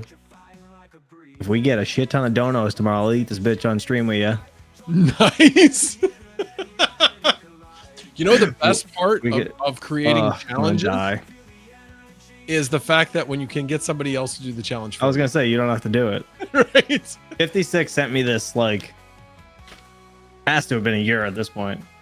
And I'm just like, after that gummy bear, I was hell no. But this one, if I don't do it today, I will stream Saturday, at least for a portion of the day. And I was already planning on streaming Sunday longer. So we'll like I said, we got to play it by ear because I don't know when they're gonna have me hooked back up. So that's really a big thing. Yeah, So, whatever works. I mean, just let me know, and we'll it'll probably be tomorrow advertise it. Come watch me die on stream, eating this world's hottest ice cream bar. It sounds absolutely disgusting. I bet it smells like a foot. This thing's probably so gross. I'll try to choke it down though. Oh my god, it's gonna be disgusting. I hate it. Absolutely hate it. But I'll do it for you, Max. Disgusting would be the work. Painful, I think, is more the. You know, nothing's as bad as that gummy bear though. So this thing, it's 1.4 million Scovilles. That gummy bear was 9. Oh my god. Yeah. That gummy bear hurt. It was like a straight chemical burn in your mouth immediately. Like, it was fucking. It hurt. Did you eat the whole thing? Oh no, I got it like halfway and I spit the rest out because I was dying. Like Max, it was like it consumed my whole body. That stream was done like immediately. I was like, holy shit. As soon as it hit the back of my throat, I was like, oh god, this is awful. Like never again. Remember, I couldn't talk. It choked me up immediately. As soon as I swallowed the first like little bit of spit, it friggin' just took me out. That's hilarious. Absolutely. But lettuce saved my life, so that's why I said I'd do it tomorrow, not tonight, because I gotta go get lettuce. I'm having that shit ready if this thing sucks. Oh, that's good. That's good. Yeah, we I don't think we've hit 3,000 yet. Let me do a quick check. Yeah, I still haven't had to do my I did doing a $25 donation every 1,000. Where is it? Always lose this. There it is. So this one is still at 2186. Yeah, still at 2186 there. And then the stream. Yeah, still at 601. So we're at like, what did I figure it at? 20. Probably still have it up on my calculator. Oh, it's not on my calculator. Why the heck? Oh, there it is. Yeah, 2787 is where we're at. So we are $213 away. So well, we can advertise it. What was that? More. We can advertise it a little bit more tomorrow. I'll help you. Cool. Come watch me die. That's what we'll do it. That's fine. Hopefully we'll get some more donos. Yep, that would be good. We'll have to set a goal. So like we gotta get $1,000 donated to something, and then I'll hang out with you for a while. Sunflower Mama is doing the dance for every 1,000. But she also said that I could put a geode net in the backyard if we get 10,000 tonight. I don't think that's gonna happen tonight. Yeah. Oh come on, Mom. You can't. You're doing Dad dirty. Give him till tomorrow. Give him a whole 24 hours. Oh man, that's yeah. Tonight probably not, but maybe tomorrow. Yeah, maybe we'll see. Because tomorrow's payday, right? Yeah, it's Friday, right? Tomorrow Friday. Well, it's payday for some people. Depending, usually people get paid bi-weekly, and so it depends. I know it's payday for me tomorrow. Well, shit. Yeah. Well, I mean, listen, people will watch me die. They will. They'll pay money for it. I'm telling you. Friday. That's the way. That's when you got to sell it on a Friday, payday. Degenerates need to spend their money on something. Yeah. You know? But dude, this crypto, what the hell's going on, man? Everything's screaming right now, huh? You know, I haven't even done any research. I know yesterday there was, well, you know what? I didn't actually look because I was busy this morning. But so there were two things. One is yesterday they talked about the fact that China and the United States were going to sit down to trade talks. So the market went good yesterday. Then today I heard on the way home last night that Trump was hinting that he was going to have an announcement this morning, but I have no idea what that announcement is. Like I said, I have not looked at any news today. Dude, LTC $94, Sui's $4, Ethereum 20%. What? Yeah. Like, how does exactly. Ethereum climb like that? I thought those days were over. Well, they just had the hard Crazy. fork. Yeah, that's true too. So I think that's Speaking of hard that's somewhat fork, Gaspa's at 10 cents too. Damn. Oh, Near. Look at Near. Near's up 20%. Yeah, it's crazy. Yeah. So many freaking everything's green. Yep. It's Except- been a good well, day. So let USD. me see. I have things that pop up on my Bitcoin, phone though. news, and I got to figure out what the 100. heck it was. That's crazy. Where is it? It's looking good. Hopefully everyone's happy. Yeah. You know, there's still some miserable people out there, but don't be so miserable. Everything gets better. I wish I clipped. Some guy in my chat was like, I'll come back the middle of May and we'll be at like 73K or something. I wish I saved whatever he said, but I forget who it was too. It was like some troll just popped in real quick to shit on Bitcoin for a second. You know what I mean? There's one of them. All right. I'm going to hop into here and see if I can figure out if there was any. Oh yeah, what's Mara looking like? That's right, Mara was pumping, right? My wife said I'm waiting for stocks to open in the morning now. Come on, Mara. Wait, what is she talking about? MicroStrategy. Oh, got Mara. it. Yeah. Let's see, what's it at? Yeah, I was doing well. It was over 400 is what Vinny said.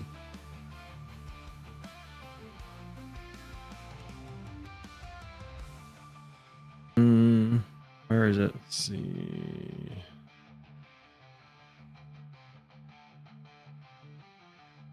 This isn't the right thing. Oh wait, no, she must be Mara Holdings. Is that different, hon? In the chat. MSTR is MicroStrategy. Oh, that's right. It's Marathon Digital. Sorry. Thank you, Vinny. Thank you. That's right. I don't know. I thought she said. I for some reason always think it's the other thing, but this is 14 there bucks. It is. Trump announces trade deal with the UK. That's why everything's pumping. I'm guessing. It's got to be part of it. Makes sense. Cointelegraph saying anything? Or it's either that or the American Pope. You know about that, right? No. What happened? Oh, yeah, they got a new Pope. Oh, an American Pope? Chicago. Seriously. What? Yeah. That's legal? I didn't know you could do that. I didn't know they could do that. That's what? Well, yeah, So it was a cardinal who's been serving. He basically served as a missionary in South America for a very long time, and then went to go work in the Vatican, and then now he's Pope. Funny thing about it is, my wife just mentioned this to me. So my wife grew up in Chicago Heights. Mhm. There were two. There's St. Agnes and St. Rocco. Those were the two churches. St. Rocco is no longer. Anyway, but his father, the new Pope's father, was the principal of one of the two Catholic schools in the town where my wife grew up. Oh, weird. Yeah, small world. Yeah, imagine if she was like, "That's my ex-boyfriend." You'd be like, "What?" No, what actually would be more like it would be like, okay, what way am I related to him? Right. That was the way it was in her town, because everybody was some type of Cousin. No, I'm kidding. yes, like there's like and the funny thing about it is, so This is a joke. one of the my wife went to school with now a woman, obviously, who ended up marrying my cousin. Oh wow. And Okay. had no idea until like right before they got married. Strange. So, yeah, it was kind of funny. So yeah, we actually, well, you know, anything with funerals, obviously you're going to see family that you haven't seen in a while. Mhm. So, you know, and you go to lunch afterwards, and so you have time to talk. So it was great. That's the good part about a funeral, is that you get to see people and talk to people you haven't seen in a long time. You get to rekindle, you know. You haven't seen my family. Okay, well, Yeah, Max, listen, last funeral, my grandmother died. My aunt, or somebody, I forget who it was, it might have been my aunt. I think it was one of my aunts. She's leaned against a fucking gravestone and knocked it over. Somebody else is next to do it. I swear, I fucking swear to God, Max, it happened. It happened right in front of us, and I was like, I'm going to hell, and I laughed so hard, and I just had to walk away. I was like, I can't even do this. I can't even bury my grandmother without you guys destroying things. Like, oh, it's awful. It was so bad. It was so what funny. was her reaction? Everybody that was like right around her was just stunned. Like, couldn't even believe what just happened. And I just got out of there, so I don't even know what happened after that. I don't know. I think they tried to pick it back up. I was like, I'm fucking out. I'm not even, I can't do it. Like, just let them pick it up. Like, make it worse. I just like, why would you lean on a gravestone that's not yours? Like, yeah, I don't know. Anyways. That's funny. How big was the gravestone? It was, I don't know. It wasn't that big, but it wasn't that small. It was probably too skinny versus like, it wasn't like one of the thick ones, you know what I mean? But it wasn't like super old. I know that. It was like, this century. How tall was it? Probably like 2 feet ish. It was like perfect ass height. So she thought it was a seat.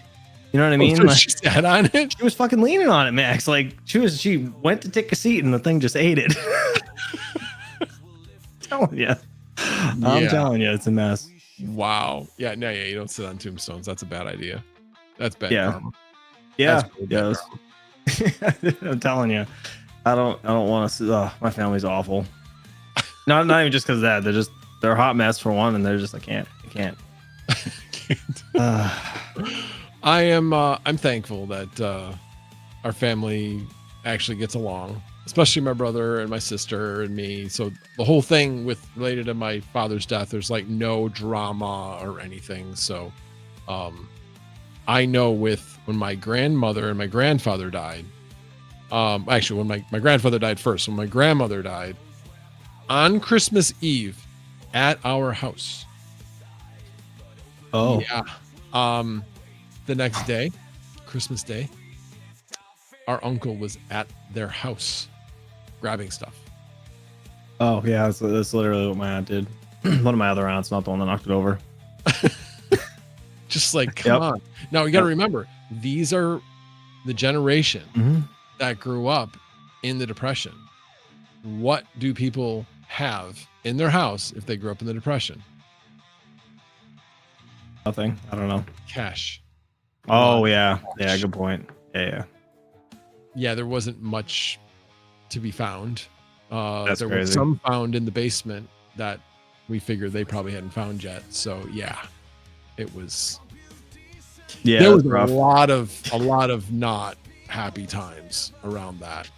Oh, I bet. That's for sure. So like my grandmother didn't have like much at all. So like I would always like buy her stuff. So like I bought her like a flat screen TV, a Keurig, like I paid for her cell phone and all that shit. And as soon as she died, like my aunt, the one I'm talking, like the one that not the one knocked over the gravestone, but like she's like a penny pincher, basically Section 8 type person. She like went in there and like took everything I bought her, like literally everything, even her cell phone. And I was still active. I'm like, can you like give me the phone back? Like, what are you doing?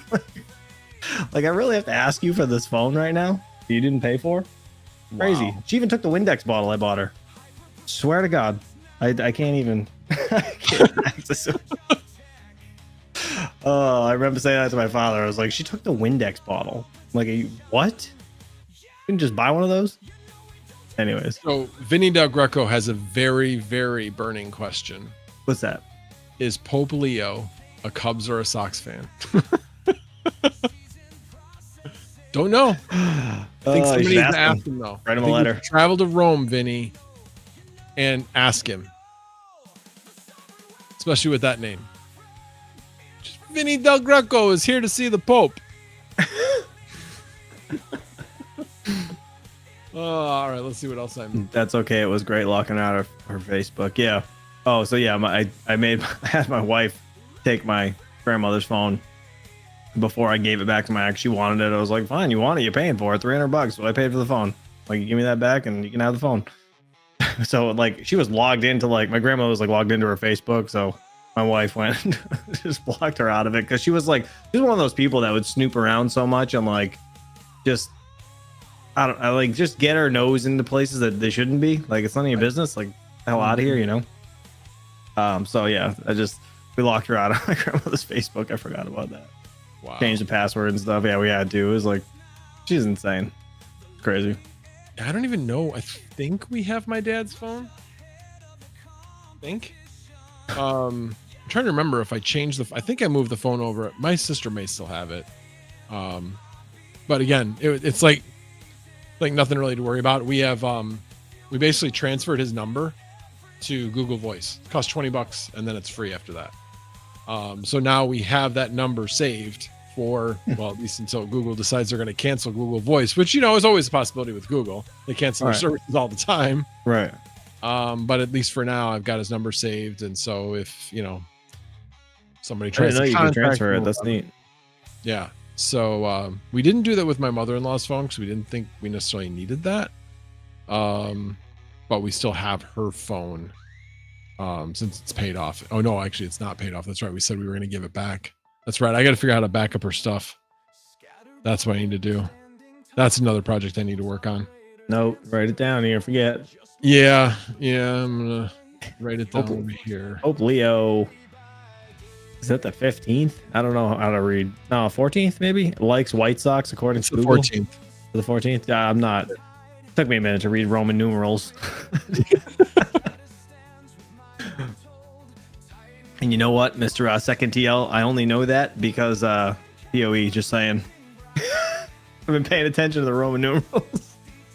That's actually hilarious that they've already put that in Google that he's a White Sox fan. You know, I mean, that's going to be the new joke. You know, hey, you know, the White Sox are going to win the World Series in the next few years. Like, you're stoned. Well, I mean, he's got the power of God, you know, now with the Pope being a White Sox fan. Is that how that works? Yeah, I guess. I mean, I can see the jokes now. I guarantee it. It's gonna be great. It's gonna be great. What was I writing down? Oh, backing up my mother-in-law's phone. All right, Max. Let's see how many people we got. 24 people. What we got? We got to change the tags, Max. You need to change the tags. You have Uppbeat on the tag. Change that shit to like ovarian cancer or something. Oh, tags in the stream? No. In the in your description. Oh, so you have it as like hashtag Uppbeat somewhere. I don't know. It's on the top of the description. Really? That's weird. Change that to like donations, cancer, like something, like just whatever. So maybe like other people discover it type deal. Yeah, I don't even know what that guy did with my description on this. I probably didn't even change it at all. Benny Grabber said, "Really? I'm never going to church again." Oh, that's funny. Live. Yeah, so I wonder if that'll help. Emo discovery. Where do you see Uppbeat? I mean, there's tags. Go to the actually, I'll just show you. I'm gonna share my screen.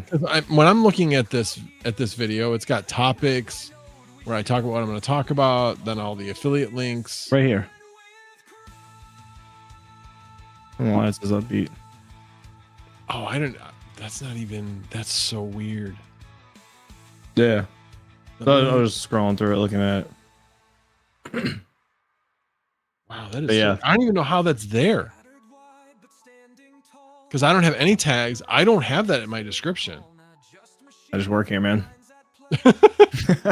This is as much as I know. Wow, that is so. Yeah, no, I noticed it too. So I was like, yeah, we probably changed that. Yeah, that is definitely cancer. Oh, geez, I hate when it does that. Cancer. Ovarian cancer. Uppbeat with 2 P's. Yeah, it does have 2 P's. Oh man. All right, so what's everybody doing? There's 24 people or 25 people watching. Hey, if anybody hasn't already, there is a donation link up above, or you can just normally super chat and it'll go directly to the World Ovarian. No, what is it? Ovarian. It is the National Ovarian Cancer Coalition. Ah, gotcha. Okay. So it'll go directly there. YouTube takes nothing. That's amazing, actually. Yeah, I mean, like I said, watched another guy do a stream, and I was like, that's cool. Yeah. Very cool. All right, so what was I going to add to this? I already have that one. That's what I was going to add. That works. And then refresh tags. There we go.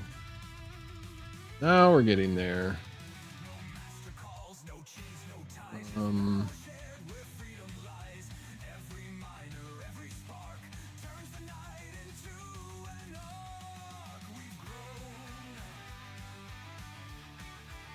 All right, I'm adding the tags, and I'm going to save. Then hopefully it'll change.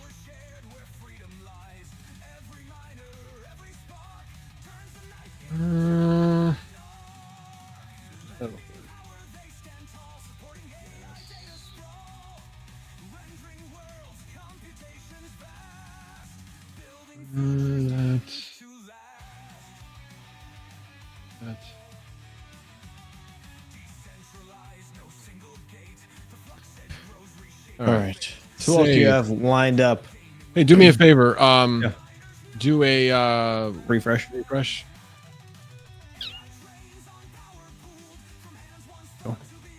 Let's see.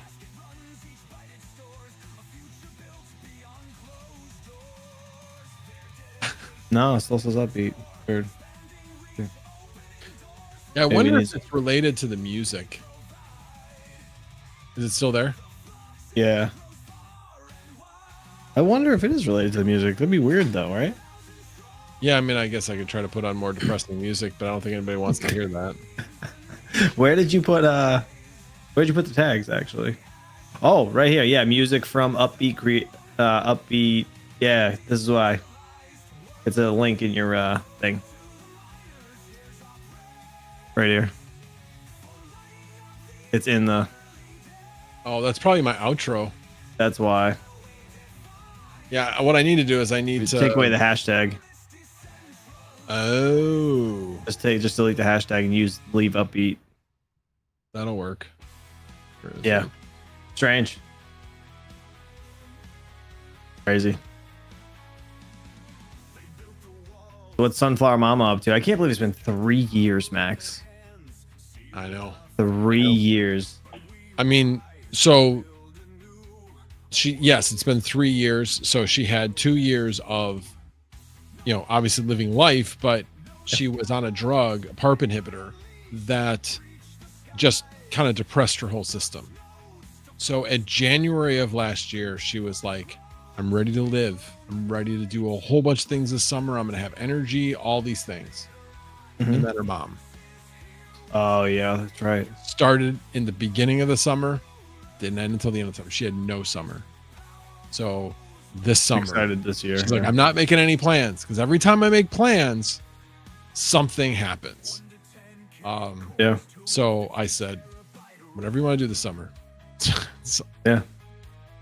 So That's awesome. go up to visit your friend in Racine. She just always has a great time with her. All right. Go up there 3 times a week. I don't care. Yeah. I'll be fine. I want you to be happy, live your best life. So yeah, That's good. Oh, that's great. yeah. She Deserves it. In a long she does. time. She absolutely does. That's the thing that hurts the most. She deserves to have a great life. She's done a great job raising our 2 kids. She's a great person. She's always been there for my family. Yeah, I remember when my mom died, some stuff was going on with my brother and my sister. My wife took care of everything. So, and I was gone. I was starting a new job. I had to be at training that week. Oh, damn. So that was all the week leading up. And so yeah, she's amazing. As I say all the time, I chose wisely. Not sure about her, if she chose wisely, but but I chose wisely. Yeah, no. I mean, listen, marriage is supposed to be forever. It's supposed to be a team, right? So, I mean, Yeah. she did, Yeah, and that's the thing. She I did mean, her part, and that's awesome.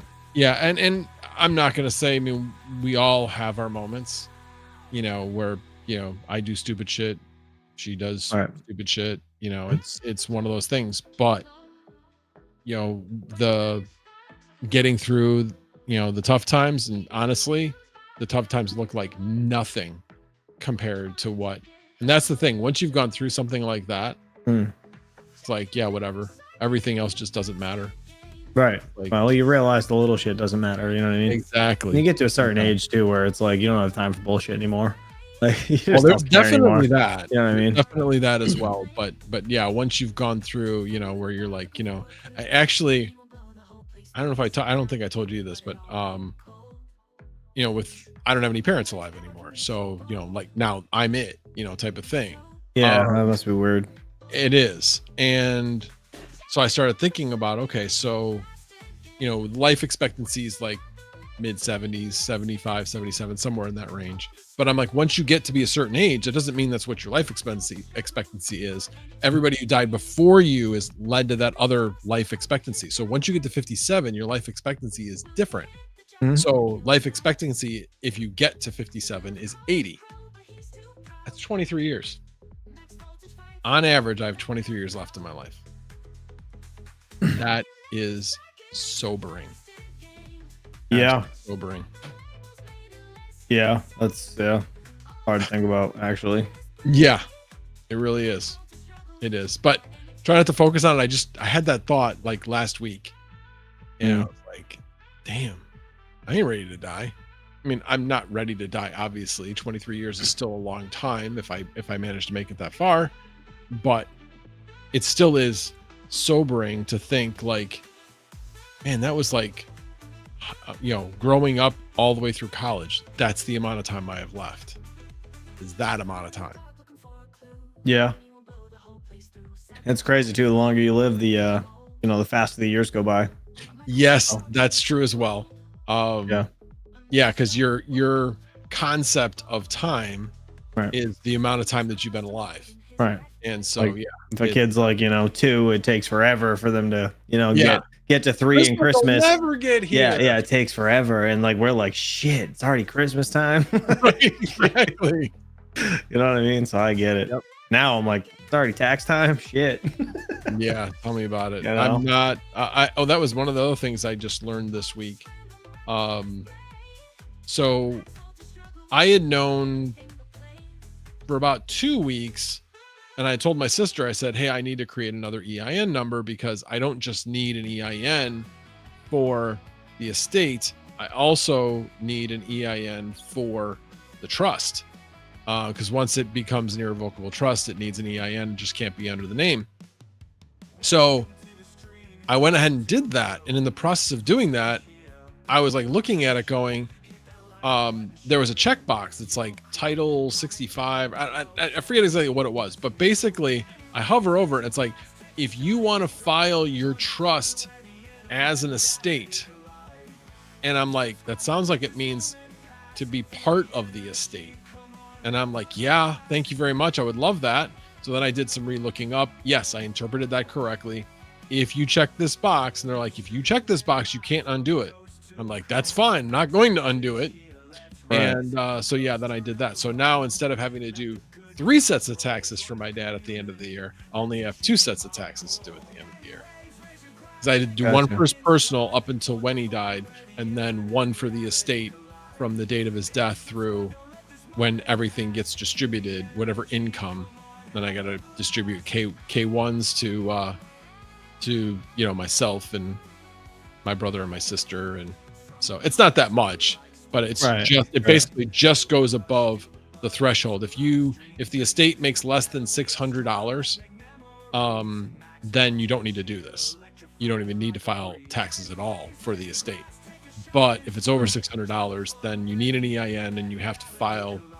It's kind of like similar to, if you have a business and you haven't gotten income of $600 or more, you don't need to file taxes for that business. It's similar to that. So anyway, but yeah, I'll have to file the K1s for various reasons. One is he didn't take his distribution, his minimum distribution, RMD, I forget what the R stands for, but it's minimum distribution from his IRA. And because he didn't do that, that means, and he kind of did, he kind of didn't. The last distribution came after his death. So yeah, it was distributed, but it wasn't. And therefore, we're going to get taxed on that amount. A little bit too, yeah. So yeah, it's not that much again. It was just enough to maximize it. So that'll be part of the K1 as well. But anyway, I'm learning a lot about taxes and estates and how to do it easily. Tax Act has a single package that is specialized in estates and trusts. So I'm like, that is cool. I love that. $139 for it. It's sold. Yeah. Oh, absolutely. It if you have somebody that will do a trust, it's like $2,000 to $4,000. Yeah. I believe it. Estate, trust, and the personal taxes, like some of which it probably right around $2,500 to $3,000. And the reason why is because why would they want to do this? Because they price things on a way like, oh, I'm just going to do taxes year after year on this person. Well, if you're only coming to them for one time, yeah, they're going to be like, no thanks. Hang on one second. Yeah. Man, I used to pay so much for my taxes. Crazy. I think I paid like $5,000 every year doing my business taxes. Nuts. Maybe more than that, actually. Just the accountant. It's freaking nuts.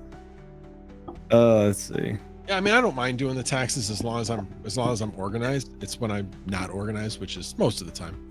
Well, I mean, when it's someone else's taxes, because you got to deal with the estate stuff, like it's just like you don't know where to start because it's not your shit. Like, you got to figure it out. Yeah. You know what I mean? I mean, I was good. I actually did my father-in-law's taxes for the first time this year, and he was like really organized as far as paperwork. But it ended up that I was like, why am I getting all this paperwork? I have to type all this in? Like, no thanks. Then I'm like, wait a minute. I got access to his accounts. Which I'm obviously not going to do anything as far as money goes, but it was nice because now I have access to the accounts and now I can just download all of his tax statements. So it'll make next year like so much easier. All right. That's good though. Yeah, absolutely. What the heck is a K1? Says Frogman. So if you're like in a limited partnership, for example, and you're distributing, if you're in a business, you're going to obviously be taking a salary or some type of organized payment type of thing as payment for your services. But then if you have more of a pass-through entity like an S Corp, then you're going to distribute those profits that you have through a K1. K1s are not subject to Social Security tax. That's right. So, I did. I used that file like that too. I knew it sounded familiar. Yeah, it's because the S Corp. Yeah. So the thing that people talk about all the time is why you should have an S Corp, you can be a limited partnership, but actually file as an S Corp, like with the S Corp rules. So that's kind of the IRS got kind of a little more lax on that, which was good. But the bad thing about it is, and this is where a lot of people kind of are like, IRS could really come down on people if they don't like you, is that you still have to take a salary that is compensatory on what your job is. You know, if you're a lawyer and you bill for thousands of hours per year, you can't take like a $10,000 salary. That doesn't make sense. So you have to take and say you're taking a salary of a reasonable amount. Now, reasonable is obviously very in the eye of the beholder, shall we say.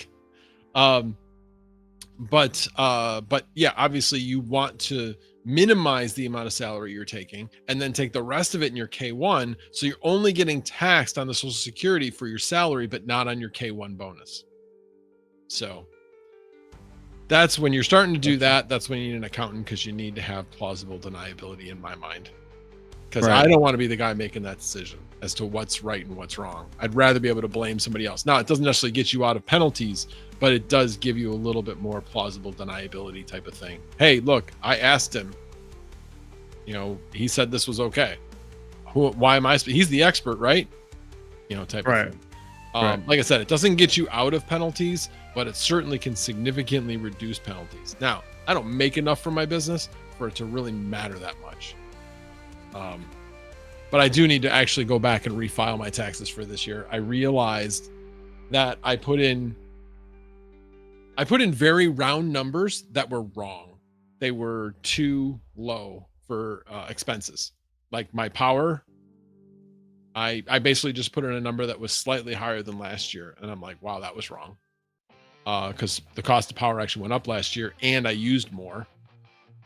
So I got to go back in and actually redo my taxes. And I believe that I paid like $1,500 and I'll probably get most of that $1,500 back. So it was that big of a change. Damn. I was trying to get it done before my father's funeral. So I was like, oh yeah, this is good. I thought all I had left was the crypto. That was what was holding me up. But I forgot that I didn't go over. I went over my business expenses, but it was the home expenses that I didn't go over. I didn't put in exact numbers for insurance for all the things where you get the home deduction. I didn't go back in and put in the exact numbers. I put in the round number from the year before, which this year's was more. Gotcha. So Retro anyway, Mike in the chat said my dad's estate got reopened three and a half years after his death. It was an emotional mess having to deal with that 3 to 4 years after the fact. That's crazy. Oh, wow. Why did it get reopened? Retro Mike, if you can tell us that. Strange. Joker Miner said he can come in now until 8, or he can come back around 10. Or he said he will come back around 10.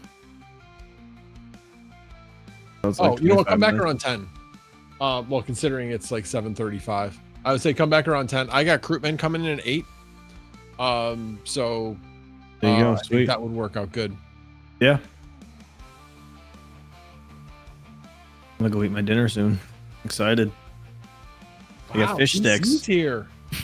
CC, I haven't seen you in a minute. Okay. Crypto booming. The only relevant news I found is that OCC gives banks the green light to offer Bitcoin and crypto custody and trading services. That could actually have a lot to do with it. But I thought that was already. What the hell's OCC? I don't know what that is. It's a government agency. I forget what it stands for.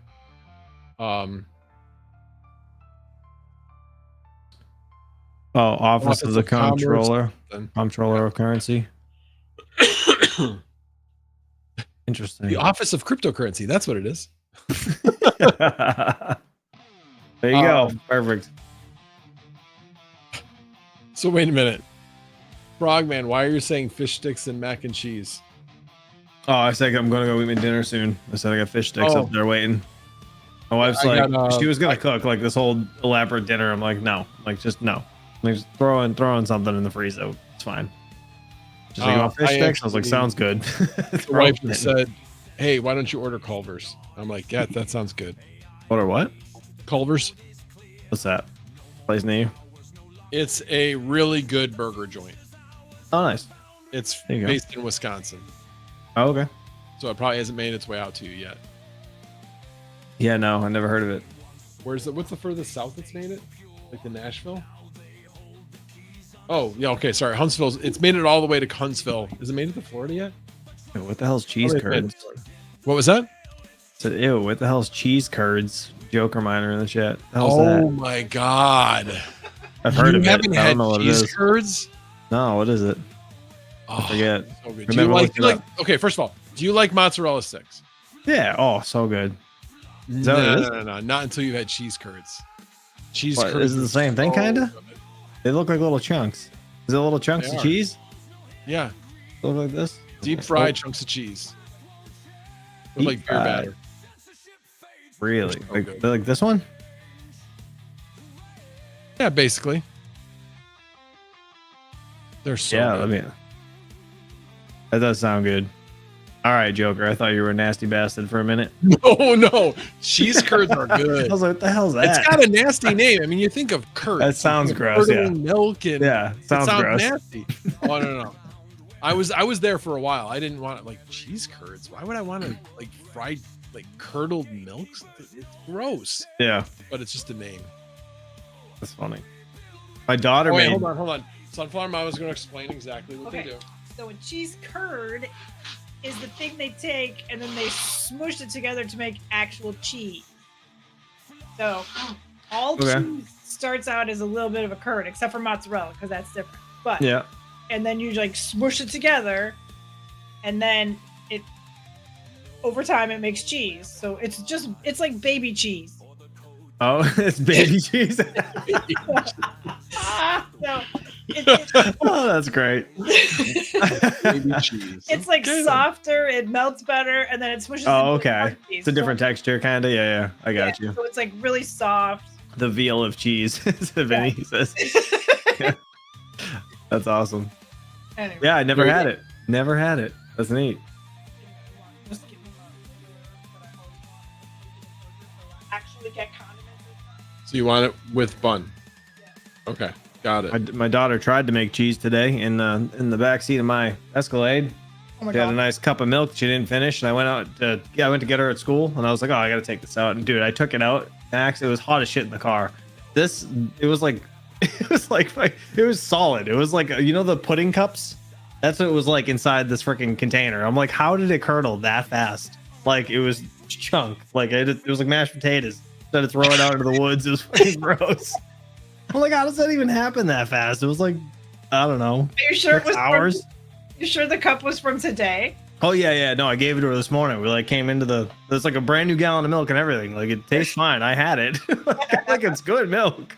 I'm like, why is it curdled? It's probably because it was hot as shit. It's the only thing that makes sense. But yeah, gross. That's crazy. All right, so gross. take over this if you want to take over the stream for a while because I gotta order. I don't have anything to say. Okay, well, That's fine. Do what you gotta do. Order. We're good. If anybody's All right. got any questions in the chat, feel free. My wife lost the frozen pizza in the backseat of our old minivan. We looked with the smell for weeks. It was unbelievably awful. Oh, Vinny, that's great. That's awful, though. I know that all too well. You know, so my, well, it wasn't like, actually, no, I think my wife lost some sort of food in the car before, but my sunroof in my truck, it just clogged, like the drain tube, like there's like two tubes on each side of the sunroof, like one of them clogged, and we kept getting this like musty, like just stagnant water smell, right? They just smell like mold. Where is that coming from? Literally I thought the back light was leaking the whole time. It was my freaking sunroof because I have a dark liner. You can't tell it's wet. Like it just never had any idea, but it was always just running down the side and going into the rug.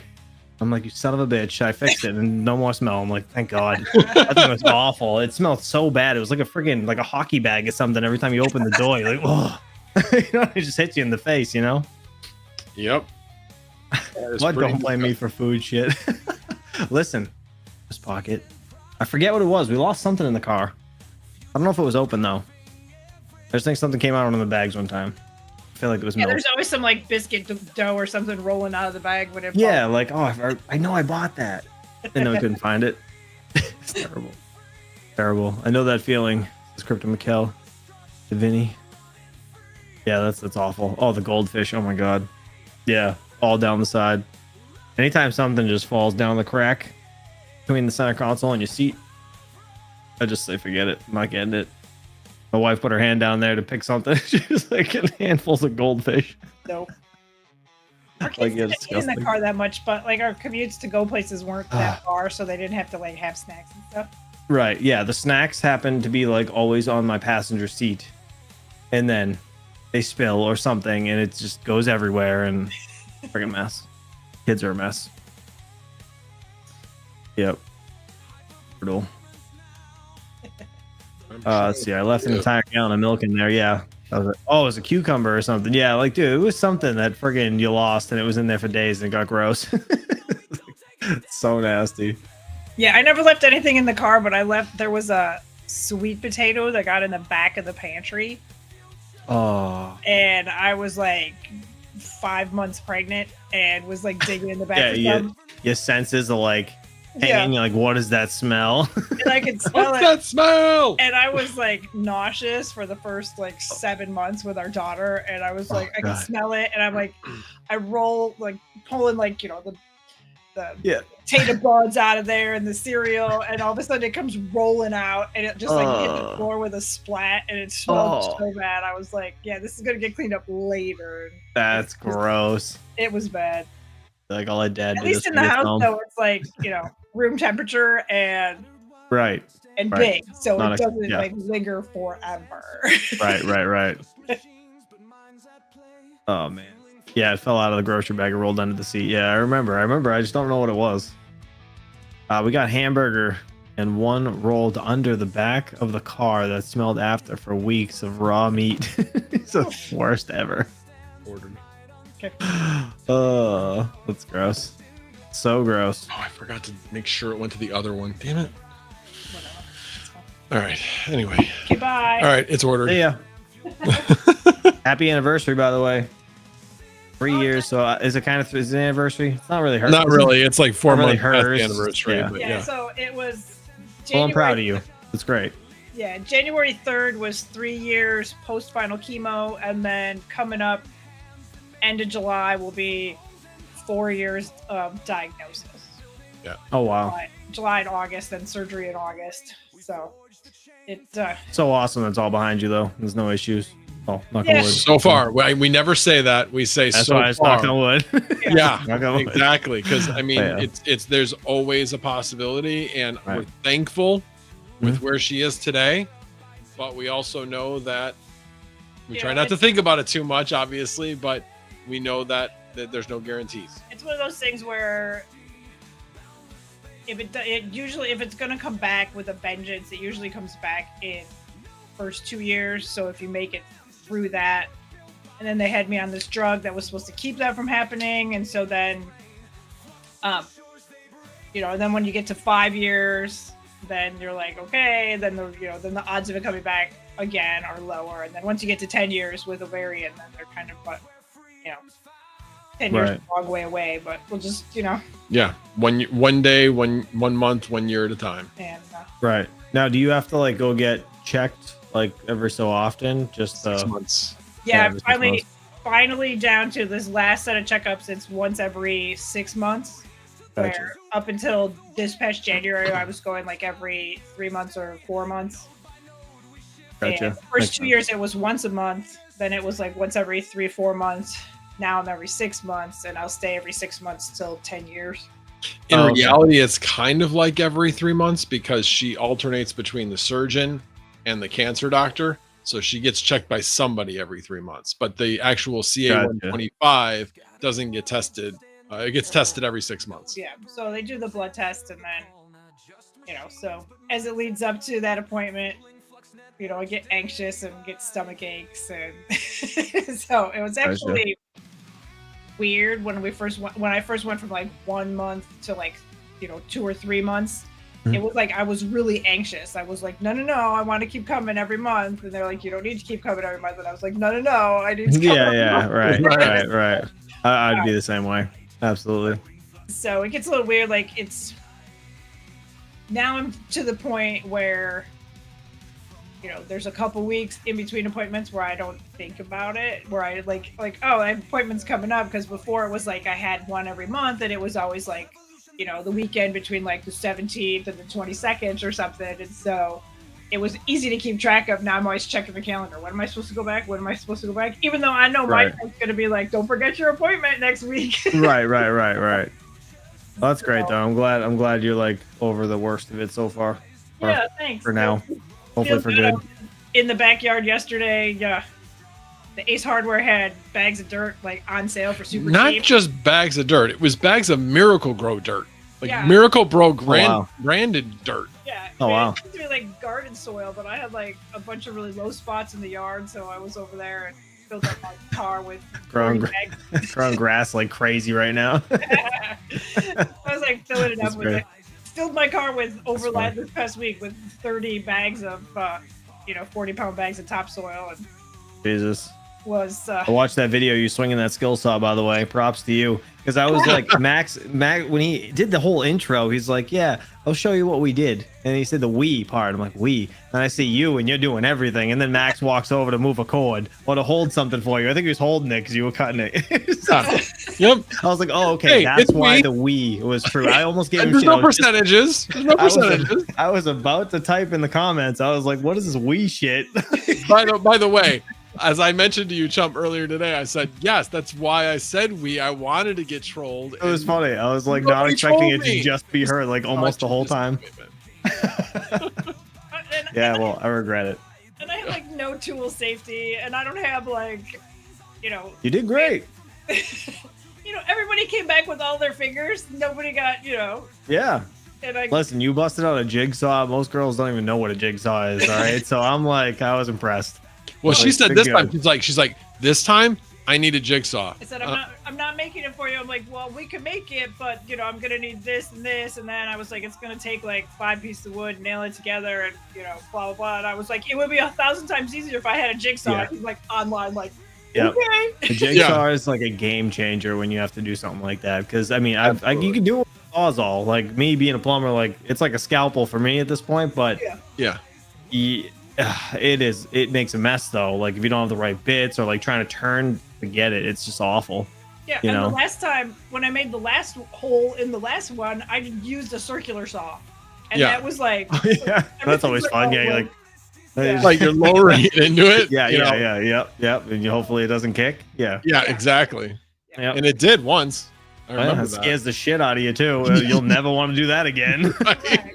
You know, and they're you know kind of heavy for like Oh yeah, me using it or whatever. So Right, it's fine. right. I'm like, and now I'm like, what can I make with my skill saw now that I have a skill saw?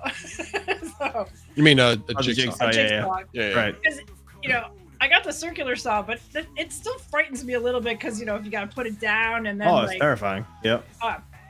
For whatever reason, I'm not afraid of the jigsaw, even though it could cut your hand What- off. what brand but it is it? doesn't like kick back. It's so a, I it's a think that's Bosch, why- right? Yeah, it's a Bosch. I got a Bosch. Oh, it's so nice. They work so well. Yeah, Like, they do. it's worth the money for sure.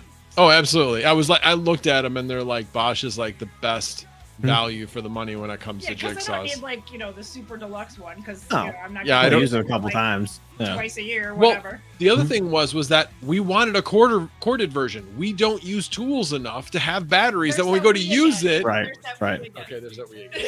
Well, I'm the one who had to buy it. Okay, and I didn't even that's pick up where on we it. comes in. I didn't pick up on it. I would have later. So, but yeah, I was like, yeah, we want a cord because The battery's never charged when you need it. Yeah. If you only use it 3 or 4 times a year. Right. And then exactly. I'm the kind of person who's like, I'm gonna do this project and I'm gonna do it right now. Mhm. So I don't have 4 hours to wait for the battery to charge. And I Right. don't plan ahead. I'm like, Right. you know, wake up at 8 o'clock in the morning. I'm gonna make this thing. I go to Ace, buy the stuff I need to buy, and then by noon it's finished. And And then Milwaukee, they basically make everything cordless now. They like Yeah, I looked have at a the cordless jigsaws. They had jigsaw. almost Yeah. nothing as Yeah. far as a cordless jigsaw. So I was like, yeah. Yeah, so I no, got that's the Milwaukee one. But I do have some from up here. But anyway, I'm by the way, Anonymous donated $20. Thank you very much. Appreciate it. don't forget, if you donate 1,000, you get my silly little Sunflower Mama dance. Yeah. And for you know, if he gets 10,000, he can put whatever he wants, but not a shed in the backyard. Whatever. Dang it. Again, there's that clarification thing. Yeah. I Yeah, should have yeah. left it at he can have whatever he wants in the backyard. And I Right. said, You- does that you include a shed? Yeah, you No. shouldn't have asked. You shouldn't have asked. Shouldn't have asked. You said I got it on tape. Right. I know. That's funny. She says no, but we've been talking about it. Not seriously yet, but we've talked about it in the past of building a shed where she gets half of it, I get half of it. So She I think shed. the biggest problem isn't necessarily getting the shed. The biggest problem is agreeing on the size of it and agreeing on where it's going to go. And your bullshit neighbor back there.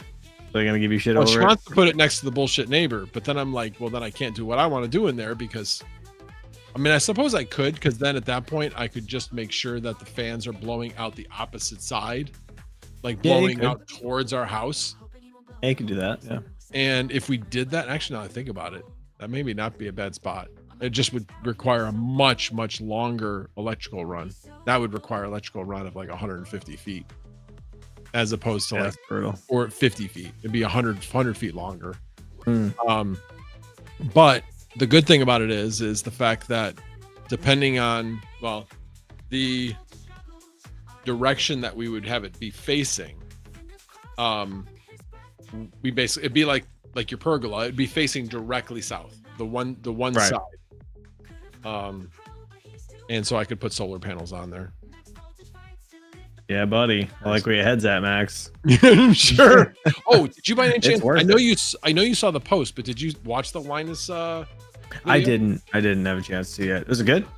Yeah, it was. I skimmed through it like real quick to see if it was like what Unity had, and I was like, oh, it is the one I have. But yeah. I didn't actually watch it. It was actually the 6000 XP. The only thing was that they used a different battery. They were doing something sketchy as hell, but they knew that they were doing something sketchy as hell. But it worked. It was Tesla batteries. Oh god. And they were wiring them in series to get to 48 volts because Tesla batteries are only 24 volts. And wiring the two sets that they had in parallel. Yeah, that's similar to what I do with the car battery style in the trailer. My old Yeah, exactly. But this is like car batteries that aren't in their real case, if you know what I mean. Right. But they put them on like, do you remember like the old Home Depot racks? Yeah. They put them on like two short racks, like, or one short rack with two shelves. Yeah, it's literally exactly like what I got. Yeah. That's funny. Fucking Linus, you been watching me, bitch? That's what I was wondering. I'm like, man, he's totally copying you. No, that's great though. I'm glad. That's cool. The 6000 XP, dude, it's like, I just love that it's like it can handle so much solar power into the unit itself, and being an all-in-one unit, it just simplifies like my life. I don't know. To do more is like, I don't know if you've looked at what their new line is like. Oh yeah, it's crazy. Yeah, they have a grid boss, which I'm like, that would be cool. So if I were to expand on the outside of my house, or expand anything outside my house, like get batteries or whatever, I would be required to get an electrical shutoff outside. Oh yeah. Well, the grid boss has an electrical shutoff built into it. Right. And it has the ability to interface to the solar panel. So if I wanted to, I probably wouldn't change my current setup. I'd leave my inverter there and just bring it in as an AC source.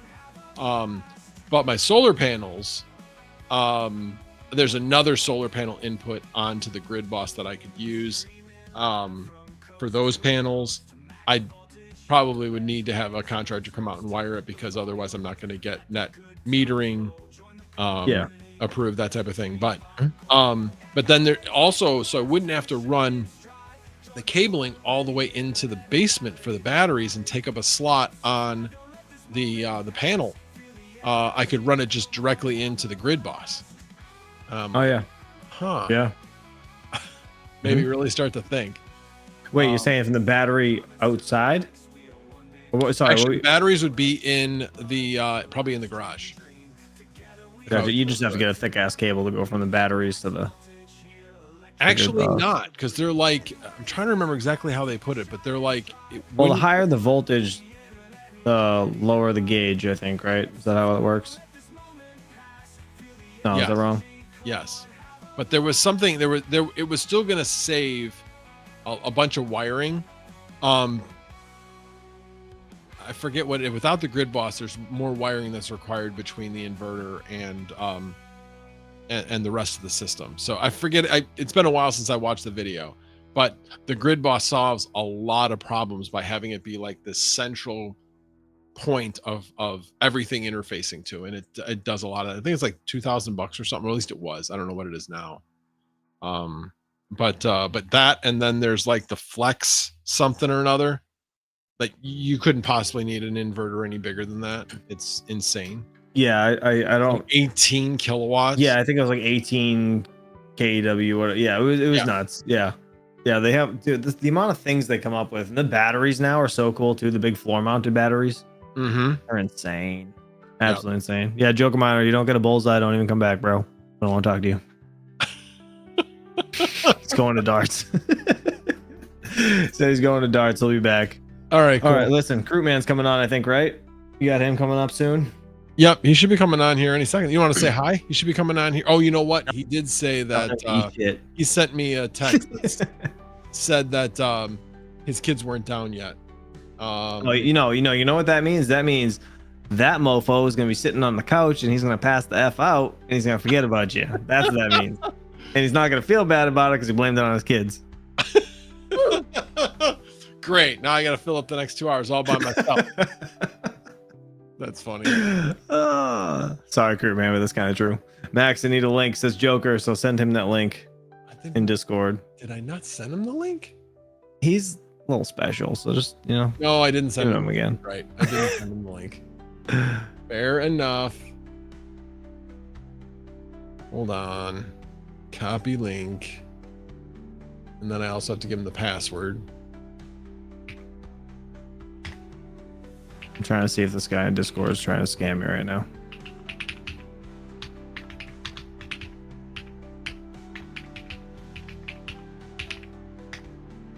There we go. What are you talking about? Who's scamming who? No, I just said I was trying to see if this guy's trying to scam me in Discord. Let's see. What, did he send you a DM or something? Yeah. He says, hey fam, how are you? I said, what's up? He's in Tangent server. Nice to meet you. I'm a blockchain dev specializing in Bitcoin, ordinals, runes, Ethereum, Solana, and Sui with deep expertise in smart contract dApps and blockchain protocols. My skills extend to DeFi projects, trading bots, AR-powered agents, and integrating blockchain technology with automation, special strategies. Are you interested in building trading bot in Solana? I'm just kidding. This me. I want to see what else he says. And then I'll it'll be interesting. I'll mess with them a little bit, and then I'll just go to the tandem guy and be like, hey, just letting you know. If he was listening to you here, he'd be like, okay, no. Because you called it D-apps, not DApps. DApps, whatever. Critical name, all right? Get the terminology right. I always say D-apps. I don't know why. They spell it funny, all right? I don't know. This looks funny, I guess. So this has actually worked out pretty well. Yeah. Using this free Video Ninja. It's kind of neat. I've never heard of it. Yeah. Neat. Works well. The new Pope is a Chicago White Sox fan. Oh, somebody else posted that. Somebody looked Yeah, it's true. Yeah, his brother said it with his words. Oh. Womp. So the White Sox though might actually win in the next couple of years since our Pope is a White Sox fan. Now I would say what I find hilarious is that his mom was a Cubs fan and his dad was a St. Louis fan, which aren't the St. Louis the Cardinals. Was a Cardinal. Kind of funny. Yeah, weird. That's really strange. Yeah. It is a stretch. Mr. Caveman, what's up, dude? We're gonna be playing PoE in like 2 minutes, man. You just hang out. I gotta get my fish sticks. We're gonna get Crewman here, and then it's game time. Oh, and tomorrow, guys, I could just have you go in there and I could just stream it. Anybody's just joining, I'm gonna eat this bitch on stream tomorrow or whenever Max streams next, Friday or Saturday, doesn't matter when. Only if we we'll get a certain figure amount of out money, what we the gotta figure goal this is out. going to be. It's gonna be $1,000. I'll eat half of it, and then the other half for like another 1,000. Dude, I would die if I ate this whole thing. Oh my god, we should do that though. I'll cut it into 3 pieces, man. I'll choke them down and I'll die on stream. You can watch me fucking die.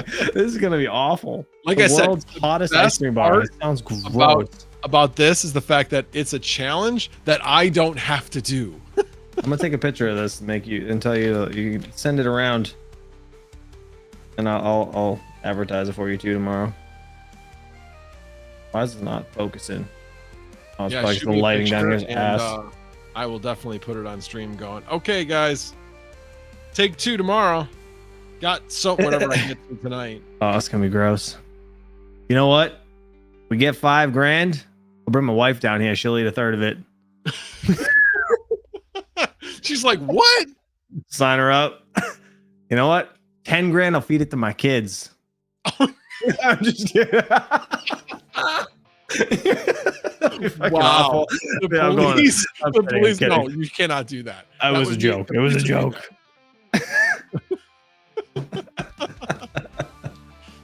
I had to bring some livelihood to the stream, you know. Yeah, I woke absolutely. everybody up. My wife, what in the hell? I was just joking. It's a joke. I mean, you can do the third if you want, but kids was joking. Let's see. What's it, now that you're gonna have the pool done? Now, what's your next project gonna be? Filling it up. I gotta fill it up. I gotta backfill it, and then I really wanted to do the solar mini split, but yeah, it's been like just shitty weather. So like I dug in the rain literally past like 3 days, and then like it was just off and on, just awful, raining and not. And it kind of helped the dirt stay up on the hill though, because it like kind of just when it gets too hot, it just randomly you hear like the slide, it just starts falling down here and there. So I have to go clean it up in the morning. I see that Pocket Change has plans for you. Oh shit. Hold on. I gotta open the freaking thing. I was gonna volunteer to eat half, but now fudge. Damn it. I just had to run down from the attic to grab my phone. Oh, patio with bar, grill, fireplace, or chicken coop. Chicken coop? What in the hell? No chicken coop. We are not getting chicken coop. You know what? Listen, the eggs taste the damn same. All right. And there's no poop on them from the store. I'll just pay the $5. Just buy eggs. I don't want to have to deal with chickens. They shit everywhere. My sister has them. I tell you this, my sister friggin' feeds her chickens like they just got like seeds and all this other shit, right? But she like puts in like all this other like food stuff. Like, and she put in tomato seeds or tomatoes and those seeds in there. They shit the tomato seeds and they grew everywhere. Tomatoes just on the ground, Max, just like vines. I was like, why are there tomatoes everywhere? And she's like the chicken poop. And I was like, get the f out of here. It was a zoo back there. I'm like, what is happening in this backyard right now? There's fucking tomatoes everywhere. And she's like, I'm feeding them squash next. You wait. It's like, it's so retarded. So bad. Oh, that's funny. Pocket Change. I was yelling, no, running down. And little man started copying me. You know, she wants a guinea hen because they eat like 4,000 ticks a day. No, they can eat up to 4,000 ticks a day. Right? Or whatever it is, 10,000. I don't know. It's crazy. We don't have that many ticks. I know it's bad right now, or it was. But I put the stuff down. We haven't seen any since, so knock on wood, we're good. No, it was just Pocket Change wants guinea hens because they eat up to 4,000 ticks a day. Oh, look at that! And they're not considered livestock, so you can have them in your backyard. Do they lay eggs? Alrighty. Does it taste the same as store eggs?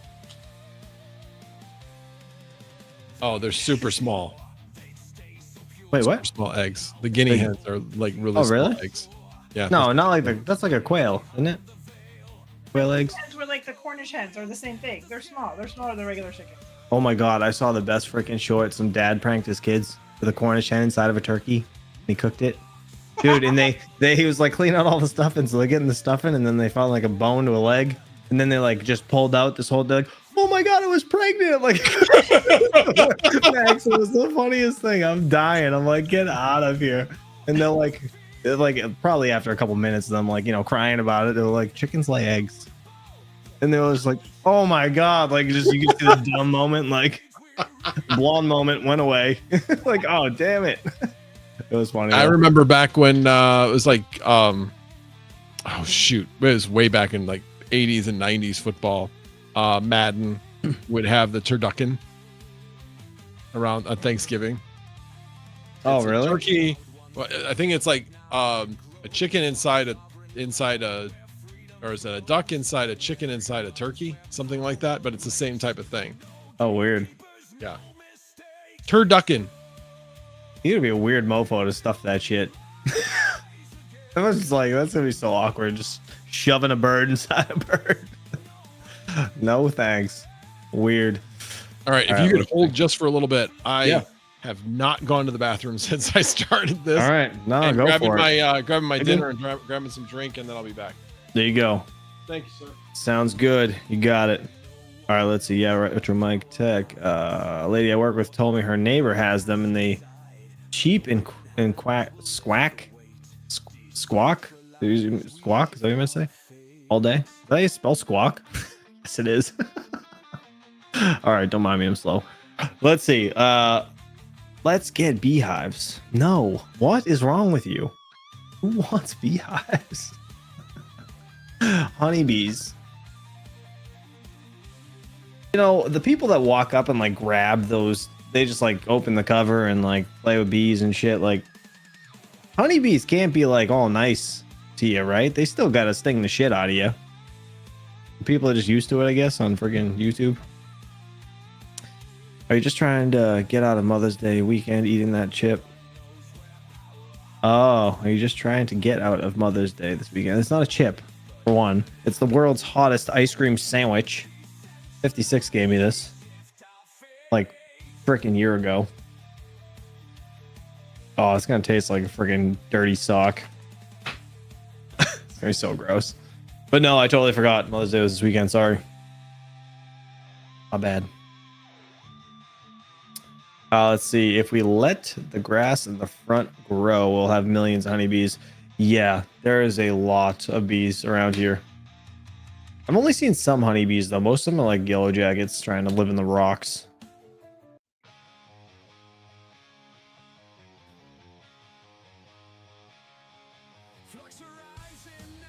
Retro Mike said absolutely. And oh, you can buy them at the local flea market. I even bought a swan. Flea market, you bought a swan, bro? No. Are you for real? You bought a swan?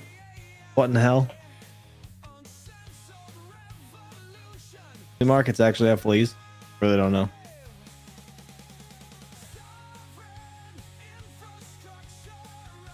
Got stung for the first time in 20 years last summer at some farm. You know, I was what was I doing? Cutting the like this apple orchard for the town. And I did it a couple summers ago.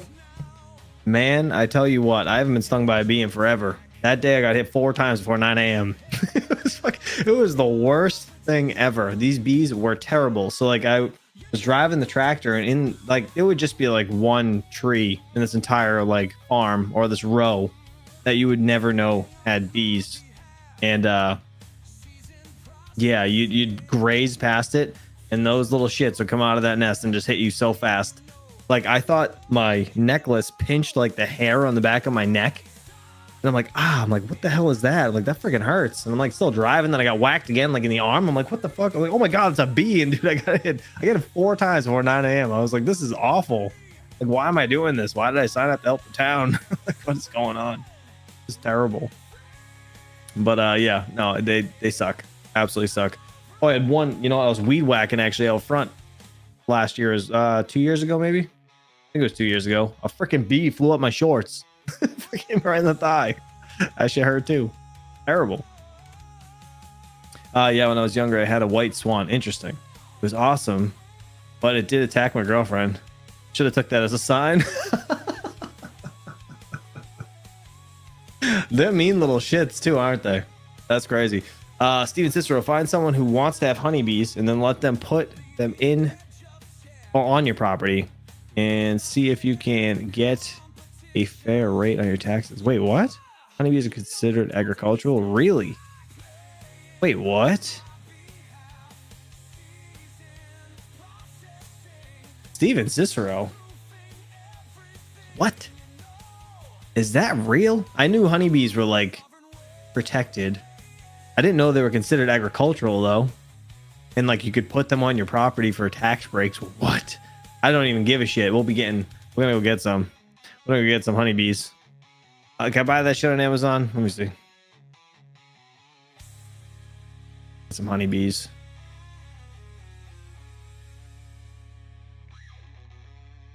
Let's see. I can get the containers, right? What in the hell? All right, so I'll have to. You know what, Steven, we're gonna have to figure it out. We're gonna have to figure this out. I'll have honeybees. It's fine. That's cool. Does it prevent other bees from coming around? Or are the yellow jackets gonna show up more? I don't want that. I need a suit. I have a suit. I have one of those white suits. Remember I spray foamed the house? I got a couple of them. Get donating for Chump and Pocket and Dakota Miner. Thank you so much for the 5 donated to NOCC. You're awesome. Appreciate it.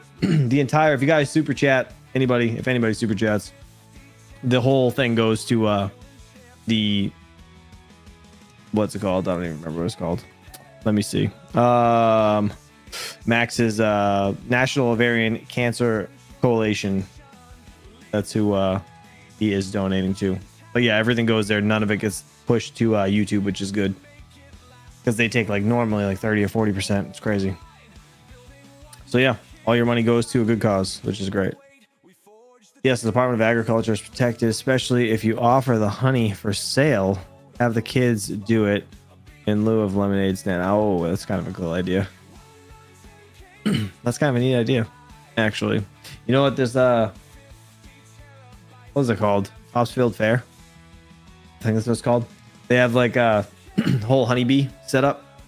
It's kind of near us in Massachusetts, right? They do it like once a year, and they have like these little honey sticks. So like basically just like clear straws that they just like pinch off on each side, and they fill it with honey, and you just like eat it.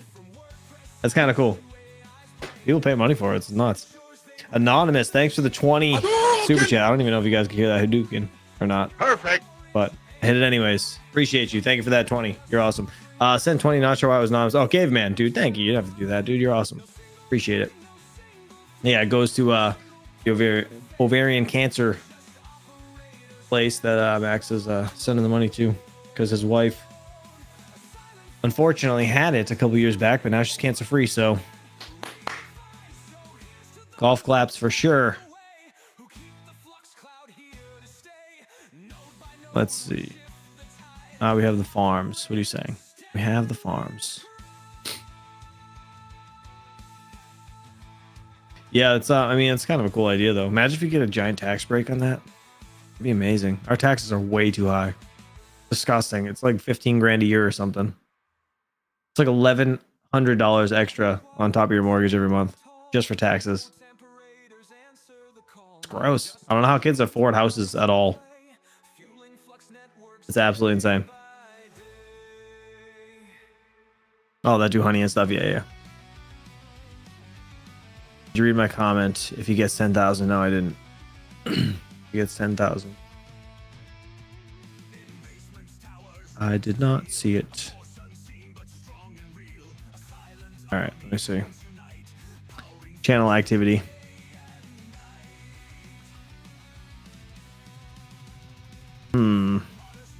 Oh my gosh. Was it before the guinea hen thing? Let me just say it again so I don't have to look for it. Hold on, I'm looking.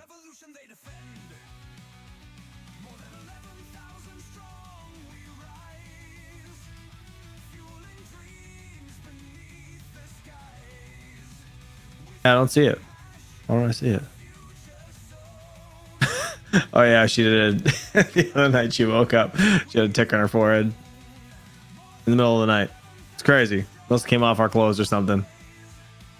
But at least it didn't go up your nose. That would have been worse. Yeah, I don't see it.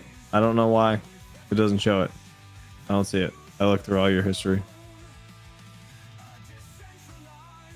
Smash that like button. Dakota Miner. Dude, you just donate again? Dude, thank you for the 50, bro. That's amazing. Perfect. Thank you so much, dude. You're awesome. All I said was I'll eat half if you and you can eat half. All right. Deal.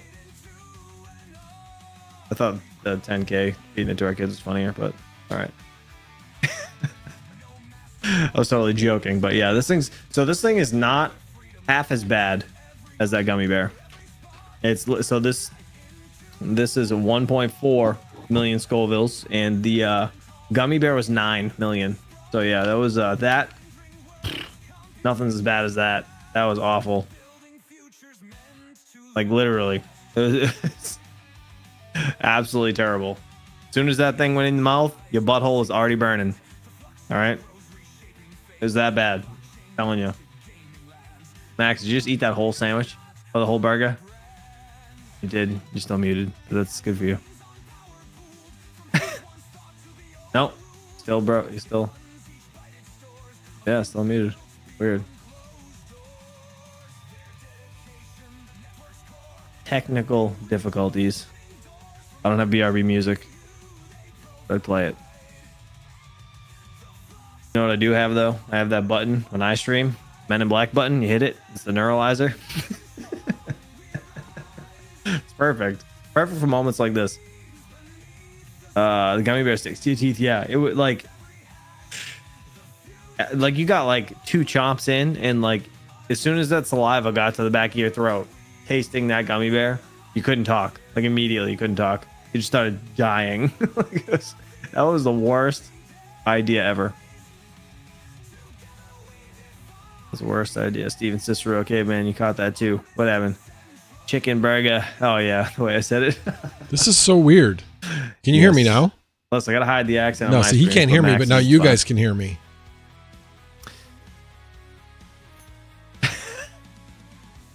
Steven Cicero. Damn you. Damn you. Straight to hell.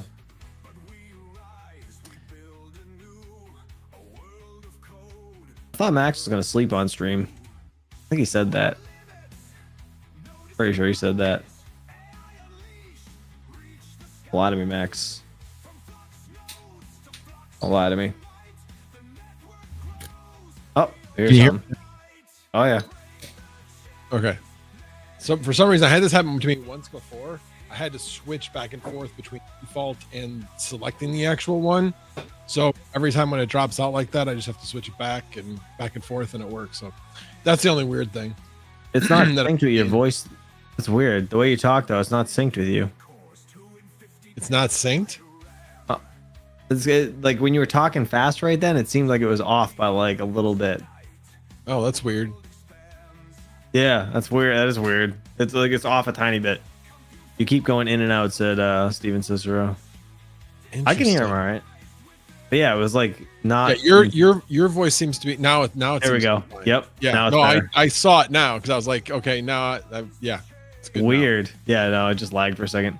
Audio and video are out of sync. Yeah. Now it's good now. It just took us a minute. I think it was kind of like he's gone, he's back. Okay, now we got to figure out what we're gonna do. I guess. Whatever. What did I tell you about Group Man? Yeah. We're gonna ask. No, he says, "Okay, you around?" Yes, I am. Oh, you know what? I didn't send him the link. Is Group Man full of shit? No, I didn't send him the link. That would be helpful. My reply is no. All right, fine. We'll give it to him this time. Son of a bitch. Wait, what? What's no? The 8-ball. I said, is Group Man full of shit? It said my reply is no. Okay, I didn't see you using the 8-ball.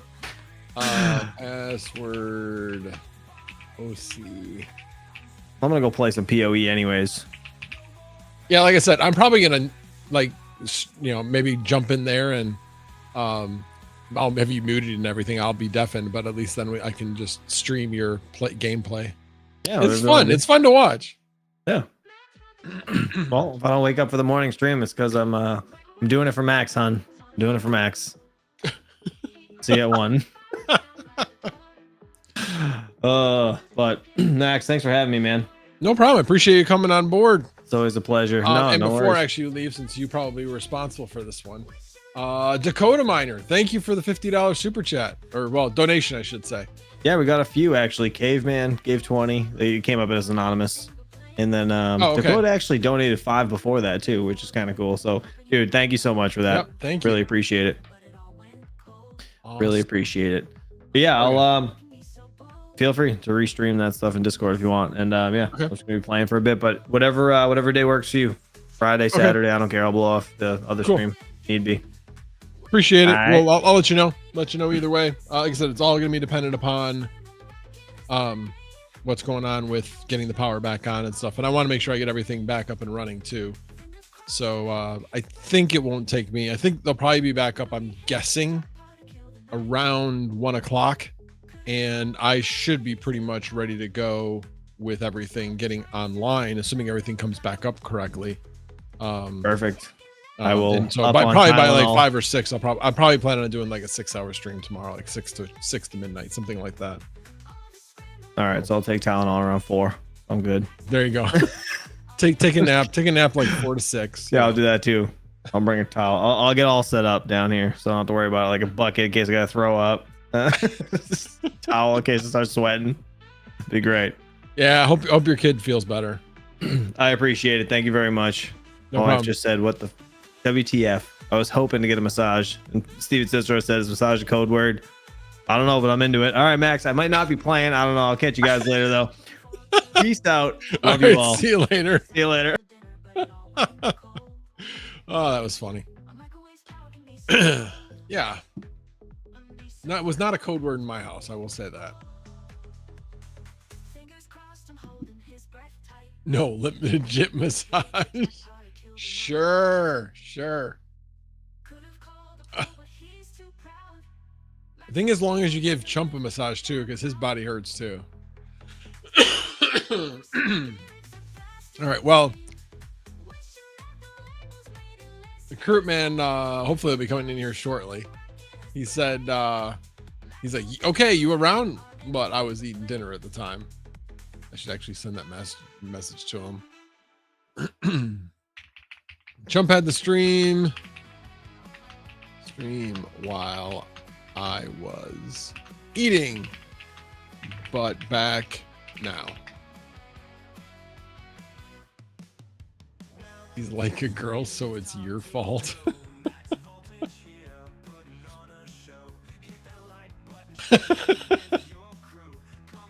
I won't say that one out loud, but that's funny.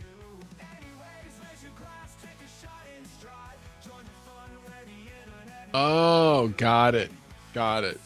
Not something to make fun of. Yeah, damn you all. Sorry. Well, I hope you feel better, Pocket Change. Sounds like you're sick as well. That sucks.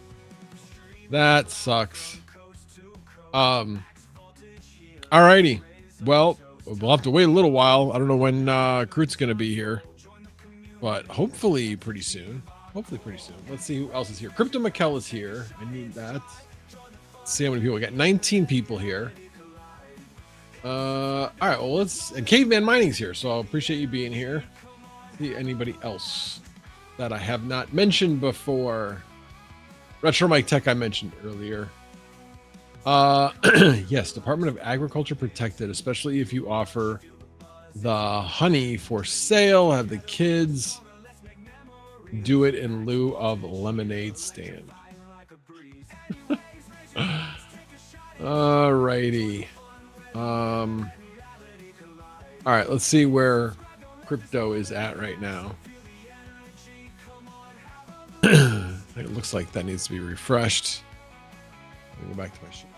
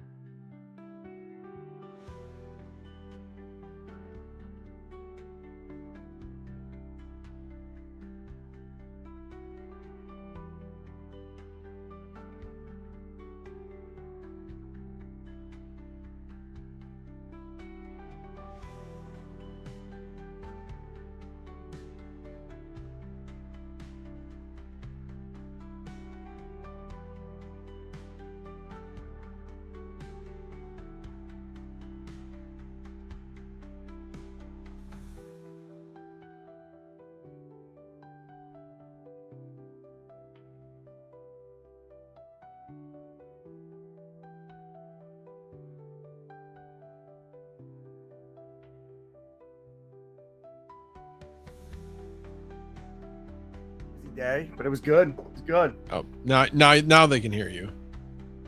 I was here I was talking all that time and they could not hear me because I had my mic muted because of this. but now they can hear me. What site do you have chat up on so I can see it? Video Ninja is the service I'm using. It's free, so it's pretty cool. Nice. So do I just look for where's your room? What's it called? No. You're already in it. No, I know. Is there like a chat on it too, or is it? No, just go to the stream. It's on YouTube. You're streaming on Yeah. YouTube. Okay. Yeah. I'm going right there now. I like to look at the chats. Yeah, So, absolutely. How's it going, by the way, sir? Pretty good. Starting to feel that I've been on stream for 8.5 hours. Got 3.5 hours left. So what are you fundraising for? So this is for ovarian cancer. It's for National Ovarian Cancer Coalition. Awesome. They you may not have heard the story because it happened before you kind of came into the community. But my wife had ovarian cancer. She is in remission. She is 3 years out of chemo. So far, so good. But that's really, really rare with ovarian cancer. For example, about 21 to 22,000 women will get ovarian cancer this year, and about 14,000 will die of ovarian cancer this year. Man, fuck cancer. It's the 7th deadliest cancer. It behind pancreatic, lung, liver, brain, and I don't remember the other two that came before it. Oh, it's not the list you really want to be on, that's for sure. No. The biggest problem is that there's just not really any significant symptoms. Man. You know, my wife didn't, in hindsight, yes, she had symptoms, but she thought it was something else. Like when she rode her bike, she could feel a little tightness in her back. And so she just thought she did strain an intercostal muscle or something, when in fact it was the tumor pressing from the inside out on the intercostal muscles. So yeah. But yeah, this is back in 2021. She was diagnosed in July of 21. She had complete hysterectomy and also 12 inches of her colon. Her sigmoid was also removed, as that was part of the 12 inches that was removed.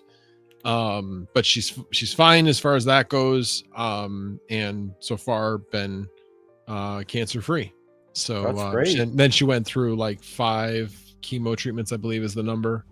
And then she had her last one at the beginning of January of 2022. So everything's good since then, right? So far, yeah. So she was on a PARP inhibitor for 2 years, which, because her cancer had a genetic mutation, so it was a BRCA mutation, and there was the PARP inhibitor for those specific types of cancers, or those specific tumors that have that mutation. You take this PARP inhibitor and it basically prevents any cancer cells that remain from being able to replicate. So she was on that for 2 years, and now she's been another year free of cancer. So beyond when she got that. Yeah. So yes, we're really happy. But the big thing is that there isn't a lot of research being done. It doesn't get the funding of the other cancers, because who's gonna advocate for dead people? Can't advocate for cancers. No. Is it really what it comes down to? You have so many survivors of prostate cancer, breast cancer, and that's great. Nothing, but great things. Yeah. But you have the things in place with those. Women just go to mammograms once a year. Well, you could have women have ultrasounds and CA-125 tests every year. My wife actually. So it's funny you say that. We have a doctor, and he recommends a certain battery of tests we get every year. My wife gets an ultrasound every year. So yeah, it's not a bad thing. Preventative medicine. We just get all those tests. So does she have like ultrasound head to toe, or ultrasound? Yeah, yeah. And I do too. I actually had an MRI. I had an hour-long MRI to, like, they do this complete body scan, body test, where they tell you if there's anything wrong. And the only thing I have is minor fatty liver, so I guess that's good, and a deviated septum. But fatty liver is just because I eat like shit. Yeah, I'm sure that could be somewhat solved. I mean, if I had any self-control, it'd be great. I could not drink. I could not do any substances. You put a loaf of bread in front of me, in my mouth. Right. Like, it's like you put a GPU in front of a crypto miner. They're plugging that thing in. You put a loaf of bread in front of my face. It's gone. You know? Yeah, it's rough because trust me, I was that way, and obviously, I've been on keto and losing weight. Yeah, how's that going? It's been going well. Now lately, I've kind of found a few, shall we say, new vices. One of them is cashews. The other one is like not sugar free necessarily, but it's or not calorie free, but they're like 25 calories each. Is like Rockstar Orangeade and Monster Recovery tea and lemonade. Those are so good, and so I've been those have kind of been my vices at this point. So I did keto. I did keto for 3 months and I held it mostly, right? And I fell off the wagon face first. But carb balance flour tortillas, man. Really? Yes. They are like 80 carbs. That's a lot of carbs. No, they're not 80 carbs. They're like my all right, so my cousin who's been keto, like changed his life, right? Lost like 150 pounds. Keto. Right. He told me to eat these. And he's like, this is how you survive. And I would just like eat one, like you put it on a sandwich, you instead of a sandwich, use these things. Mm-hmm. They're like, I don't remember. I don't. You have to look them up, but it's not 80 carbs. It might be 8 carbs. Maybe it's a really small, insignificant. How many carbs can you have a day on keto? Like, well, it depends on who you talk to. It's got to be at least less than 50, but really, depending on what you're trying to accomplish, I'm trying to stay below 20. So yeah, okay. I think these things are like 8, maybe. I'll look and I'll text you. But he turned me on to them, and I had like 4 a day, and it was like keeping me sane. It was that would be good to know, because I mean, just the fact that I can't have a sandwich is kind of a pain. I mean, you think about what bread is. Bread is a thing that tastes good, that is also a delivery device. Whatever's in that between those 2 slices of bread, that's what it's there for. It's to deliver whatever's in between those 2 slices of bread into your mouth. That's all it is. Man, I don't want to talk to you about bread because I feel like I'm in an AA session and I just got done binge drinking, and I'm about to tell you how amazing drinking is, and you're like a recovering alcoholic. And that's what I feel like talking to you about carbs, because I have no self-control on carbs. I have been like that, and the thing for me, it's the first 2 weeks are impossible. Once you get past the first 2 weeks, yes, you're gonna have times where you're like, oh my God. Okay, so perfect example was like at my father-in-law's birthday party. He had French silk pie from Baker Square. I'm trying to think what else. Oh, like fudge brownies. And then like this blueberry cheesecake. I mean, these are like things that I love.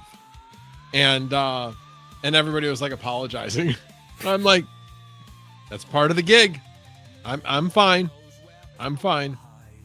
Stop talking about it. Yeah, wow. I mean, so when I first started it, what got me through was I ate breaded chicken wraps. Now I know they're breaded, and I know that's technically cheating, but I was like, you know what? Are we allowed to swear? Yes. I was like, fuck this. This is what I'm gonna do. You're gonna get breaded chicken, keto diet, and you're gonna like it. So I did those for a while, and then I was able to like I never really unbreaded my chicken, if we're being honest with you. But like that was all. Like every other carb was basically gone. So like I felt like I was fine. So obviously there's the reduction in carbs that's going to help you lose weight, because you just won't eat as many calories without as many carbs, because your body's not going to keep craving the same amount of carbs if you lessen your carb intake. But there is keto, and there are definitely signs that you're in ketosis. It took longer, but I hit it. You did? Okay. Yeah, like I wasn't hungry as much anymore, which was weird because I'm always hungry. Yeah, exactly. And I was like, That's definitely one thing. It makes me kind of wonder if I'm in ketosis as well right now, because I have been being more hungry lately. But like I said, when you eat, I mean, one serving of cashews, I think is like 9 grams of carbs or something like that. And I sometimes will eat more than that. So I'm more, I think right now at like the 50 grams, but I'm not gaining weight. And I don't have the same physical problem. So what got me started on this was I was coming back from a business trip, had some time to watch some videos, and saw this woman that says, I can tell if you have this from across the room. That was the title of the short. And so I'm like, all right, I'll bite. That's total clickbait, but I'll bite. Sure. And she said, you are insulin resistant if your feet are swollen, your lower legs are swollen, you have like skin tags, an increase in the number of skin tags, and there was a couple other things. And I'm like, yeah, checked every single one of those boxes. And I'm like, well, that would make sense. My brother has type 2 diabetes, and I eat like crap, so that makes complete sense. And then she had the solution: go keto. And I'm like, all right, it's time. Did you give up booze? Do you find like when I was drinking a lot less when I was on ketosis? Oh no, see, I don't drink much. Okay, I barely drink, so that part's not a problem to me. Now you get into the summer; it's a hot summer day.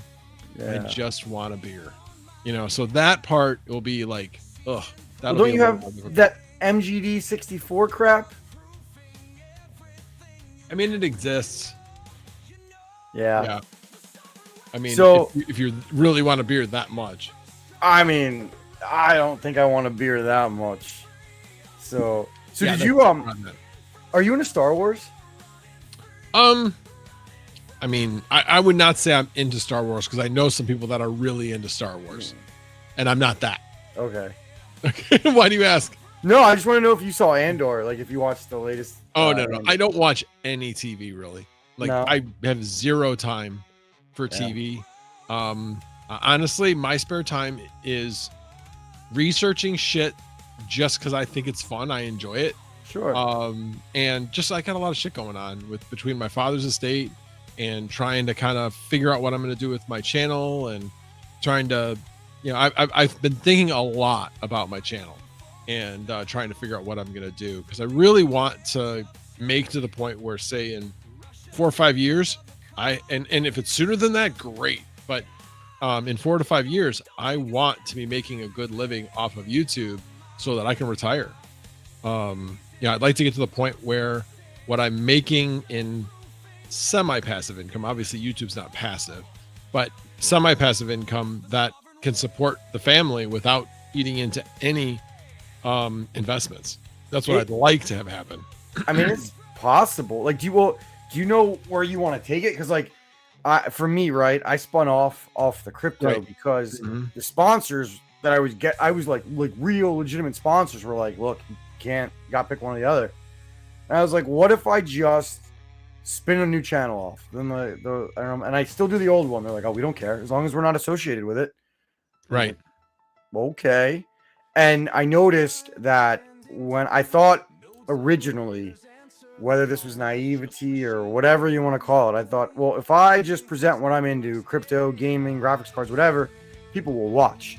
And they did. But then it got to the point where like the miners hate the game. The gamers hate the miners mock the gamers. You get 10 subs, you lose 10 subs. Some videos go viral, some videos get shit. The crypto was getting sponsors, the non-crypto wasn't. So it was like I got stuck kind of. And then crypto started getting a little and I was like, all right, well, I got to figure something out. And I split, right? And I laser focused both sides of it.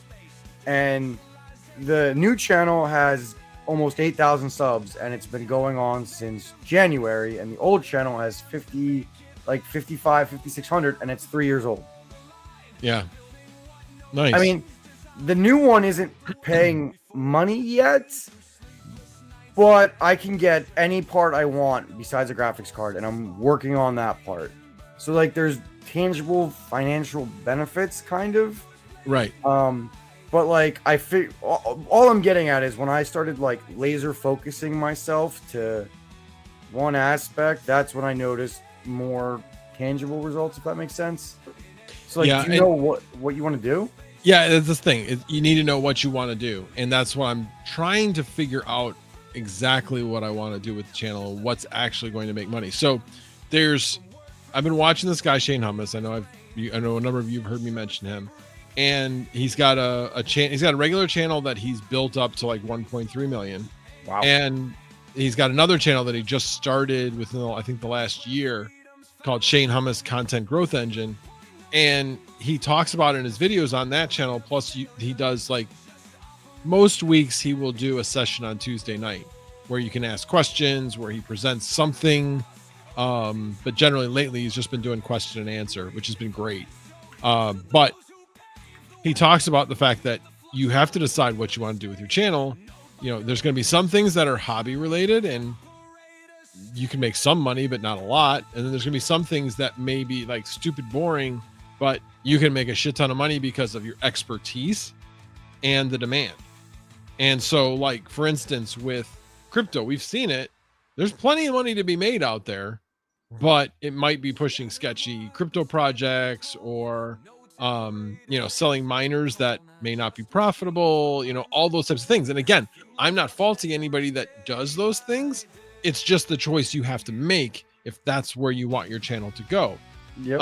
So in other words, there's the sponsorship, there's affiliate, and there's like coaching business side of things. He's like, those are really like the main three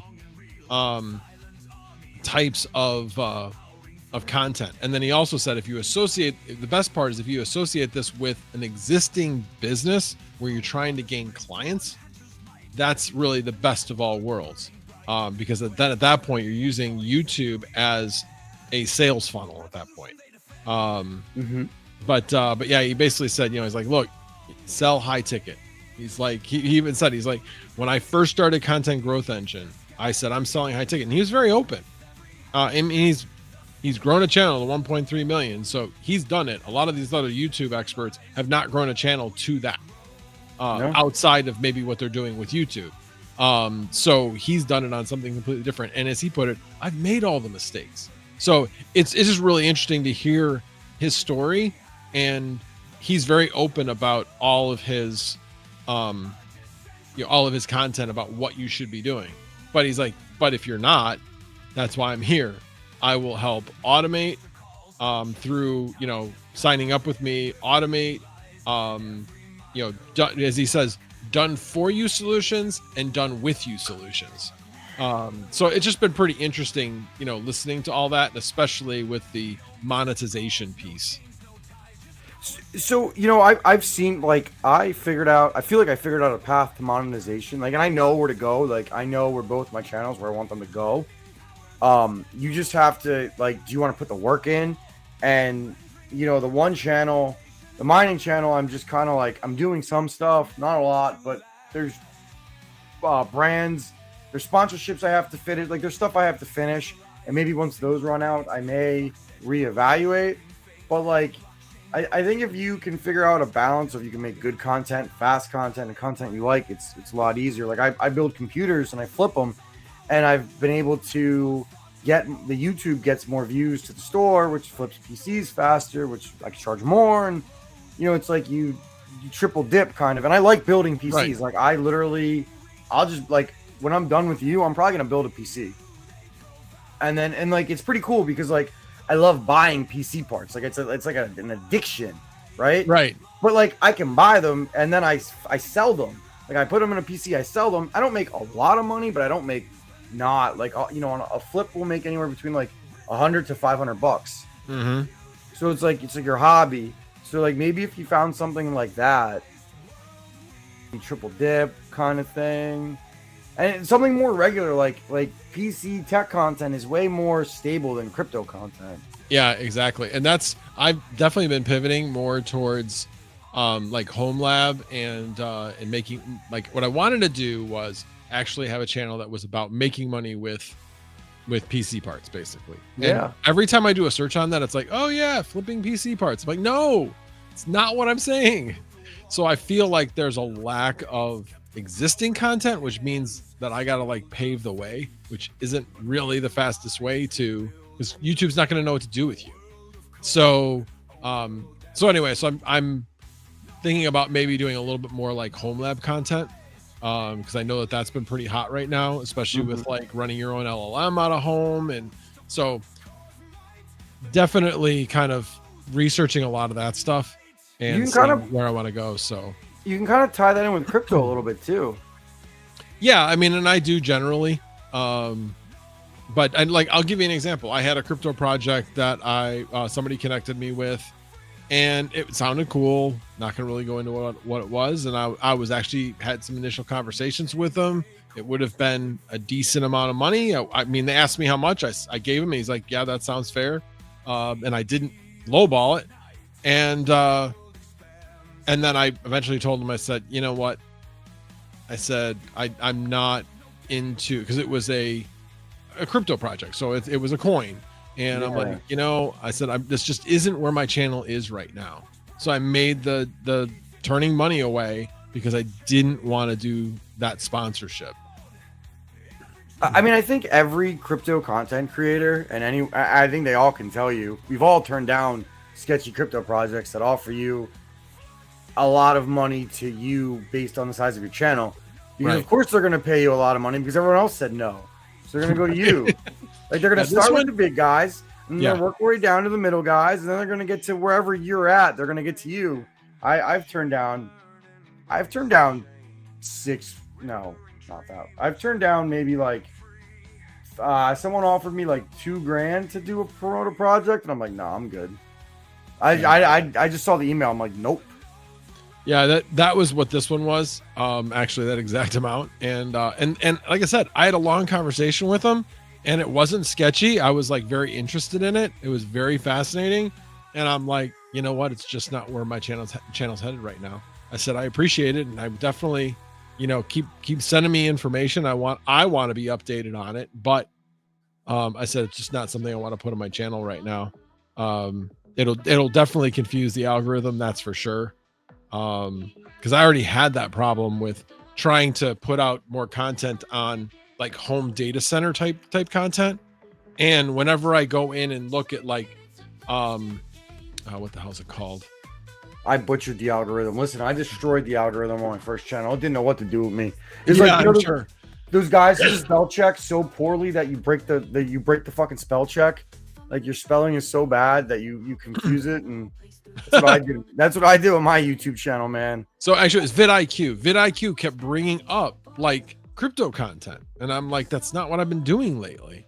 And but yet it would keep bringing up crypto ideas for content, and I'm like, I gotta continue to do this other stuff. So if vidIQ will realize, oh wait a minute, this is the content he's doing, then hopefully YouTube will be doing that as well at that point.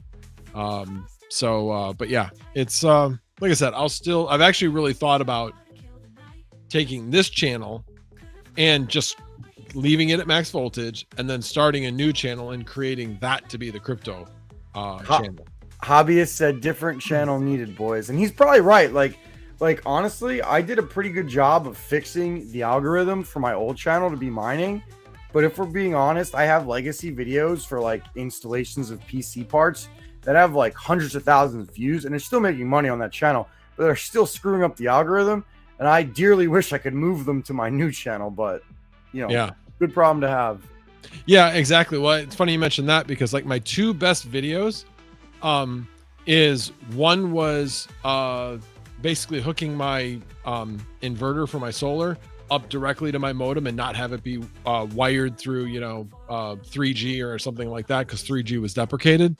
So that one and how I fixed that problem, that was for a long time was my top video. Now my top video is when I'm like this in the thumbnail and I've got TP-Link on one side and Ubiquity on the other, and I'm like network upgrade question is what the thumbnail was. And that one right now is my top video over the last 28 days. Not the new ones, not even the live streams, nothing. It's that video. Oh yeah, my top. And like I said, the solar one is number 2. And it's Oh. funny you say that, because like the way my crypto channel grew and got padded off of tech content. It wasn't even the crypto content. Like, it did good, but the things that padded me were the tech views. So I just redid some of them and moved it all to the new channel, and they're all exploding still. And it's exploding for the channel it needs to explode on. Yep. You know, but like you still have the second channel, and you can leverage both channels. Like, if you have one channel doing X and one channel doing Y, it's not like, if you figure out how to make good content that doesn't require a ton of research in one of them, you can crank out some videos kind of fast. Yeah. Like shorts, like hobbyists will probably tell you, like, if you could film a bunch of good shorts fast, like I filmed 5 shorts this past week. I got like 20,000 views off all of them together. I know, but what's interesting is you see how profitable they are. They make nothing. Yeah, but they take you 10 seconds to film, and they get you views, and What do view they count get? equal.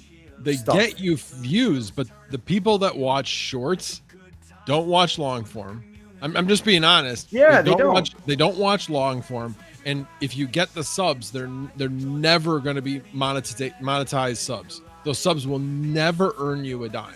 Well, so they might, though, because here's the thing: there are sponsors that care about short form. There are sponsors that care about long form. There are sponsors that care about your content, and they don't give a shit about views. They just want, like I've put out videos for brands, and I've gotten like 50 views, but it's gotten sales. So they don't care, right? So like every brand, every company, every whatever has a different metric.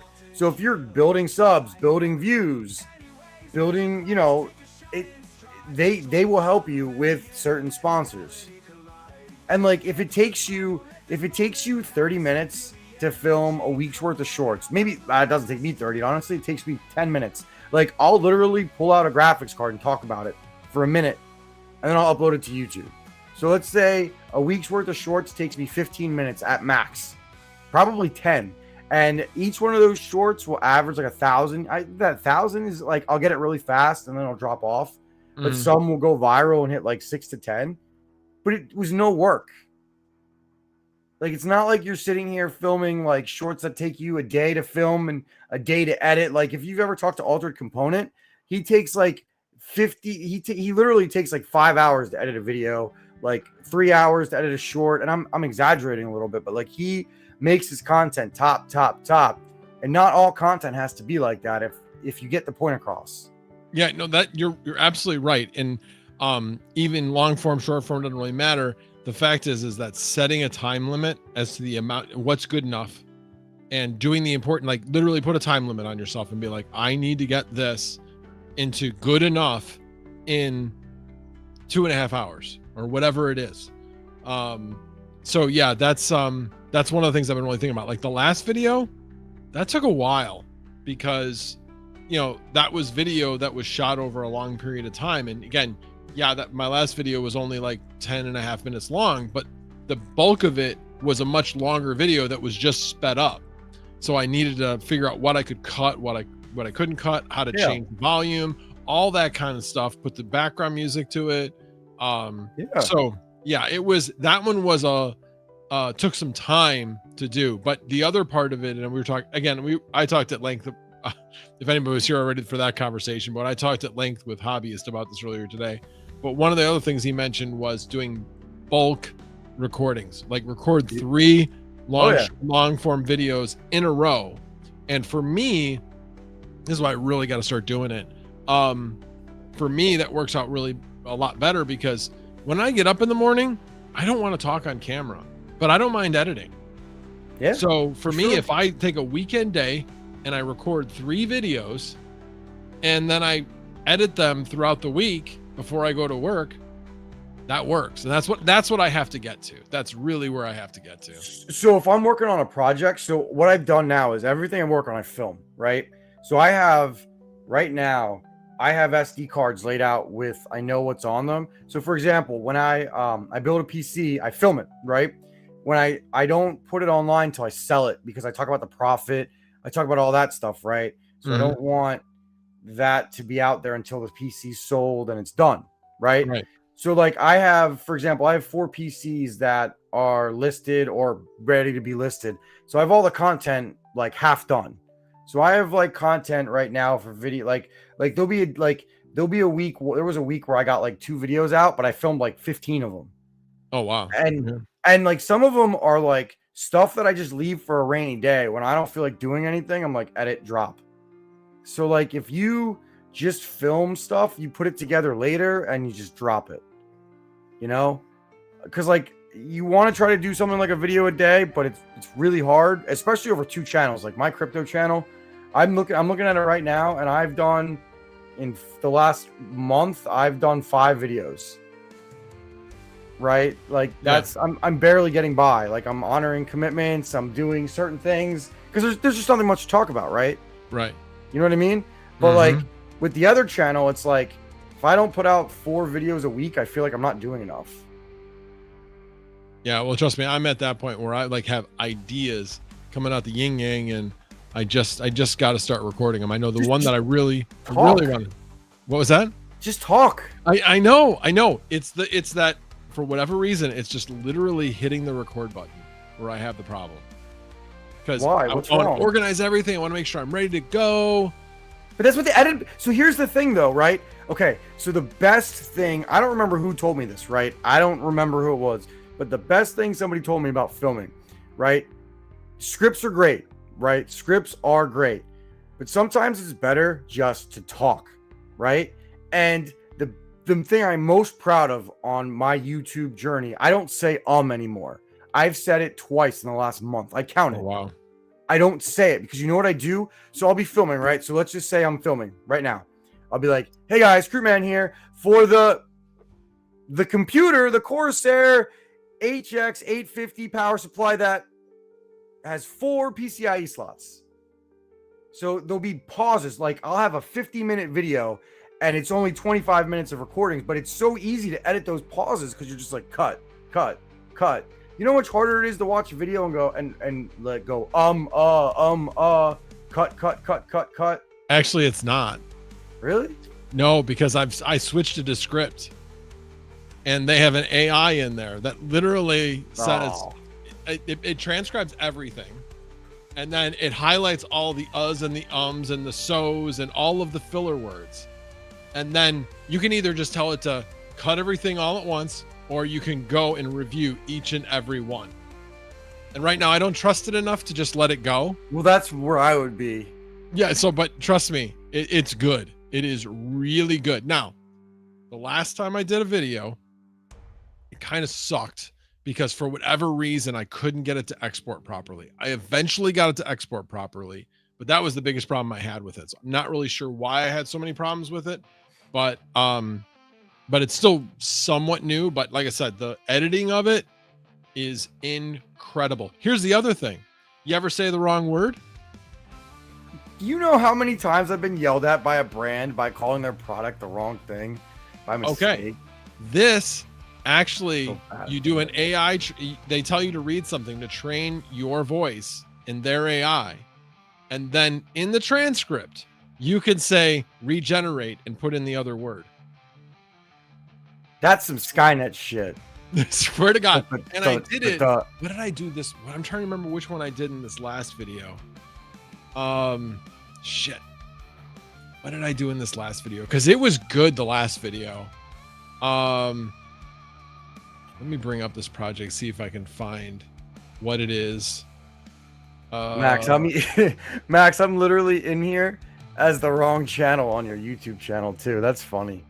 Oh, really? Yeah, you know, it's really funny. You accidentally upload the wrong video to the wrong channel, which I'm guilty of. You almost screw up the algorithm. You got to be careful about that too. I'm sure. Let me see if I can find this word. Where is it? Because this one, I didn't really take out the uhs and the ums. I wanted it to be more genuine. Oh, there it is. I said width when I was talking about the board, and I meant thickness of the board. And it fixed it? So I changed it from here. Let me see. Yeah, it's probably not. It's not going to come across, I don't think. Yeah, because it's not in here. But anyway, it was good, and it actually changes the way your mouth looks. It does look a little weird as far as the mouth goes, but you have to be paying attention. I mean, how many times are you just watching a video and you're just listening more to what they're saying? That what was said sounded perfect. what was, like I said, when you look at the mouth, it looks a little weird. Well, so I don't know. I'm weird about that. So I'm not saying that's bad. I'm personally just weird about that stuff because I'm always worried that someone will edit something I say to not be what I said. So if I start the precedent, Jesus, where I do it myself, that's not good. I'd rather have an occasional mess up on my video where I'm kind of like, that's me. You know what I mean? I mean, there's definitely, you see it on other people's videos, and instead of doing that, they'll just put text up. Like that's what I do. So you can definitely do that as well, and I've done that before. But when I heard this, I was like, no, I'm done. I'm gonna fix this. In my last video before this, I had a number of other ones that were just like, God, that was so stupid, and I don't remember what it was, but there were at least like 4 or 6 times where I changed the word. But yeah. Now you talked about the fact that, yeah, scripts are great and everything if you're good at reading them, of course, as opposed to if you're just look like you're reading a script. Even if you're really being over exaggerating, you can still tell you're reading a script because the timing's just different. There's no pauses. And I'm trying to get better at that if I am going to do scripts. But one of the things that I've been learning is that authentic content is what's been getting views lately. Yeah. So it's not the high produced content necessarily that's been getting views. So that's one of the reasons why. Okay, so my last video, I had no script. I just had talking points and went with it and didn't eliminate any of the ums and uhs. And oh my God, I'm just looking at this one section. 1, 2, 3, 4, 5, 6, 7, 8, 9. And that's just one section, one small section of the video. I had that many uhs. I'm telling you, if you just don't talk, right? Like if you just pause, it's easier to edit and it sounds more genuine, right? Because how many videos do you have where you're like, you say, you're like, hey, it's Screwman here, and I'm with this product. And then 5 minutes later, you cut it to, where it's like, I did this, and it like jerky. It feels jerky. Right. You don't get that jerky feel. And I don't know if you've ever done this, but I've had like the perfect intro and I fucked it up by like saying something that didn't sound right at the end, and it ruins the whole thing. And even if I edit it, it still doesn't fix it. Whereas if if I just stop talking and think for a second, I can usually salvage it. Maybe that's just me, but I've noticed it a lot. And I have my own problems, right? Like I say so way too much. Like I cut so is the next word I need to eliminate. Yeah. So is my next target, but so doesn't sound as bad as it doesn't. Or like. No, it doesn't. It doesn't. Because sometimes it means something. It isn't just a filler word all the time. But my problem is like when I first start recording, I'll like be messing with the teleprompter, and the teleprompter I have set up so that it's right in front of me, but it also has a view of the camera that I can see of myself. So I'm talking to myself. For me, that feels more natural. It can also have the script on there if I want, or an outline, whatever I want to have on there. But the big thing is talking to myself. And the problem is that I'll have the teleprompter on, and then I'll go to start recording, and I forgot to put it back to the main thing. So when I go to test the recording, everything's upside down and there's no sound. Then I'm like, oh God, I got to do that whole thing all over again. That was perfect. That's when I was at CES this year, I filmed like 3 videos on location, and because I was press and I set up the right meetings, I was able to get into places before they were too crowded, right? Like with vendors, before too many people got there and too much bullshit. The audio got fucked up on all of the videos. And I had to and I was like, I can't go back and film these. I had to just mute them and talk. Yeah. It was, it was the fucking worst. Yeah. I had to do that on one of my recent videos. And the worst part was, again, because I'm using the script, and this was one of the drawbacks, was I had the video and then did a voiceover, but I had like video, like you would normally when you had like a screen share or something like that. Yeah. So I was like in that. But the problem is once you rescale that in a line, you know, like you normally have, like you can add layers. Well, in one layer, the whole layer, whether it's multiple scenes or not, all have to be that same dimension. So I was like, what the hell? How am I going to fix this? So I just added the same video in another layer and then made a big screen. So then I had to like mute back and forth. It was just odd the way I had to do it. It's funny the way you edit something. Like, are you a big gamer, or did you ever play games a lot? I mean, I've played some games, but I wouldn't call myself a big gamer. No. So there was this one. So Fallout 3. I'll just use this example. It's the one I always go to. Fallout 3, right? They released an expansion, like a DLC where they had like a train in it, like a moving train, and they said we didn't have trains in this game, like we didn't know how to make it. So what they did was they made an NPC, like a person, and they put him on like a moving like a path, right? And his head was the train. Okay. So like his head was the train, and you obviously can't see anything. You're only and like so his head was the train, and the track was like up to his shoulder, right? So you only saw the train, so it looks normal. But if you peel back the layer, it's an NPC walking it through. And I use that to, if you look at our videos that may look and sound semi-professional or sound like what we're doing, if you see what they look like edited, you're like, oh my god. Right. like the glue and gum, the bubble gum and tape we staple these things together with. You know? Yep. Exactly. Like, oh, they're so bad. So do you have any like big videos that I can steal ideas from that you're, any big videos you have in the works? So, I mean, it depends what you like. Oh, wait a minute. Hobbyist is here. I'm just kidding. That's the troll that we always use on Hobbyist. But anyway, it really, honestly, it just depends what you want to do. Like I literally will film a video and then realize I don't want to release it, and then I'll do something else. Like Hobbyist, the thing I really liked after hanging out with him, he's like everything's in a spreadsheet. He knows what's going on every fucking day, and that is so amazing. Yeah, absolutely. I'm not like that. So he actually got me way more organized. I was like, I'm going to try to do what he does. And I failed at it, but I am infinitely more organized now than I was. So I have like boxes, and I'm like, okay, well, what is my schedule going to look like this week? And then maybe like I'll get an email from a sponsor, or like a bombshell announcement will come, or like I was going to do a rumor video, for example, for AMD, and then I got embargoed by them. So now I'm not going to do the rumor video anymore because I don't want to accidentally do something wrong and get in trouble. So like it's kind of like I twist stuff around, and does that make sense? Kind of thing. Like, yeah, absolutely. Fluid. You should do reaction videos, and not like off someone else's content, but like a news story that is passionate to you, or like a news story, or like a story in the space that you're talking about. Because like, I don't know about you, but when there's something for like sports, like I'm a big hockey fan, right? Mm-hmm. I have a few people I like to hear. I always want to hear their take on the story, and all they're doing is repeating a news story.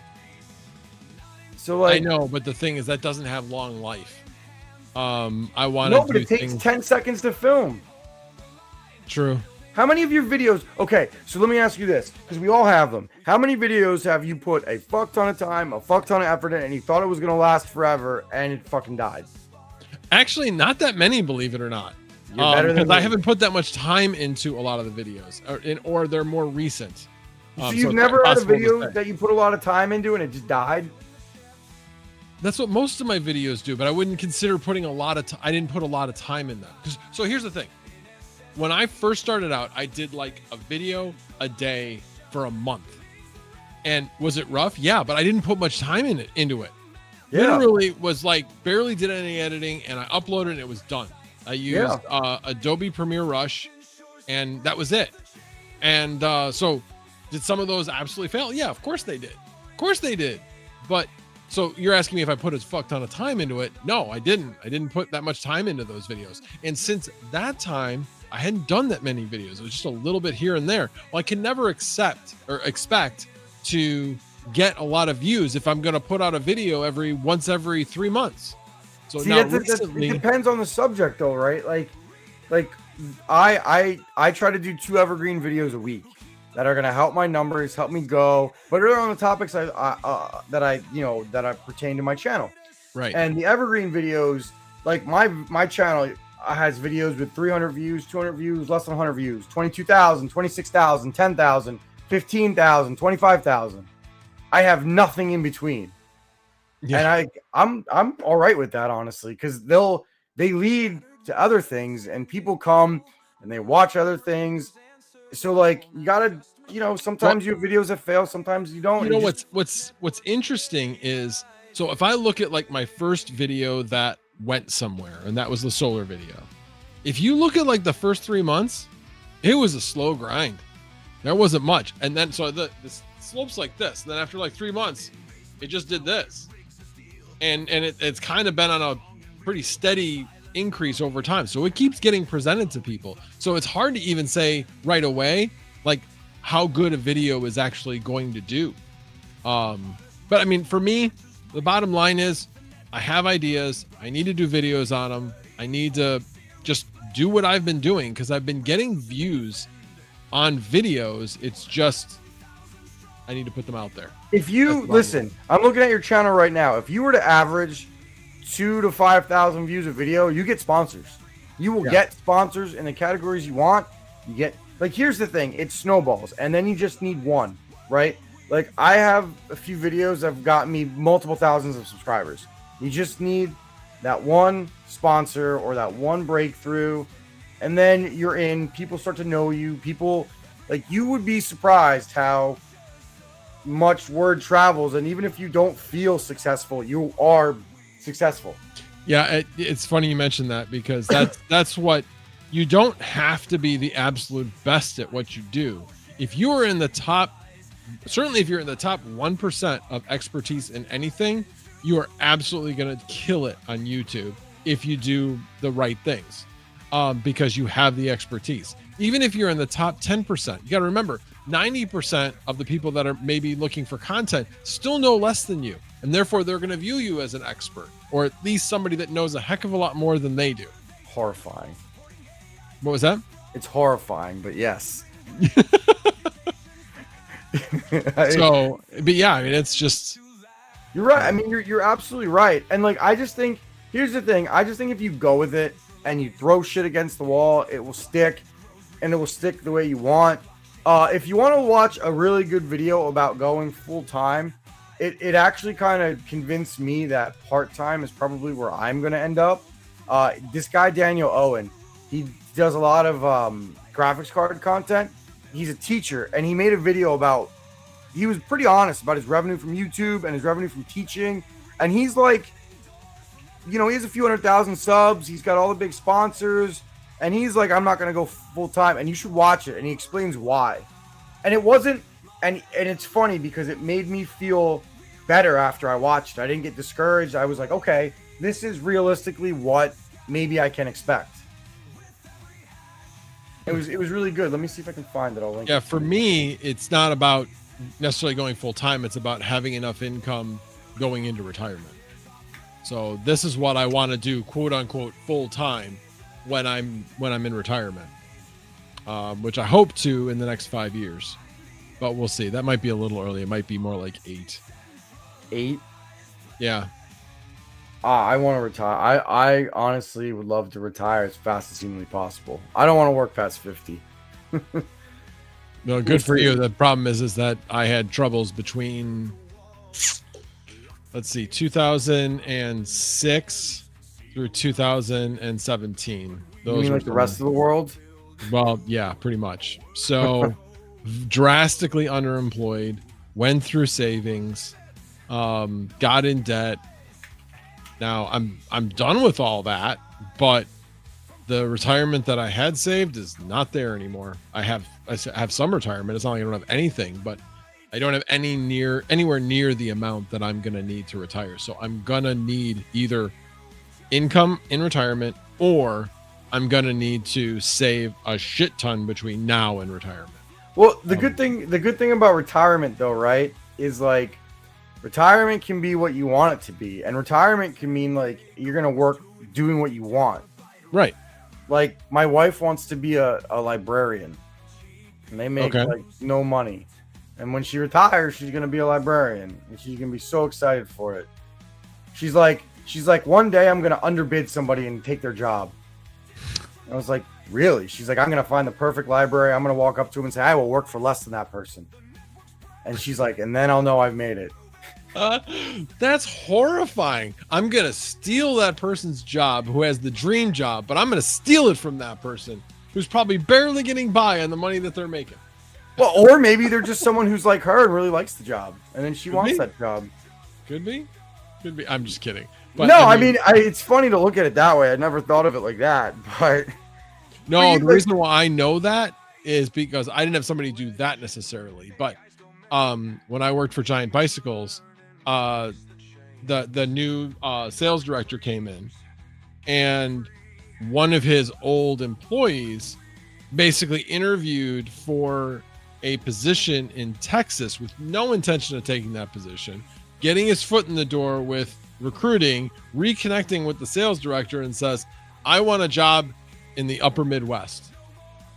And it's not surprising that they basically took my position away, because the guy in Wisconsin, who I was arguably, I think, doing a better job than, but he had been in the territory for 20 years. So he had the relationships. And Wisconsin's all about relationships. I mean, most of it's all about relationships, but especially, I mean, really, especially in Wisconsin. Michigan, the guy was, I mean, the guy's a saint. The guy's an absolute saint. He worked in that well after I was gone from the company. Just an amazing guy.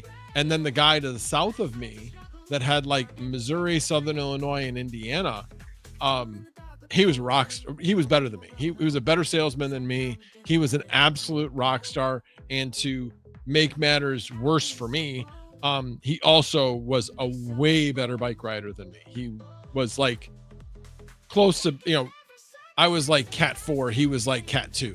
Okay. Way better cyclist. So he fit the mold much better.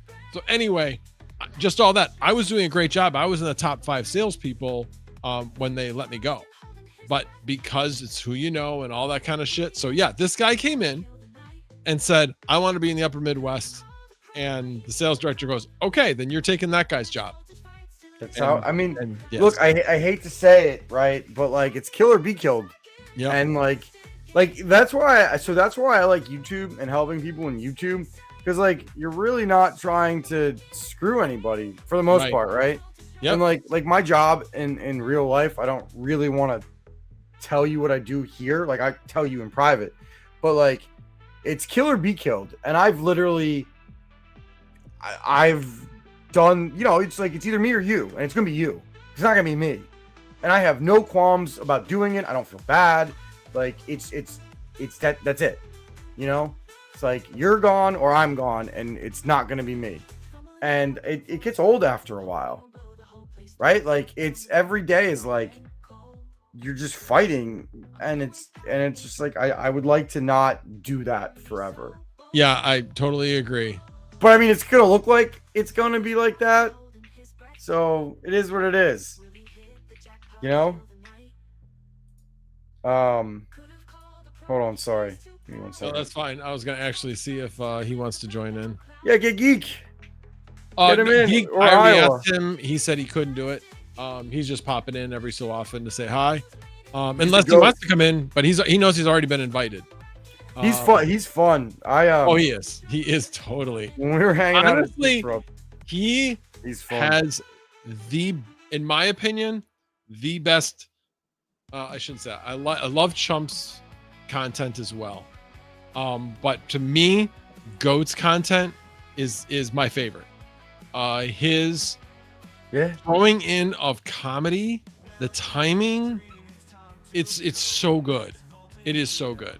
So Chump's content now, when he makes the shed and all that, like we were talking, so like SNL at this point is like there's nothing to talk about, right? So we've been all talking about like our guilty pleasures, right? Like do you have your guilty pleasures on like Instagram and stuff that you watch? I don't watch any TV. I don't. No, it's just like Instagram where you just scroll. You death scroll. I'm never on Instagram. You're so much better than me because I watch this guy cut grass, and he gives you perfect weed whacking corners, and he pulls vines down off houses. Oh, hang on. I watch Al Blades is one of the guys. There's another guy, but I watch Al Blades every once in a while. I'm subscribed to him. So yeah, I'll watch YouTube videos, but they're like hour-long videos. I watch like 10-second clips. My attention span doesn't go that far for that stuff. Yeah, I know. Hey, don't forget, this is actually a fundraising stream, everybody. So just as a quick reminder, there are no super chats. There is a donation button at the bottom of the chat. 100% of that donation goes to the charity. But if you don't want to do that, you can do the pinned comment where there's a link that will take you to an external website that will allow you to donate there. So your choice. Last time I checked, we were about $200 away from 3,000. Once we get there, I will donate another 25. And there will definitely be some other goals for chump change. How long are you streaming for? How long am I streaming for? Yeah. I was probably going to try to stream. Oh, tonight I'm streaming until midnight. And then tomorrow my power goes off because I'm doing a panel upgrade. When I'm done with the panel upgrade and getting everything back up and running down there, then I plan on going live again tomorrow, and then probably going to go live Saturday and Sunday, and then whatever I'm at that point, I'm at. How many hours have you been on so far? So far, I've been on 9 hours and 25 minutes. Oh my God. So a lot of this goes back. So I don't know if you ever heard me mention his name before, Tom Grossi. He is an entertainment YouTuber who does football content, mainly around Green Bay Packers, which kills me, but he's still extremely funny and still enjoyable to watch. And he's just a really, really good guy. And his big thing outside of the football content is Chaotic Good, where he does fundraising. He's been doing it for years. Well, this year he did, and it took him about a little over 7 days to do it, but he raised $1 million for Children of Fallen Soldiers, I think was the name of the charity. But basically it was a charity that paid for college or some other type of training, post high school training, for kids whose father or mother died while in the service. That's awesome. It definitely is. And he did it. He raised $1 million. $1 million? Yeah. I'd be so high on my own farts if I raised $1 million to help kids.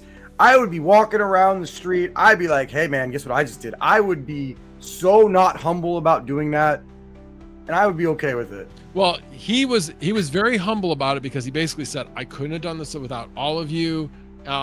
It was amazing to watch. I watched a lot of it. And like I said, to me, it was just absolutely inspiring.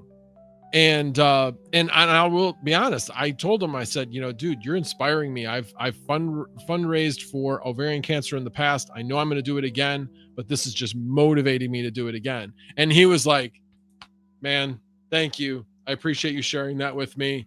And, that's just part of why I'm doing this, but I'm glad I can inspire others, something to that effect. And it's cool to see that. And it's just totally genuine. I don't know. He's just, like I said, he's a great guy. He is trying to do really good things in this world. And it just, like I said, it was inspiring. So I was thinking I might wait until September again, but I was like, no, I want to do this earlier. And then all of a sudden I found out about this World Ovarian Cancer Day, which happened like a week and a half after I got to 10,000 so that I could do the straight donation from the super chats. I was like, okay, I have to do this now. So I took the day off of work because I was already taking the day off tomorrow because of the panel upgrade. But I'm like, I'll just take Thursday off as well. I'll stream on that day. And then the more I thought about it, I'm like, I'm going to have to stream more days. But this guy did it, literally never left the stream. He streamed for 24 hours a day for 8 days. He slept on stream, but He literally had a airbed like across from where his desk was, and he just turned the camera around. Dude, having people watch you sleep on stream. Oh, I got some feet pics for you people. Well, that funny thing you mentioned feet pics. Every $500, he showed feet. Yo, if somebody donates $20 to Max right now, I will show you my feet. I will do it. I will put my face and my feet on the internet together. I've never done that before. So if someone gives Max $20 right now, I'm doing it. No, $22 in honor of DJ Minds. $22. There we go, $22. It can't be you. And it can't be me. It's not going to be me because the next one I do is going to be 25. Oh shit!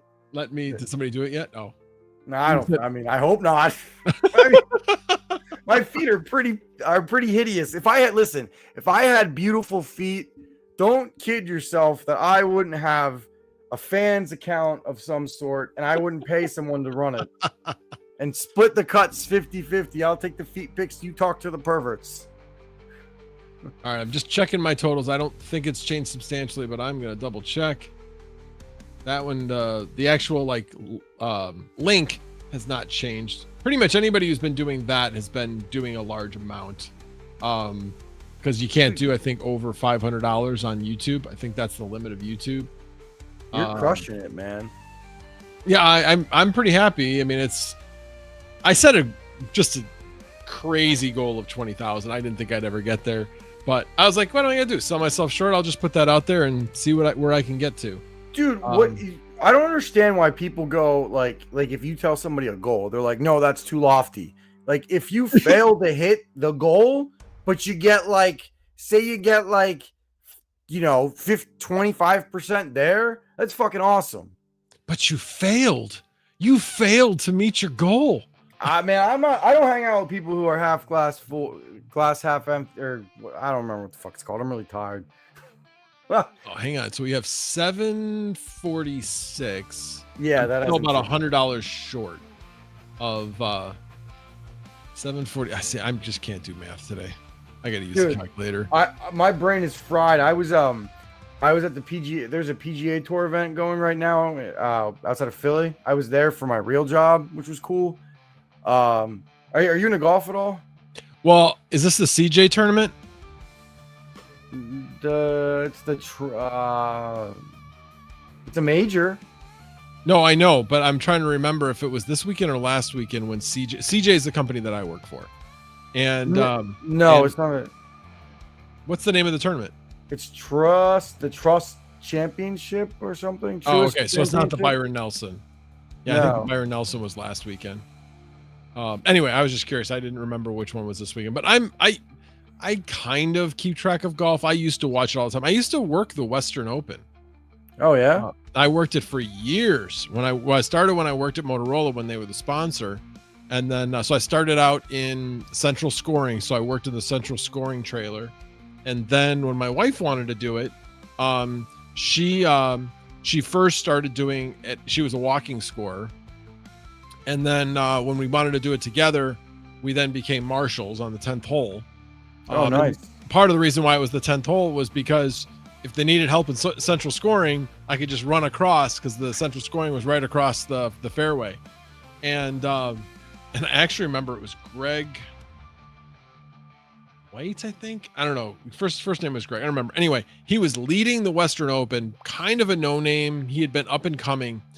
And he hit a drive that was literally this far off the runway, off the fairway. Well, off of the, you have the fairway, then you have the rough. Yeah. And then, but in the rough, it was that far into the rough and the freaking ball disappeared. Now I could see it, but I mean, from where I was standing, it literally went poof and disappeared. So I walked up to it and we flag them. So I found where it was and I flagged it.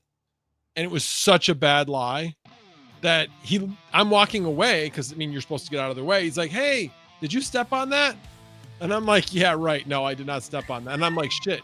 Later on, I was like, no, he seriously wanted me to say I stepped on it. I didn't because I was very careful walking up to it, but it looked like somebody stepped on it. It absolutely did. because it was That's just so know, deep. Like, yeah. So he only got it, like, he was about 150 yards out, and he only made it about 75 yards to the hole. It was just such a bad lie. So this was basically like my first ever real event that I went to. I'm not a big golf fan, but I know enough. It was cool. Like, they had they had a box, like a big box right on the 16th green, and we saw everybody. Like we saw the last one we saw before we left, because we were there all day. We saw Rory McIlroy, which was really cool. Justin Thomas, and a lot of famous guys. So it was cool just seeing everybody up front. Like, and it was it's not like the U.S. Open, but it was a major. Like, it was I think the purse is 20 mil, so it was a pretty big undertaking. It looked like to pull it off, and it was just cool to see it and cool to go. And I'm just beat. It's a big production. Yeah. Were there guys sitting up in like a tree house or anything like above the green? I didn't know. No, because there was camera crews there and stuff. Like, it was but I know. One of the things I did with my dad for 3 years was we did what the heck was it called? I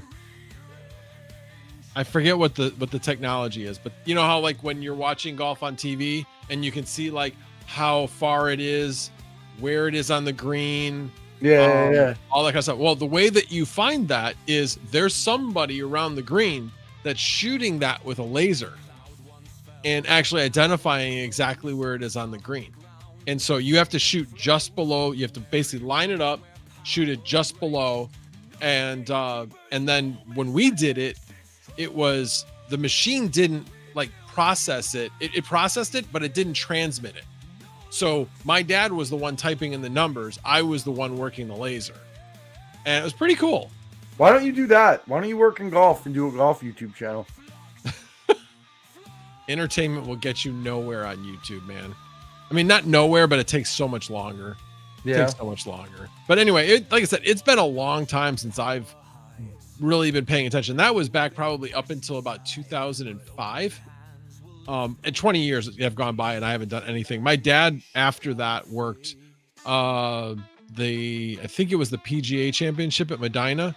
But there's been a number of tournaments I could have worked at Medina, whether it be the Ryder Cup, PGA Championship. I think even there's a US Open there, I think, too. That's cool. But yeah, the one cool thing is I was a guest. I was able to go watch a practice session, not an actual, even a pro-am day. But I'd never been on Medina, which is just an unbelievably beautiful course. And it's weird. I mean, it's I shouldn't say weird. It's just different. You're hitting across, in a number of these holes, you're hitting across this enormous canal. And so it's really intimidating. Like, one of them is you're hitting into a green that's surrounded by enormous trees. You look like you're hitting to a spot that's that big. Because everything around it is wide open because you have canal.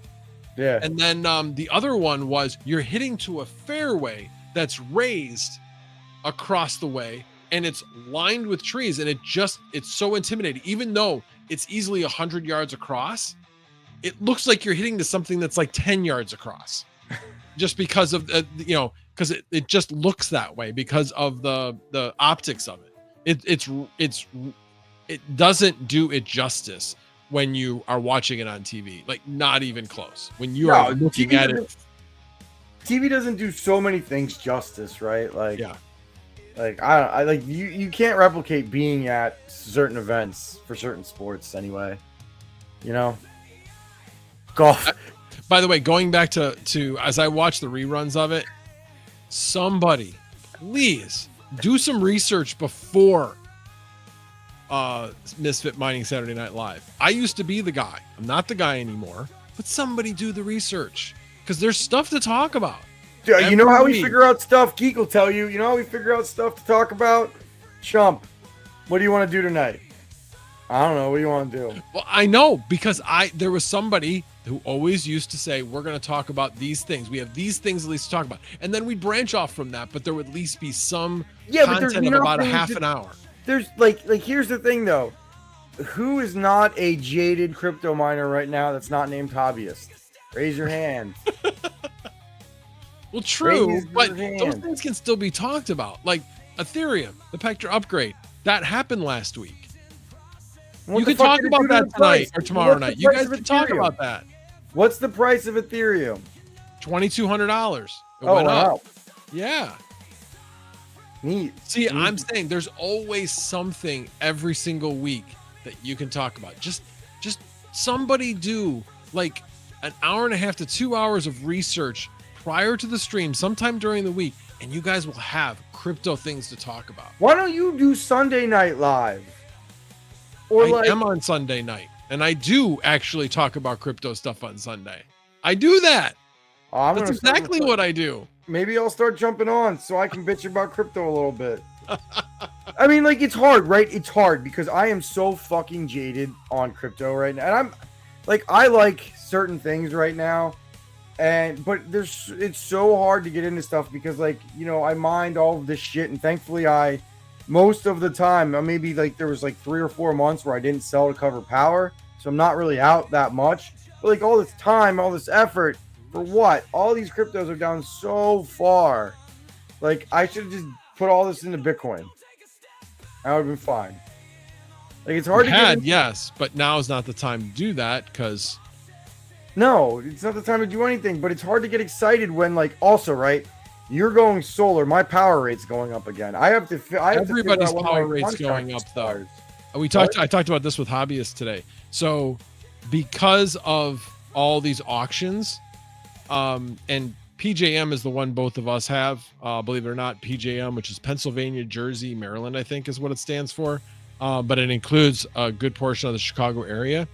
But they basically go to auction and they say, well, this is what we need. And then they will have bids. And because of the requirements change, like the bid was last summer. And the year before that, there were huge storms that knocked out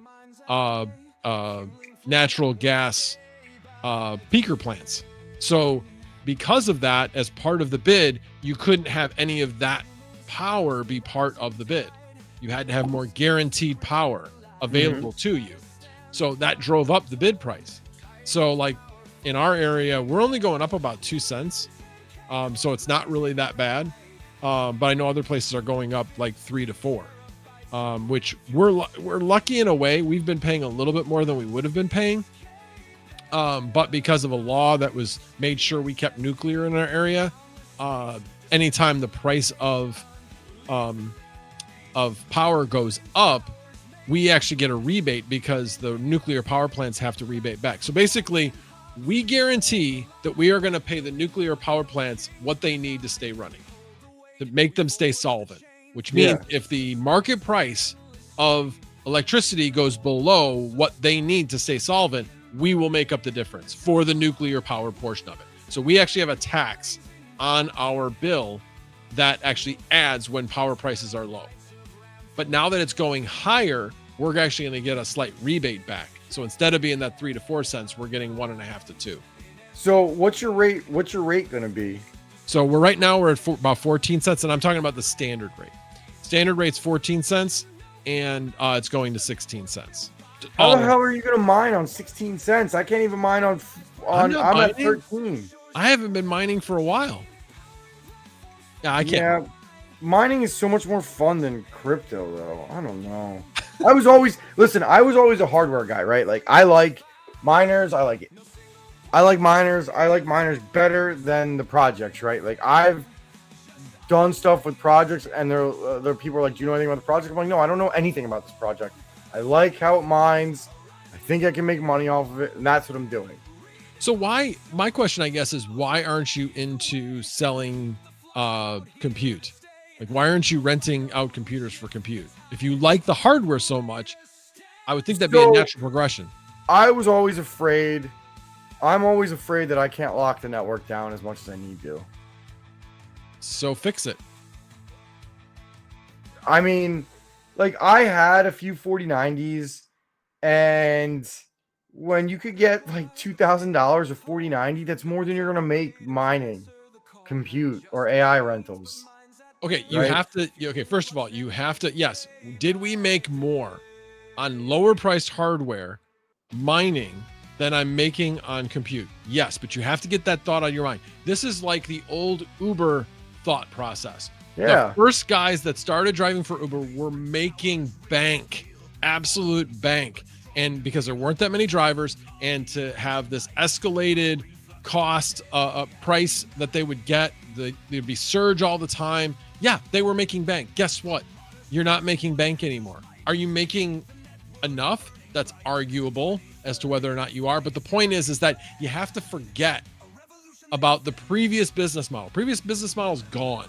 No. Question is this business model, are you going to make enough with selling compute than doing anything else? So I think I will make more selling those graphics cards for money than I will mining on them for compute. Possible. And the thing is, right? So forget about the money, okay? It's the passive income-ness of it all. I don't want to have to monitor anything. I want it to be utterly passive. And this is just as passive. It's almost, I shouldn't say just as passive. It's almost as passive as mining. Yeah, but those computers those graphics cards made so much more money selling them, and my power rate keeps going up, and I don't really want to deal with a high power bill, I think, at this point. Well, I mean, there are negatives. Obviously, you may not want to deal with the heat. I don't care. So I have no excuse. I have a shed in my backyard that's designed to run. I have a 200 amp shed, 240 in my yard. I don't have any of those excuses. I just don't think I want to do it anymore. Yeah, I have a Warthog rig up for content right now, and I have my KS0 Ultra up until I sell it. And like that took me effort to get that up. I was like, I don't know. I enjoy doing the Vast, although now I'm like, I heard somebody else who got on RunPod. Now I want to get on RunPod. Okay. But I mean, I was showing earlier, with what I have running. Now 2 weeks ago was a pretty not good week. Last week was okay. It was about 500. This week it'll probably be just over 4. Part of it because the last half of Friday is going to be off, so that's partially. But before that, it was 650 to 700 the previous 3 weeks. So to me, that's pretty damn good. Now that's revenue. You got to take the power out. Power's probably about 175 per week, something. How like many that. GPUs was it? It was 15 4090s, 3 3090s. The 5090 wasn't rented at that point, so it wasn't that. Dude, and then all the 3060s, the 7 3060s. All right, so ready? Let's do some math real quick. I'm gonna do a counterpoint, right? 15 4090s. Yep. 15 times 2,000. That's 30 grand right there, right? Yep. Mm-hmm. Add another 2,000 for the 3090s. How many 3060s do you have? 7. So $1,400 ish, give or take. I know the GPU market too well. So you're at 30. You're at 34. Let's call it 34 grand. Mm-hmm. Would you rather have the 34 grand sell them, have the 34 grand, and then invest it? Hang on. I'm going to do a counterpoint here. So again, 700. So basically, let's say 550 a week. All right. So we do 34 divided by 550. That's 61 weeks. That's just over a year. It's a great return on investment. Yes. That's my point. So again, you could say the same thing about ASICs. All these guys are buying ASICs, Bitcoin ASICs, whatever. And I'm like, why? The payback on them is horrific.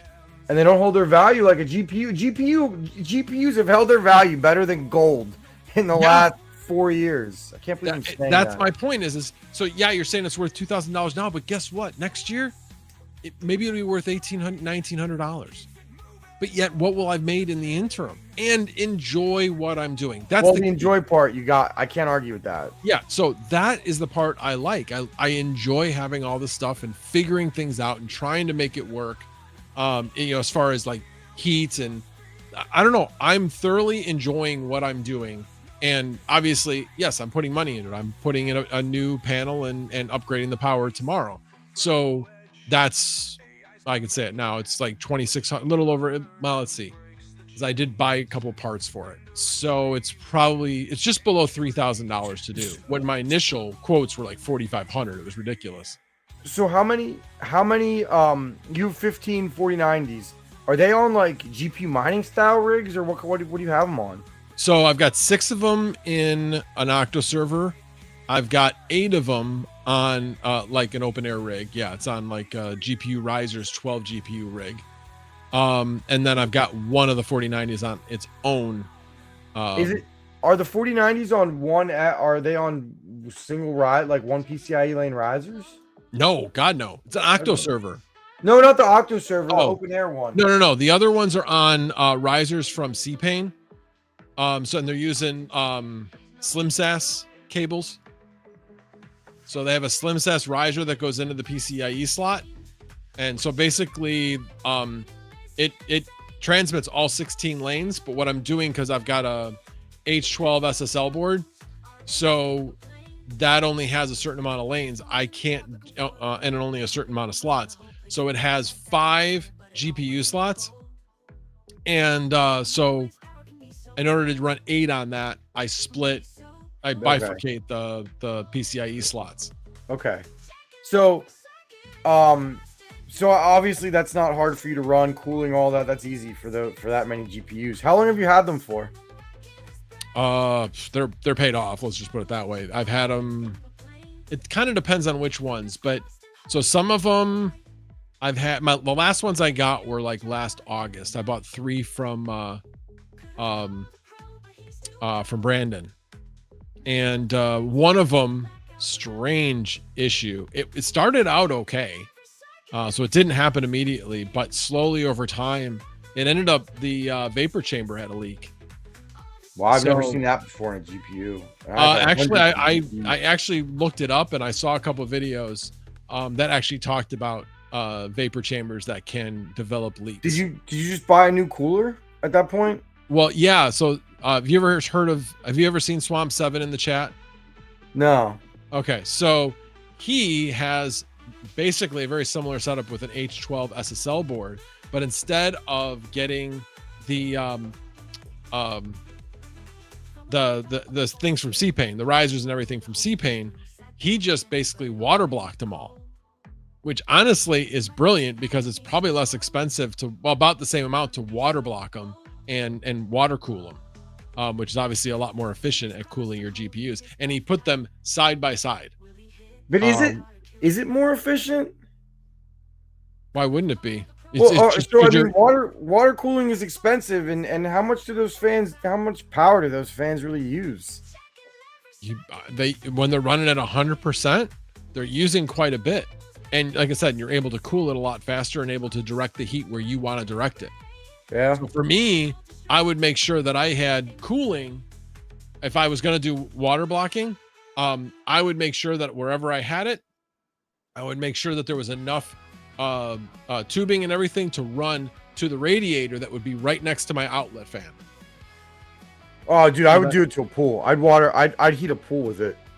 That much you could heat a pool. I don't have enough to heat a pool with, plus I don't have a pool. Oh, you could heat a pool with 15 4090s, 100%. I didn't say you couldn't do it. I'm just saying that I don't have a pool. So yeah, I want a pool too. But anyway, it's but yeah, that's basically what I've got. And I mean, that's a really impressive, dude. I mean, if you've had them that long, they've definitely paid for themselves. Yep. But it's like, so here's my next question: at what point do you sell them and then slowly buy 5090s? When they figure out the drivers. They don't have them. They're not ready yet for that. I mean, you've heard all the issues with the drivers, right? I feel like, look, so I haven't had any issues. I had one issue on my 5090, and it was with one game, and I fixed it. And right, but remember, you've heard the issues, and we're not even talking about Linux yet. They're just trying to get the Windows driver done right. The Linux driver isn't great either. They're having problems with AI workloads. It doesn't work on everything. So the demand for 4090s is still absolutely there, and people are preferring 4090s to 5090s right now. Now, there has been a significant increase. I don't know if they just came out with a recent driver. I haven't even looked to see if they came out with a recent driver. Maybe I just need to upgrade. But definitely the amount of 5090s recently just like went up 50%. So of the available. So they're gonna get there, but I'm not so focused on. I'm not like constantly like looking for the next 5090 drop. I'm just not doing that yet. But when they figure out the drivers, I'm absolutely going to do that, because what I'd like to do is I'd like to swap out all of the GPUs that are in the Octo server and maybe switch it out for 5090s.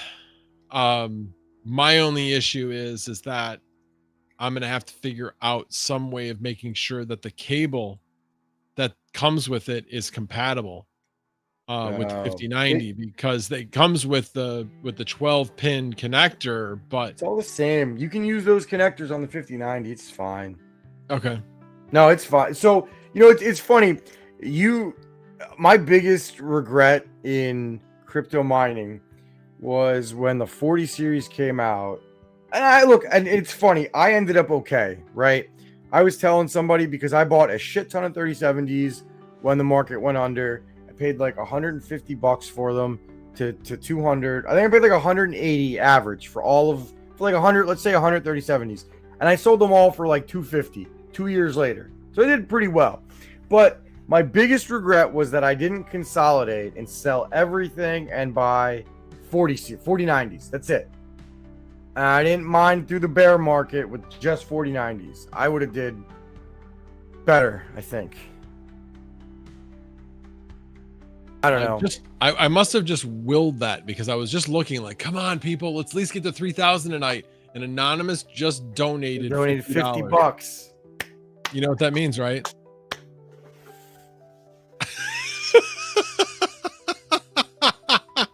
Yeah, show the other one. Nope, you're only getting one. Man, that's doing them dirty, man. You promise. Man, listen, I know how to sell my body. If I'm gonna sell my body for money, I'm gonna make you work for it.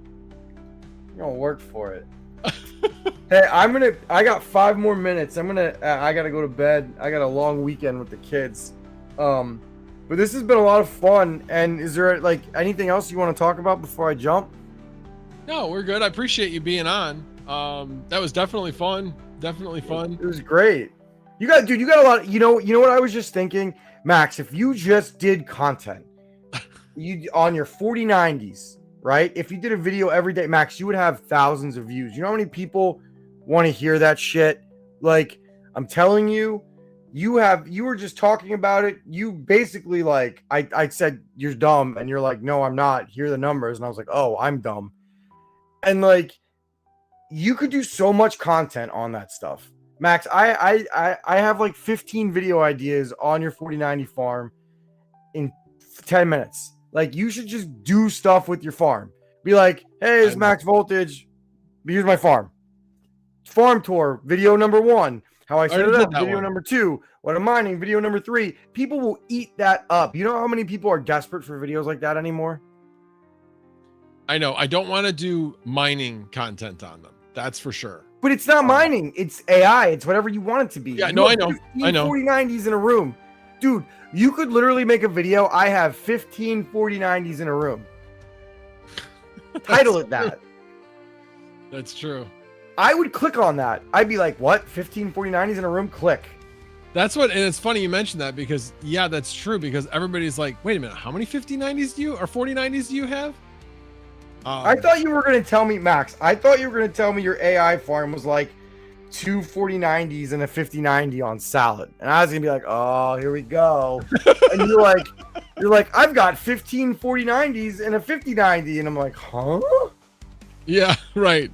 You got, like, I'm telling you, man, you know, I'm serious. You should do content on it, dude. So all right, I'm writing it down. I have 15 4090s in a room. Make that your first video, and then make a series of talking about those. Everyone is a video, and make the videos 5 minutes long. Maybe don't go over 7. Don't go over 7 minutes. No, literally, actually, believe it or not, the perfect time of video is 10 to 15 minutes because of the AdSense. So this is the other thing, by the way, and this has worked. I have done this and I have made more money on my videos. Is the fact that if you put in a commercial slot, doesn't mean that you're always going to run an ad during that slot. But if you put in an ad every 90 to 180 seconds on your videos, instead of just letting YouTube do it whenever, you will easily double and triple. Think of it this way. YouTube wants to make money, right? So if you give YouTube permission to put more ads in, YouTube makes more money off your video. So are they going to be more likely to push your video? Yes. Yes, they will. So food for thought. Make a video on that. Somebody's already made a video on that. Who cares? Just make another one. So you know anyway, how many people made a video on the 5090? I make them. You know how many videos people make on... Hey, look. Speak of the devil, what is this? I don't even know what to do with this thing. Sell it to me for $2,000. No, I don't want to sell it. It's my launch day 4090 that I paid $1,400, $1,480 for, and it's somehow worth more over 2 years later. Oh, wait a minute. Oh, that's your 4090. I was thinking that was the 5090. No, it's my 4090. My 50. Here, I'll give you a sneak peek. This is part one of the video is live, but here's my 5090. Hold on. Here's my 5090. Oh, you got yeah. Oh, did you get the solid though? You got the solid, right? Yeah. Yeah. So that whole build is that whole build is sponsored, minus the GPU, because I can't get fucking GPUs. So you bought that for $2,700? $2,700, yeah. Yeah. So yeah, because we got it before the prices went up. Because I got mine for $3,000, which was the amp price, and now the amp is like $3,500, something like that. It's ridiculous. Nuts. Yeah. It's nuts, and their prices are gonna go up, and it's gonna suck. Yeah, it's gonna suck. I know. I'm telling you though, man. You should make a video about your video ideas. That's what I do every Sunday. Yeah, but make a video too. All right. On that note, Max, thank you for having me. It was a pleasure. Thank you, guys. Absolutely. Thank you for all the donations. If he gets more donations, I will sneak on for 2 minutes, show you my feet, and leave. Okay. Excellent. All right, I'll hold you to that. Oh, I will. Right. Anything to fight cancer. Fuck cancer. Absolutely. Love it. Thank you, man. I'll talk to you soon. All right, see you. Thanks. Appreciate it. Peace, buddy. All righty. Is Joker ready yet? It is 10 o'clock. He said he was going to be back by 10. Probably too much to drink. That would be my guess anyway. I do like this song though. So all right, appreciate that. Now I need to look back at my totals because I'm probably pretty close to 3,000. Let me take another look. I always have to look down here. Oh, we are so close. 796 plus 2186. Oh, whoop. 796 plus 2186.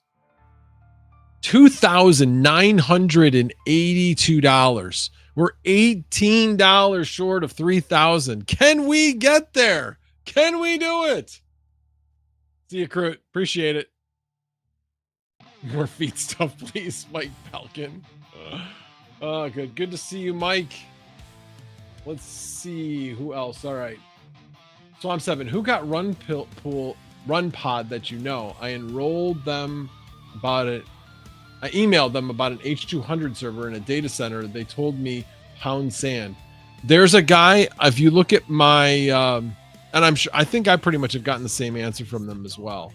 But one guy, Rado, has said he got into the community, not the data center. So he's in the community pool. So I don't know, but he got me kind of motivated to try to at least try again. Because man, he's making bank. And when he told me like, where are you hosting these things? He's like Run Pod Community. I'm like, holy crap, really? Yeah, he was making a lot of money. He said he was making $11 per hour with his farm. That's pretty amazing. With what he had, that was pretty damn amazing. Anyway, so we are. Wait a minute. Oh no, that was what I saw before. So again, Mining King, I guess it was anonymous, but I think that was you. Thank you so much for the donation. I appreciate it. That's what got us to $18 short of $3,000. But hey, I don't know if you have availability later on. I'll probably be streaming. But yeah, shoot me a DM if you have any availability to be on any of the streams anytime, either tomorrow evening or Saturday or Sunday. I know you're super busy, so I get it, but I just wanted to make sure that you knew that invitation. Would love to catch up with you. Love to catch up with you on stream. Definitely miss you. Hope you're doing well. If you are serious about I can't be on the show with my girlfriend, if you're serious that it's a girlfriend, I would be like, yeah, I congrats, that's great. Not sure what you mean by girlfriend, if you mean an actual girlfriend or something else. Anyway. All right, enough babbling about that. Hey, you know what? Let's see if Chump is actually playing PoE. At least until Joker gets here. Let me see. Dakota, I think, gets us to $3,000. That's the third time he's donated. Thank you. Joker went to bed. So, thank you, sir. I'm just going to double check the numbers. Actually, triple check the numbers since I already double checked. I just want to make sure. So, we're at 816 plus 2186.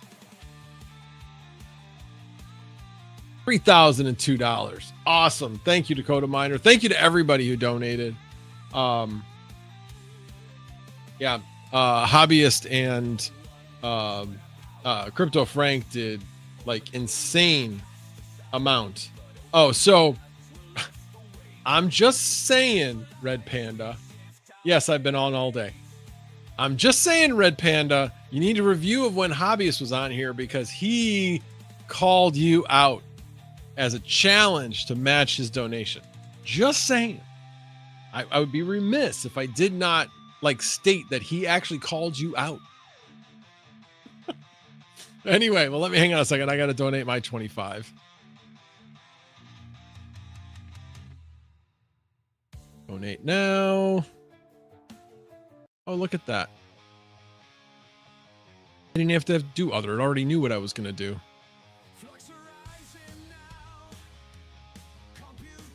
I'm sure YouTube's like, why do you keep doing $25 at a time?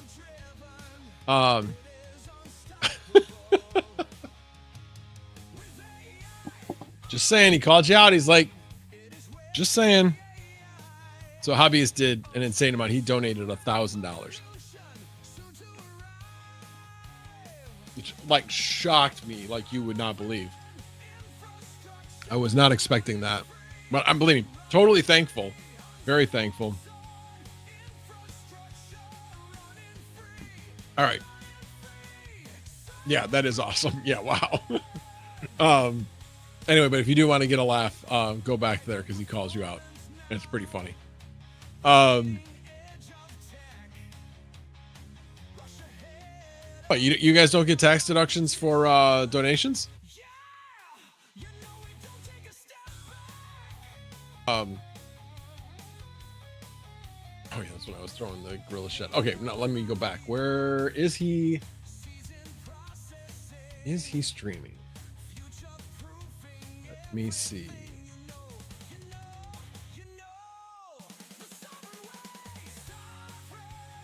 He is not. He's not even playing. Oh, that's right. I think he's probably with Pocket, I think. So maybe he'll play a little bit later. Let's see. All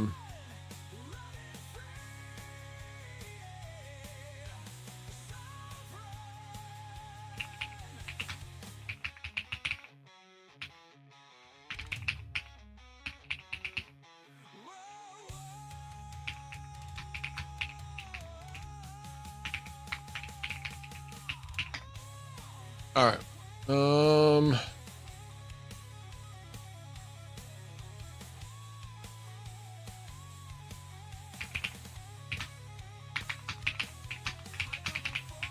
Sorry, I'm responding to a few Discord messages because some people were just responding now, whether or not they could be on stream. Obviously, I'm getting to the end tonight anyway, but hopefully Joker will be here shortly. He said 10 o'clock, but maybe he's winning at darts and he's got to be in the finals or something. We'll see. All right. I already told you guys I'm out of topics, man. I thought I was gonna be able to at least show the PoE stream on here, but unfortunately not. All right, so that's awesome. Tax deduction for sure for him. I will. We do, but it's not 100%. It's like 75% or nothing. That's crazy. 75%? That's crazy. I will say thank God for guests because, man, my throat's already a little sore. If I didn't have other people filling in with the talking, man, I can't even imagine. Can't even imagine. I was recently at 29 people here, so not too bad. Back up to 20. Am I streaming tomorrow night?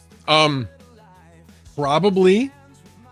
The issue is I'm having panel upgrade tomorrow. It obviously should be done well before tomorrow night, I would hope, but that would be the main thing that would keep me from going live. Or if I had trouble getting any of the machines back up and running, they'll want to get everything back online, which is going to mean kind of some pain in the butt stuff. It's when you have your Noctua node go down, kind of a pain to bring back up. You have to do some special things. I think everything else technically should be able to come up on its own pretty easily. Do this. One thing I haven't done yet, and I keep forgetting, is it's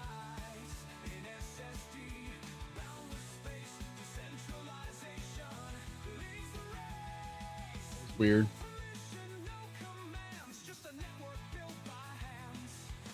Something moved in the closet and it made it sound like it was like an animal or something.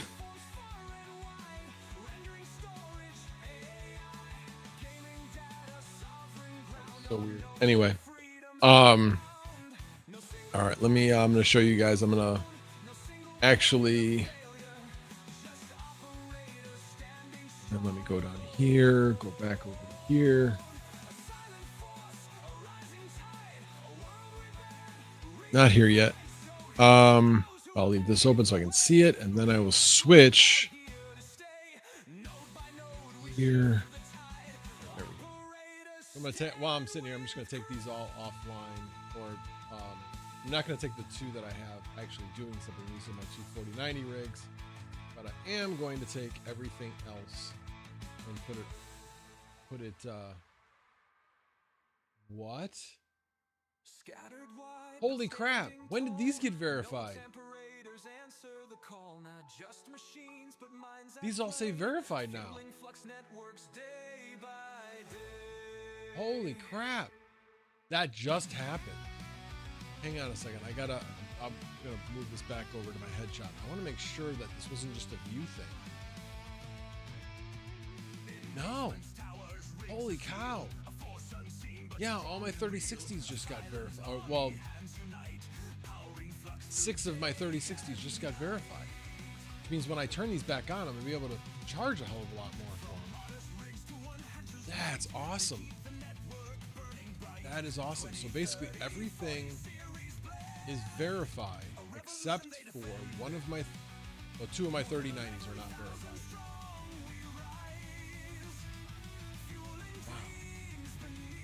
Wow, that's amazing, actually. All right, let me go back. I just had to change views. I wanted to make sure it wasn't a view issue.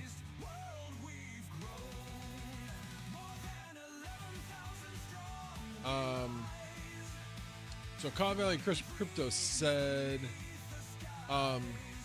Can you explain how to size battery capacity needed to run 5,000 watts with solar? So that's 5,000 watts is 5 kilowatts. So in order to run 5,000 watts for an hour, you need a 5 kilowatt battery, 5 kilowatt hour battery. If you needed to run 5,000 watts for 2 hours, you would need a 10,000 kilowatt hour battery. So it's just the number of watts times in kilowatts times the number of hours. And that's how you would size your battery capacity.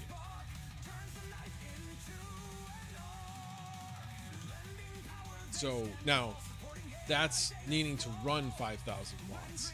With solar, man, it depends on how much solar is producing. So, I mean, battery is going to have one generation, solar is going to have another generation.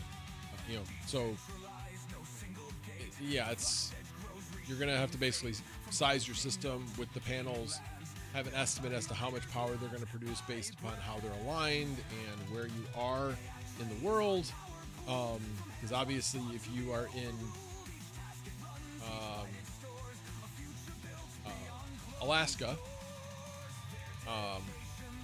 you're not going to generate as much solar as you would as if you were in Miami, because the sun more directly hits the panels as opposed to hitting them at an angle. So yeah, so hopefully that helps a little bit.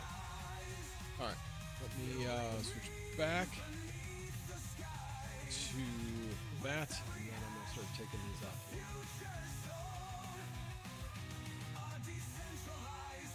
Unlist.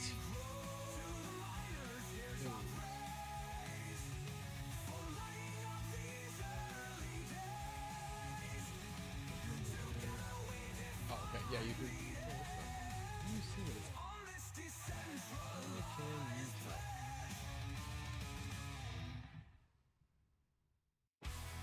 Oh, there it is. Under OCC, there's no X. Like they're not there to actually even do that. I'm just not used to using this. It's just this view doesn't have my IP address. So I'm not used to using this view. Alright, that one's all listed.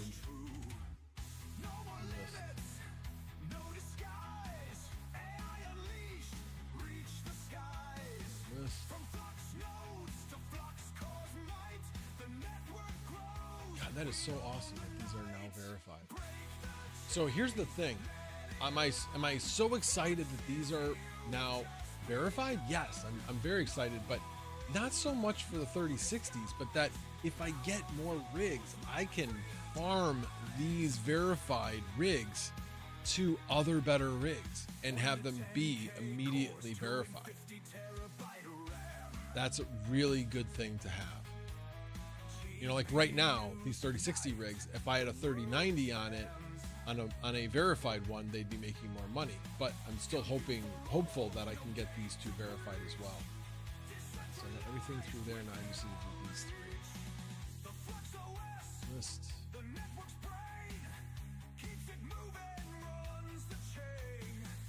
Oh yeah, this one was running, and that's why I had that one. Okay, that. List.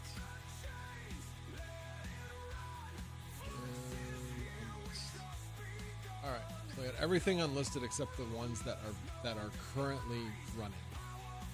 And then tomorrow morning, they already have. You can actually see here at 5 a.m. on the 9th, which is tomorrow. These go into a 12-hour maintenance. So they will not be. Now, this says not provided category. There wasn't even a selection for me to provide that. So that's kind of a bummer. I wish I could provide that too. They've been notified. And what I may do again tonight is to send out another reminder, which is basically rescheduling the same maintenance.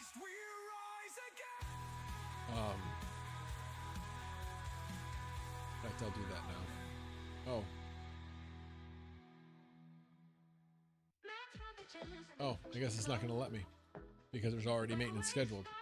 Interesting. That's fine. And if these take a hit, they take a hit, unfortunately. But hopefully these people will get off of the rig, because the problem is that they will go down, they will stop running, but these will stay stored, and that's the problem. Yeah, you know what? I am going to unlist these now, so that if they happen to jump off temporarily, like they stop running, that that they will not be able to hop back on.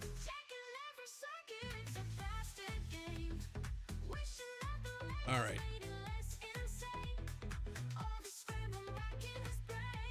Northeast Kansas. Yeah, so you're like near Kansas City then. Again, it's 5,000 watts of solar or 5,000 watts of battery. So the battery size is not necessarily, I guess it kind of depends. If you want to charge the battery with the excess solar, it's not really about the size of the battery. I mean, you could eventually completely charge up a battery if you're not using it with excess solar. You just have to make sure you have excess solar. Now, a lot of people will charge up the batteries with grid power, especially if you have time of use pricing, where you'll charge up the batteries during the lower time of use and then discharge the batteries during the higher time of use. So I don't know. That's an overly simple question, Caw Valley. So hopefully the information I've provided hopefully helps. And it really depends on what you're trying to do. You know, a lot of people, when they put that stuff in, they're like, I want to be a virtual power plant, because that's pretty lucrative. So a virtual power plant is when you have excess battery, and then when the grid needs more power, but it can't produce it itself, it then puts out a call to all battery owners and initiates something to basically unlock your batteries to provide power to the grid. So, I mean, this is like, honestly, the grid future, I think, is decentralized power generation. That is where things are at right now. If we can get to the point where a large portion of homes have solar, wind, battery, we can level out our demand in the network, because if people have batteries, you can, like I said, you can charge at night and discharge during the day when you need the power, and therefore you are basically lowering your energy costs down to whatever that lowest time of use price is. So it can be game changing. The armpit of middle America. I don't know. Kansas City's not that bad. Hey, at least you have a winning football team. More than we can say here in Chicago.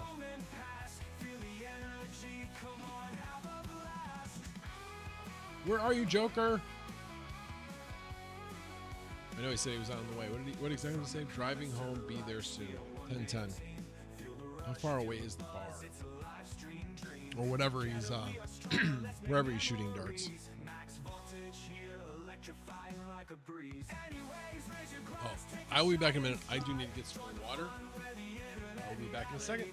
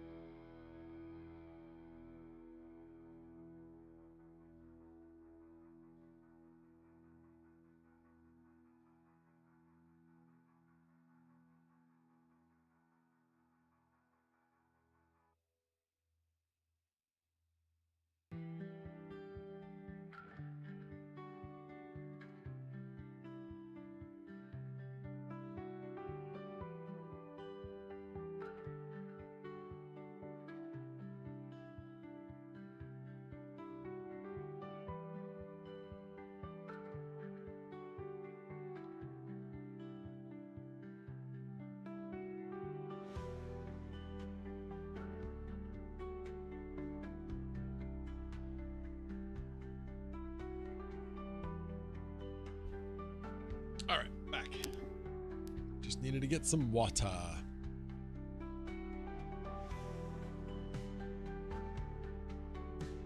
Hope you guys aren't getting tired of this music.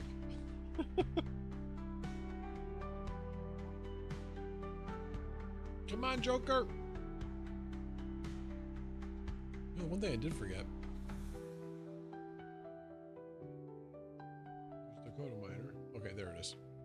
I never double checked to make sure that my donation went through, which it did.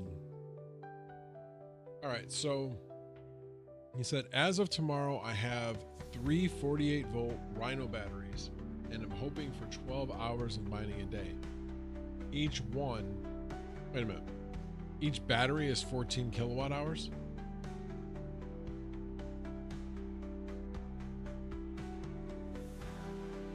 You have 3 of them? And then the other part is, what inverter are you using to connect all those together?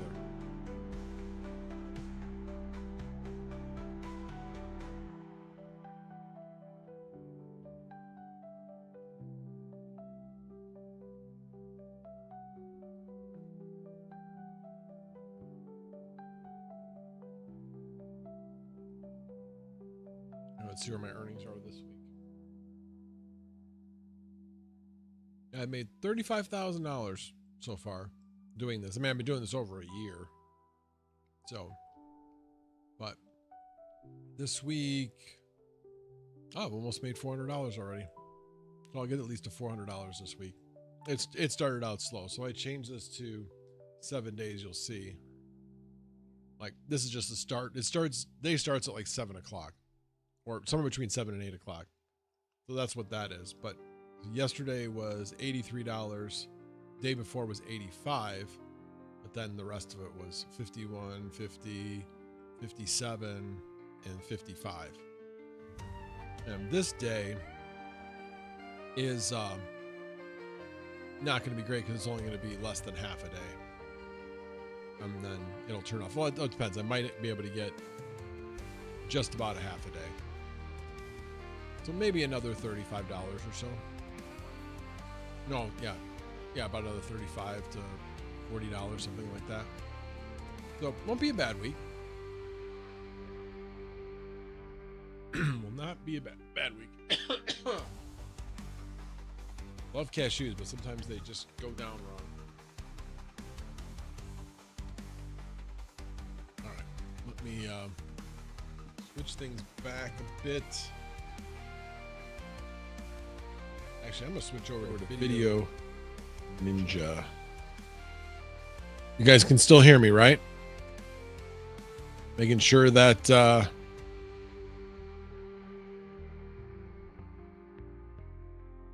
would somebody give me a 22 in the chat if you can still hear me? It looks like it because every time I talk, Video Ninja's moving.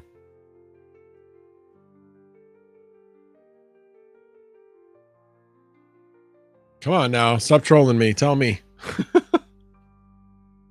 Tell me. Thank you, Pearl Rival. I appreciate it very much.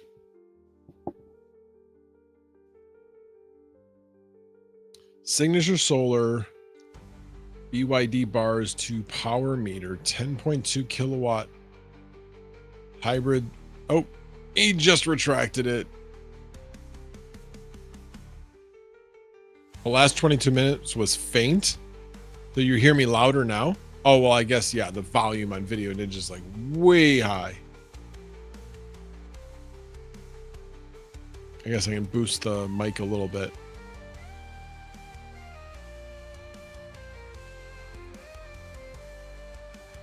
Come on, Joker. All right, let me check. Recheck to see if Chump ever made it over to Discord to play PoE. Don't think so, but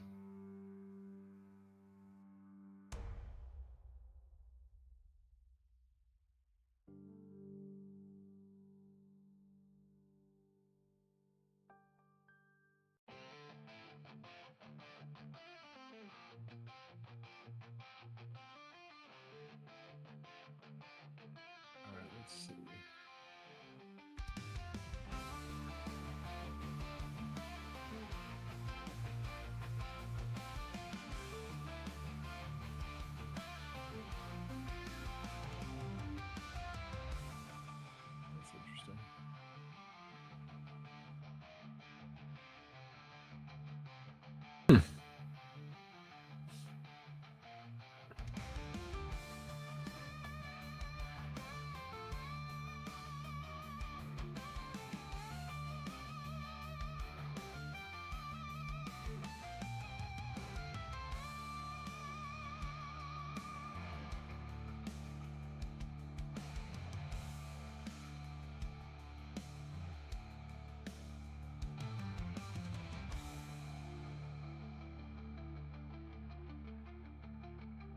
Scrolling through some things.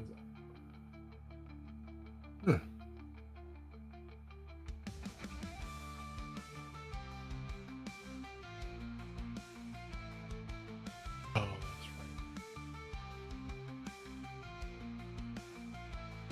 right. Okay. All right. Let me take a look at this. Just checking Discord a bit just to see where I might have been tagged.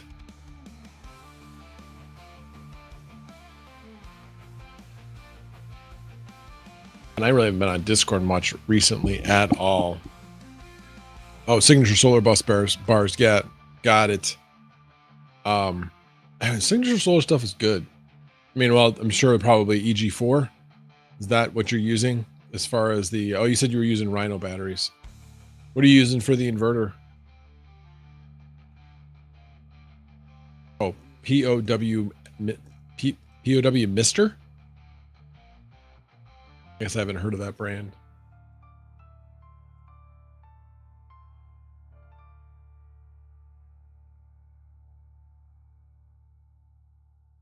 Oh, there's the tag.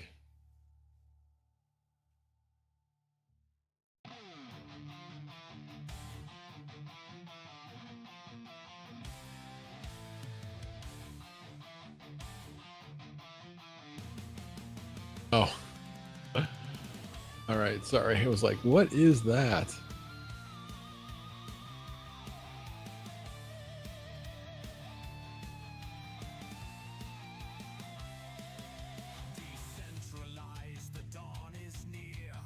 All right, well, he'll be coming in here. I'll talk to Joker Miner about my choices for keyboards. Come on, Joker.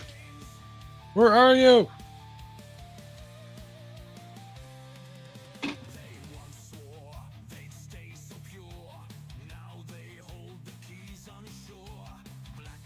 All right. I'm going to need to do some search on some crypto news and see what the hell's going on in the world.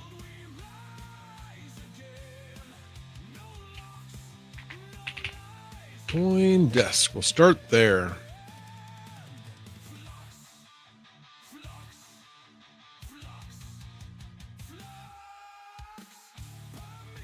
Yeah, it's been 3 months and Bitcoin has been above 100K. Pretty amazing.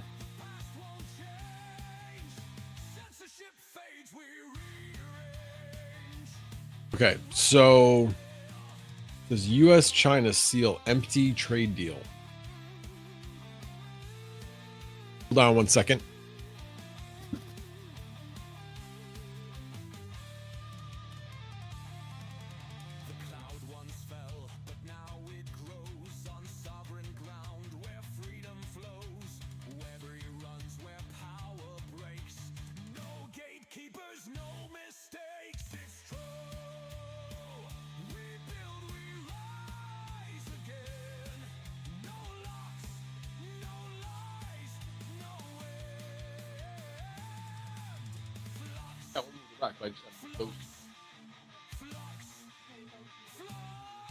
Eventually.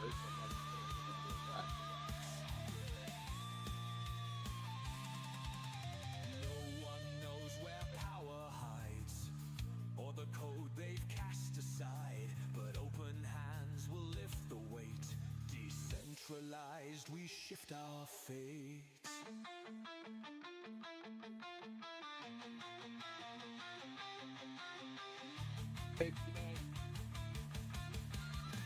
All right, sorry about that, guys. Still no Joker.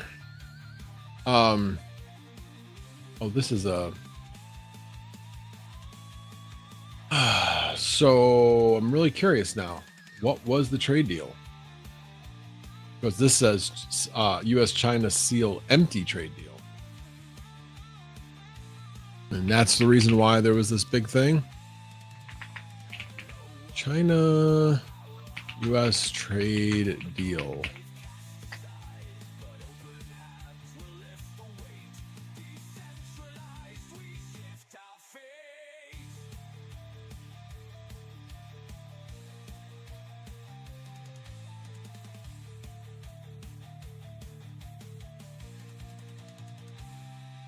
I don't see anything about.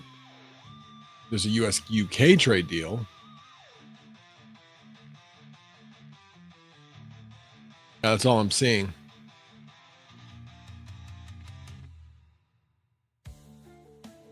Let me see if there's anything more recent. Now let's do past hour.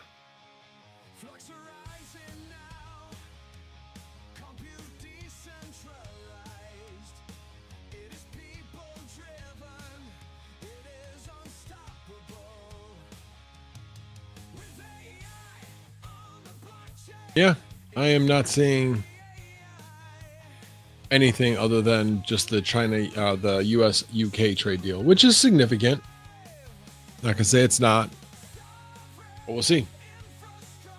Yeah, still live. I'm gonna be live until midnight. Thanks, appreciate it. You helped me get there, hobbyist. I appreciate it. Yeah, you missed Panda. I told him that he needs to go back and watch when you gave him a hard time.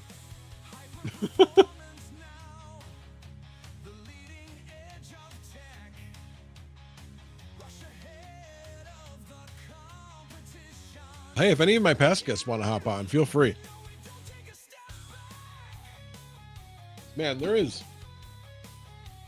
I mean, unless we want to talk about the Pope. Let me look at the UK trade deal. Because there obviously is not a China trade deal.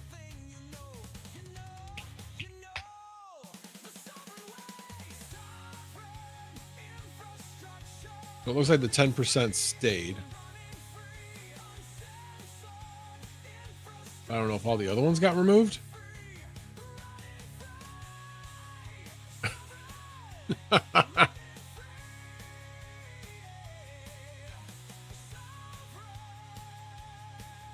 right, let's see. Britain trade deal. They had agreed increased market access for billions of dollars in American exports, including beef, ethanol, and other farm products under a new trade deal. But many of the details are being left to get worked out later. The agreement would pare back tariffs Mr. Trump imposed on British steel, aluminum, and automobiles.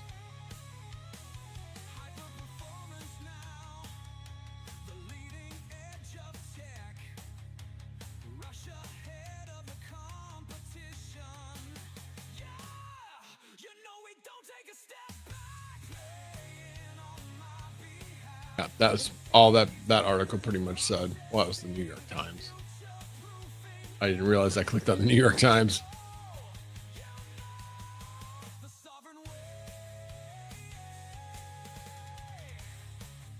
Let's see what this one is.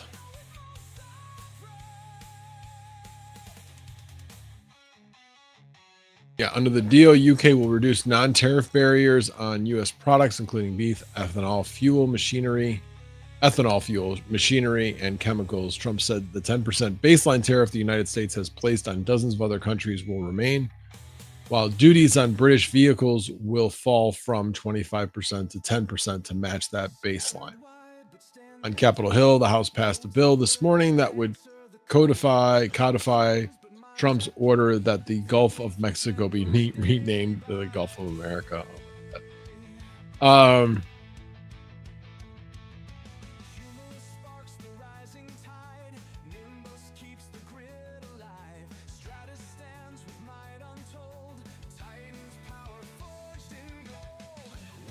Is that who I think it is? Yeah. Trump said tonight he will appoint Fox News host Jeanine Pirro as interim U.S. attorney for Washington, D.C. Oh my God. She's a lunatic. Anyway. Can't read news about news when you have politics constantly, but I just was looking for information on the UK trade deal, and there's not much other than looks like it's basically most of the things are back down to 10%. With a little bit of I don't want to say guarantee, but commitment would be the better word, for the UK to import additional items from the US. Interesting how nothing about corn, nothing about soybeans. That's what we really need to get out of this country because farmers are hurting. Farmers are hurting bad. Public Crypto said, in your S19 stream, you had two miners behind them that were completely flat top to bottom, including the fans. What are those miners? Looked like coin miners. I wasn't looking that closely. Firing minds want to know, Mr. Panda.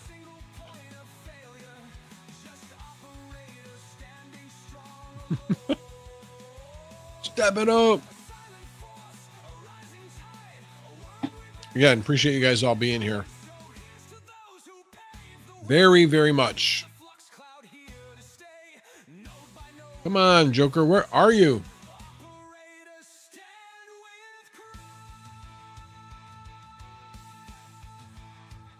As a reminder, probably tomorrow, Chump will be on, but there will be some,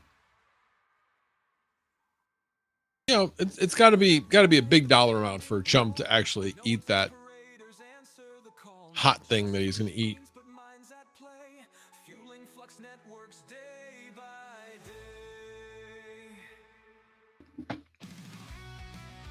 Yeah, somebody had suggested that they want me to drink Malort for every $1,000. No, that's not happening. That's definitely not happening. There are certain things where I draw the line.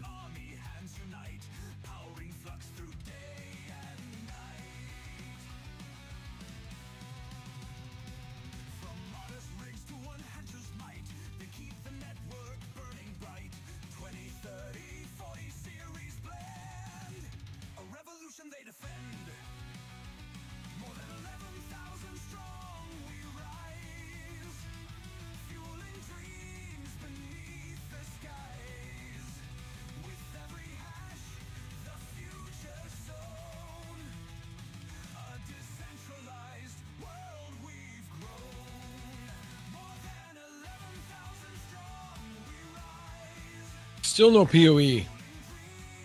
Come on, Chump. Probably won't fall asleep. That would be my guess.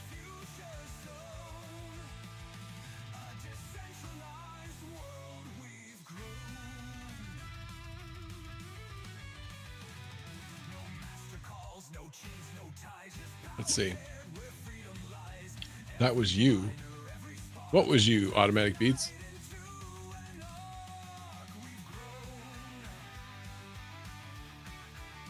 Oh, lucky miners. That's what he thinks he saw. But are they lucky? Are they lucky, punk?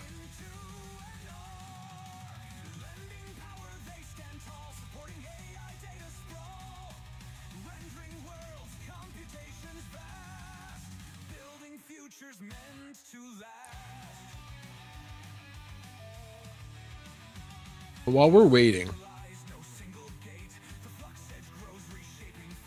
give me a second.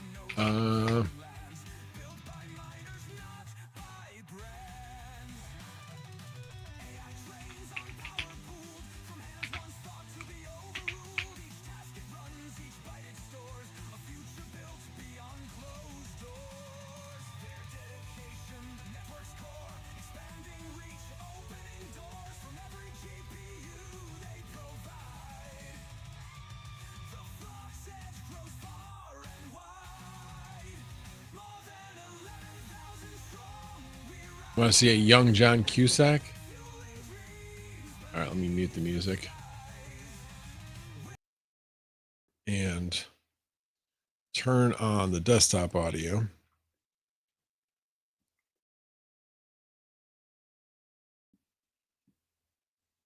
Then share my screen.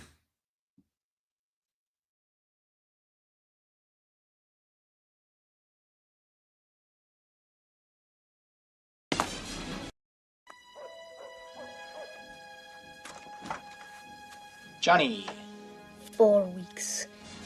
20 papers, that's $2 plus tip. Gee, Johnny, I don't have a dime. Sorry. Didn't ask for a dime. $2. Well, it's funny. See, My mom had to leave early to take my brother to school and my dad to work because... $2. Cash. See, the problem here is that my little brother this morning, he got his arm caught in the microwave and my grandmother dropped acid and she freaked out and hijacked a school bus full of penguins. So it's kind of a family crisis, so come back later. Great.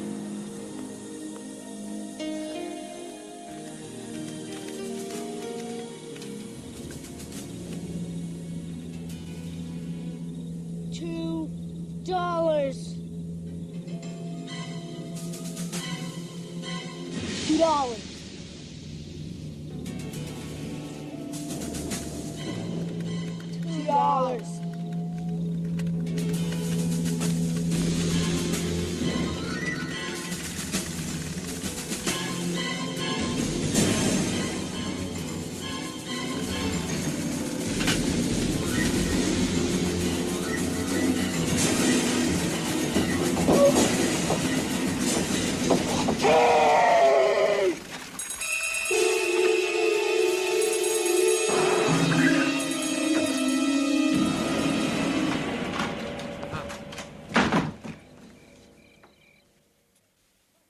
Eileen. Huh?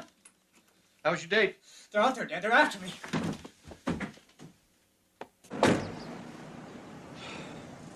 This is as bad as we'll ever get.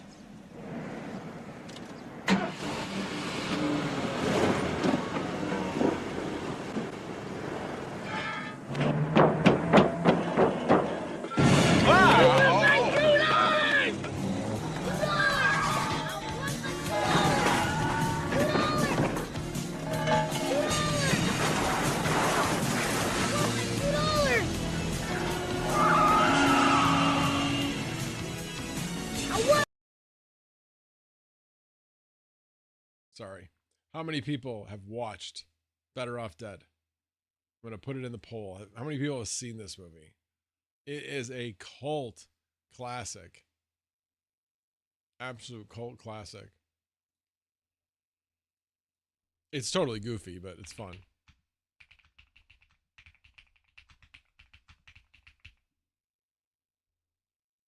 All right. There's only 18 people here, but I would love to see whether or not any of you have seen it before.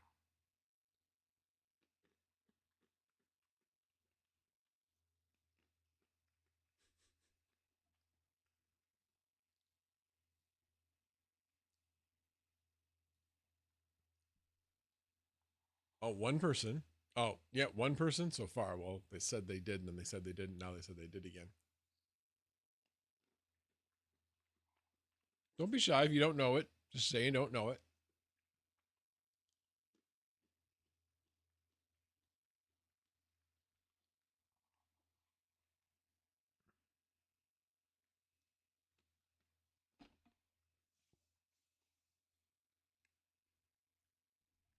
All right, let me jump back into the chat.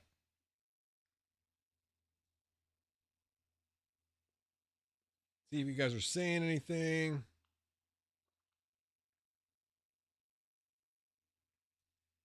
There we go. Gold Shell HS Lights.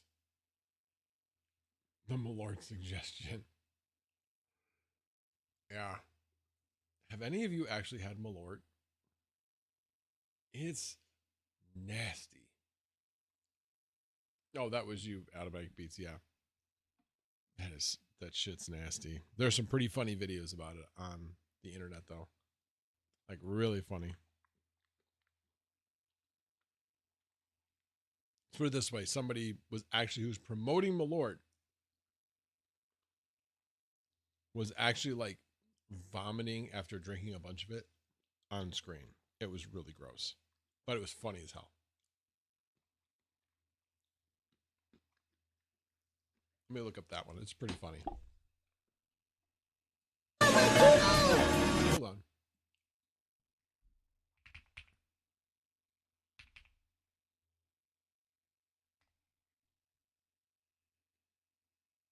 Oh, yeah, here it is.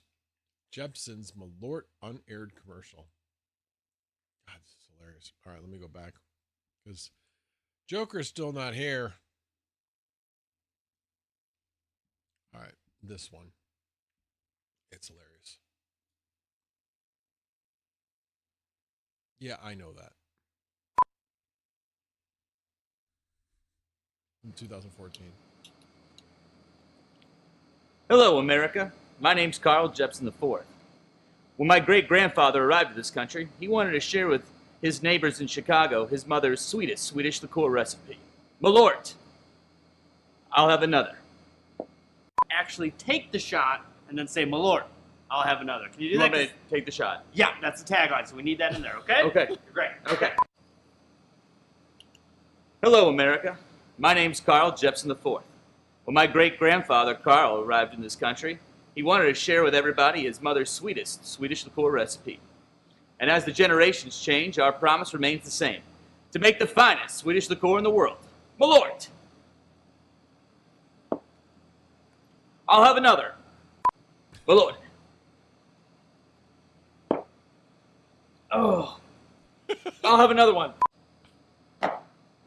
I'll have another.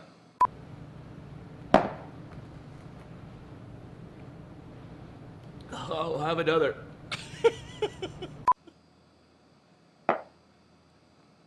Malort. Tastes like vanilla ice cream. It's like riding in first class. It's like you're being picked on in the 5th grade. The line? Yes. Shot? Right. The line. I'd rather be buried in dirt. It's Malort mixed with dirt. Yeah, I got it. Okay?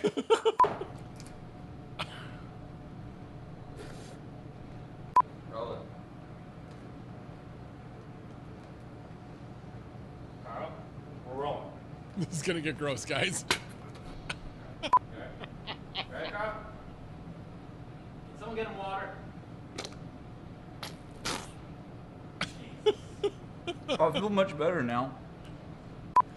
Hello, America. My name's Carl Jepson IV, and I'm buzzed, but I'm also real proud of my great-grandfather's sweetest Swedish liqueur. My great-grandfather's sweetest Swedish liqueur.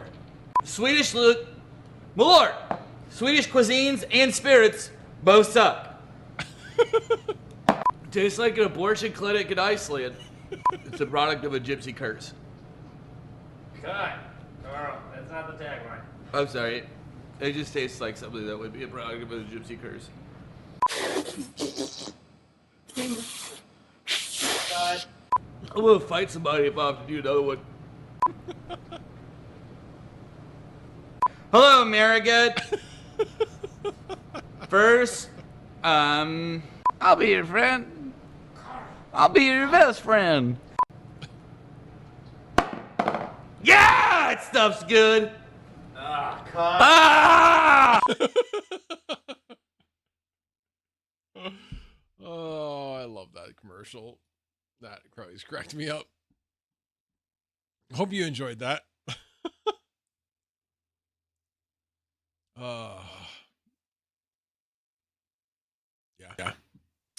Yeah.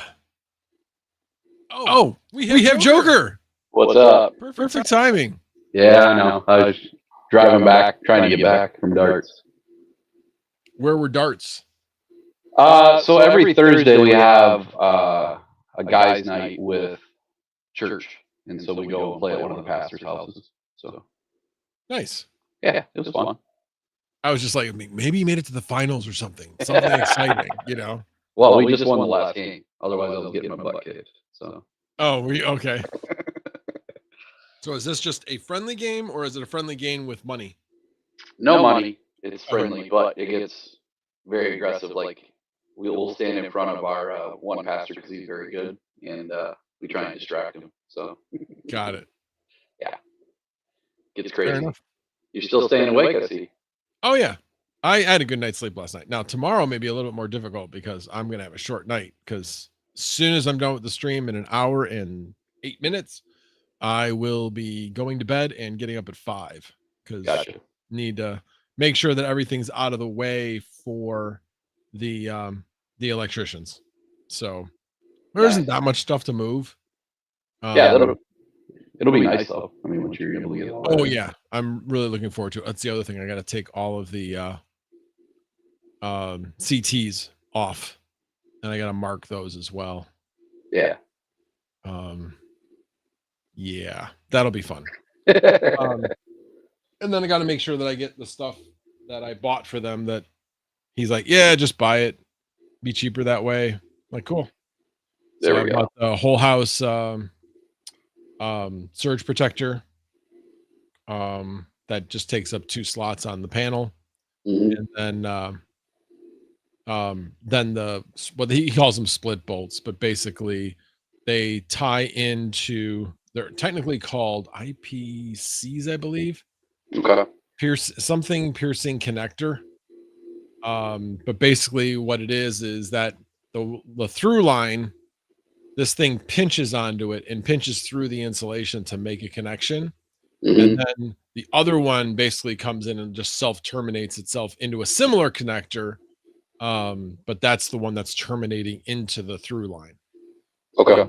So yeah, I'm thinking he could reuse the ones he has, but I'm like, he didn't want to. So I'm like, that's fine. He wasn't even going to do it. He's like, you're going to have to do that yourself. And I'm like, really? So that's the other thing I got to do. I got to make sure I turn off, depower the solar system before they get here too. Yeah. No, I was saying that it was like May 3rd, I think, is when all my rigs got picked up on Salad, which has not happened recently at all. No, I know. And the 4090 is making about $6.50 a day, and then the 3090 is making right around $5, and then the 4070 is doing about $2. So not bad. No, that's I'm taking it. What I'm making, because you got to take the 10% out of there. Yeah, right. So that's about what I'm making currently. So that's good. I mean, I wouldn't argue about that. But yeah, well, that's the thing is, like, the guy came this morning to install fiber, and I told my wife, do not disconnect our current internet because I don't want to lose these jobs. Right. So he I actually moved all the ceiling tiles for him because we have a false ceiling down here, and I moved all the ceiling tiles and stuff for him last night, moved all my crypto stuff out of the way so he could run the fiber through the ceiling. And he got here this morning. He told my wife, he's like, I've never had anybody do that for me. Oh, really? I'm like, I'm just trying to make it easy for you. Like, yeah, exactly. I worked in the IT industry, so. Yeah, it makes sense. Better. Yeah. Makes sense.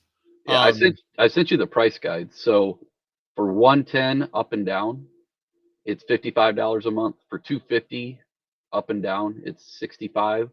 For 500 up and down, it's $80. And then 1 gig up, 500 down is $130. And then 2 gig up, 1 gig down is $155. That's weird that they have stuff that's higher up and lower down. Yeah. I don't know why they have it like that. Because the 110, the 110, the 250, 250, 500, 500, but then it goes 1 gig to 5 and then 2 gig to 1. Yeah, that's odd. Yeah.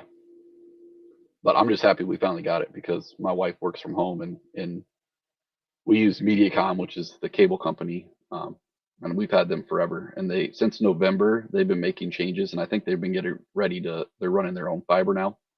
And the internet's been in and out every day. And my wife works from home and it's like, do you not understand that we have to have internet? Like, so I got money taken off our bills every month because we get on with chat and they usually give like 30 to 50 bucks off, which was nice. So I think you have it backwards because the 1 gig is in front, meaning 1 gig down, 500 up. Right, that's what I was saying. 1 gig down. No, I thought you were saying 1 gig up, 500 down. I swear that's what you said. No. Okay. All right. That makes more sense. Yeah. Yep. Yeah, right now I'm at 2 gig down, 350 up. Or actually 2.1 down, 350 up, and that's for 105. Well, I think I told you that MetroNet came into the Quad Cities and basically everybody got rid of Mediacom and went to them, got rid of cable internet and went to fiber. Now there's workers for Mediacom going around cutting the fiber lines from MetroNet. Yeah. Wow. I know. It's been all over the news. So they have this guy on tape and stuff, but he's got like a hood and a hat, so like you can't really identify his face, but he's been going around slicing fiber. Wow, that's some serious bullshit. Yeah, well, it's because everybody's getting rid of them because we don't need them anymore. Like we've dealt with so much crap with them, and now as soon as I cancel, they're like, "Oh, wait, we have fiber now." I'm like, "Okay, but since November, we've been having the internet go in and out. Like I can't trust you guys anymore. Like I've been waiting for fiber to come in." Yeah, and that's the thing is, so it's interesting you mentioned that. So Comcast at least is a little bit more responsive than that because they are saying that by the end of summer they will have it'll be over coax, but it'll be the same both directions. So it should be 2 gig, 2 gig up, 2 gig down, capable. And I think that's kind of what Mediacom's doing then is going to that because once I started doing salad and everything, I had to go the unlimited route through them, and that was 1 gig down, and it got to like 250 up. And I was seeing that on my computers, but of course on Wi-Fi it was less than that. Right. So yeah. Yeah. The like right now I know I could actually get fiber from Comcast because they've had fiber to the node for a really long time out here. And they would just need to run the fiber directly from the node to my house. And but unfortunately that costs a lot of money. It'd be 10 gig both directions. Yeah. But it'd be over 300, it's like $330 a month. And it costs like $1,500 to install, which honestly, to do that install, especially with where it is, that's probably easily what it probably would cost them. Because it's on the other side of a 4-lane road. So they're going to have to fish it through the conduit underneath the road. And yeah, it would be. So they just did all that for us last fall. And then they did all that before the weather got bad in December, which we really didn't have bad weather. So they got to work later than they thought they were going to. And then they said springtime they were going to come and run it. So now all the way into May, we finally got it. I was hoping we get it in March or April, but it was pretty cool because the guy came and the trencher that he had was all controlled by remote control. Oh, so wow. So they basically had this big machine they took off, ran it through our alley, went to the side of the house, and then trenched it back over to push the dirt in. It was pretty cool. Like I had it all on I have the security camera, so I was able to watch it while I was at work. And the guy got it done pretty quick. So, nice. That is really cool. Yeah. Well, I don't know. I mean, they said they're supposedly working in the area. They got an email saying that they were, but I don't know. So when did you find out that they were coming? Like, I mean, like how long before did you know that they were actually going to be deploying in the area? So they are a town over from us. Same here. Yep. So they basically did their town. Then we have on our water tower here. They actually hooked up a wireless access point that everybody could point to. But I think you could only get like 100 up or 100 down, the 110 to 110, because it was going directly from our neighbors still have it right now. It's like a little white satellite that points towards the water tower. Right. So they did the north end of town, which is called Richville. It's where all of the new houses are, and it's where the golf course is. So they got all that done last summer. Then they started coming down in the fall and started doing us. So they basically went around and asked, "Would you get our internet?" So like my block was like, majority of it were like, "Yes, we want to get rid of Mediacom." So it was probably like a 3-year process, I would say, in total before we actually got it. Well, the time when they asked you, you said, when was it that they came down your block and asked you? That was in the fall. Okay. Yeah. Well, that's encouraging. Yeah. Because they asked us that about, I think, almost 6 months ago, like late, like November of last year. Have they been doing work around your neighborhood? I haven't seen any, but I haven't really been looking, so I have no idea.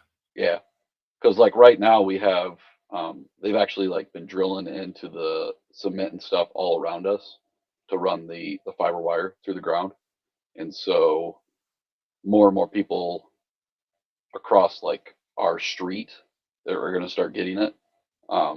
Like my neighbors put in the same time we did, and the neighbors behind us did.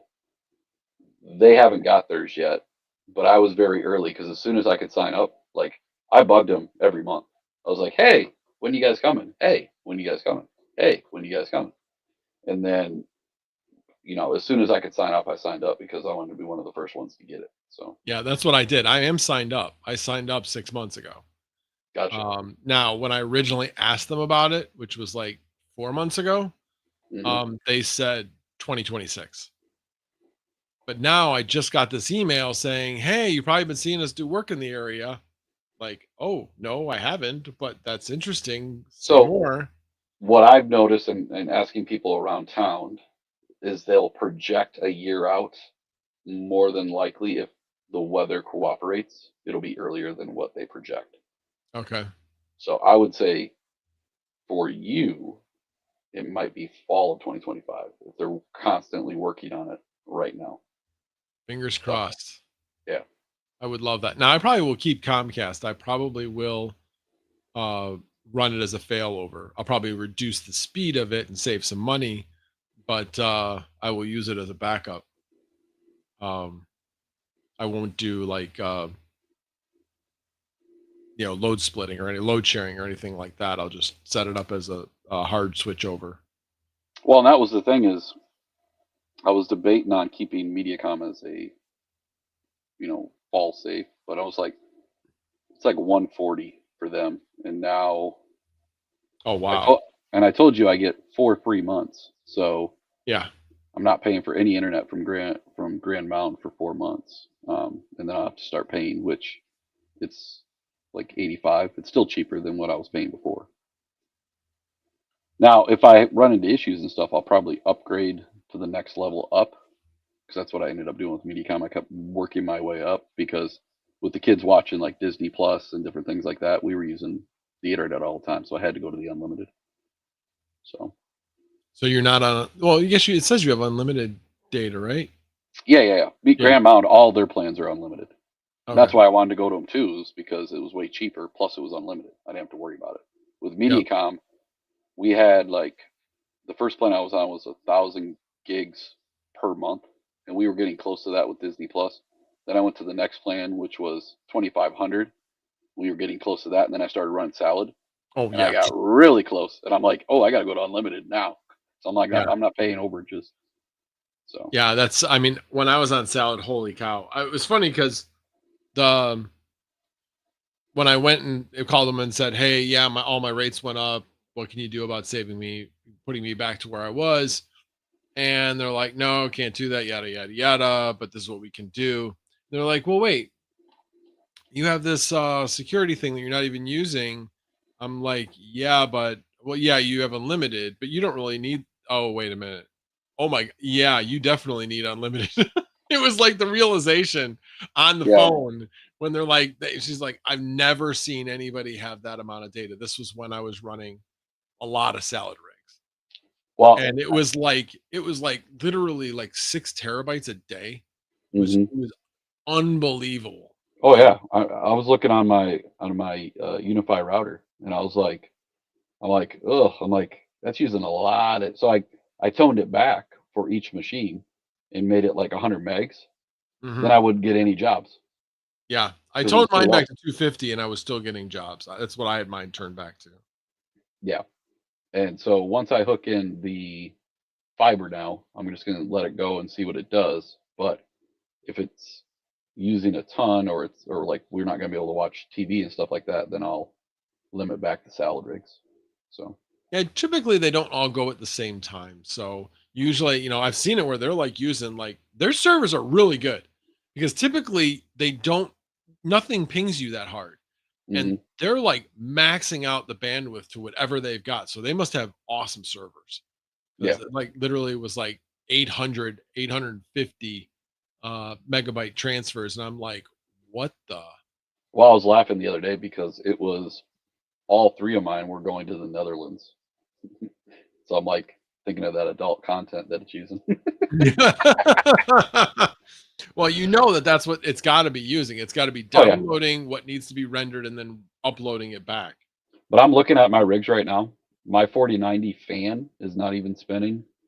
My 3090 is not even spinning. My 4070 is, and 4070 is only doing like $1.90 job right now, and the other ones are doing more, and the fans are not even spinning on them right now.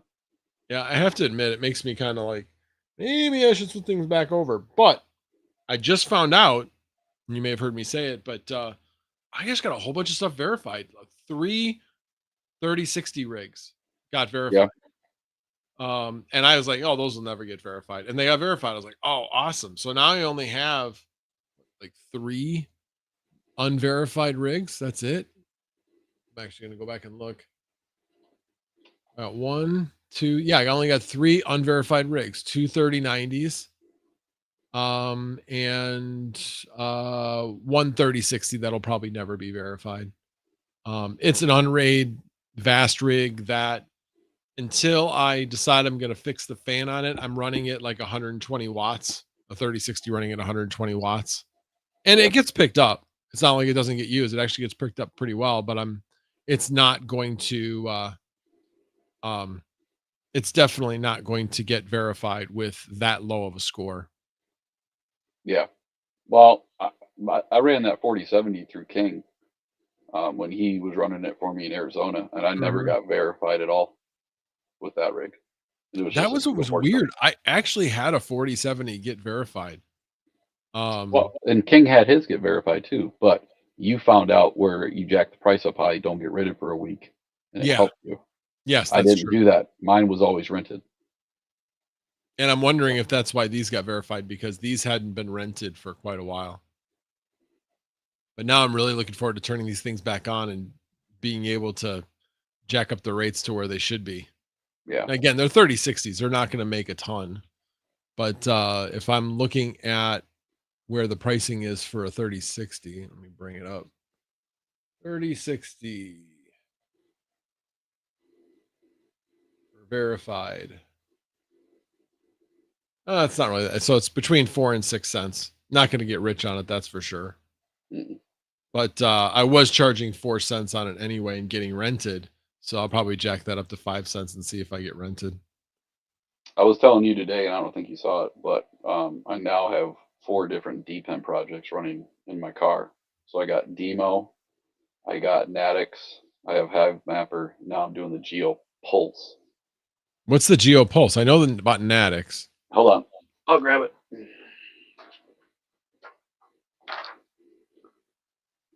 So they just came out with this. So it is this little device right here, and it has, you can plug in a antenna if you want to add more strength to it. Otherwise, it's got a built-in antenna. And then I basically just plug the USB into like one of those portable chargers, and I just plug that into the car, and I just sit it on the dash, and it basically talks to all the different hexes that have GeoNets, and then it pays you back GeoNet. And then there's also a IOTX coin that's on there too, so you get dual paid. Oh, yeah. The weird thing is to withdraw off of it, you got to use the Solana chain, and with my GeoNet, it's on the Polygon chain. Oh, yeah. So I don't know why it's different like that, but I was talking to Travelers Travels last night in the live stream because I was talking about that I got mine set up, and he just bought one. He hasn't gotten it yet. But they're like, I think they're like $2.99 on Helium Deploy. But you basically just set it on your dash, and you pull up the app. So I have to have Natix up in order to have it capture images. So I have Hive Mapper running in the background while I'm driving, and then I have this app running in the background, and they still work with Natix pulled up. So I'm not, Natix is just too much of a hassle for me. So I've decided not to do that. But the GeoPulse, this is, how does it get to your, I mean, is it have a Wi-Fi signal or something, or does it actually interface with your phone at all? So it's a Bluetooth. So, yep. So when you follow the instructions, you'll download, it's called the, I'll pull it up here.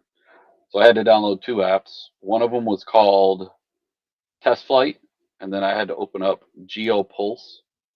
So if you look right there, it says GeoPulse. Okay. And when you open that,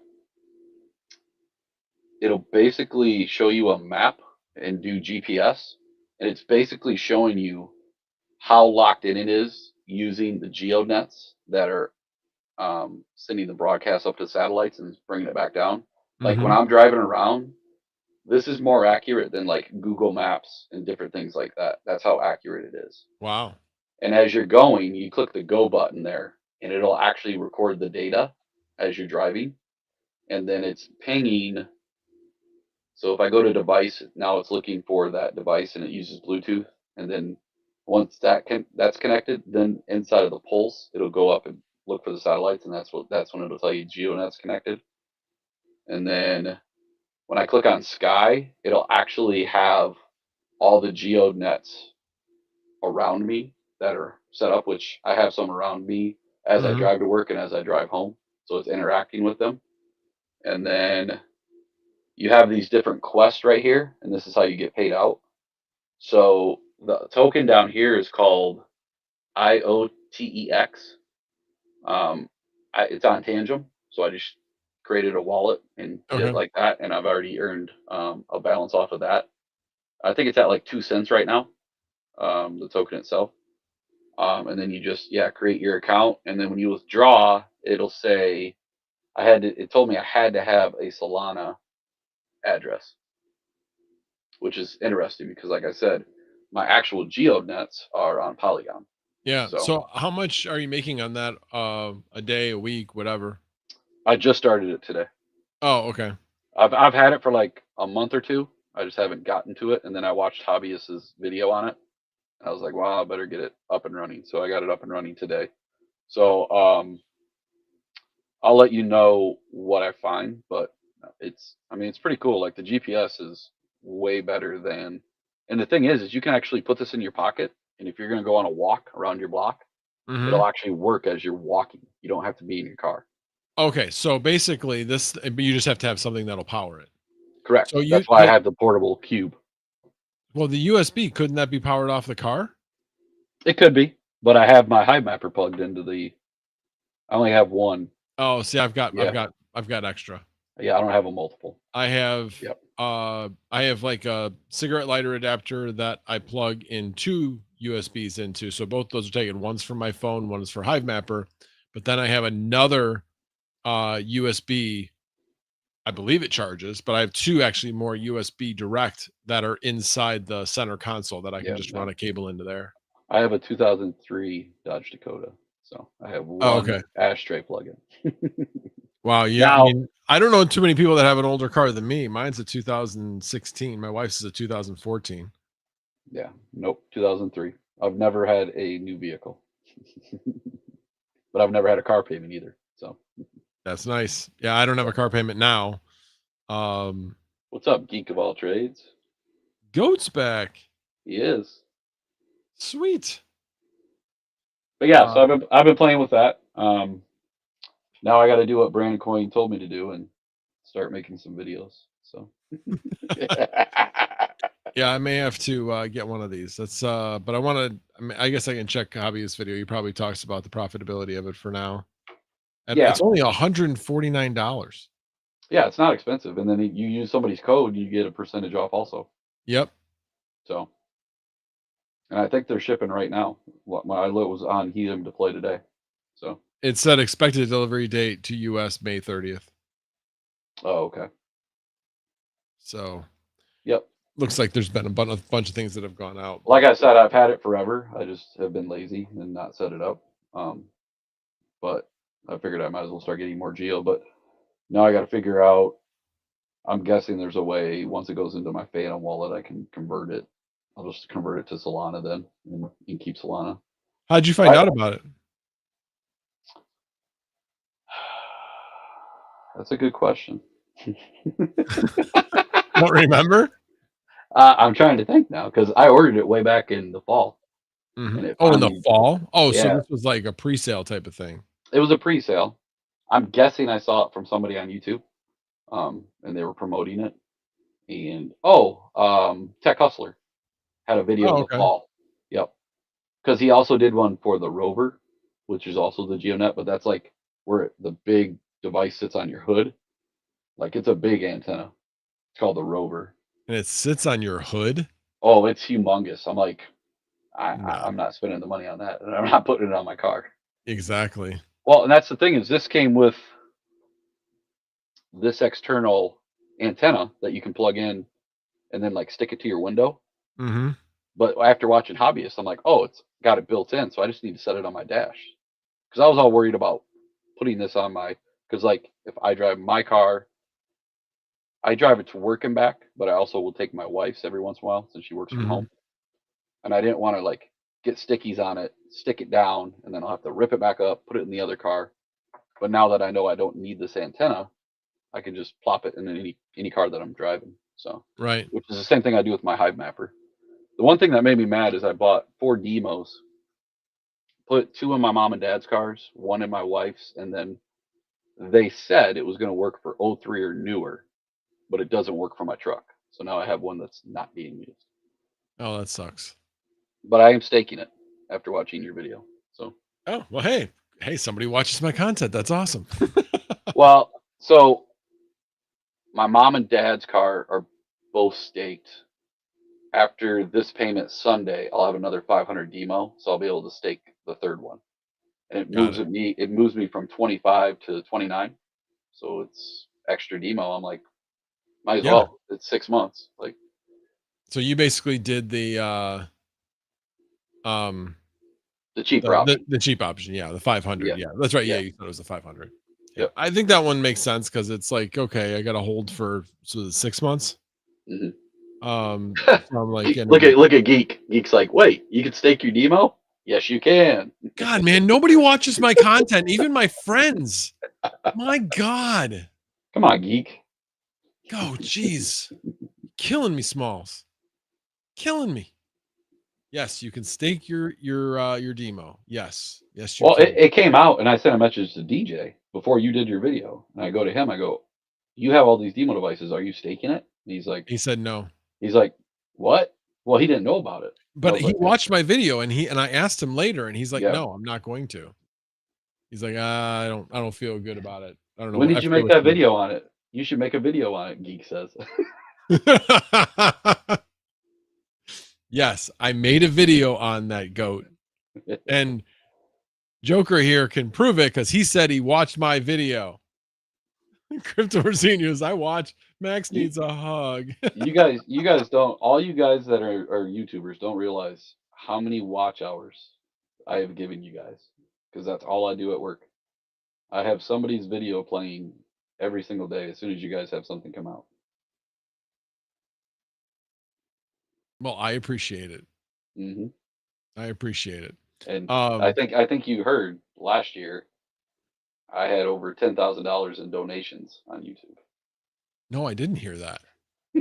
Holy crap. I mean, I do know you've donated. Trust me, I recognize that, but I didn't realize you did that much. No, I went through and added it up, and I go, holy crap. And you went, damn, I got to cut back. That is a bit much. I'm like, damn, I wish this was a tax write-off. Yeah, unfortunately not. Yeah. Unfortunately not. But any donations, thanks for the lead in. But any donations made by Super Chat on this is tax deductible.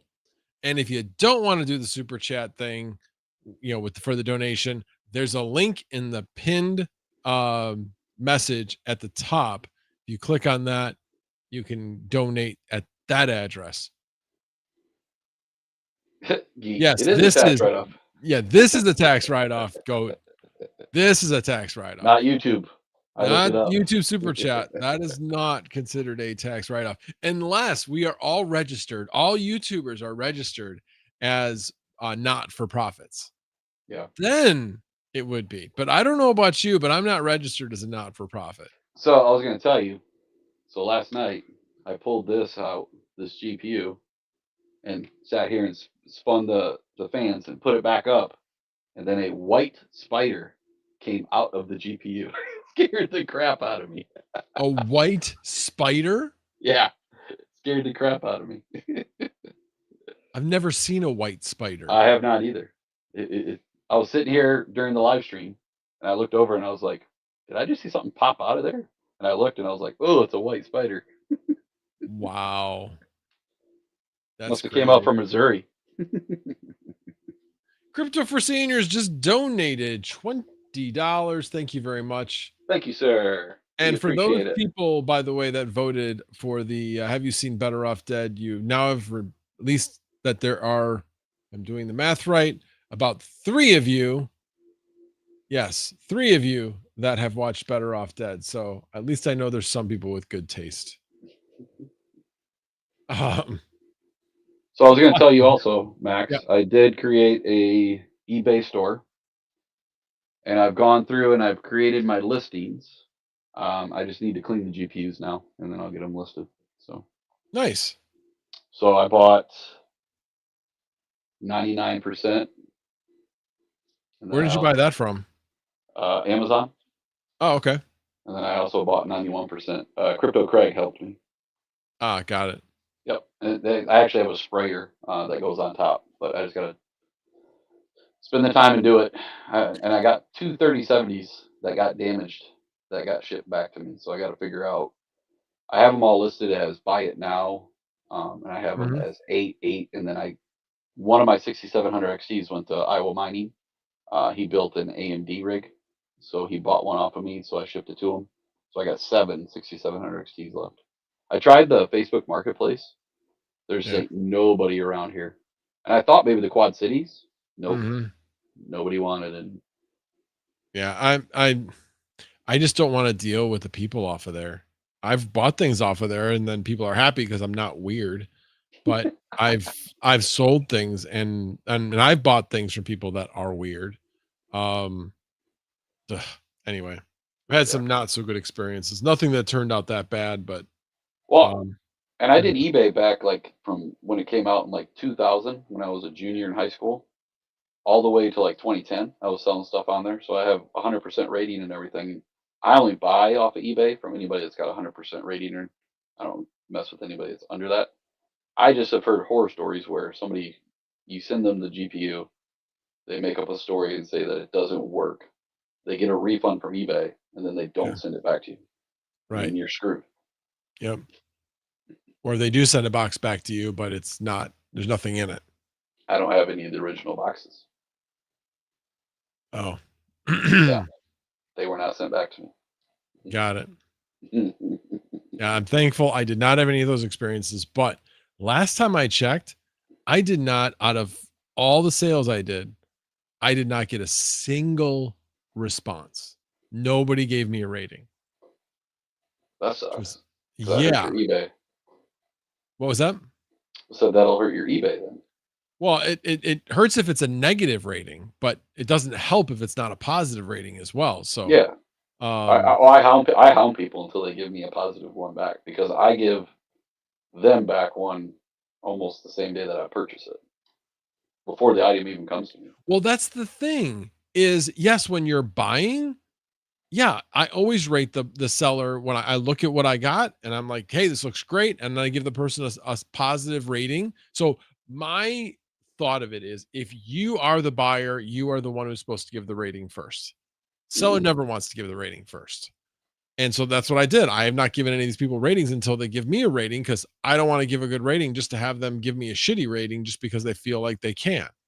Yeah. So I don't know. That's kind of where I'm at right now, but whatever.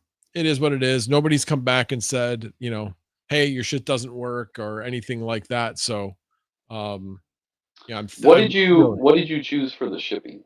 Because there was 2 different options. There was one where it was like standard, and then there was one that was custom, and it gave you like an average based off the weight of your item.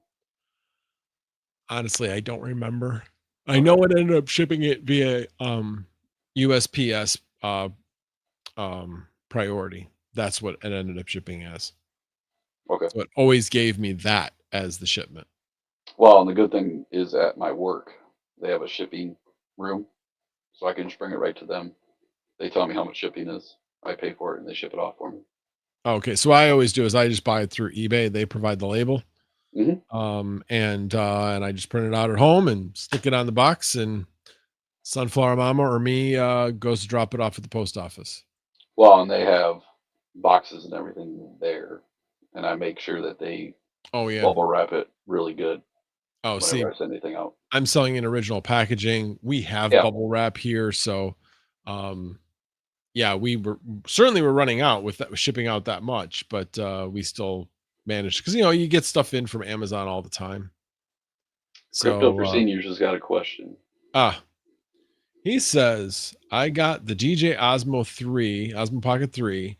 What, if anything, do I or should I get in the way of lenses? Did you get the bag? Did you get the bag? Yeah. I mean, hold on. I have the bag that came with the creator content pack. So it's this bag, and it's okay. It's a little small. It doesn't fit the camera with the holder. So if I take this, what did I do with those? Oh, right here. So if you put it in the case, you've got it in the case, which is great. You can just haul it around. But if you try to put this in there, obviously I would take the bottom part off, but I would take the bottom part off in order to get in the case. But if you try to put this in the case, it can fit, but you can't fit everything then. So I've got the mic and this piece that comes off the bottom that fits in here, and then a little stand that goes in the middle. So yeah, the case is a little small. I mean, that's the thing. I just realized. Oh no, I don't have. Oh, I do have the music going. I thought for a second I didn't have the music going, but I do. So anyway, but yeah, that's. If I was I'd probably get another case.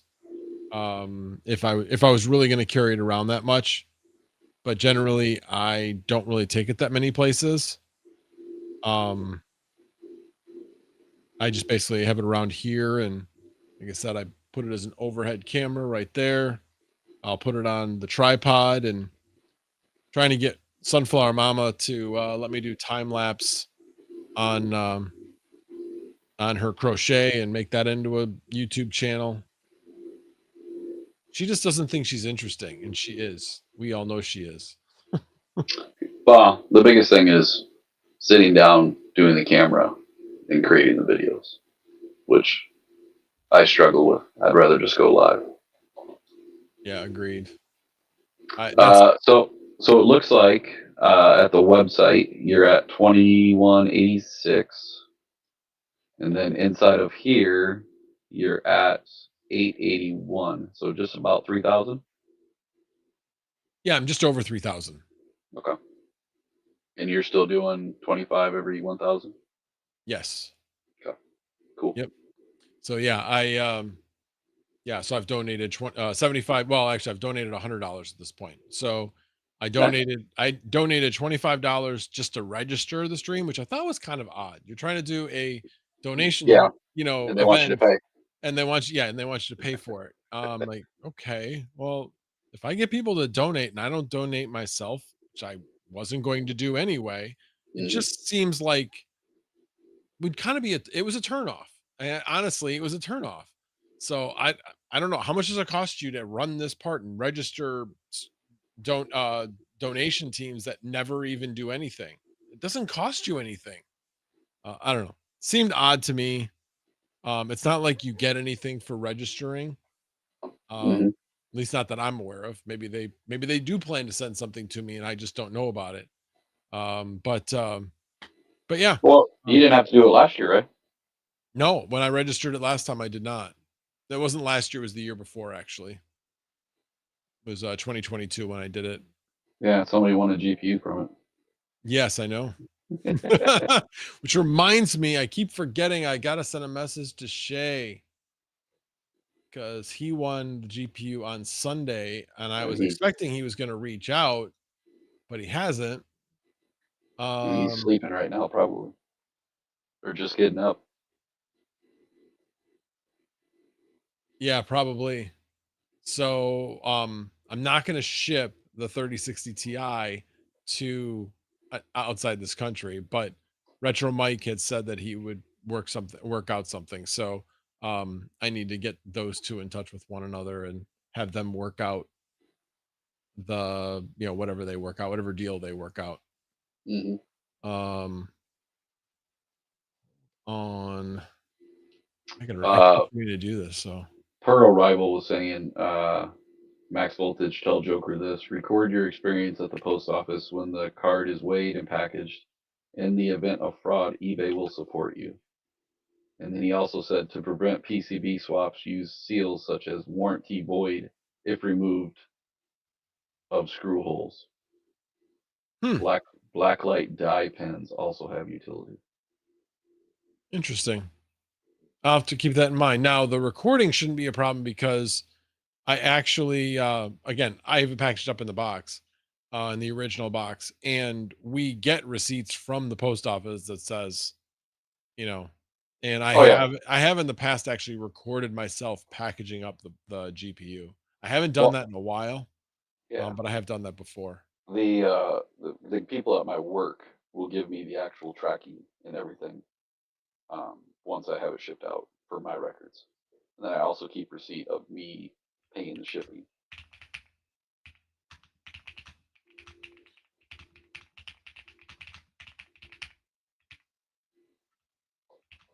But I was looking at it last night, and did it tell you once you put in your title and everything the price that you should list it for based on recent solds?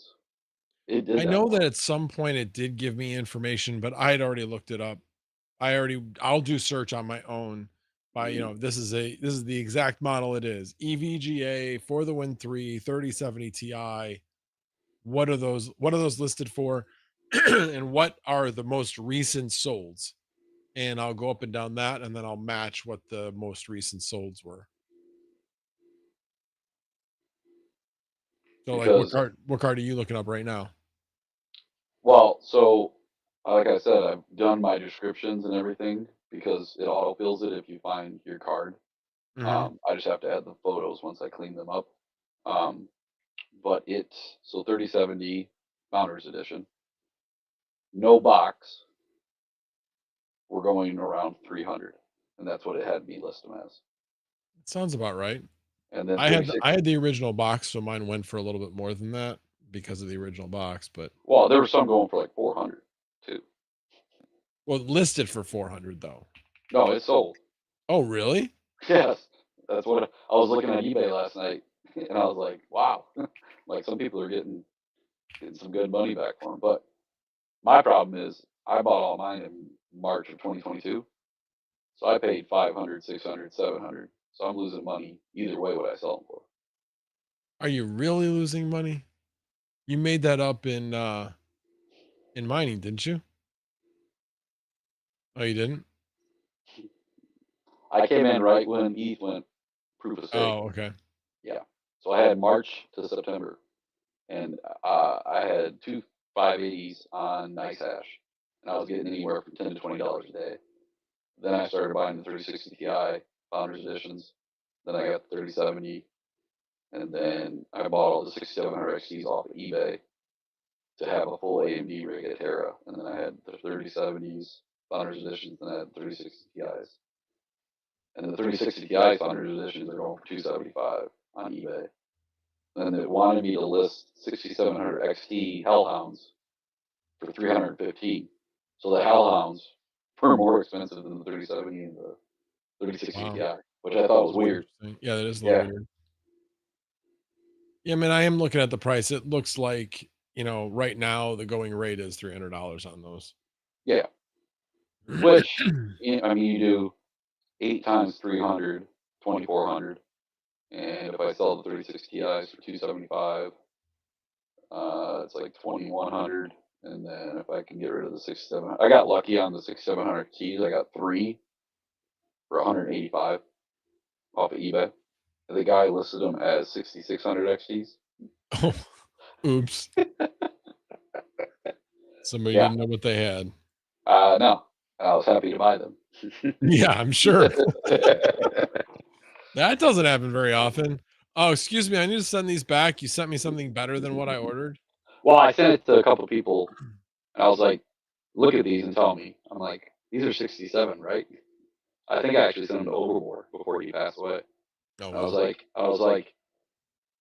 I'm like, this is a good deal, right? He's like, if you're not gonna buy it, I'm gonna buy it. So,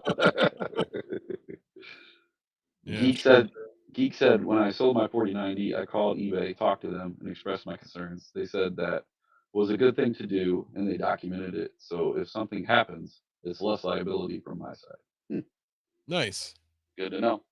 Yep, absolutely. I mean, I didn't sell anything that expensive. The most expensive card I sold was $400. So no 3080s, no 3090s, no 4000 series. All my 4000 got reused. So like my 4070 actually went to my daughter, and I got the two 3060 Ti's in return. I sold those. The 4070 Ti went into my machine. The 3070 out of here got sold. And then obviously the 4090s I'm doing stuff with, and the 3090s I'm doing stuff with. So I just hit $1,100 paid out of salad, so I'm getting close to having the 4090 paid off. Nice. Yeah. Like I said, I don't know what happened on May 3rd or May 2nd, but I looked and I was like, all right, all three are rented. I haven't seen this in a long time. And then I know. See, here's the thing. It has to do with how good they are at selling, and how, in my opinion, dedicated to selling they are. Because it seems like they have to sell their service a little bit more than some of the other platforms that just kind of goes with the flow. It's much more gradual decrease and increase. Vast, the only thing I've seen them do in the past is that they have advertised on Facebook and other social media. So it seems like I've seen the demand go up when they do that. So yeah, like I said, I never got into that. I could probably do it here now with the setup that I have, but I have everything set up for salad. I don't feel like switching it all. yeah, I switched a lot of things up just because I was like, I wanted to be able to put more stuff on.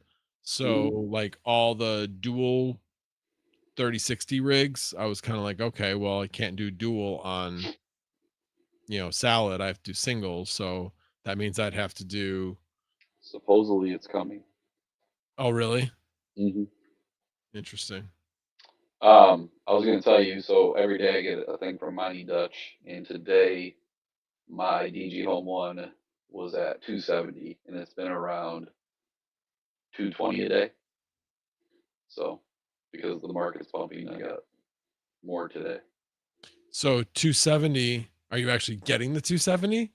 I've heard rumors of people having problems with Mighty Dutch. Yeah, I haven't had any issues. And even when everybody said it went down, mine never went down. Oh, interesting. Mm-hmm. Yeah, no, I get paid about every 10 days, 160 Doge. So that was kind of funny, actually. When you put the microphone up, it still was like just as loud as if I think you were coughing into the mic. It's a very sensitive mic. What about now? Still can hear you just fine. That's funny. It's like it shouldn't be picking up. Maybe my camera's getting picked up also. I don't know. It sounds like it's picking up a close mic, so it doesn't sound like it's the camera.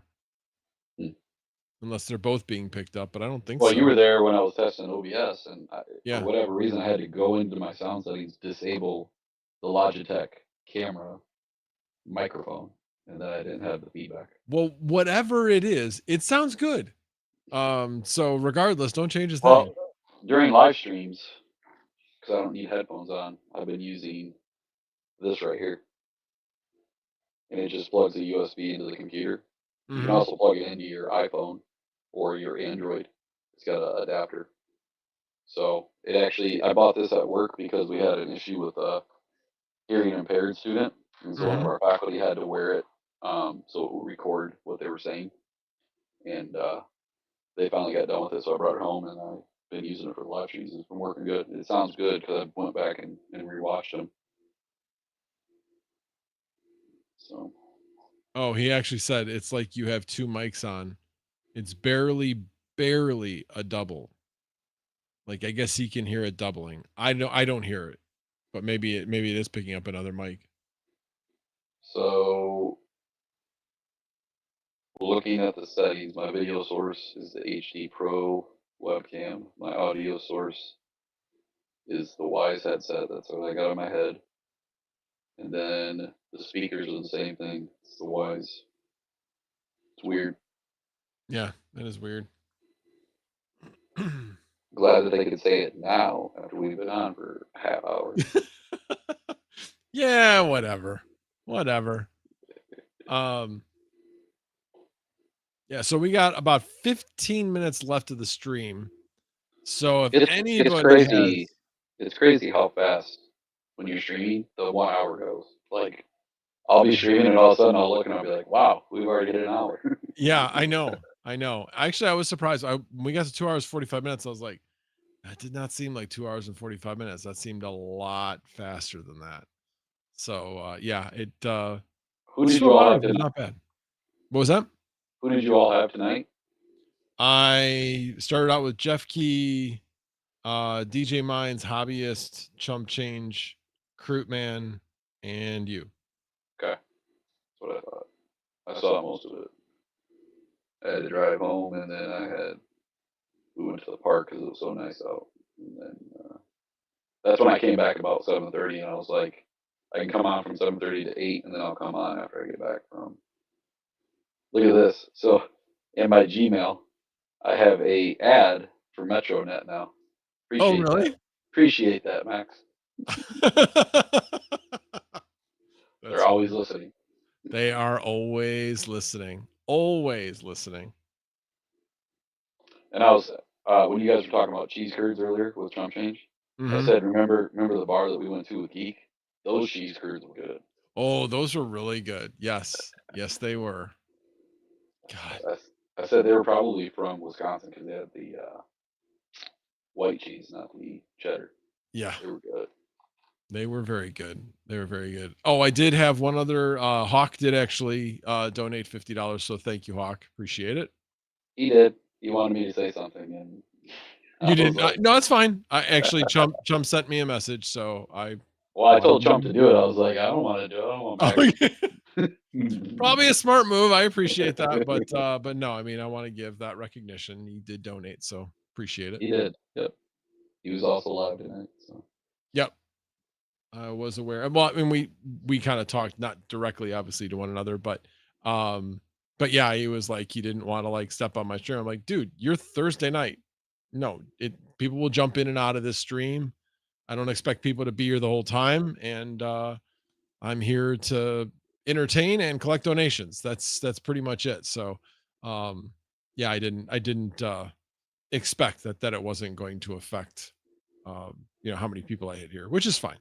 So I changed all of my KSO Pros and KSOs and KSO Ultras to solo now that the blocks are faster.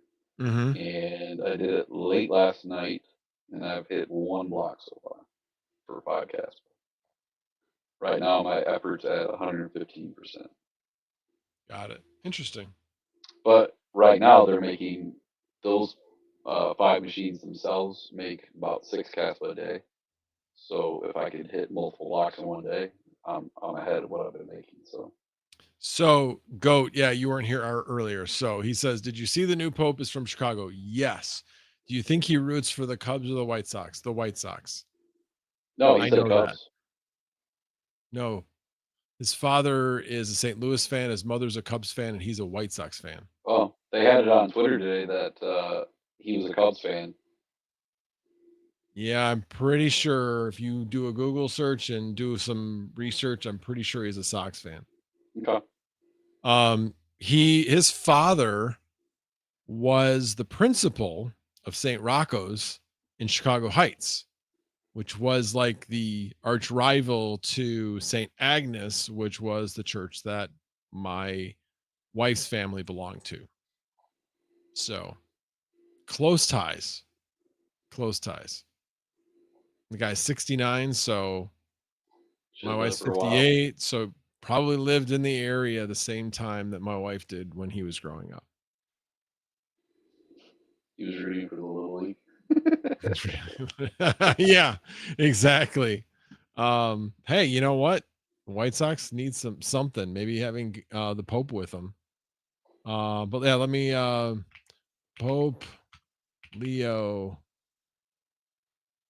the fourth, White Sox or Cubs.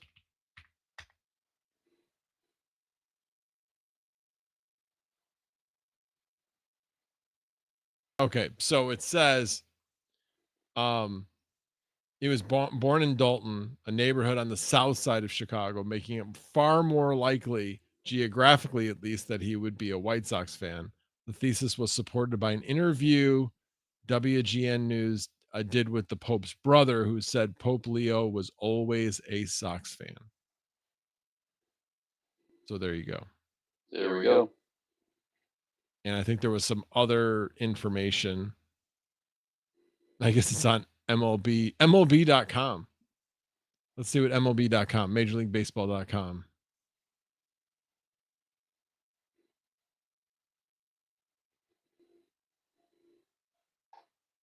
Yeah, the Cubs posted that he was a Cubs fan.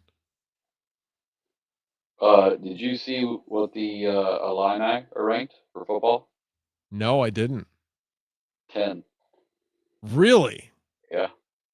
Oh, when was the last time you saw that? Like, not in my lifetime. I mean, I suppose I don't know what they were ranked when Mike White was the coach.